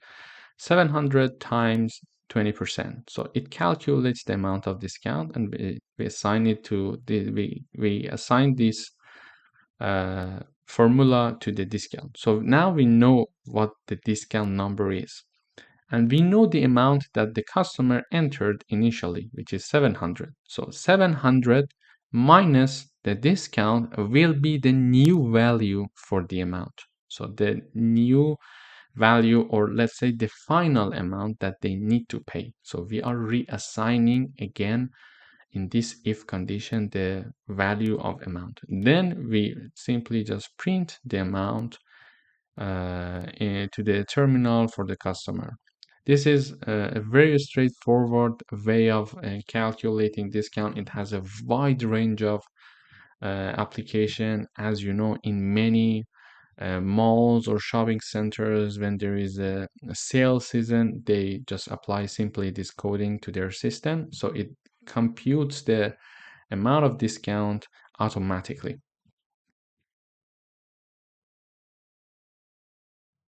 Welcome back. In this video, we are going through another coding exercises regarding the if conditions. So here we would like to write a program that takes an integer from the user and checks if it's within the range of 10 to 50. So if the number is less than 10, it prints too low. And if the number is more than 50, it prints too high. And if it is within the range of 10 and 50, it prints in range. To do that, we initialize a number. We mention to the user saying that enter a number, and we store the number, and then we go through the if conditions. So firstly, we need to check if the number is greater equal than 10 or not. So if this condition is true, it enters this part. So between these two brackets. Else, so if the number is lower than 10, it goes to this else directly and says too low. So the too low part, it's very straightforward.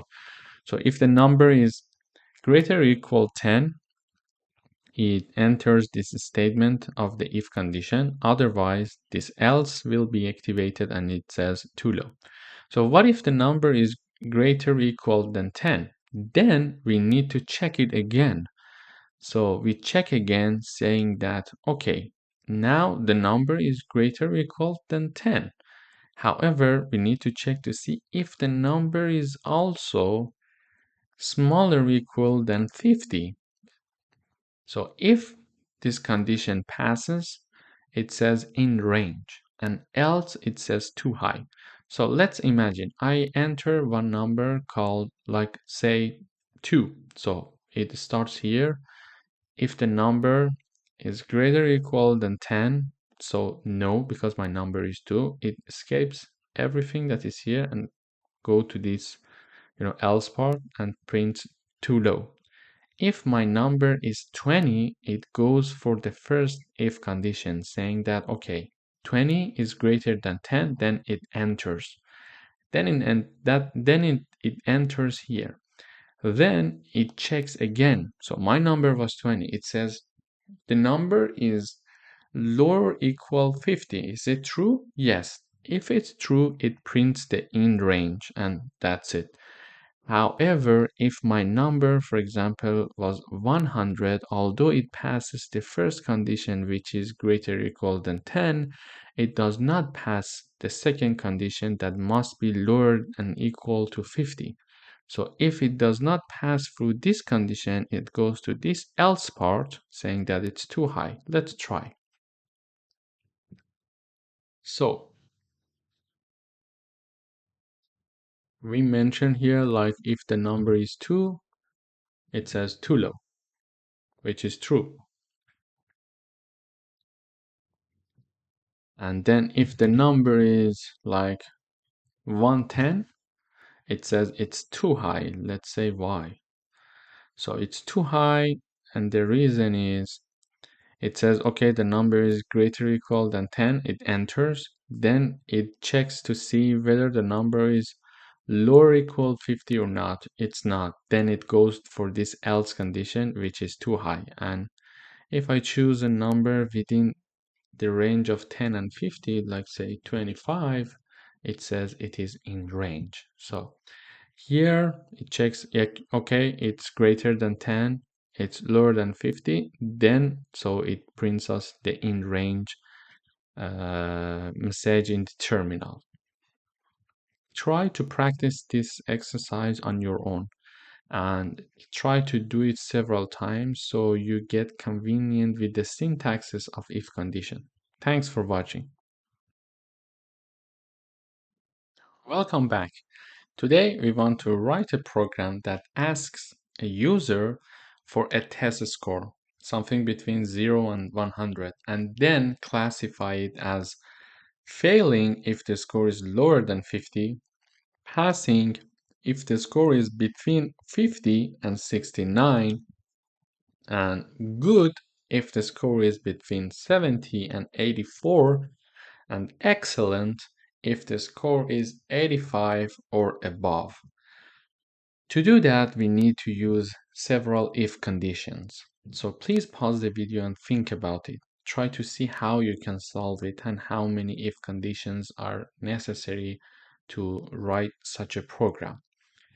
If you have already thought about this and tried to see if you can code it or not, now you may continue.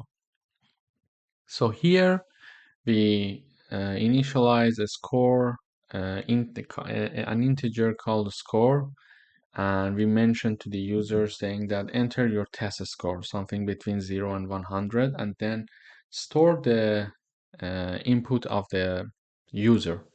Then we start with an if condition saying that if the score is below 50, as it was suggesting here, so if the score is below 50, sorry, here, yeah, just print out failing, and that's it. This part is very straightforward. And then we write down else if. So else if would be the score is greater equal 50.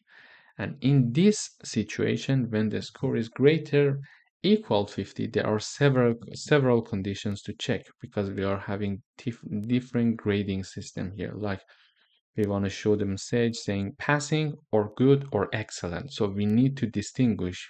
Being above 50 is not enough. So being in a range is enough to know which score lies in which category. For example, between 50 and 69, we need to say passing. However, between 70 and 84, we need to print good. To do that, we check, okay, else if the score is above 50. Then it's a nested if inside the else if that is here. So with the first one we start. So if the score is greater equal than 50 and if the score at the same time is lower equal 69, let's say passing. This is exactly the condition that we had here for the passing. And If this is not the case, so if the score is still greater equal 50, but it is not lower than 69, what do we do here is we check another situation, that is this part. So we escape this part if it's not below 69. We check this part saying that, okay, if the score is above 50 and above 70, this is the else if function that we check. Then it passes through these two conditions to check. So the first one is lower than 84, good, and else, if it's not lower than 84, it means that it is above 84, which is the 85 and above. So it's excellent. Let me run the program and try different numbers and start analyzing the code. I think it would be easier for you to grasp the idea behind it. So if the score is like 40, it says failing. It's very straightforward. So if the score is below 50, it simply prints the failing message. So let's go for the next category. For example, I would say if the score is 65, it would say passing. So let's analyze the code. Analyzing the code is very important. For you also, when you are trying to understand if your program is not working correctly, it would be nice to start analyzing the code and see what the problem is and where the problem is, in fact. So here it starts from this if condition. It says that, is it below 50? No. Then it escapes this part and directly goes to this else if condition here. It says, okay, is it above 50? Yes. And it enters this condition, this part now. You see the bracket, these two red brackets. So if it's above 50, our number was 65. It starts checking again. So here it checks, okay, now the number is above 50, but is it at the same time lower than 69? Yes. So it enters and prints us this passing condition here. So let's try another number, like 75 instead of that. So it says good. How come? Let's analyze it. Here it starts from here. It says that is it below 50? No. So it escapes. It goes to this else if condition. And when it goes to this else if condition, it says, is it above 50? Yes. Is it lower than 69? No. Then it escapes this part. Is it above 70? Yes. So it enters this condition between these two brackets. At the same time that it is above 70. Is it lower than 84? Yes. If it's true, then it prints the good printout. And if the number is not passing this condition that says that it is below 84, it prints the else part here. Excellent. Let's write another number here. Like my number is 95. It prints excellent. So here starts the condition. Is it below 50? No, it escapes and goes to this part. Is it above 50? Yes, it enters. Is it below 69? No. And then, is it above 70? Yes, it enters these between these two. It enters this statement and we need to choose between these two. The machine needs to choose between these two. Okay, is it above 70? Yes. Is it below 84? No. Then it's above 85 because it says lower equal to 84. Then when it's not passing this condition, it's above 85 equal large. Hi, welcome back to another coding exercise. In the previous lesson, we discussed how we differentiate ternary operator with normal if-else condition statements. In this lesson, we are giving you another example. So here, the program, we want to write a program that says to check if a score is taken from the user and the number is something between 0 and 100. So if the number is larger, equal 50, return the pass. And if the number is not larger, equal 50, return fail. So previously when we wanted to do that, we had to write if statement condition saying that if the score is larger, equal 50, go through the cout function and print pass, and else print fail. However, so it would take like 2-3 lines at least. So here we can write it down in one line. We initialize one integer, we show this to the user, and they enter their score, and we store their score, and we initialize this one string that is called result, and in the parentheses we mention the condition that we want to check, and this condition is separated from the possible outcomes using one question mark. So we write down the condition we want to check. If the score greater equal 50, then one option is pass, one option is fail. So these two possible outcomes are also separated with a colon. So if this condition is true, the first option will be assigned to result. And if this function, if this statement is false, then the fail is going to be assigned to result.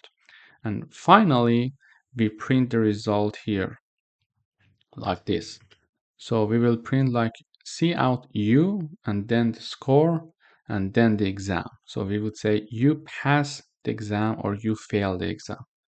So let's try this one to see how it works.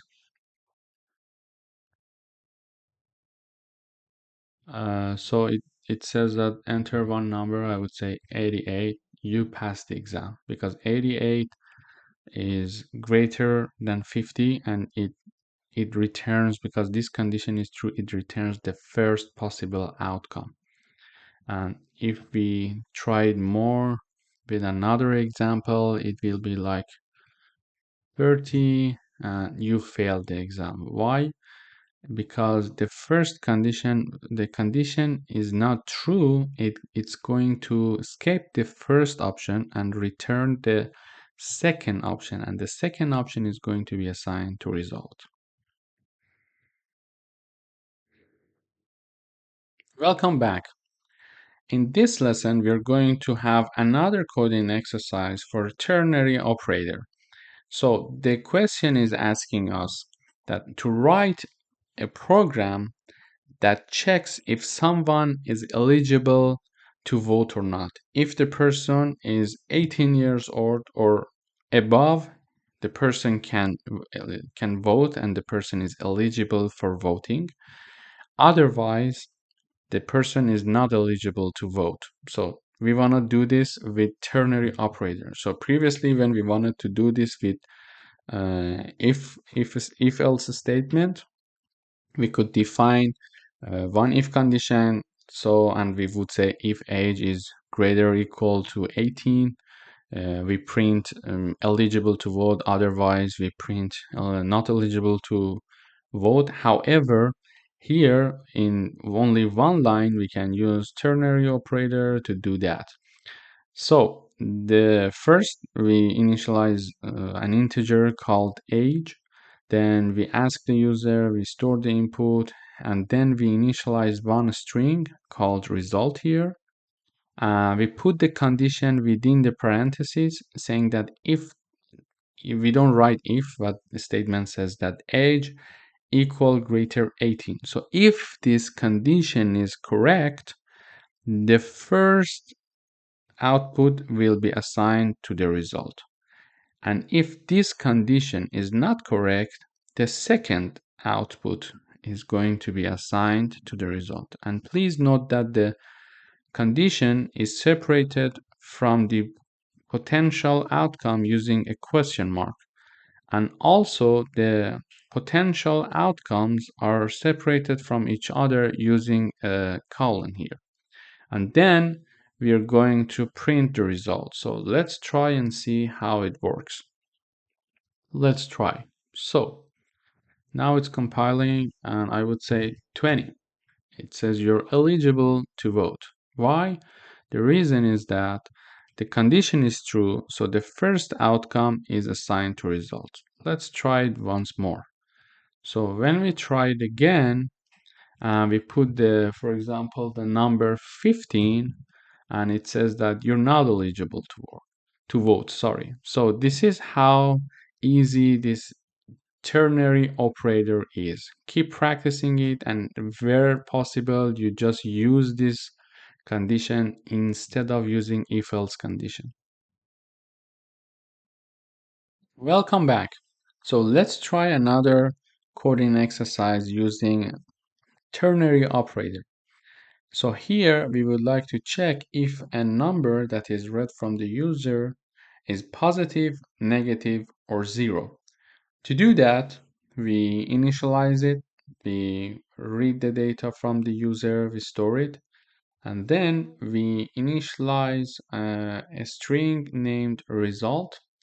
So the condition here that we want to check is that to see if the number is greater than zero.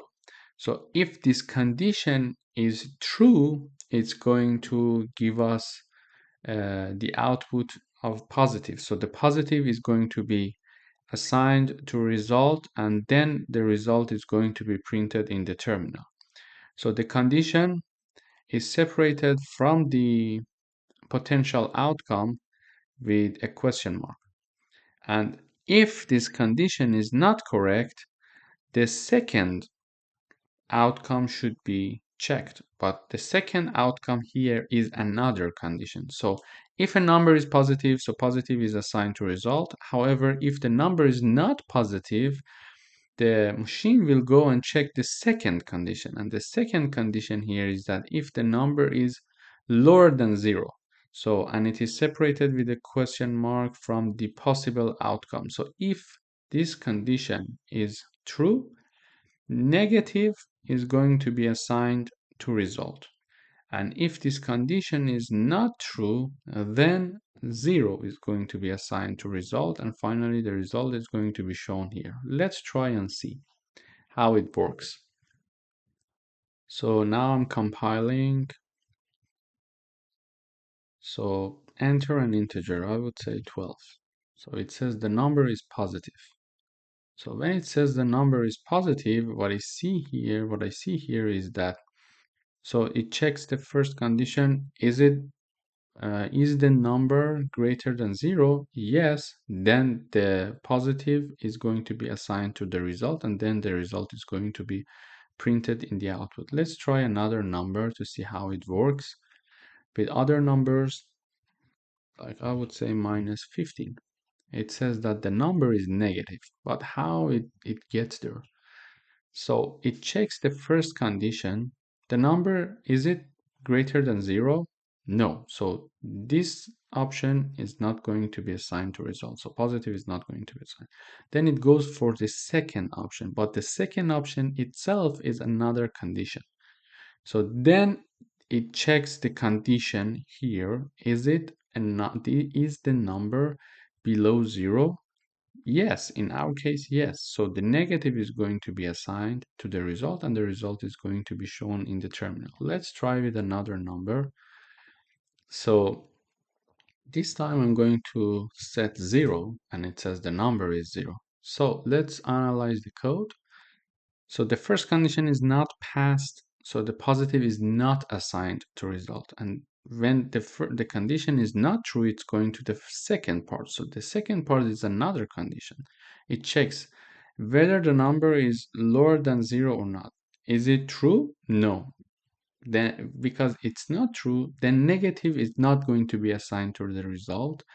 But the second option, which is 0, is going to be assigned to the result. And then result is shown using this code in the terminal.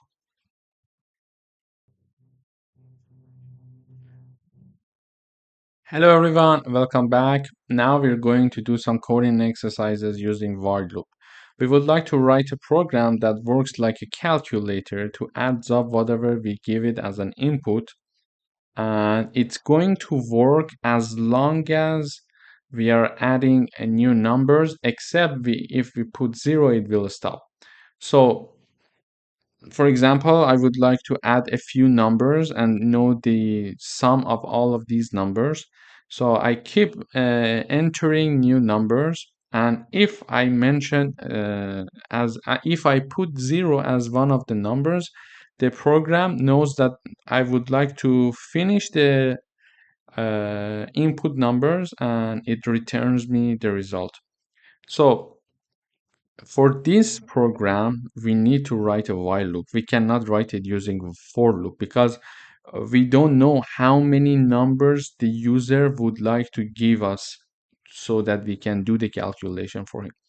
So as long as the user is giving us any number, we're going to store the number, and when he or she gives us the number 0, we consider it as a sign to that he is done with entering the numbers. So we do the final mathematical addition for him or her and return the person the result. So let's see how it works. I think when we run the code, we can understand it a bit easier. It's easier to understand. So we initialize one number called number, we initialize another integer called sum. We set sum to be 0, and then we tell the user enter numbers to add and 0 to stop. So if the person enters 0, the program is going to be stopped. However, any other number to be entered by the user means that the user would like to add these numbers. So the number is read from the user using cin function. So we write a while loop here. So the while loop would be like this. The condition is like as long as the number is not equal 0. So continue until user enters 0. As long as the user is not entering 0, enter this loop.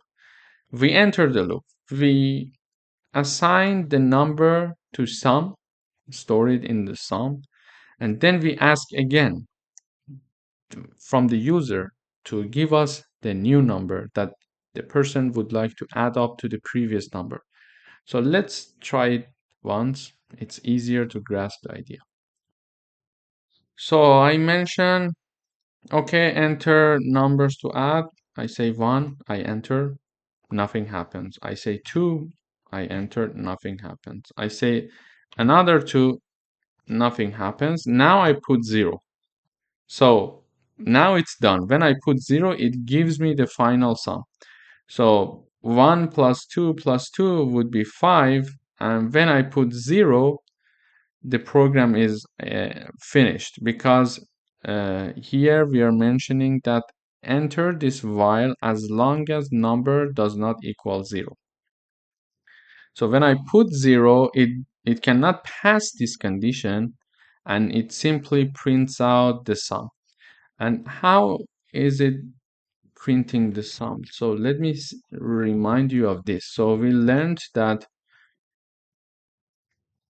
this line would be, so what we have in line 181 here equals this line. So instead of writing this, they wrote this. So let me just show you how the program worked in my example. So initially I mentioned the number to be 1, 2, 2. Okay. So initially I said number equals 1. Then I mentioned number equals 2. Then I mentioned number equals 2 again. So it starts with this. So the sum is 0. It says sum equals 0 plus 1. Then sum equals 1 plus 2. Why? Because so initially the sum equals 0 because we initialize it to be 0. And we enter the number to be 1 in the first round, and 1 plus 0 is 1. So 1 is assigned to sum. So then it goes for the next round. So as for this equation, sum equals 1 from the previous iteration. So the value of sum is 1 here, plus number. So as the second input, I put 2. Then the value would be 3. And then the equation would be 3 because 3 was the final value of sum from previous iteration. And in the new iteration, so the sum is 3 plus I mentioned the another 2, so the sum would be 5. It's exactly how it is computing this sum here. So 1, 2, 2, and then when I put 0, it exits the program. Let's try it once more.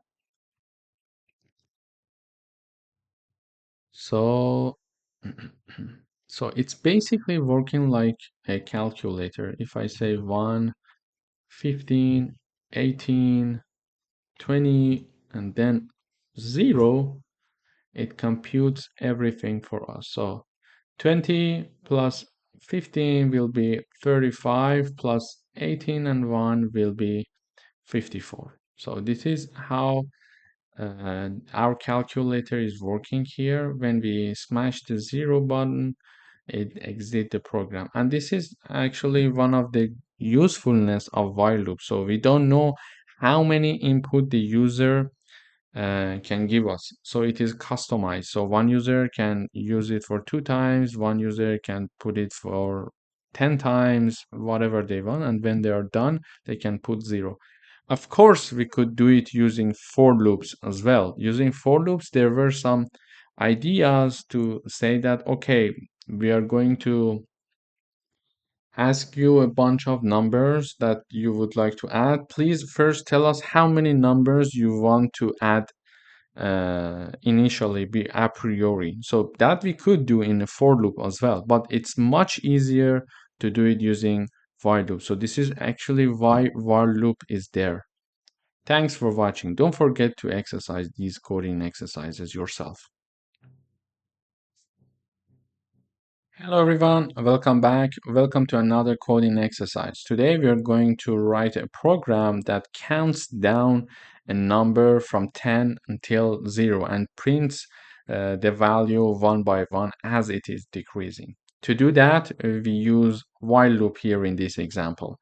So we initialize countdown integer as to be 10, and then we mention while the countdown is greater than 0, enter this condition, and first print the countdown for us and then reduce its value by 1.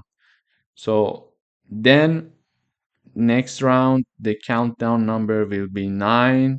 It prints 9, it reduces the value to 8, then another time 8 is still bigger than 0, it enters the loop and it prints the 8 and then it reduces the value. So let me run and then we analyze the code once together. So here, as you see, it says 10, 9, 8 until 1 and then lift off.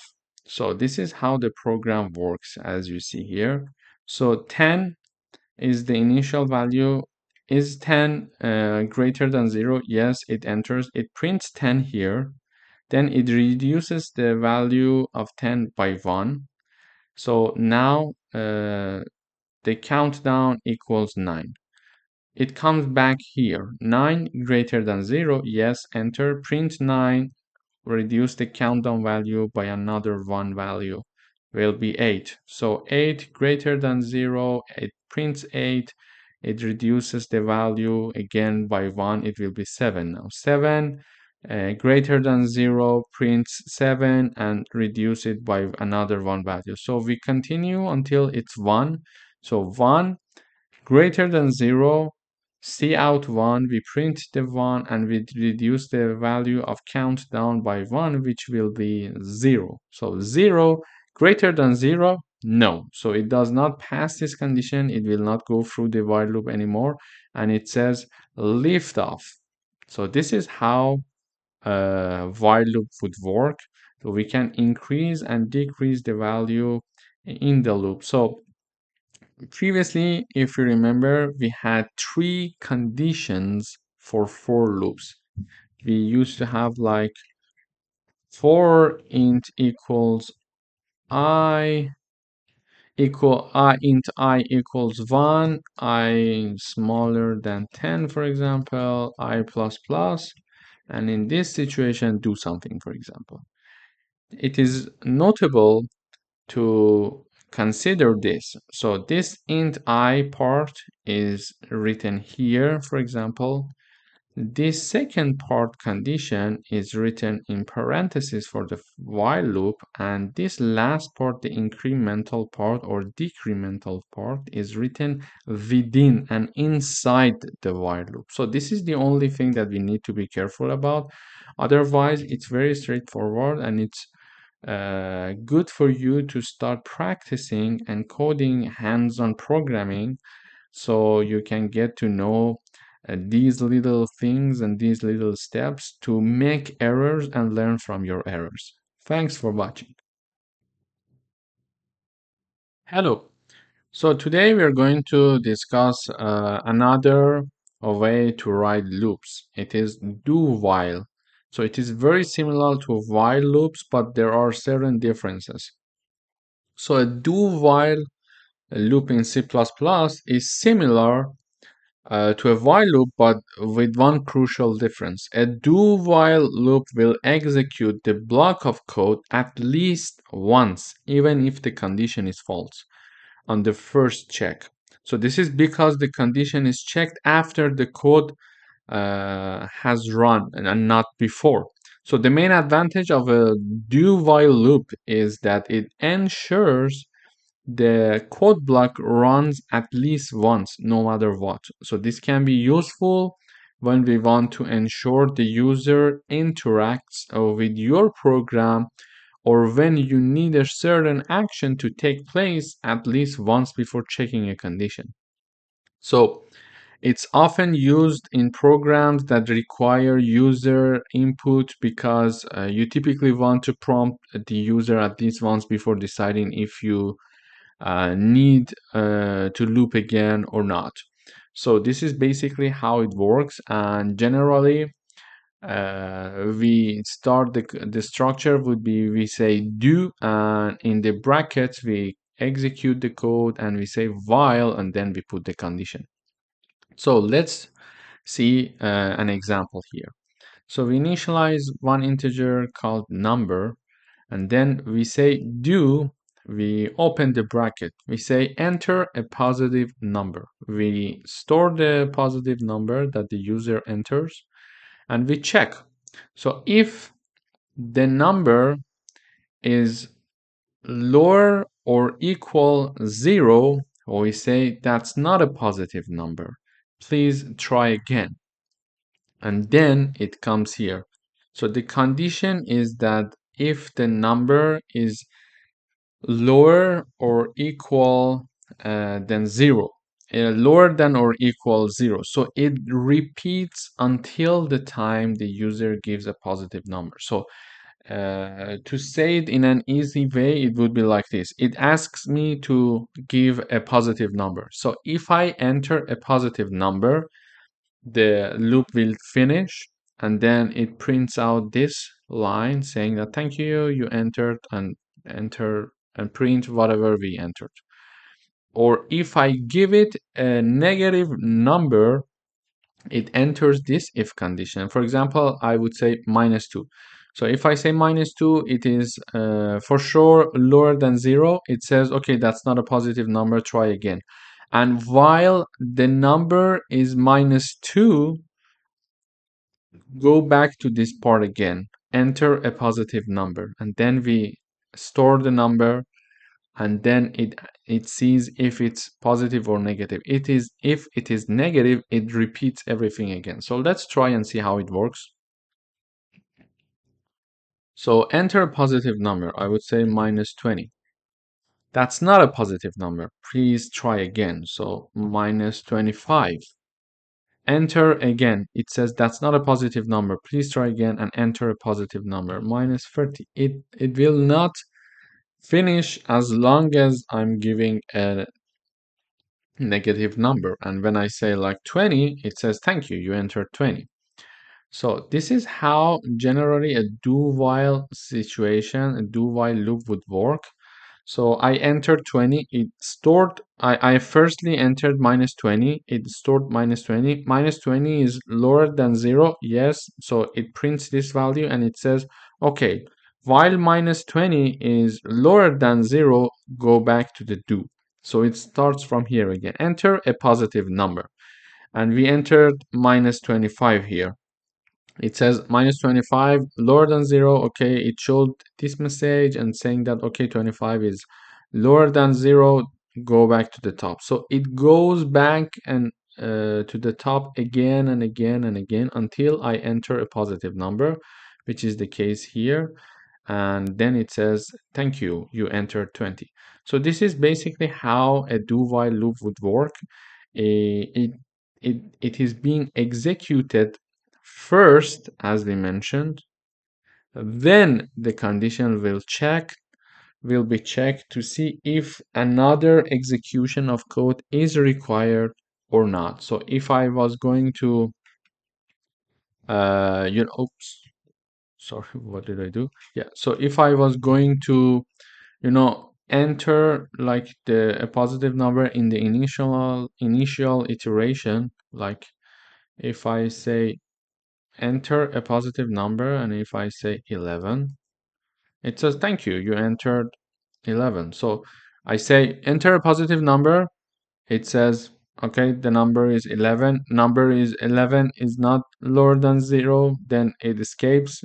It's not lower than 0 again, it escapes. So the loop is not going to be executed anymore, and it says thank you, you entered like 11. So it is one time executed and then the condition is checked here. So this is the main difference. Hello and welcome back. Today we are going to give you a coding exercise using do-while loop, so you see how practical this do-while loop is. So we are going to write a program that checks to see if you're entering your password correctly or not. As long as you're not entering your password correctly, it is going to ask you enter the password again and again and until it is correct. So when you enter the correct password, it finishes the program. So initially we initialize two strings, one password and one corrected password. So imagine that the correct password is ABC, something very easy. And we start our loop here, do, so it enters the loop without checking any conditions. It says enter the password and you enter your password. It says if the password is correct, it does not enter this condition, because this condition says that password does not equal the correct password. So if the entered password, the one that you enter, is not equal to the correct password, that is ABC, it says enter incorrect password, try again. And it says as long as the entered password does not equal the correct password, ask this again from the user. And if by chance you mention that okay, enter the password, and you enter the password and the password equals correct password, it does not enter this if, it escapes, and here the condition does not pass because the password equals the correct password, so it does not have to go another time in the loop, and it says access granted. So let's try and see. So if I say ABC, it says access granted. So here is my password. Here is the correct password, ABC. Enter the password. I say ABC. So ABC, it says that password does not equal correct password, but this is not our case because the entered password and the correct password are the same. So it escapes this loop. Then it checks to see as long as password does not equal the correct password. So this is not also our case because they are equal. Therefore, it finishes the loop and it gives us the access. However, let's try once more. And it says like enter the password. I would say something like this. It says incorrect password. Try again. I would say anything. Try again. Try again. And whatever you enter, it says try again. And in the end, I mentioned the correct password and it says, okay, access granted. So you see, this is very useful example and this is a very practical example. In the real world, we have some access like that in the world when we want to check something like emails, etc. Of course, there is a limit until like you can repeat it for 2 times, 3 times. After that, your account will be blocked for security reasons. However, we can use the do while to do that. So here it says enter the password. I say QWE. It says they are not equal. Therefore, it enters this if and prints incorrect password. And because they are not equal, like the entered password and the correct password are not equal, it goes to the loop once more. It says enter the password and it stores. And I said TRTY, they are not equal. It says incorrect password, try again. So it is what it is printed here. And then because they are not equal, it goes again to the loop. So this continues until I give the correct password in the end, and it says access granted. Hello everyone, welcome back. Now we're going to do another coding exercises using do while loops. So here we would like to write a program that asks a user saying that would you like to play the game or not? So if you want to play the game, it will go through the loop again and again. Just imagine when it goes through the loop, it means that the user is simply playing the game one more time. And if the user says no, it finishes the loop, it gets out of the loop, and the program is exited, and everything is finished.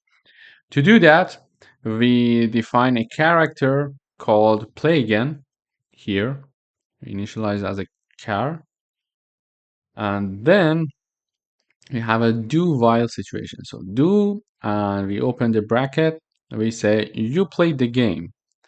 So already, for example, just imagine already the user is in the game and the game is finished now, and this message is shown to the user. So you played the game. Do you want to play again? Y or N has to be yes or no. And whatever the user says, it is stored in the play again character using cin function. So if the user says lowercase y, case y or uppercase y, means that the user would like to play the game one more time. So imagine when the user says yes, the program will do another round of playing and then it shows you played the game. So do you want to play again? The user says yes. So the user says yes, play one more time, and then it says you played the game. And if the user says no, it breaks the loop and everything is done, everything is finished, and it see out saying that thank you for playing, goodbye. So, and then imagine that it exits the game, exit the game. So, why we are having but this condition here? So, in order to consider this condition here, we have a play again character, and we have an or operator, a logical operator. So, because C++ is sensitive to get the result as y or y, they are perceived to be two different things, we mention if the written answer from the user is either of lowercase or the uppercase. So because in the or logical operator, we know that either of the side of the condition must be true. So if this is true or this is true, then it repeats the loop again. So if the user says y in lowercase or uppercase, it knows that the user wants to play one more time. But however, if we didn't have this part, okay, let's imagine that we didn't have this part and we only have this part of the condition, this play again with lowercase y. And if the user answers with an uppercase y, it does not know it does not recognize y because only lowercase y was initially defined to in this condition. So it is important to consider both cases so we make sure we're not missing anything. So let's run the code and then we analyze the code again. So it says, do you want to play again? I would say yes. Do you want to play again? This time uppercase, yes. And yes, lowercase y, yes. Do you want to play again? I would say no. So thanks for playing, goodbye. So it, as we explained, do you want to play again? I would say y. I would say yes, showing y. And then it says, okay, the guy said y, let's do the loop again. And it asks me again, do you want to play again? I would say yes, another round. And then if I say yes, another round and another round, etc.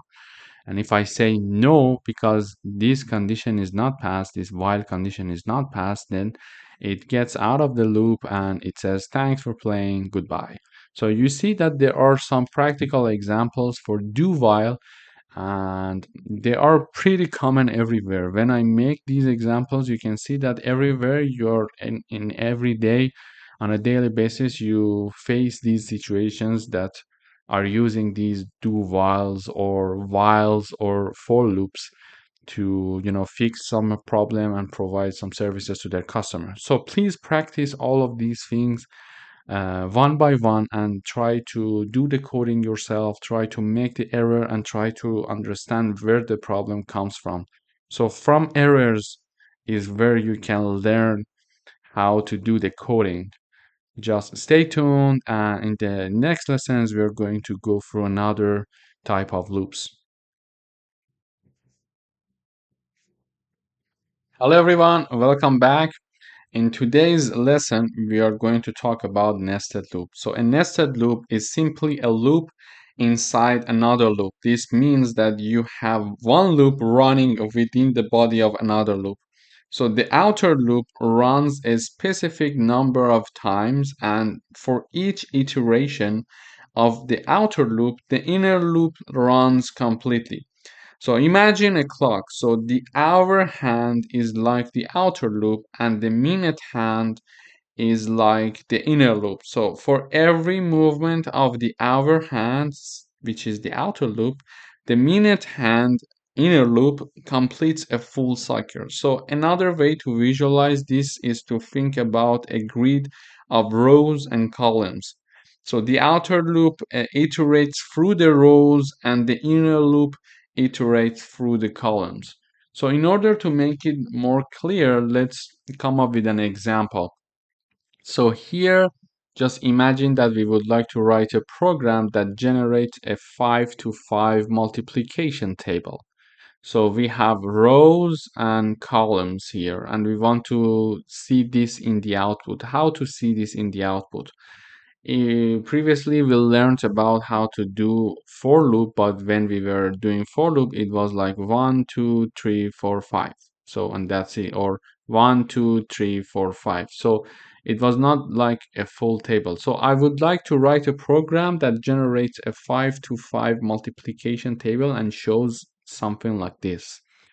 To do that, the outer loop is defined like int I equals 1, I smaller than or equal 5, and I plus plus, and then we enter the loop here. And then we have the the inner loop, we have the int j equals 1, j lower than or equal 5, and j plus plus. And then we see out I times j. So let's run first the program. So exactly as we want it. We have like 1, 2, 3, 4, 5, 2, 4, 6, 8, 10. But how does it work? So let's analyze the code a bit so we can understand how it works. So here we enter the loop with I equals 1, then j equals 1. So when I equals 1 and j equals 1, I times j would be 1. Then still here we had the I equals 1, j equals 1. So and it's finished now. We did the calculation and we printed 1 here like this, and we also put it here. Then j is increased by 1 value while the I stays the same, because we didn't finish this loop first to go back and increment the value of I.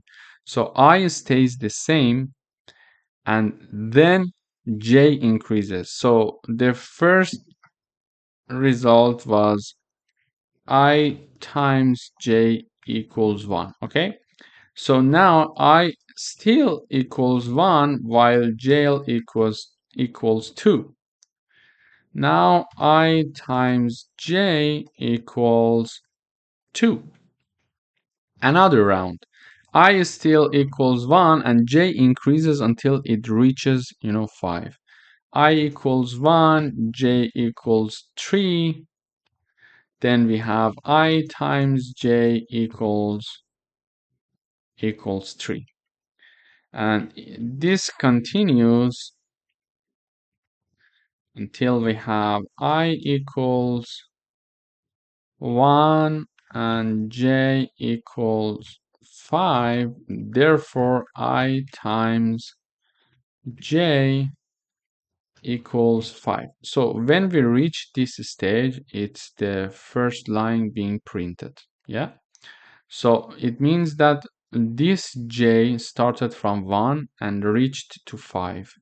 Okay, so it reached to 5. Now it has to get out of this inner loop. When it gets out of this inner loop, we print out cout and del. So it is here now when the j loop finishes, and it goes to the next line here.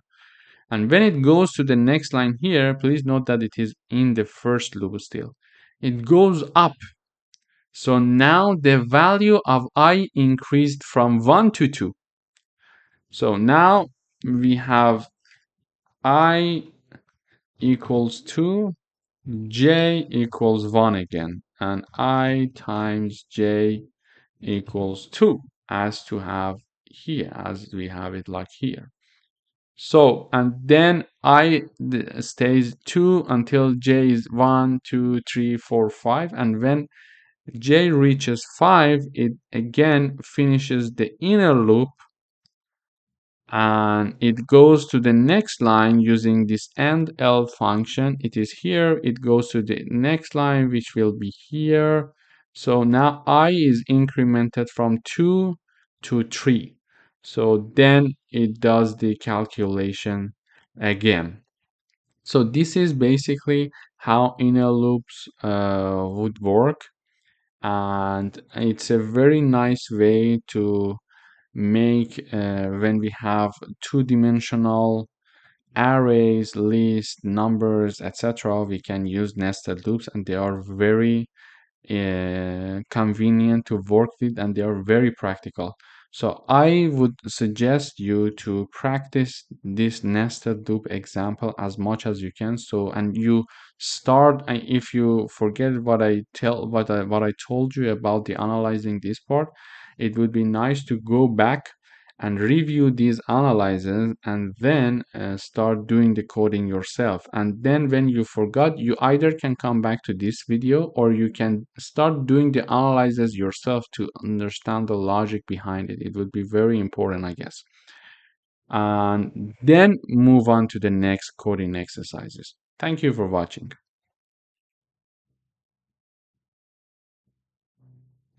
Hello everyone, welcome back. Today we're going to do another coding exercise here.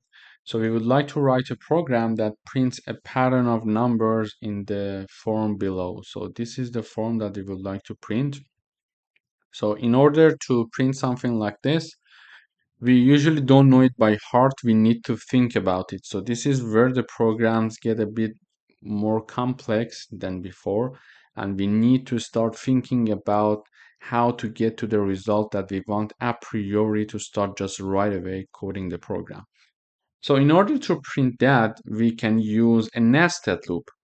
To do that, we have one outer loop and one inner loop. So in order to have these two loops, we first start with the outer loop, that is I. We say, so let me first run the program, so we see that we have the result, and then we analyze it. Okay, so here we have the result as we wanted. So but how did we get there? And with only 3 lines of code, so how did we get there?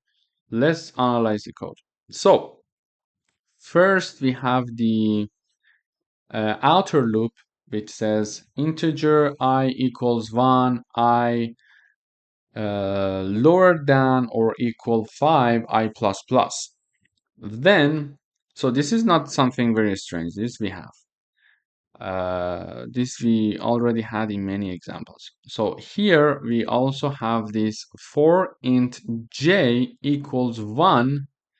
However, the upper bound of j is I. So j must be lower than or equal I, and then we increment its value one step at a time. And then we print the value j. When the first loop, the inner loop is finished, we go to next line, and then we go to the outer loop again. So how does it work? Let's see. Let's start writing the output here step by step. It would be easier to understand the logic. So first I equals 1, we enter the loop. J equals 1, and at the same time j must be lower than equal I. So an I is 1, so j must be lower equal 1. So only one iteration for j is allowed, because it already starts from 1, and it must be lower than or equal to 1. So when it enters I equal 1, j equal 1, and the result would be 1. So it prints the value of 1 like this, because we are having C out j. Then it goes here, so the inner loop is finished. It goes here, it goes to the next line. This is where the first one is printed, and then it's go to the next line. Now I equals 2. I equals 2, j again equals 1, because it starts from 1 every time. And j must be lower than or equal to I, which will be something like this. So j will be lower than or equal to, because the value of I is 2 this time. So given this, we will first start with j1. So with j1, the inner loop is executed, so it prints 1. So the first result will be 1. And then it goes to the inner loop again. It increments the value of j, and j will become 2. 2 is still lower than or equal to as the condition here. So it enters the loop again and prints the value 2. So it prints 2. When it prints 2, it reached its maximum level. So it reached its upper bound, which is equal to I. So I is 2 and it reached 2, so it's finished. So the inner loop is finished. It prints it does one handle, so it goes to the next line here and starts from here. So now it goes to the first outer loop. So now I equals 3 and j starts from 1 again, and as j has to be lower than or equal to I, it means that j must be lower than or equal to 3. So j starts from 1, 1 enters the inner loop, and we print 1. Then we increment the value of j. J is 2 now. 2 is lower than or equal to 3. So yes, it comes here again and prints the value 2. And another time, j is increased, and then now the value of j is 3. 3 is passing this condition, so 3 lower than or equal to 3. Yes, so it comes here again and prints the value of j. So now that j is 3, it reached like this, like it's like writing 3 lower than equal to 3. So it does not it's not able to go another round, because if it goes for j equals 4, it does not pass this condition here. So because of that, the inner loop is finished. It goes to the next line using this part of the code. So, and it goes to this part. So as you see here, this one here, we reached here. Then we have this one, which is here. Then we have 1, 2, 3, which is here. And then next time when the inner loop is done, it comes here. It goes to the next line. We were here, it goes to the next line. So now we are here with this line, and then it has the outer loop. So it goes back up again. So I was 3, we increase the value of 3, it will be 4 now. 4 is lower than or equal than 5. Yes, pass the condition, enters here. So enters the inner loop. So I equals 4, j equals 1. So j must be lower than or equal to I, because in the second part of the for loop, this condition applies. And then it means that because I equals 4, it means that j must be lower than or equal to 4. To do that, j equals 1 starts the loop while I is 4. So it's like writing 4 here for this time, for this round of iteration only.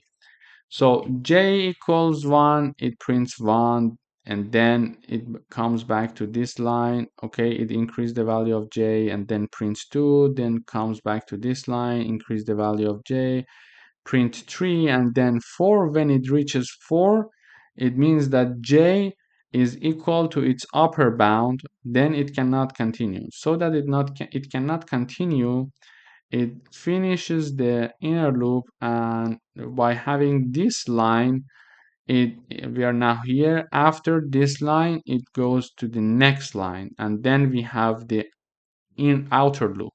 So the outer loop is still I, which is 4. Now we increase the value of I from 4 to 5, which is the last time, because I also must be lower than or equal to 5. So this is the last round that we enter. So we enter with I value 5, I equals 5, while j equals 1. And it starts from the j equals 1 again. So j has to be lower than or equal to I, means that j has to be lower than or equal to 5. So it enters with j equals 1. So it prints 1. one time, and then increase the value of j, come back here, it prints the value 2, 3, 4, and finally 5, and it cannot go beyond 5 because when j is 5, it is reaching its maximum level, which is 5, and then it goes to the next line. So from there we go to the next line, but we do not go back to the outer loop anymore, because also when the value of I is 5, we increase it to 6, it does not pass this condition, so it cannot enter the loop again. So this is how this nested loop would work. So let's run one more time. Yes, so you see how this nested loop has worked, and how we got to the printed form and pattern of the numbers that we were looking for here. It is very important to start practicing these things yourself, because it's little by little it is getting a bit more complex. So in order to make sure that you are improving your coding skills as you're proceeding through the course, please try these practices yourself several times. This is very important. Thank you for watching. Hello everyone, welcome back to another lesson. In today's lesson, we are going to do another coding exercises using nested loops. However, before we dive in, if you haven't had the chance to rate this course yet, I kindly encourage you to take a moment to do so. So your feedback is incredibly valuable in helping us improve and ensure the future learners have the best possible experience. So thank you for sharing your thoughts and rating this course. So now let's move on to our next coding exercise. Here we would like to write a program that prints a 4 times 6 rectangular of asterisks. So what we would like to be printed would be something like this. So we have 4 rows and we have 6 columns here. We would like to print that, and we need to use a nested loop to do so. So the outer loop would have 4 range, like I starts from 1 and we'll go up until 4, because we would like to have 4 rows here, and as the statement mentions. And then, as we would like to have 6 columns, we are having the inner loop to range from 1 to 6.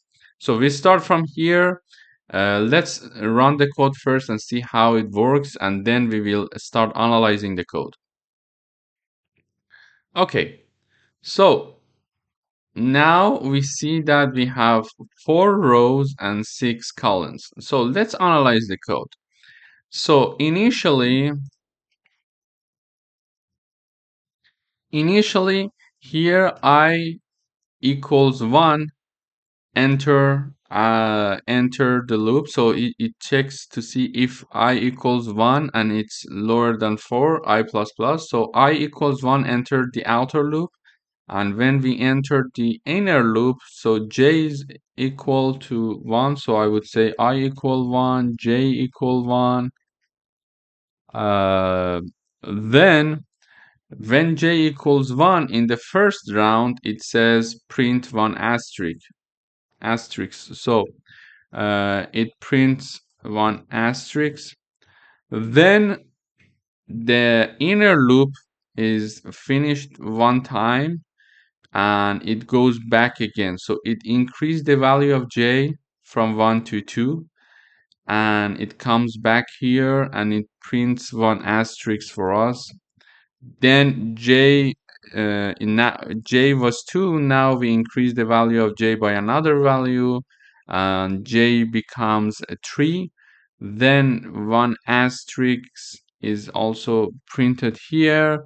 It continues until j equals 6, and we print another asterisk here. So it would be like 6 asterisks would be printed, because when j equals 1, it prints 1, then it's 2, another asterisk, then j is 3, another asterisk, then j is 4, 5, and 6, another asterisk. So the range of the j will, depending on the range of the j, we are going to print asterisks here. So we have the value of from 1, j equals to 1, and j lower than or equals to 6.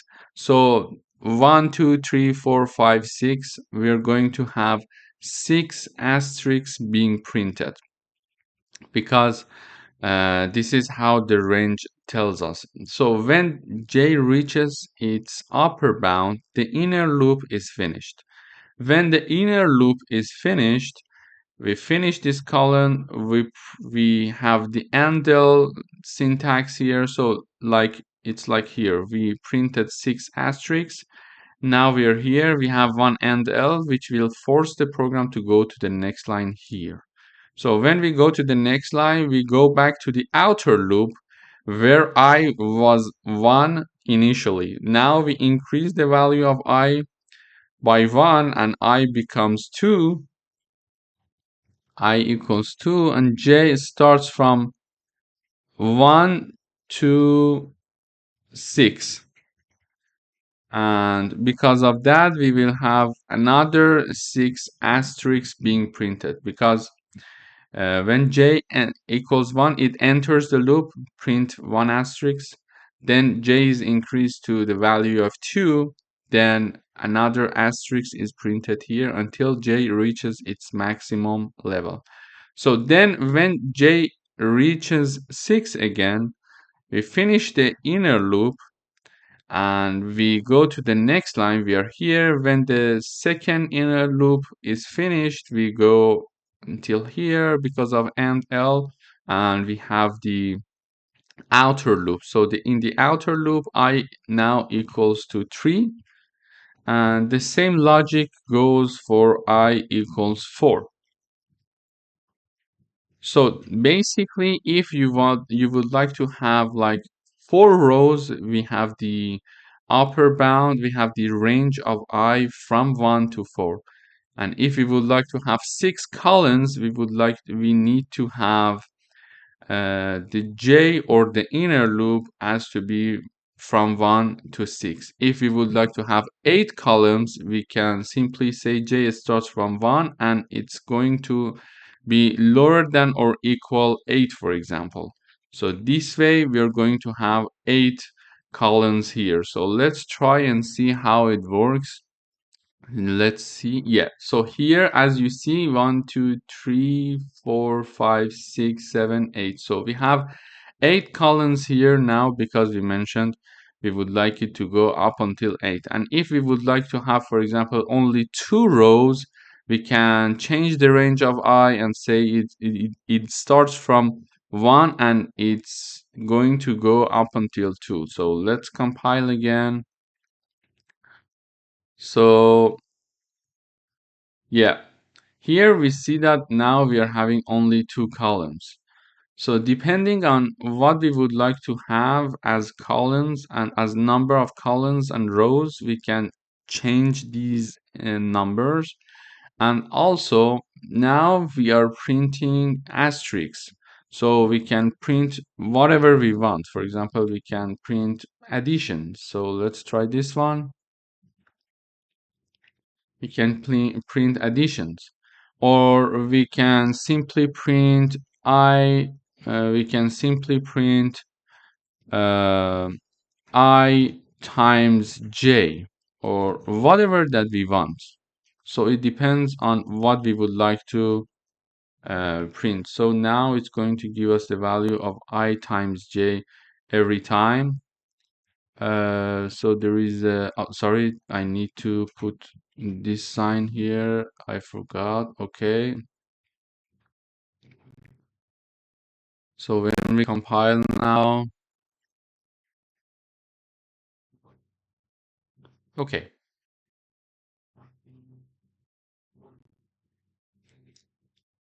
So here we see that it is printing the values of I times j. like for example, I equals 1 and j equals 1, so it prints 1. Then I is still 1, but j is now 2 because the value of j is increasing from 1 to 8 now. So then 2 times 1, here we have it, then 3 times 1 we have it, then 4 times 1, etc. Then we finish the inner loop, the first inner loop, and we go for the second loop. So we go for the incremented value of the I, which is the second iteration of the outer loop. So I equals 2, now we have I equals 2, and when I equals 2, j equals 1, we have 2. When I equals 2, j equals 2, we have 4. When I equals 2, j equals 3, we have 6, etc. until we reach the I equals 2, j equals 8, which will, the result will be 16. So if we would like to have like now 4 columns, we can also try this like that.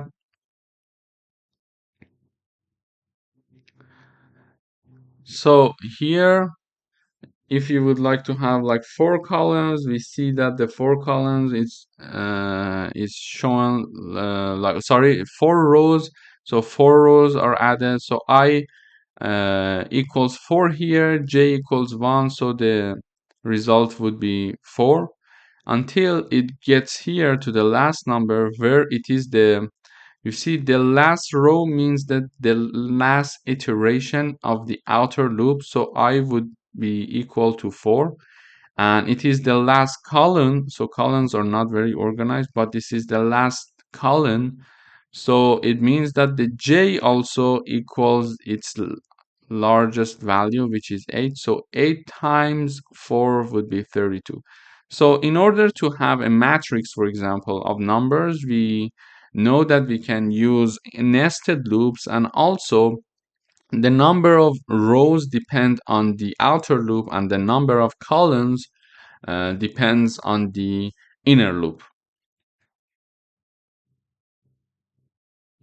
Hello everyone, welcome back to another coding exercise session. Today we are going to write a program that prints a grid of numbers where each row contains the numbers from 1 to 4. So we are going to have 3 rows and each row needs to have numbers from 1 to 4. From the previous lesson, we learned that if we are going to print a matrix, we need to use nested loops. And the outer loop can show us the number of rows, can bring us, depends on the number of rows, and the inner loop depends on the number of columns. So with that in mind, if we would like to print something like this, we have 3 rows, so the outer loop should start from 1 to 3, and the inner loop should start from 1 to 4 because we would like to have only 4 uh, only 4 columns. So let's run the program first. Okay, we see that what is printed here, it's exactly what we wanted. So let's analyze the code and see how it works. So in order to see how it works, we see that I is equal in the first round, I equals 1, while j varies between 1, 2, 3, and 4. So when I equals 1, it enters the outer loop and it reaches to the inner loop. So j equals 1, it enters the loop, so it prints 1. Then it goes up. We increase the value of j, and j is 2 now, so it prints 2, and also we are printing one space here. So j goes back up again, it is increased by another value, so j is 3 now, so j is printed here, now 3 is printed, and then one space here. So we see that the result would be something like this. Exactly, the first row is created. When j reaches its maximum level, which is 4, the inner loop is finished, and we are going to the next line using end L. So we are here when we have the end L. it goes here. So now I equals 2. So now I equals 2, while still j varies between 1 to 4. And again, the same procedure will continue. So j equals 1 enters, it prints j and 1 space. Then j is increased here by 1 value, it enters, it prints j with 1 space. Then we increase the value of j another time. Now j is 3, so we print j here, which is 3 with 1 space. And another time j is 4 now. This is its maximum level upper bound. And we increase the value of j from 3 to 4 by 1 value, and we print j. And the inner loop is again finished. And we have endl. So we're here. After endl, we go to the next line, and then we increase the value of I to 3. Again, the same thing will happen. So if we would like to have 3 rows, we are ranging I from 1 to 3. And if we would like to have 4 columns, we are ranging j from 1 to 4. However, if we would like to have like more columns with more numbers, like if we would like to have something like this, we can simply increase the range from 4 to 5 and see its impact. Let's see.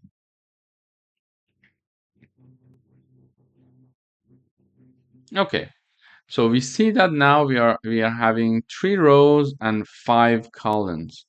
So depending on the number of rows and columns that we would like to have in the output, we are going to modify the outer loop range and the inner loop range.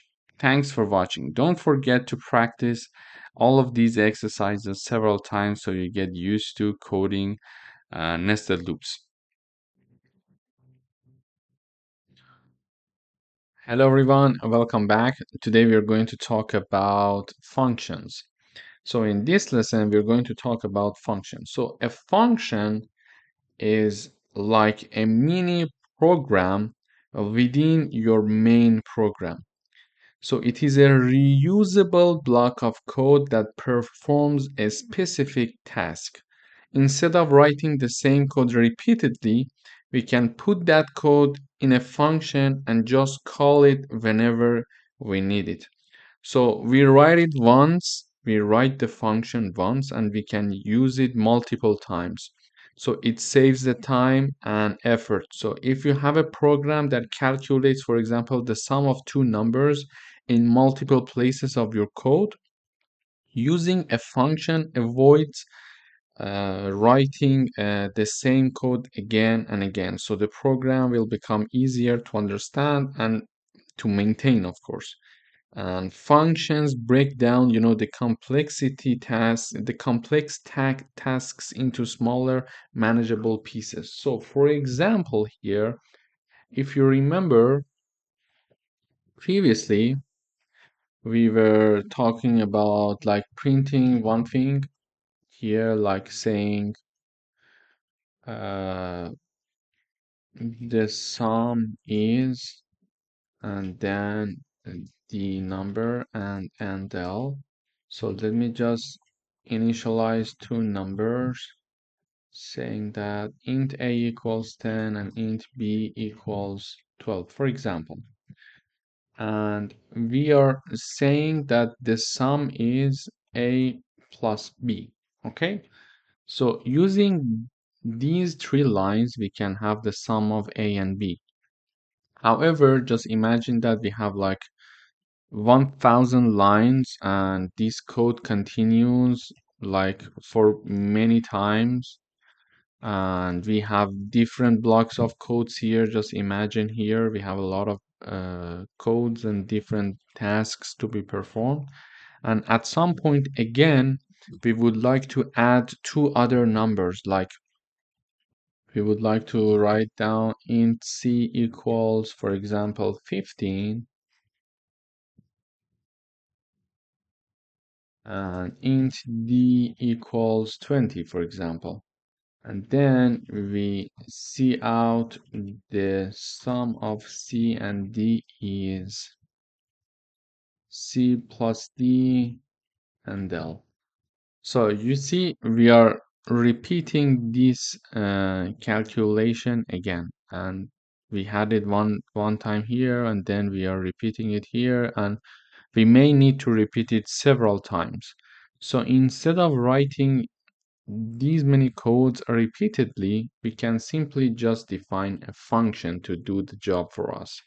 In order to define a function, we need to first declare it a priori to our main function. So this is our main function. So any C++ program will have a main function. Everything is within that main function. So before this main function, we can declare our additional functions that we would like to have. For example, here we declare a function called add, and it has two values as input values, int a and int b. So within the parentheses, it shows how many input it can take and what are the types of the input that it can take. So the first type is int a, so the first type is int and the second type is int. So the input of the function called add are two integers, and here this int shows the output of this function.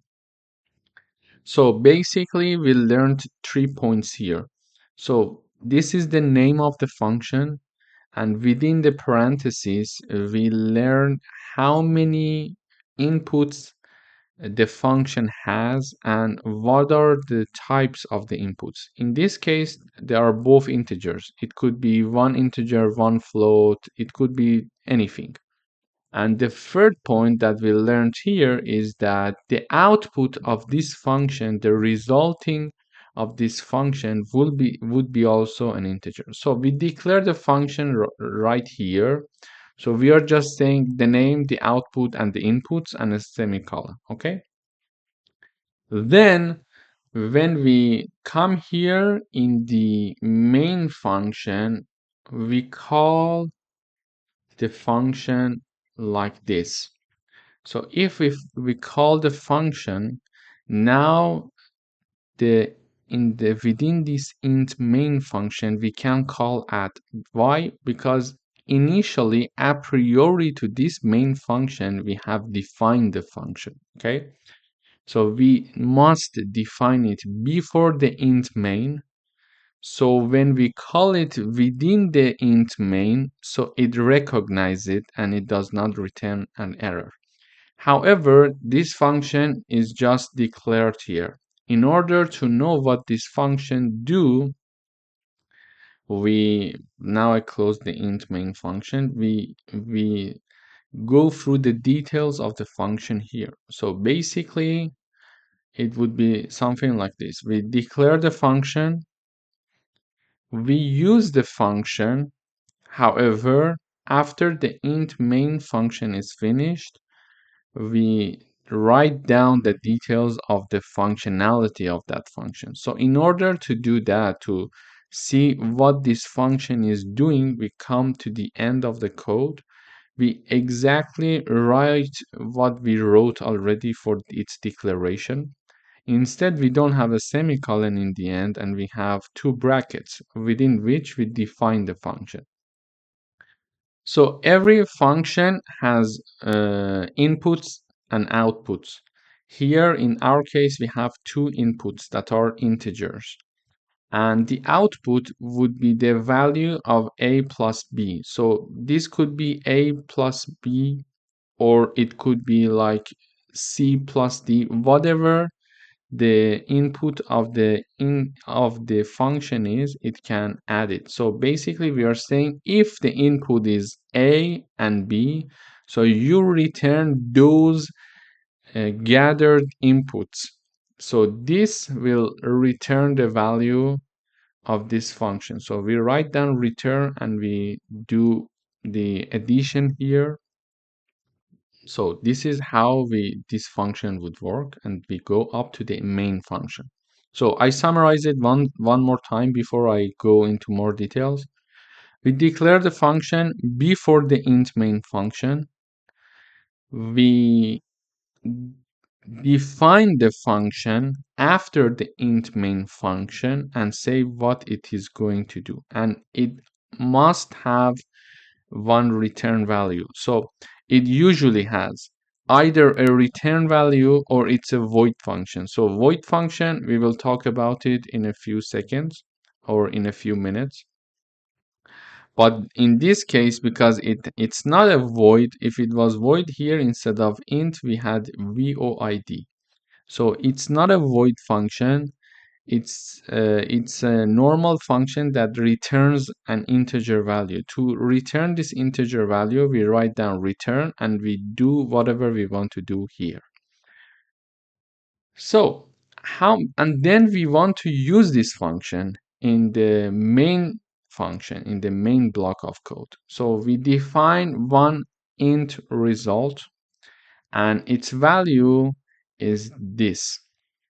So this is how we call the function. If you remember, the function name was add. So it's going to call the function named add with two values, 5 and 3.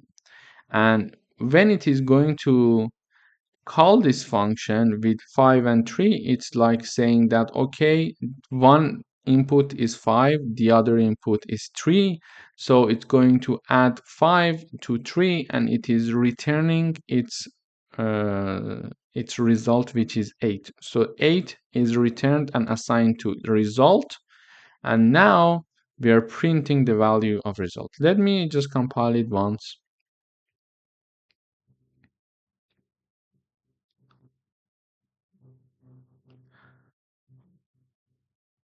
Okay, so now we see that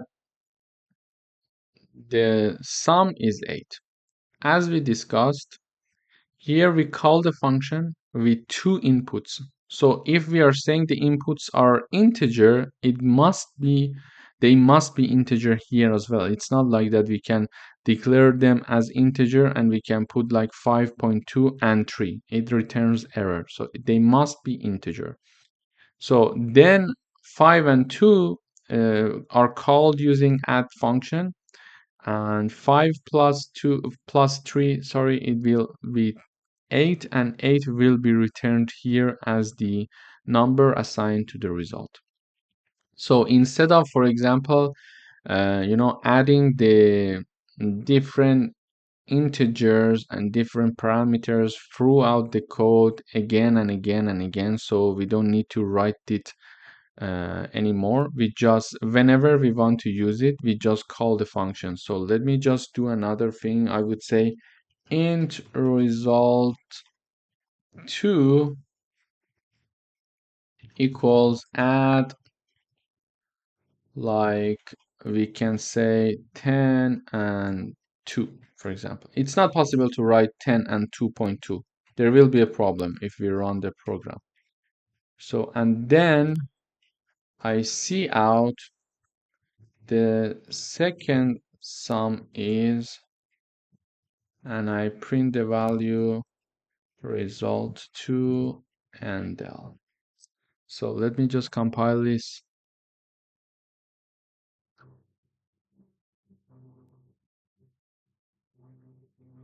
Yeah. So here we see we didn't have to do the calculation anymore. We just call the function once more with new values. So you can call the function millions of times, and with new values you can do the calculation. However, the function is written only one time. So it is more efficient to have functions that do the job for you, so you don't have to call them one by one. So this is very important to keep in mind to use the functions. And another thing that we could do here is like the following. So as you see here, we are printing the sum is in the main block. In order to be super efficient, we can also mention that in this function, we define a new integer called c that is equal to a plus b, and then we see out the sum is, and we print c every time. So here what we can do is like this. So let me just clear this part, and this and this. Let me see if I have errors or not.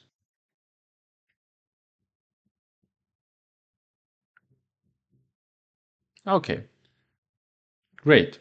So you see, even now the code is even more clear. So here we are only saying add 5 and 3, add 10 and 2. So this is going to add any two numbers that are called using the add name, because the name of our function is like this.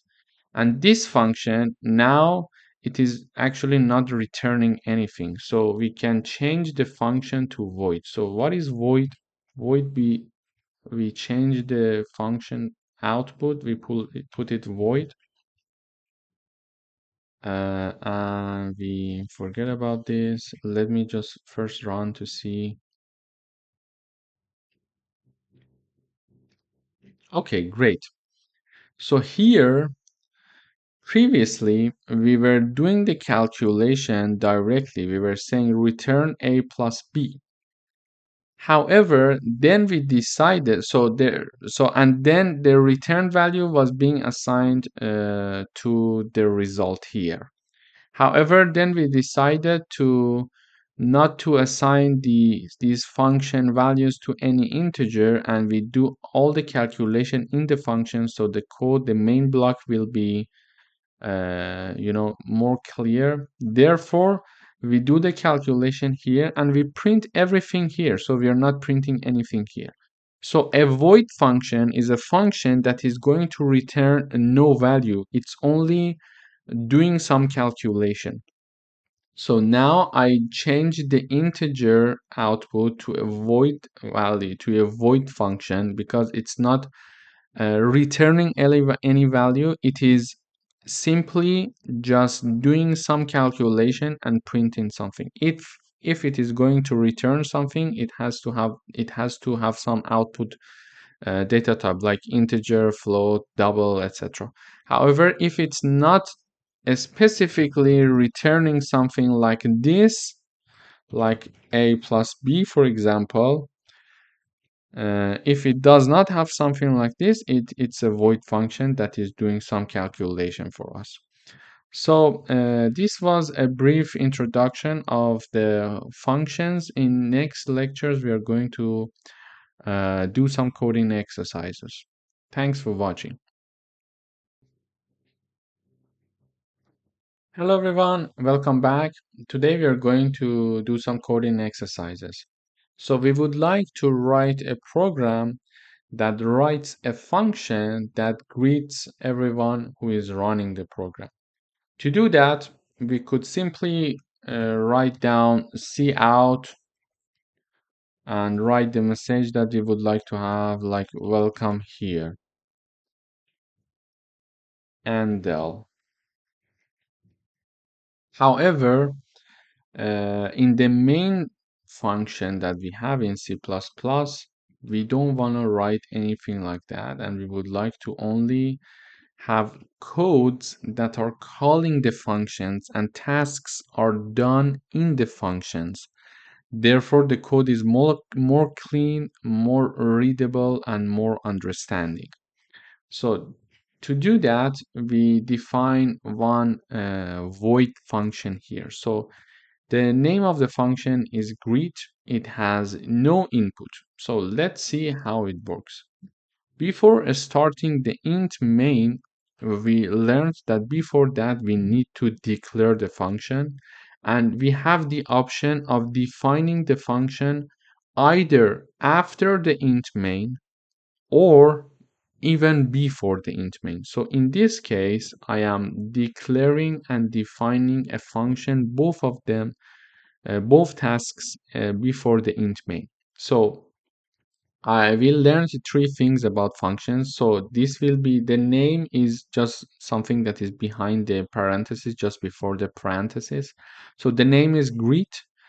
Whatever that is in the parentheses is the input of the function, and whatever is just before the name is the output. So as the input, it has no input, so we don't need to put any input when we want to call it. So it's not like add function like addition, so we give two numbers, so it will do some mathematical operations with those inputs. It's just a simple greeting function, so it needs no input. Whenever we call it like this, it's going to be performed, and the output is void. Why? Because it is returning no value. So as you can see here, we are not writing return something here. Okay, as we are not writing that, this function is a void function. Whenever a function is returning a certain output, it is not a void function. But here we are doing nothing. So let's compile.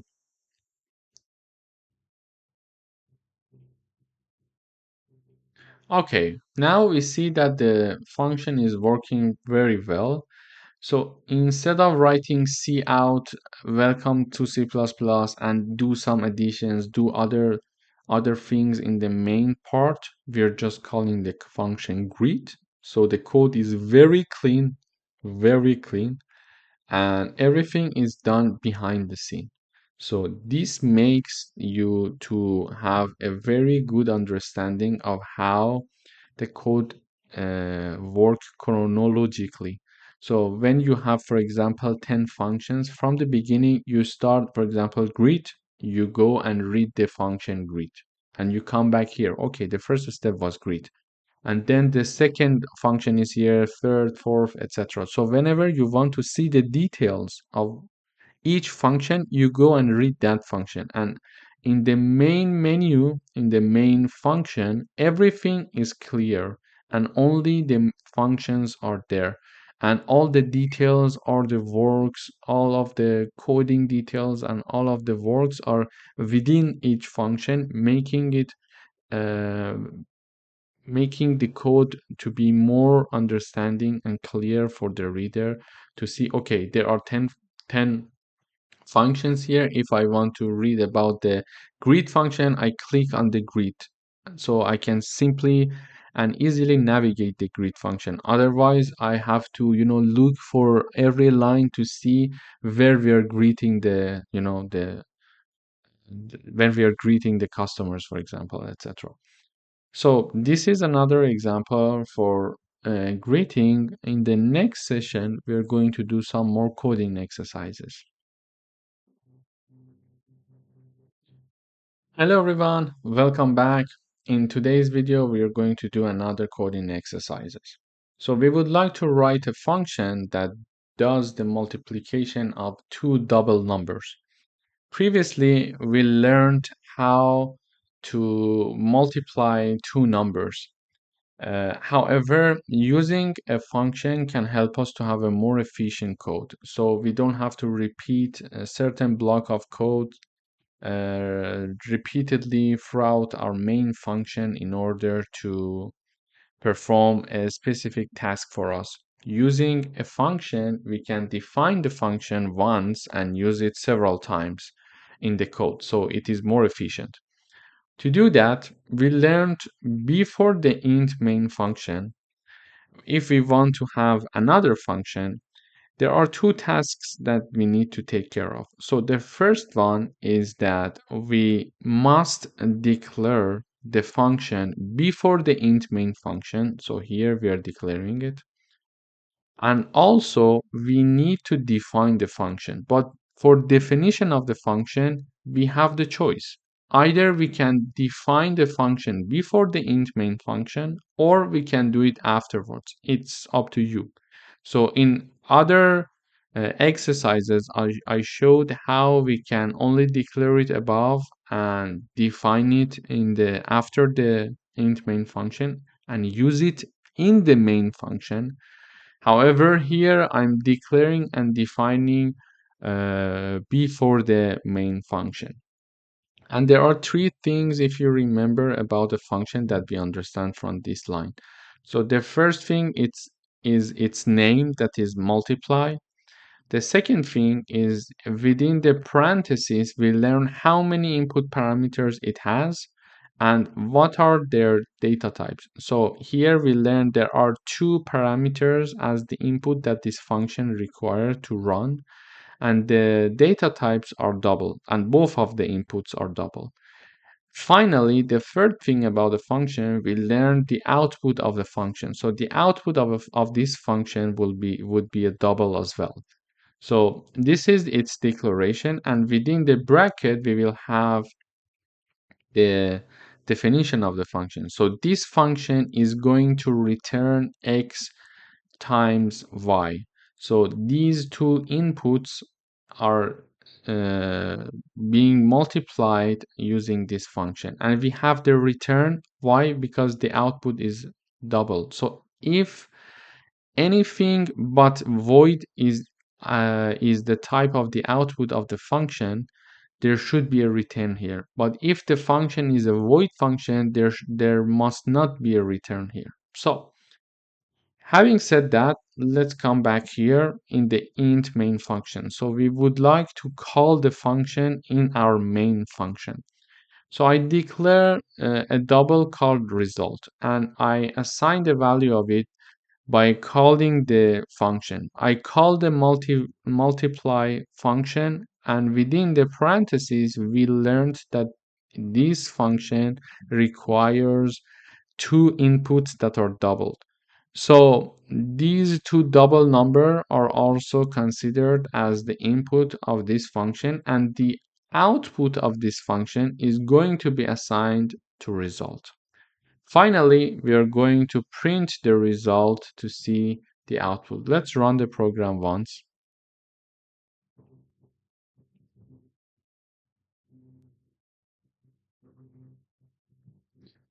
So we see the product is 9.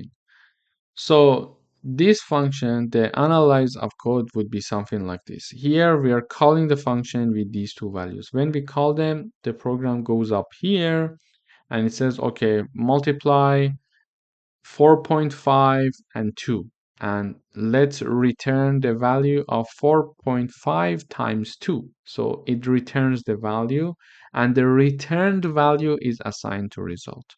So this is how a function would work. So one exercise for you could be how to change this double function, the output of this function is double, to a void function. I would suggest pause the video now and think about it. And if you have already thought about it, now you may continue. In order to do that, we just replace double with void, and we forget about the return. We say int z equals, for example, y. And we simply just see out the value z here. Okay, doing that, we don't even need this, and we don't even need this. So the code is even more efficient here. So it depends on what you want to do, but you see the code is very clear now. And let's see.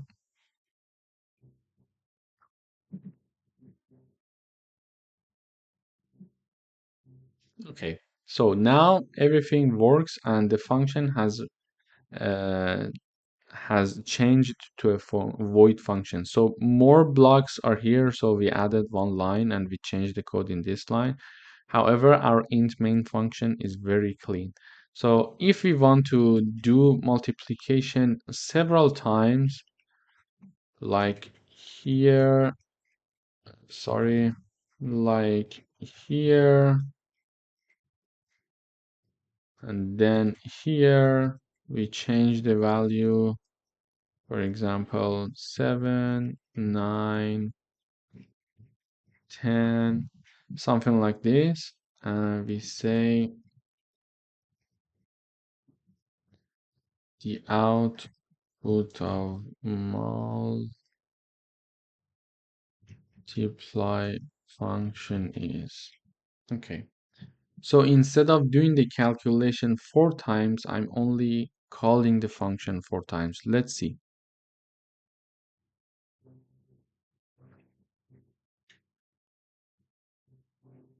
Okay. So here we see that it is printing the output for us.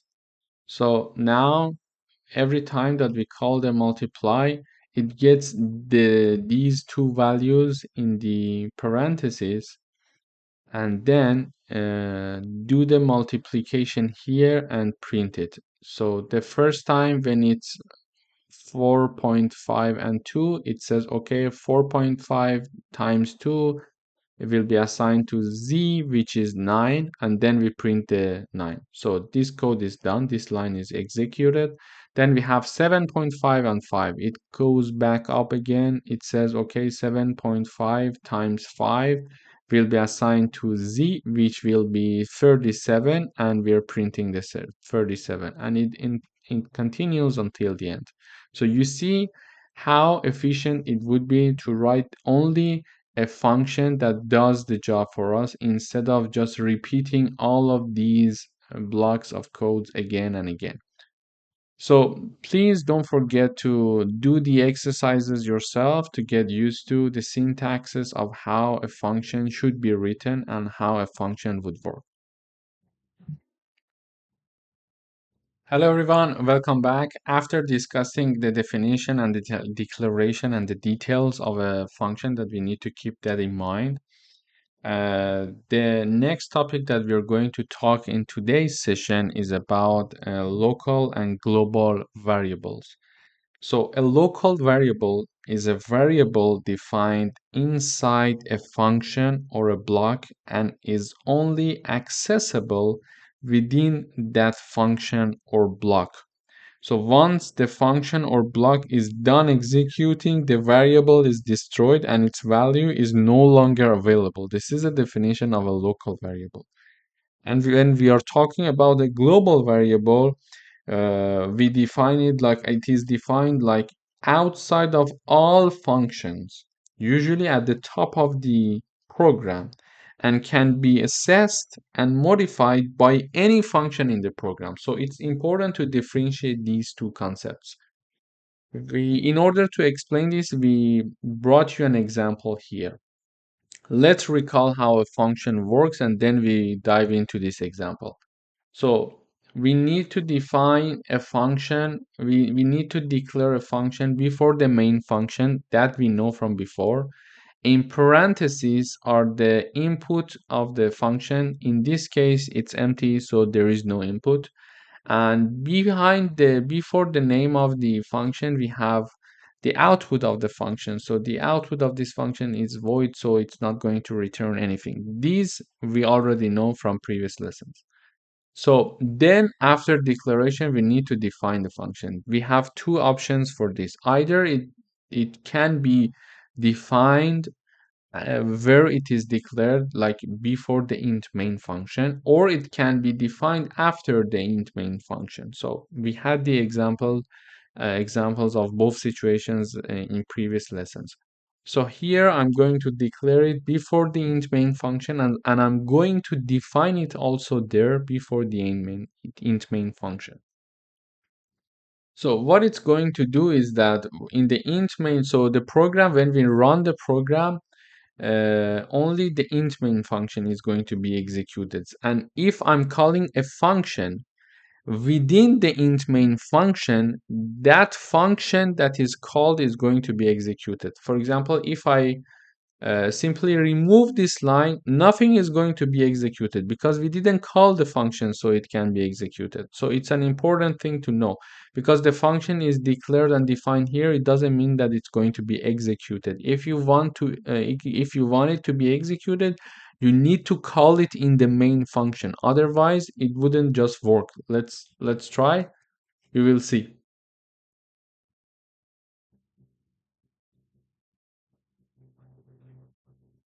You see, nothing is being executed because we are not calling anything. So it's important to call whatever function you're just trying to use, call it after declaration and definition. So we are just calling here the display function.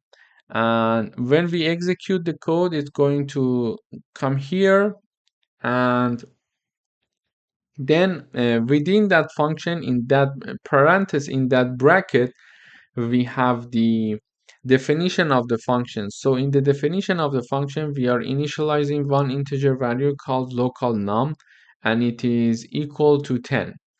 And then we are printing this value local num. Okay, so this local num is a local variable. Let me just change the name, maybe it would be confusing. I would say int x, for example. Okay, it's going to, so the number is, okay, so this x variable that is an integer is a local variable to this function. Okay, why? Because it is declared and initialized in this function. So it makes sense that it's not accessible from here. Why? Because it is not initialized and declared here. So what the program would see if we want to use something in the int main function, what it would see is the only thing that are here. And since it is not here, this integer value is not defined in here, it is a local variable for this function. We can have another, let me just add another function here. So I would say num2, and I define y, and it is equal to 20, and it is okay. Now we have one main function, and then we have one void function and another void function. So we can have like tens of hundreds of functions. So it doesn't matter. So this integer that is called y, and it is initialized and set to 20, is a local variable to this function, and this y is not accessible neither in this function nor in the main function. So it's a local variable, so it makes sense. And also for this x is neither accessible in here nor here. So let me just run.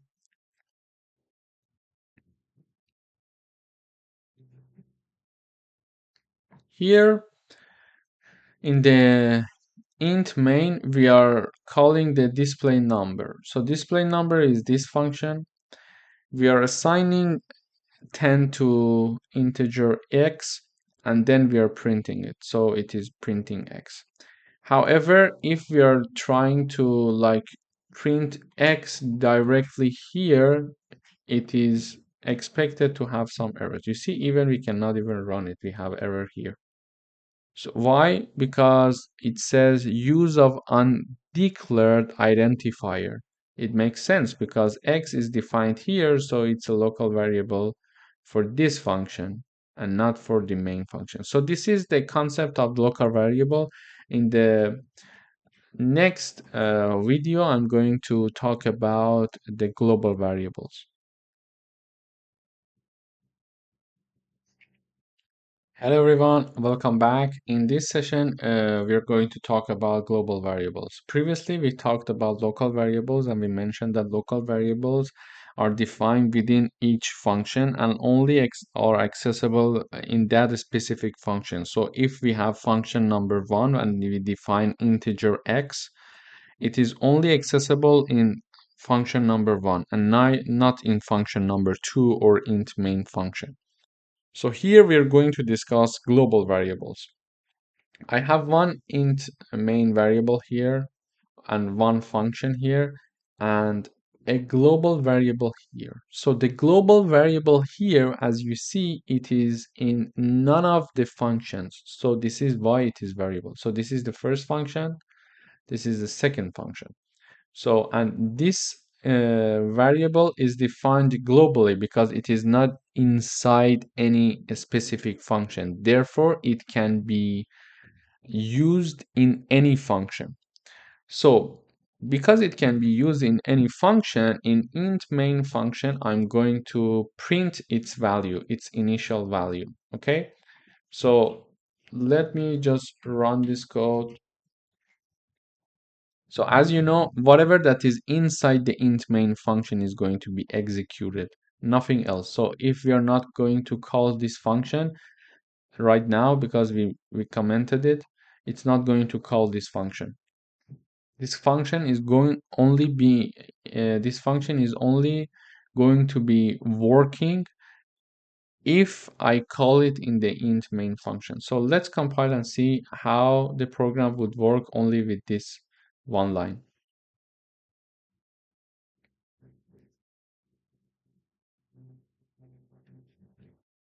Okay, so here we see that it says global number initially 100.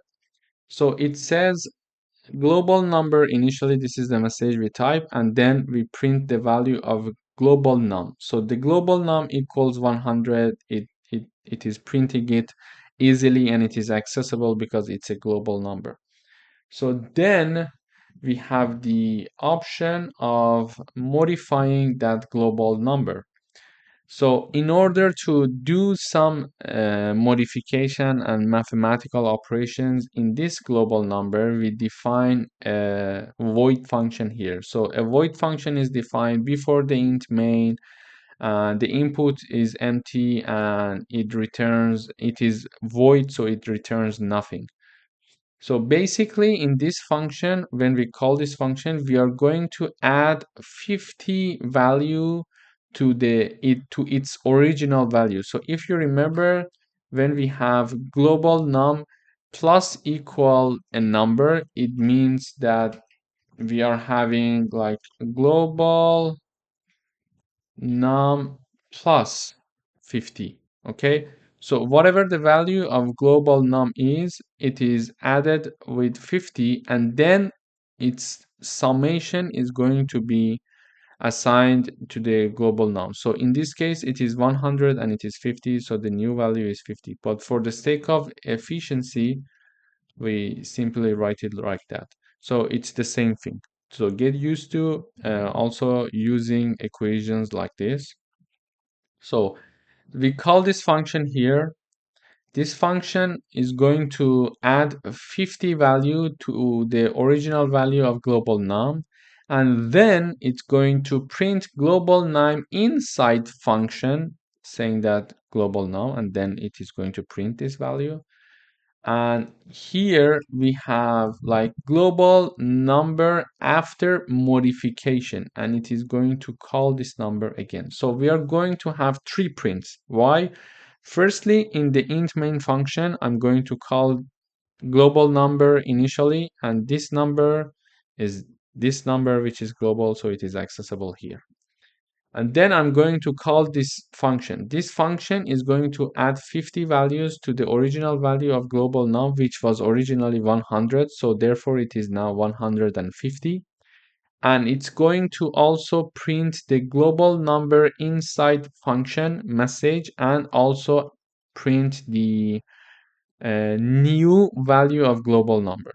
So previously it was 100. Now we modified this number and it is 150.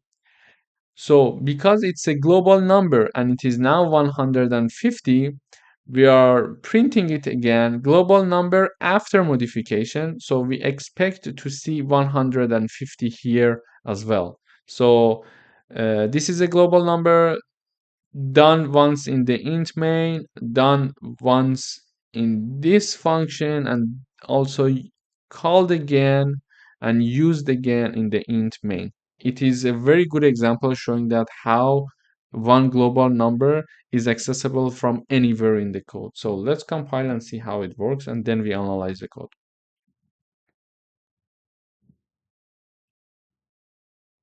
Okay, so let's analyze. So we have the global num here 100.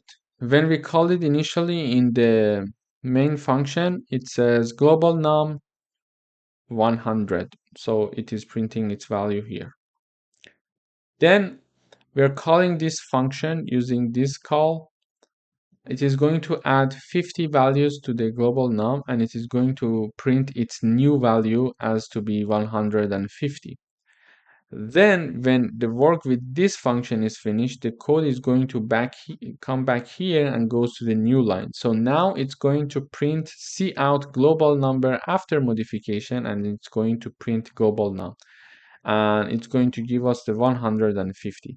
So we see that we can access the global number from anywhere. So let me just add something here. If we have another void function, modify to, for example, I would say, and then we are saying global num minus equal 100, and then we are going to cout the global num inside the second modified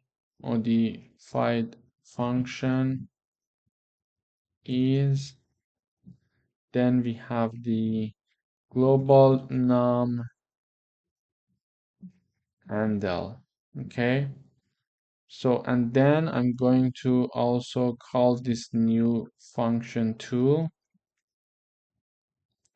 Sorry, the name is not correct. So whenever we are calling the function, even if it doesn't have any input, it's important to have the brackets, to have the parentheses. Sorry. So with this new defined function, we are going to subtract 100 values from the global number. So we had like 100 here, then we call this, and then it adds 50 values. So here it is 150. Then this function is done, where the program goes back to the main function and it is going to print 150. And then we are calling this second function. So the second function is going to reduce 100 value from the global num. So let's execute the code.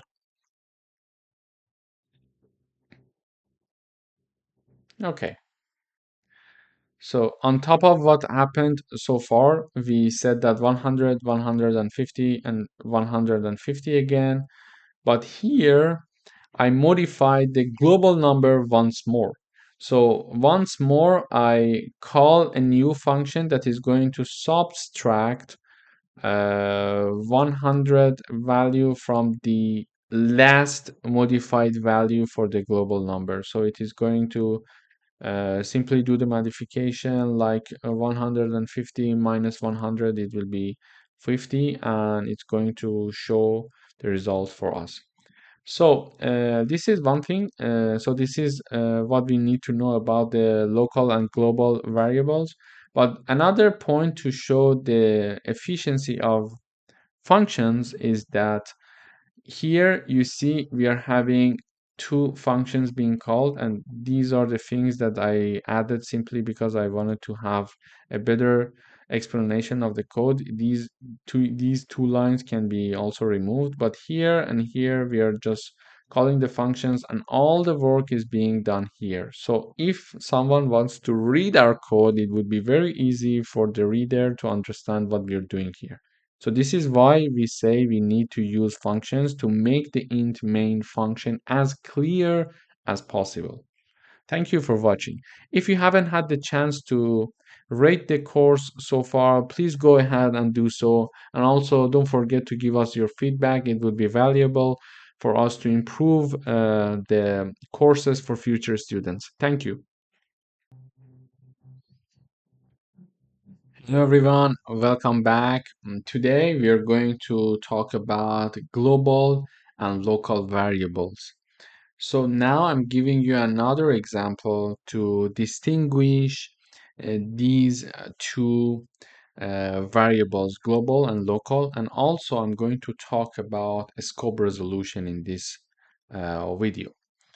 So before we dive into local and global variable, I'm going to give you another overview of what we have learned so far, and then I'm going to talk about global and local variable. I think we need to have a wrap up before we jump into more details of global and local variable.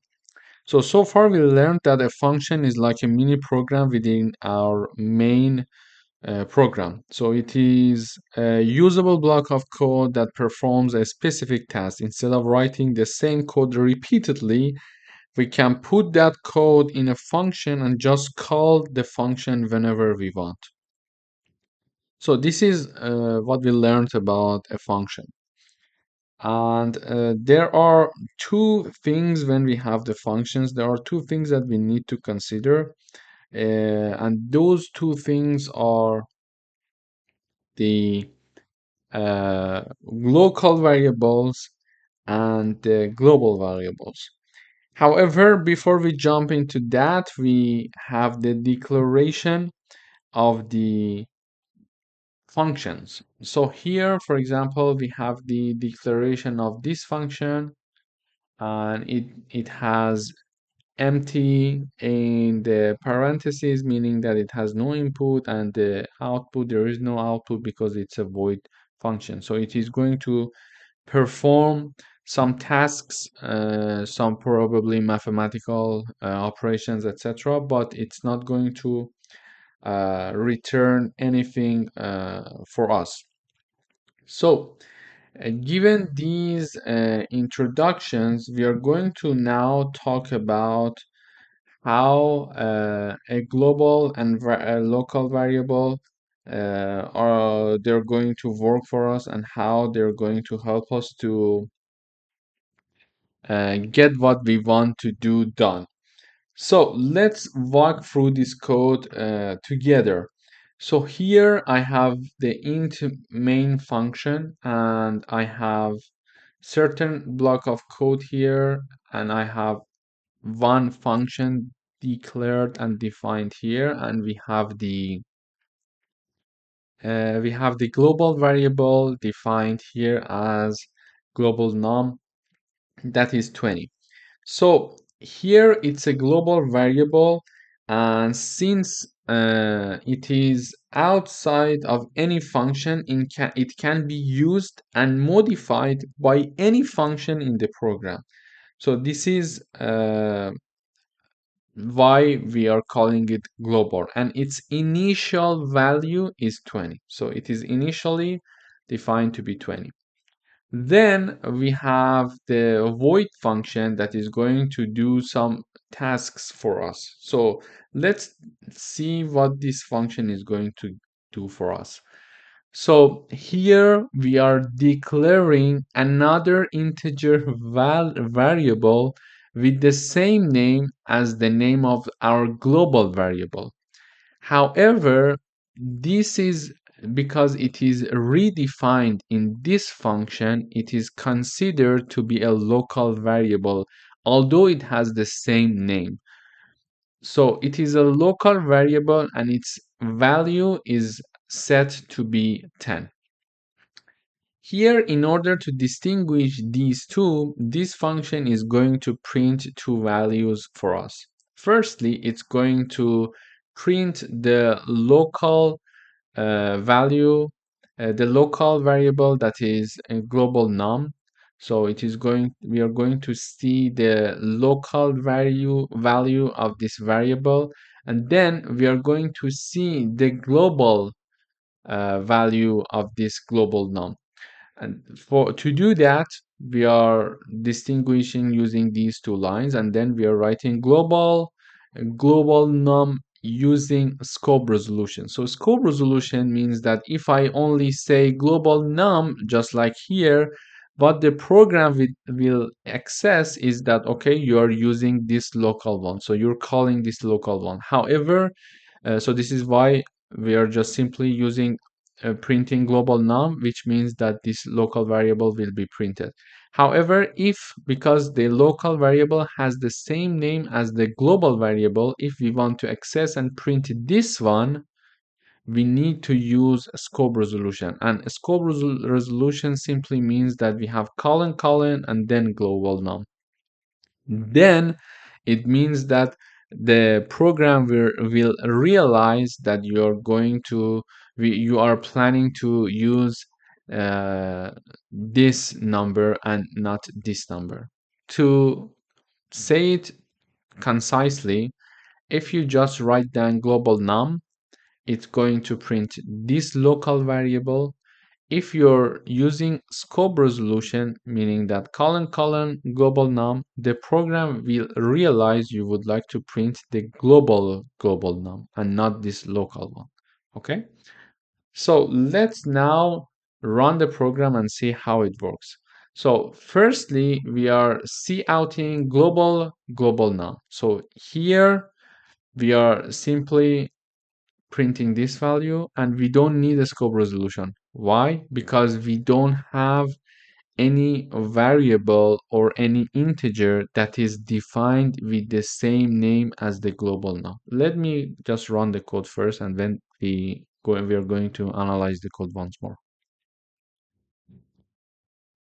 Okay, so here I'm saying that we have one function, one main function, and one function here, and one global variable. So initial value of the global variable is 20. Now in the int main, I'm going to print the value of our global variable here. So it is printing 20 because its initial value is 20 here. Okay. Then I'm calling the demo scope function. When I'm calling the demo scope function, the program is going to come here. It starts reading from here.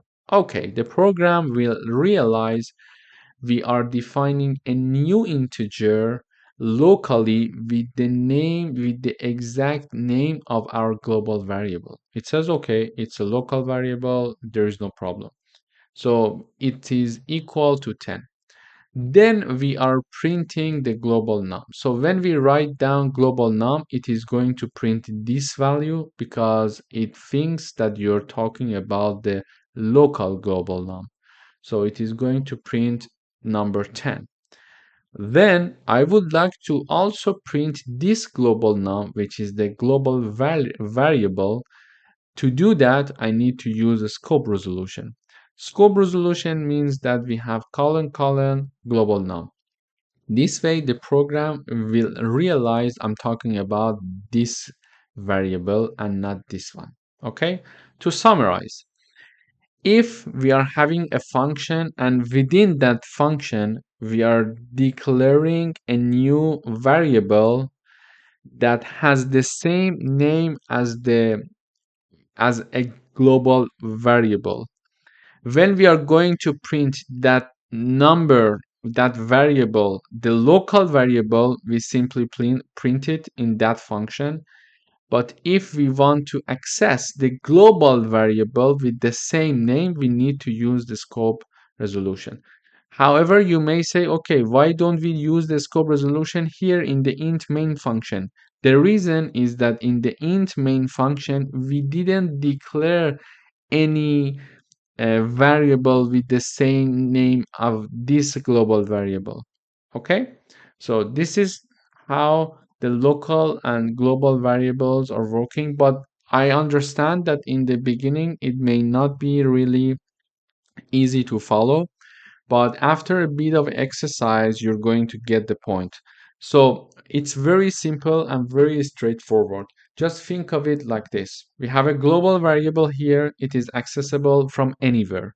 So if let me just write another function like void demo2, and I'm just here saying that hi from demo2, and we are printing the global variable. And then I'm saying global num. Okay? Then I'm saying endl. And here I am just calling demo2. So let me just run this code. Okay, great. So this is what we wanted. Here, let's summarize. I'm having a main function. It is printing my variable here. Let me just rename it for the sake of easiness. I would say, for example, I would say like HE, okay? This HE is going to change here and here and here and here and also here. Okay, let me just run the code to make sure that it works. Okay, it's the same thing now. Okay, so it would be easier to have this thing. So I have one main function. To summarize, I have one main function, two other functions, and one global variable. So this global variable is accessible everywhere in this code because it's global. So here I'm going to print the value of our global variable, which is HE. So HE is 20. Here we simply print it, okay? Uh, then I'm calling the demo scope function. When I'm calling the demo scope function, I'm initializing another variable which is local, and it is this variable, this HE is not accessible here or here because it's a local variable for this function only. Okay, but it happens to have the same name as our global variable. Because it has the same name, we need to distinguish them in that function for the compiler when we are using the variables. So in order to distinguish for the compiler, exceptionally, in this function that has the same as a variable with the same name of the global variable, when we are just calling the name of that variable, it is going to print and execute whatever that is assigned to this local variable because its local variable is prioritized. However, in this function, because we are having a local variable with the same name of a global variable, if we want to call and print this global variable, we must use scope resolution. So this way we are telling the compiler, okay, I know that I have a local variable with the same name, but I'm using a scope resolution for you to know that I mean, for this line, I mean the global variable and not this local variable. If you want to access the local variable, you simply just use HE. Okay? Then this program is executed. So it is printing the local variable, which is 10, using this line number 8. Line number 8 is going to execute this, and then it is going to execute this line number 9, which is going to print this line for us, which is the value of the global variable. Then it's finished. So we come back to the int main function and we have the demo2. So it is going to call demo2 now. The demo2 is couting, it's printing the global variable. So it says hi from demo2 and we are printing the global variable. So the value is 20. Okay, it is printing HE. Okay, so how straightforward is that? Is this.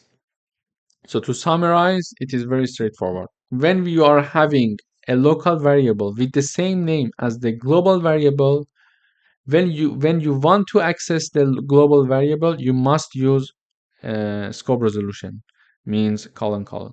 However, if you don't have a local variable with the same name as the global variable, you can simply call the global variable by its name. like here and here. Okay.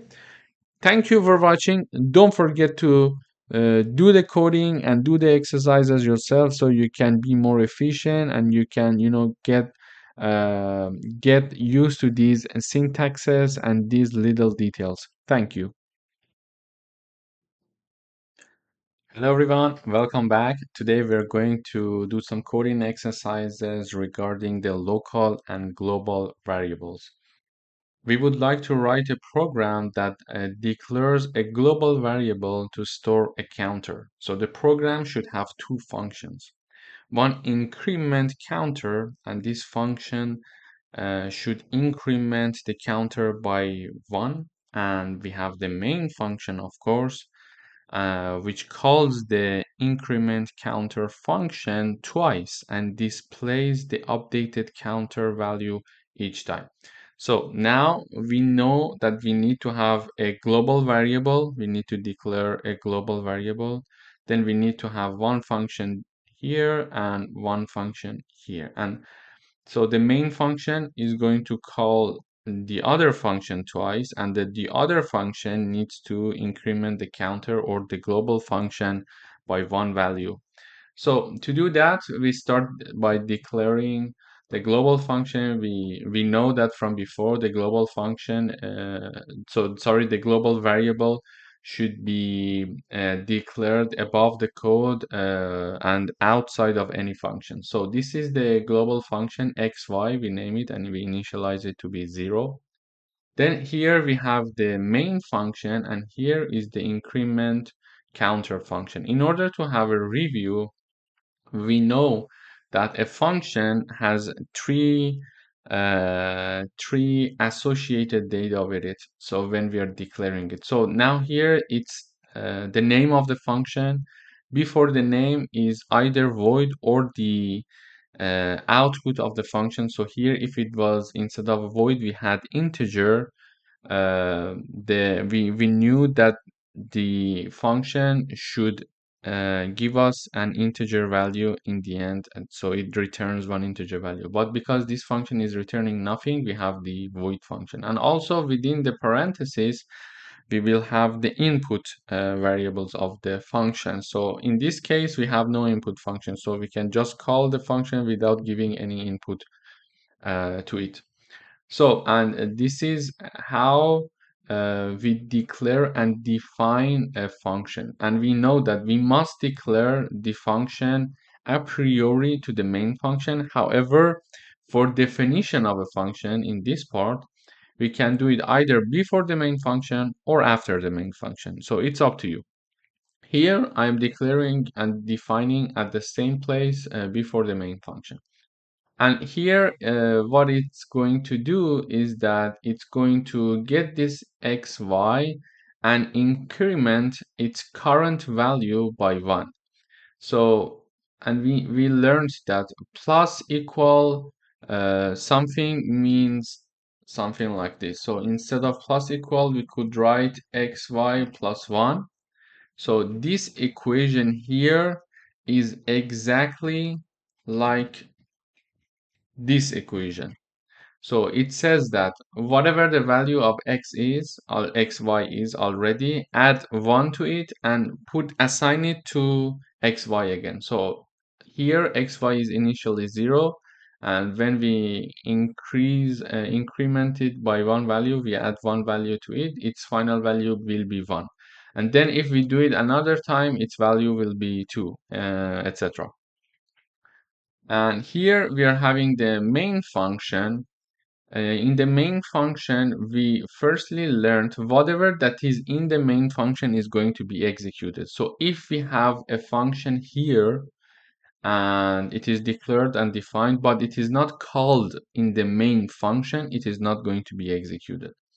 So here we are firstly printing the initial counter xy. So we expect to see value 0 in the output because initially the global variable number is 0. Then we call the increment counter as it was asked here 2 times. So we mention increment counter and increment counter. So in the first round, let me just type it like this. In the first round, it will be something like this. xy equals xy plus 1. So for the first call, it will be like xy equals 0 plus 1 because its initial value will be 0 and we are incrementing it by one value. So the final value would be 1. For the second call, xy equals 1 plus 1, which will be 2. Why? Because initially it was 0. Then in the first call, we increased its value by 1, so it's 1 now. So when we are calling it one more time, its value is now 1 based on this equation, plus another 1 that we are adding here. So the final value will be 2. So we expect that now when this function is called for the first time, it is going to print the xy value, new xy value to be equal to 1. And when we call it for the second time, it's going to call this function again and add another one value to the already existing value of the xy, which will be 2. So let me compile. Okay, great. So here we see that the initial counter is 0. Here we're printing the initial counter to be 0 because xy is a global variable and it is initially set to be 0. Then we are calling the function one time. We are calling the function. So we are adding one value to already existing value of xy, which is 0. So it will be 1. And we say counter after increment xy. So it will print 1. And then this block of code is executed and the program will go back here to execute the next line, which is increment counter for the second time. It comes back here. It is going to add another one value to the already existing value of xy, which is 1. So 1 plus 1 will be 2. So it is going to print 2. So this is how using global function will help us to access it through any function in the program. Thank you for watching and don't forget to practice it by yourself. Hello everyone and welcome back. In today's video, we are going to do another coding exercises with respect to the local and global variable in the function setting. So we would like to write a program that uses a local variable for us to store the values entered by the user. So the program should ask the user to input two numbers inside a function called add numbers. So far we know that we need to define a local variable. We need to have a function called add numbers, and that add numbers is going to read two input variables from the user, and then calculate the sum of the two numbers in the add number function and display the result.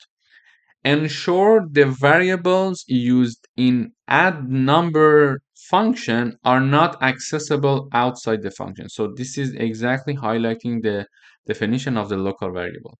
So to do that, we have two functions, a main function, which is going to call our function here, our other function, and a void function that is called add number.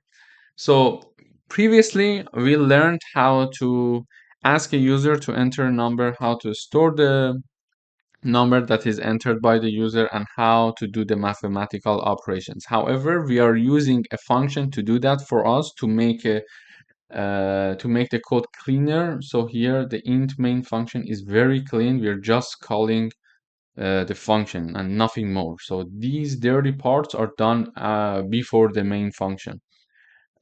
So Now here we are applying the same concept that we learned before, like doing the mathematical operations and reading and storing the data from the user in a function. So using a local variables. So here, in order to do that, we have add number function, which is void. So it's not going to return any value and there is no input for it because everything is going to be stored here. Instead, we could add some lines in the int main function and ask the user to give us the input value, like two numbers, and those two numbers could be input value for the add number function.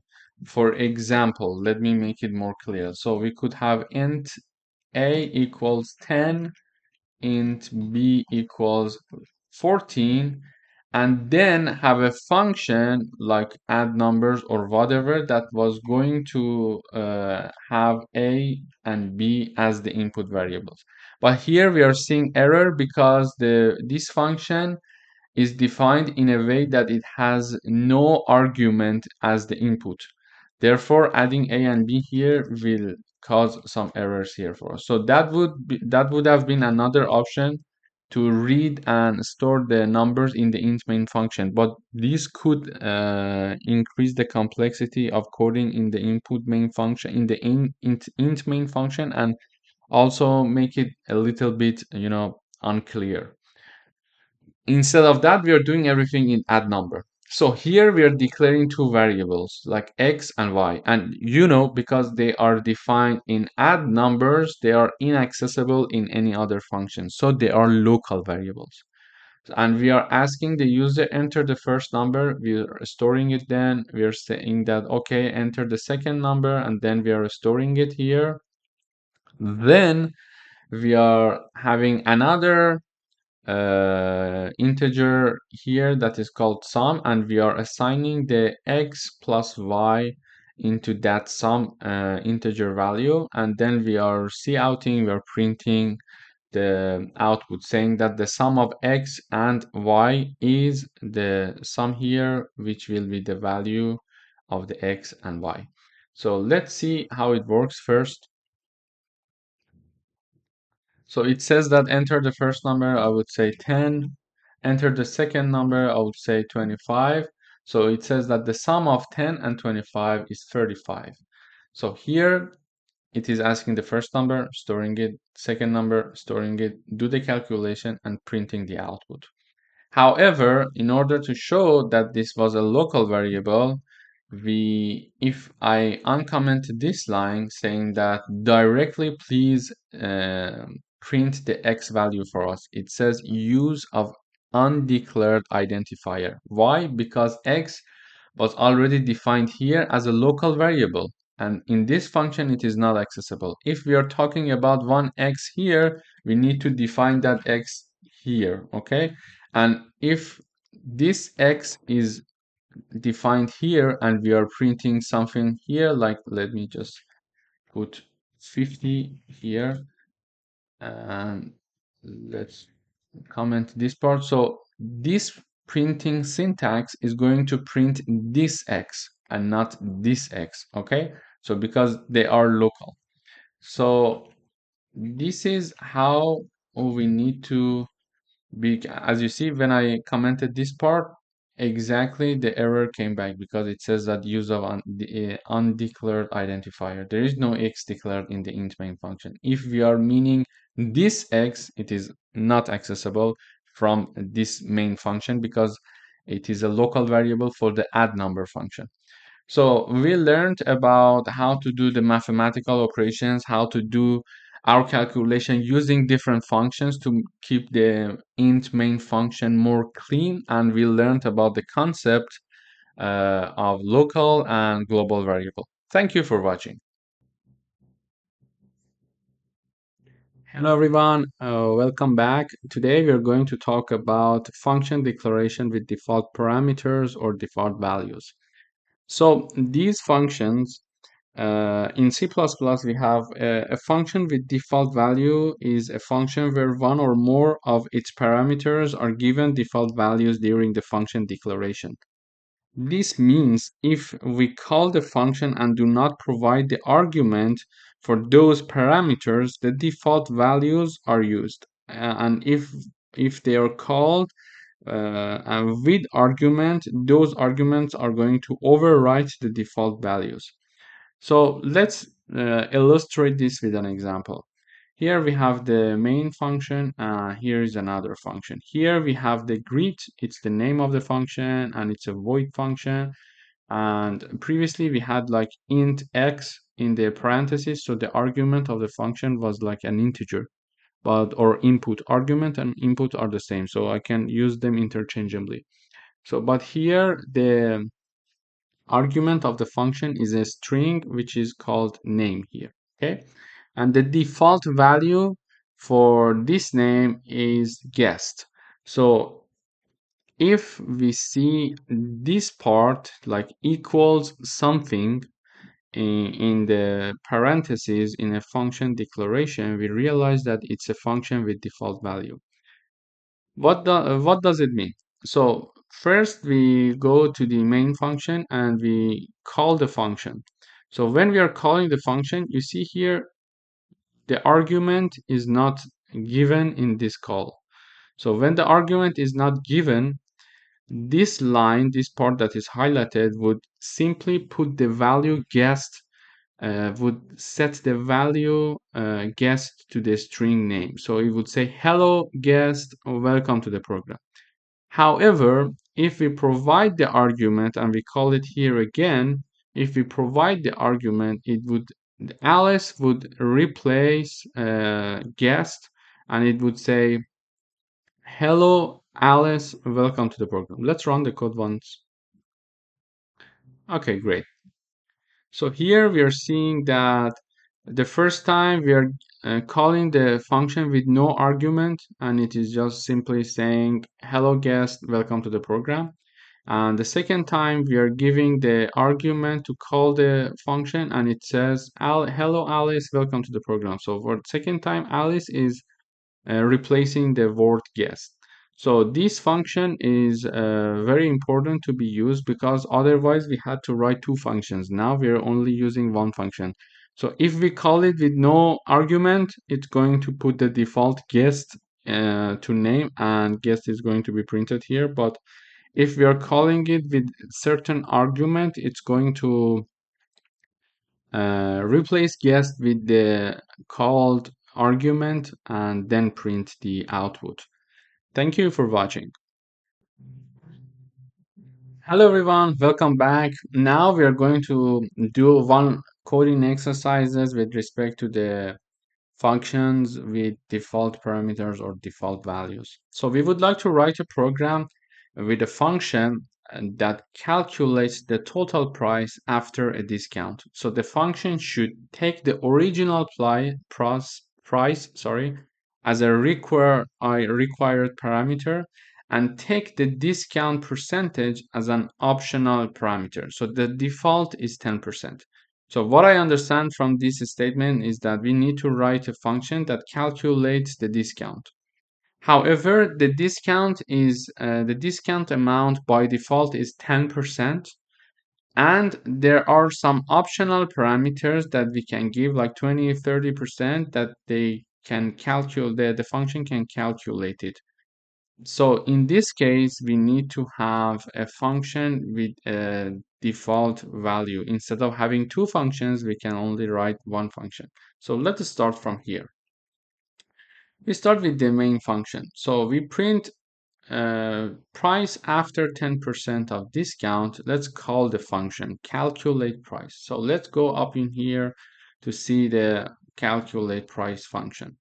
We see the name is calculate, the output is double, so it's going to return something, and it is indeed returning something. And in the parentheses, it is there are two arguments, there are two inputs. There are two arguments, one of which is price, the other one is discount.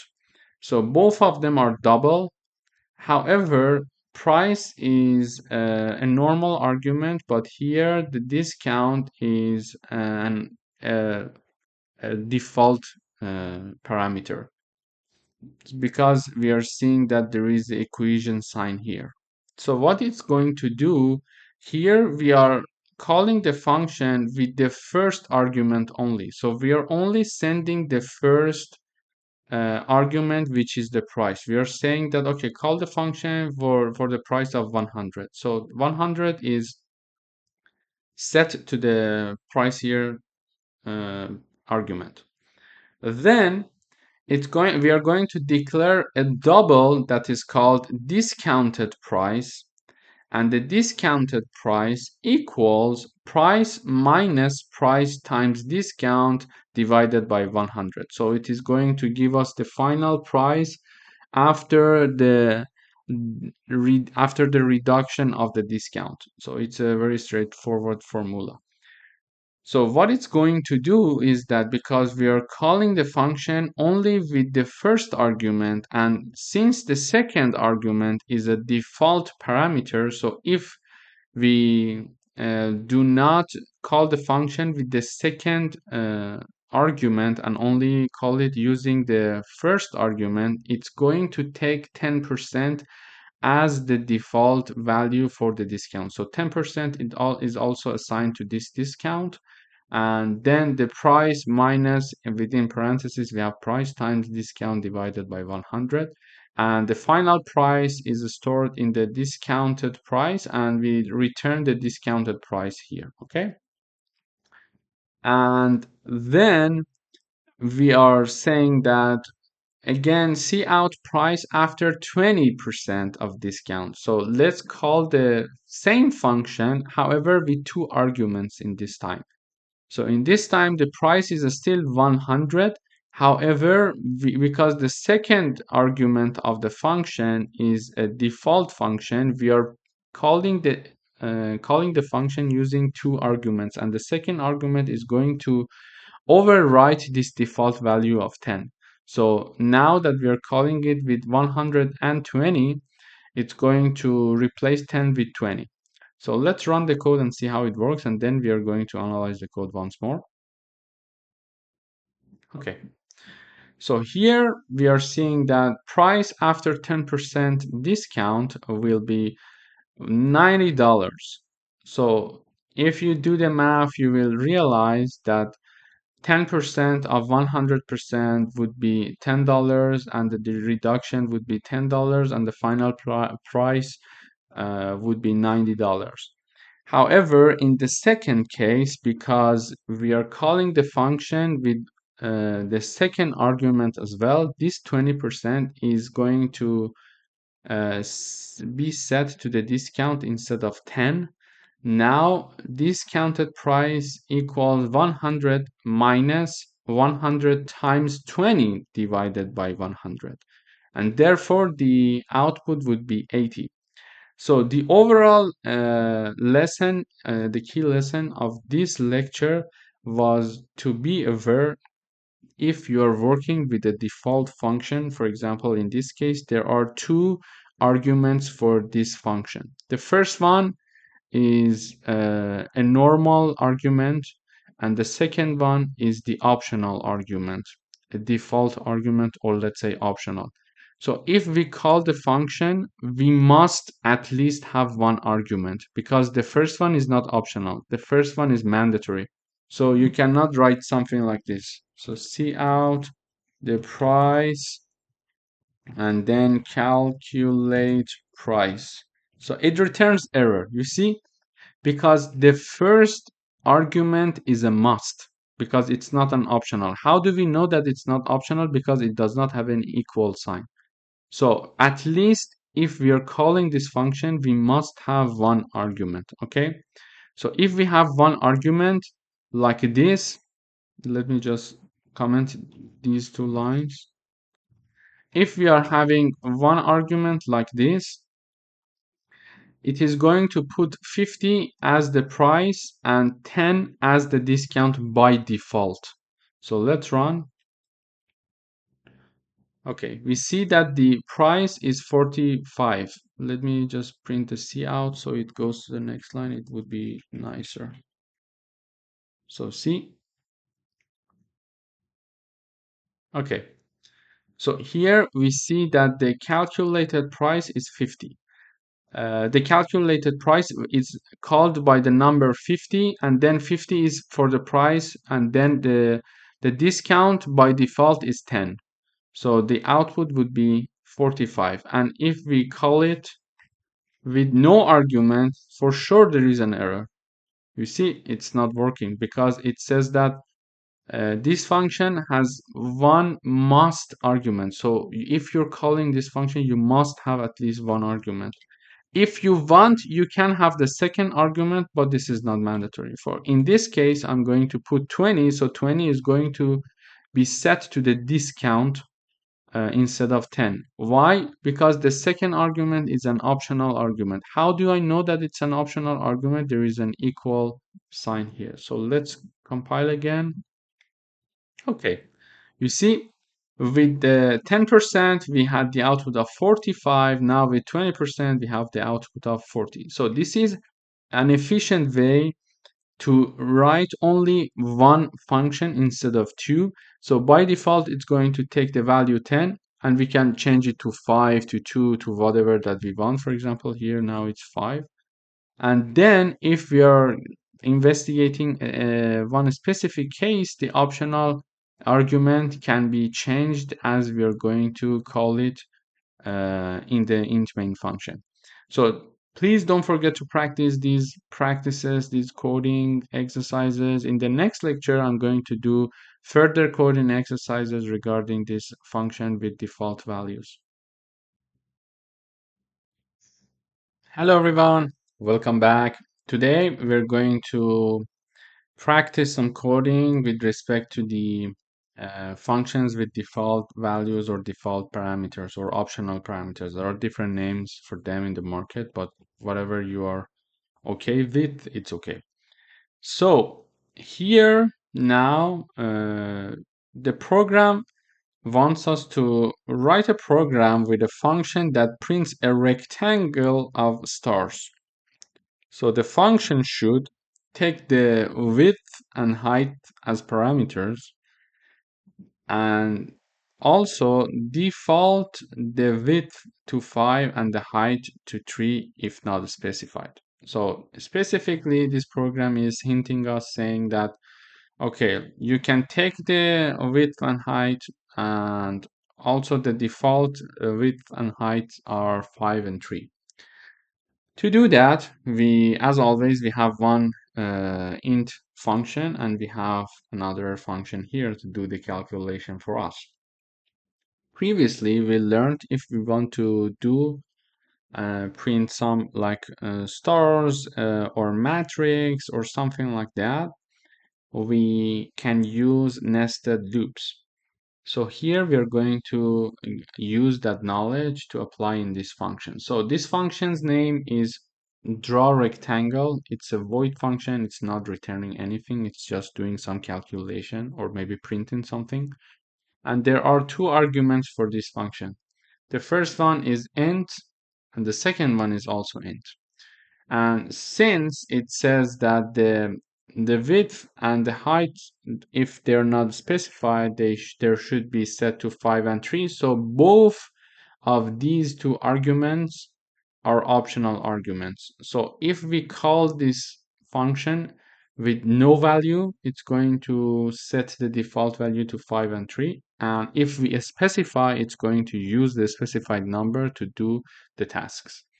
So what we're going to do here is that the default rectangle, here we are going to call the function with no argument. When we call the function with no argument, since these two arguments are optional, there is no problem. So it's going to set int row to 5 and int column to 3. So we are going to use a simple nested loop. So the first loop is starting from 0 to the number of row, in this case 5. And then in the inner loop is going to start from 0 and is going to until column, in this case is 3. And for each time, it's going to print the star for us. So let's run the code and see how it works. Okay, the default rectangle here.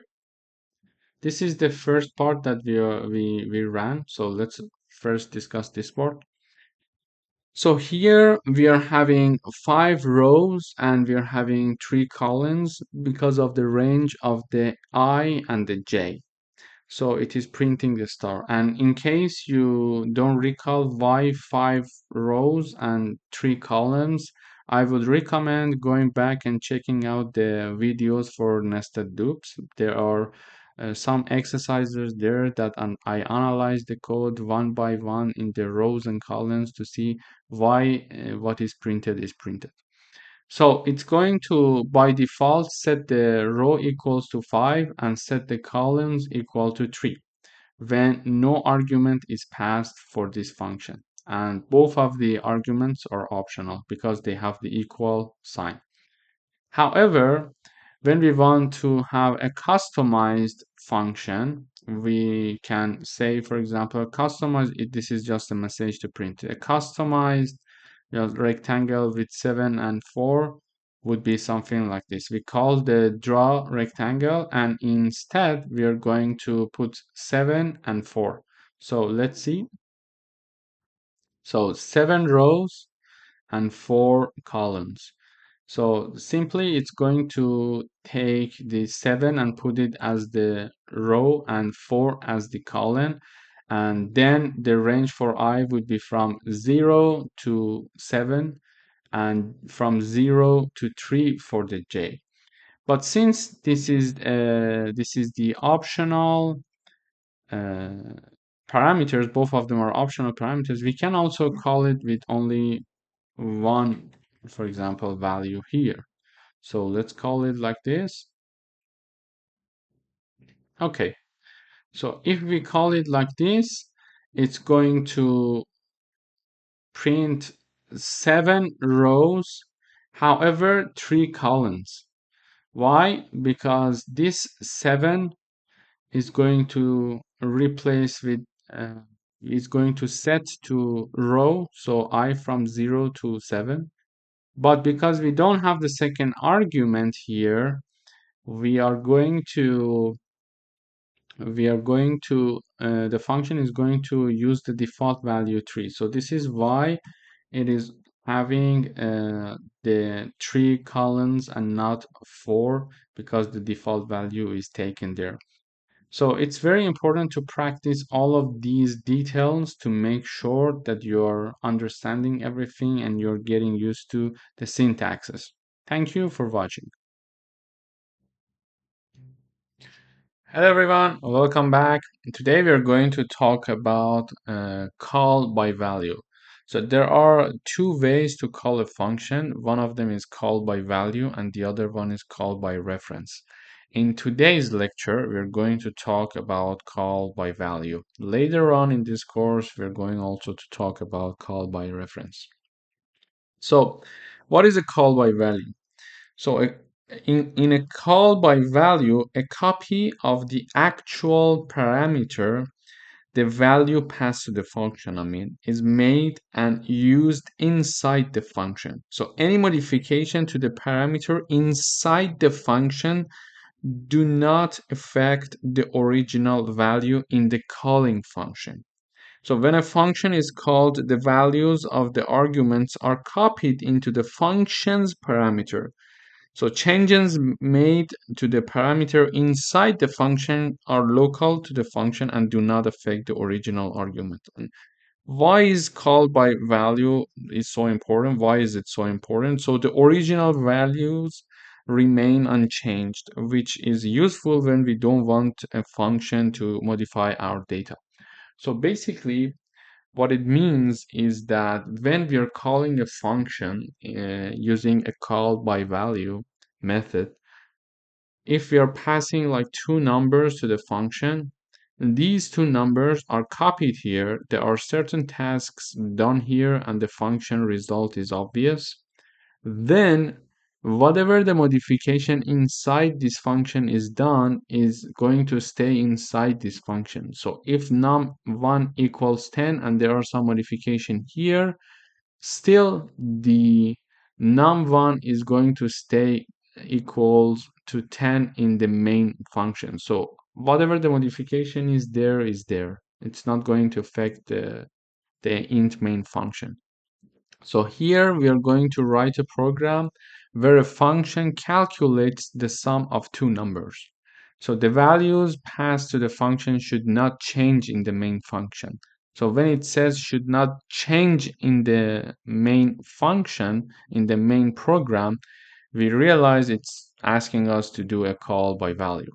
To do that, we have one main program here and one function here. So here in the main function, I am initializing two numbers like int num1 equals 10 and num2 equals 20.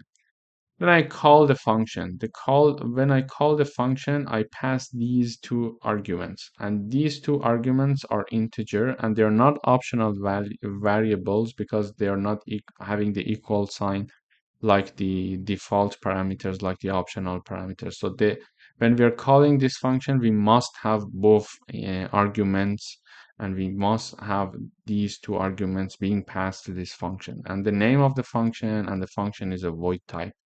So in the function, it's very straightforward. We are going to say int sum is initialized, and then the value a plus b is set to sum. Here, we just mention whatever the integer we want to pass, but the name in the function is different. It's a and b. It could be anything. It's not important. So when num1 and num2 are passed here, num1 and num2 are going to replace int a and int b. Then it is going to do the addition, assign it to sum, and then see out the sum inside the function is, and print the value of sum. Then we are going to modify value a and b. So in this way, we are modifying the values passed to the function, but they are going to stay there locally. In these a equal to b and b equals to b does not affect num1 and num2 because it's a call by value. In order to make sure after this function is finished and the sum is printed here, and two modifications are done here, the sum is finished, then we go to the next line. So see out the value in the main function are still, we print num1 and we print num2 here, and we return it. So let's run and see how it works. Okay, great. So we see that these two numbers are initialized and assigned values. Then we call the function, we go to the function, the addition is done, and the sum is printed. So it says the sum inside the function is 30.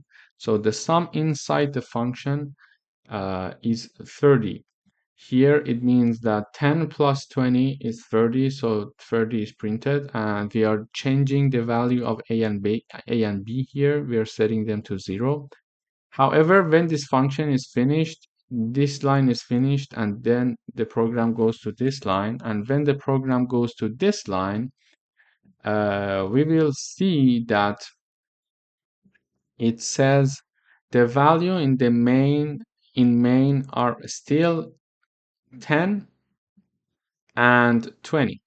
So these are the initial values set here. So these modifications are only for the local function and does not affect the main function. So this is the main purpose of calling by value.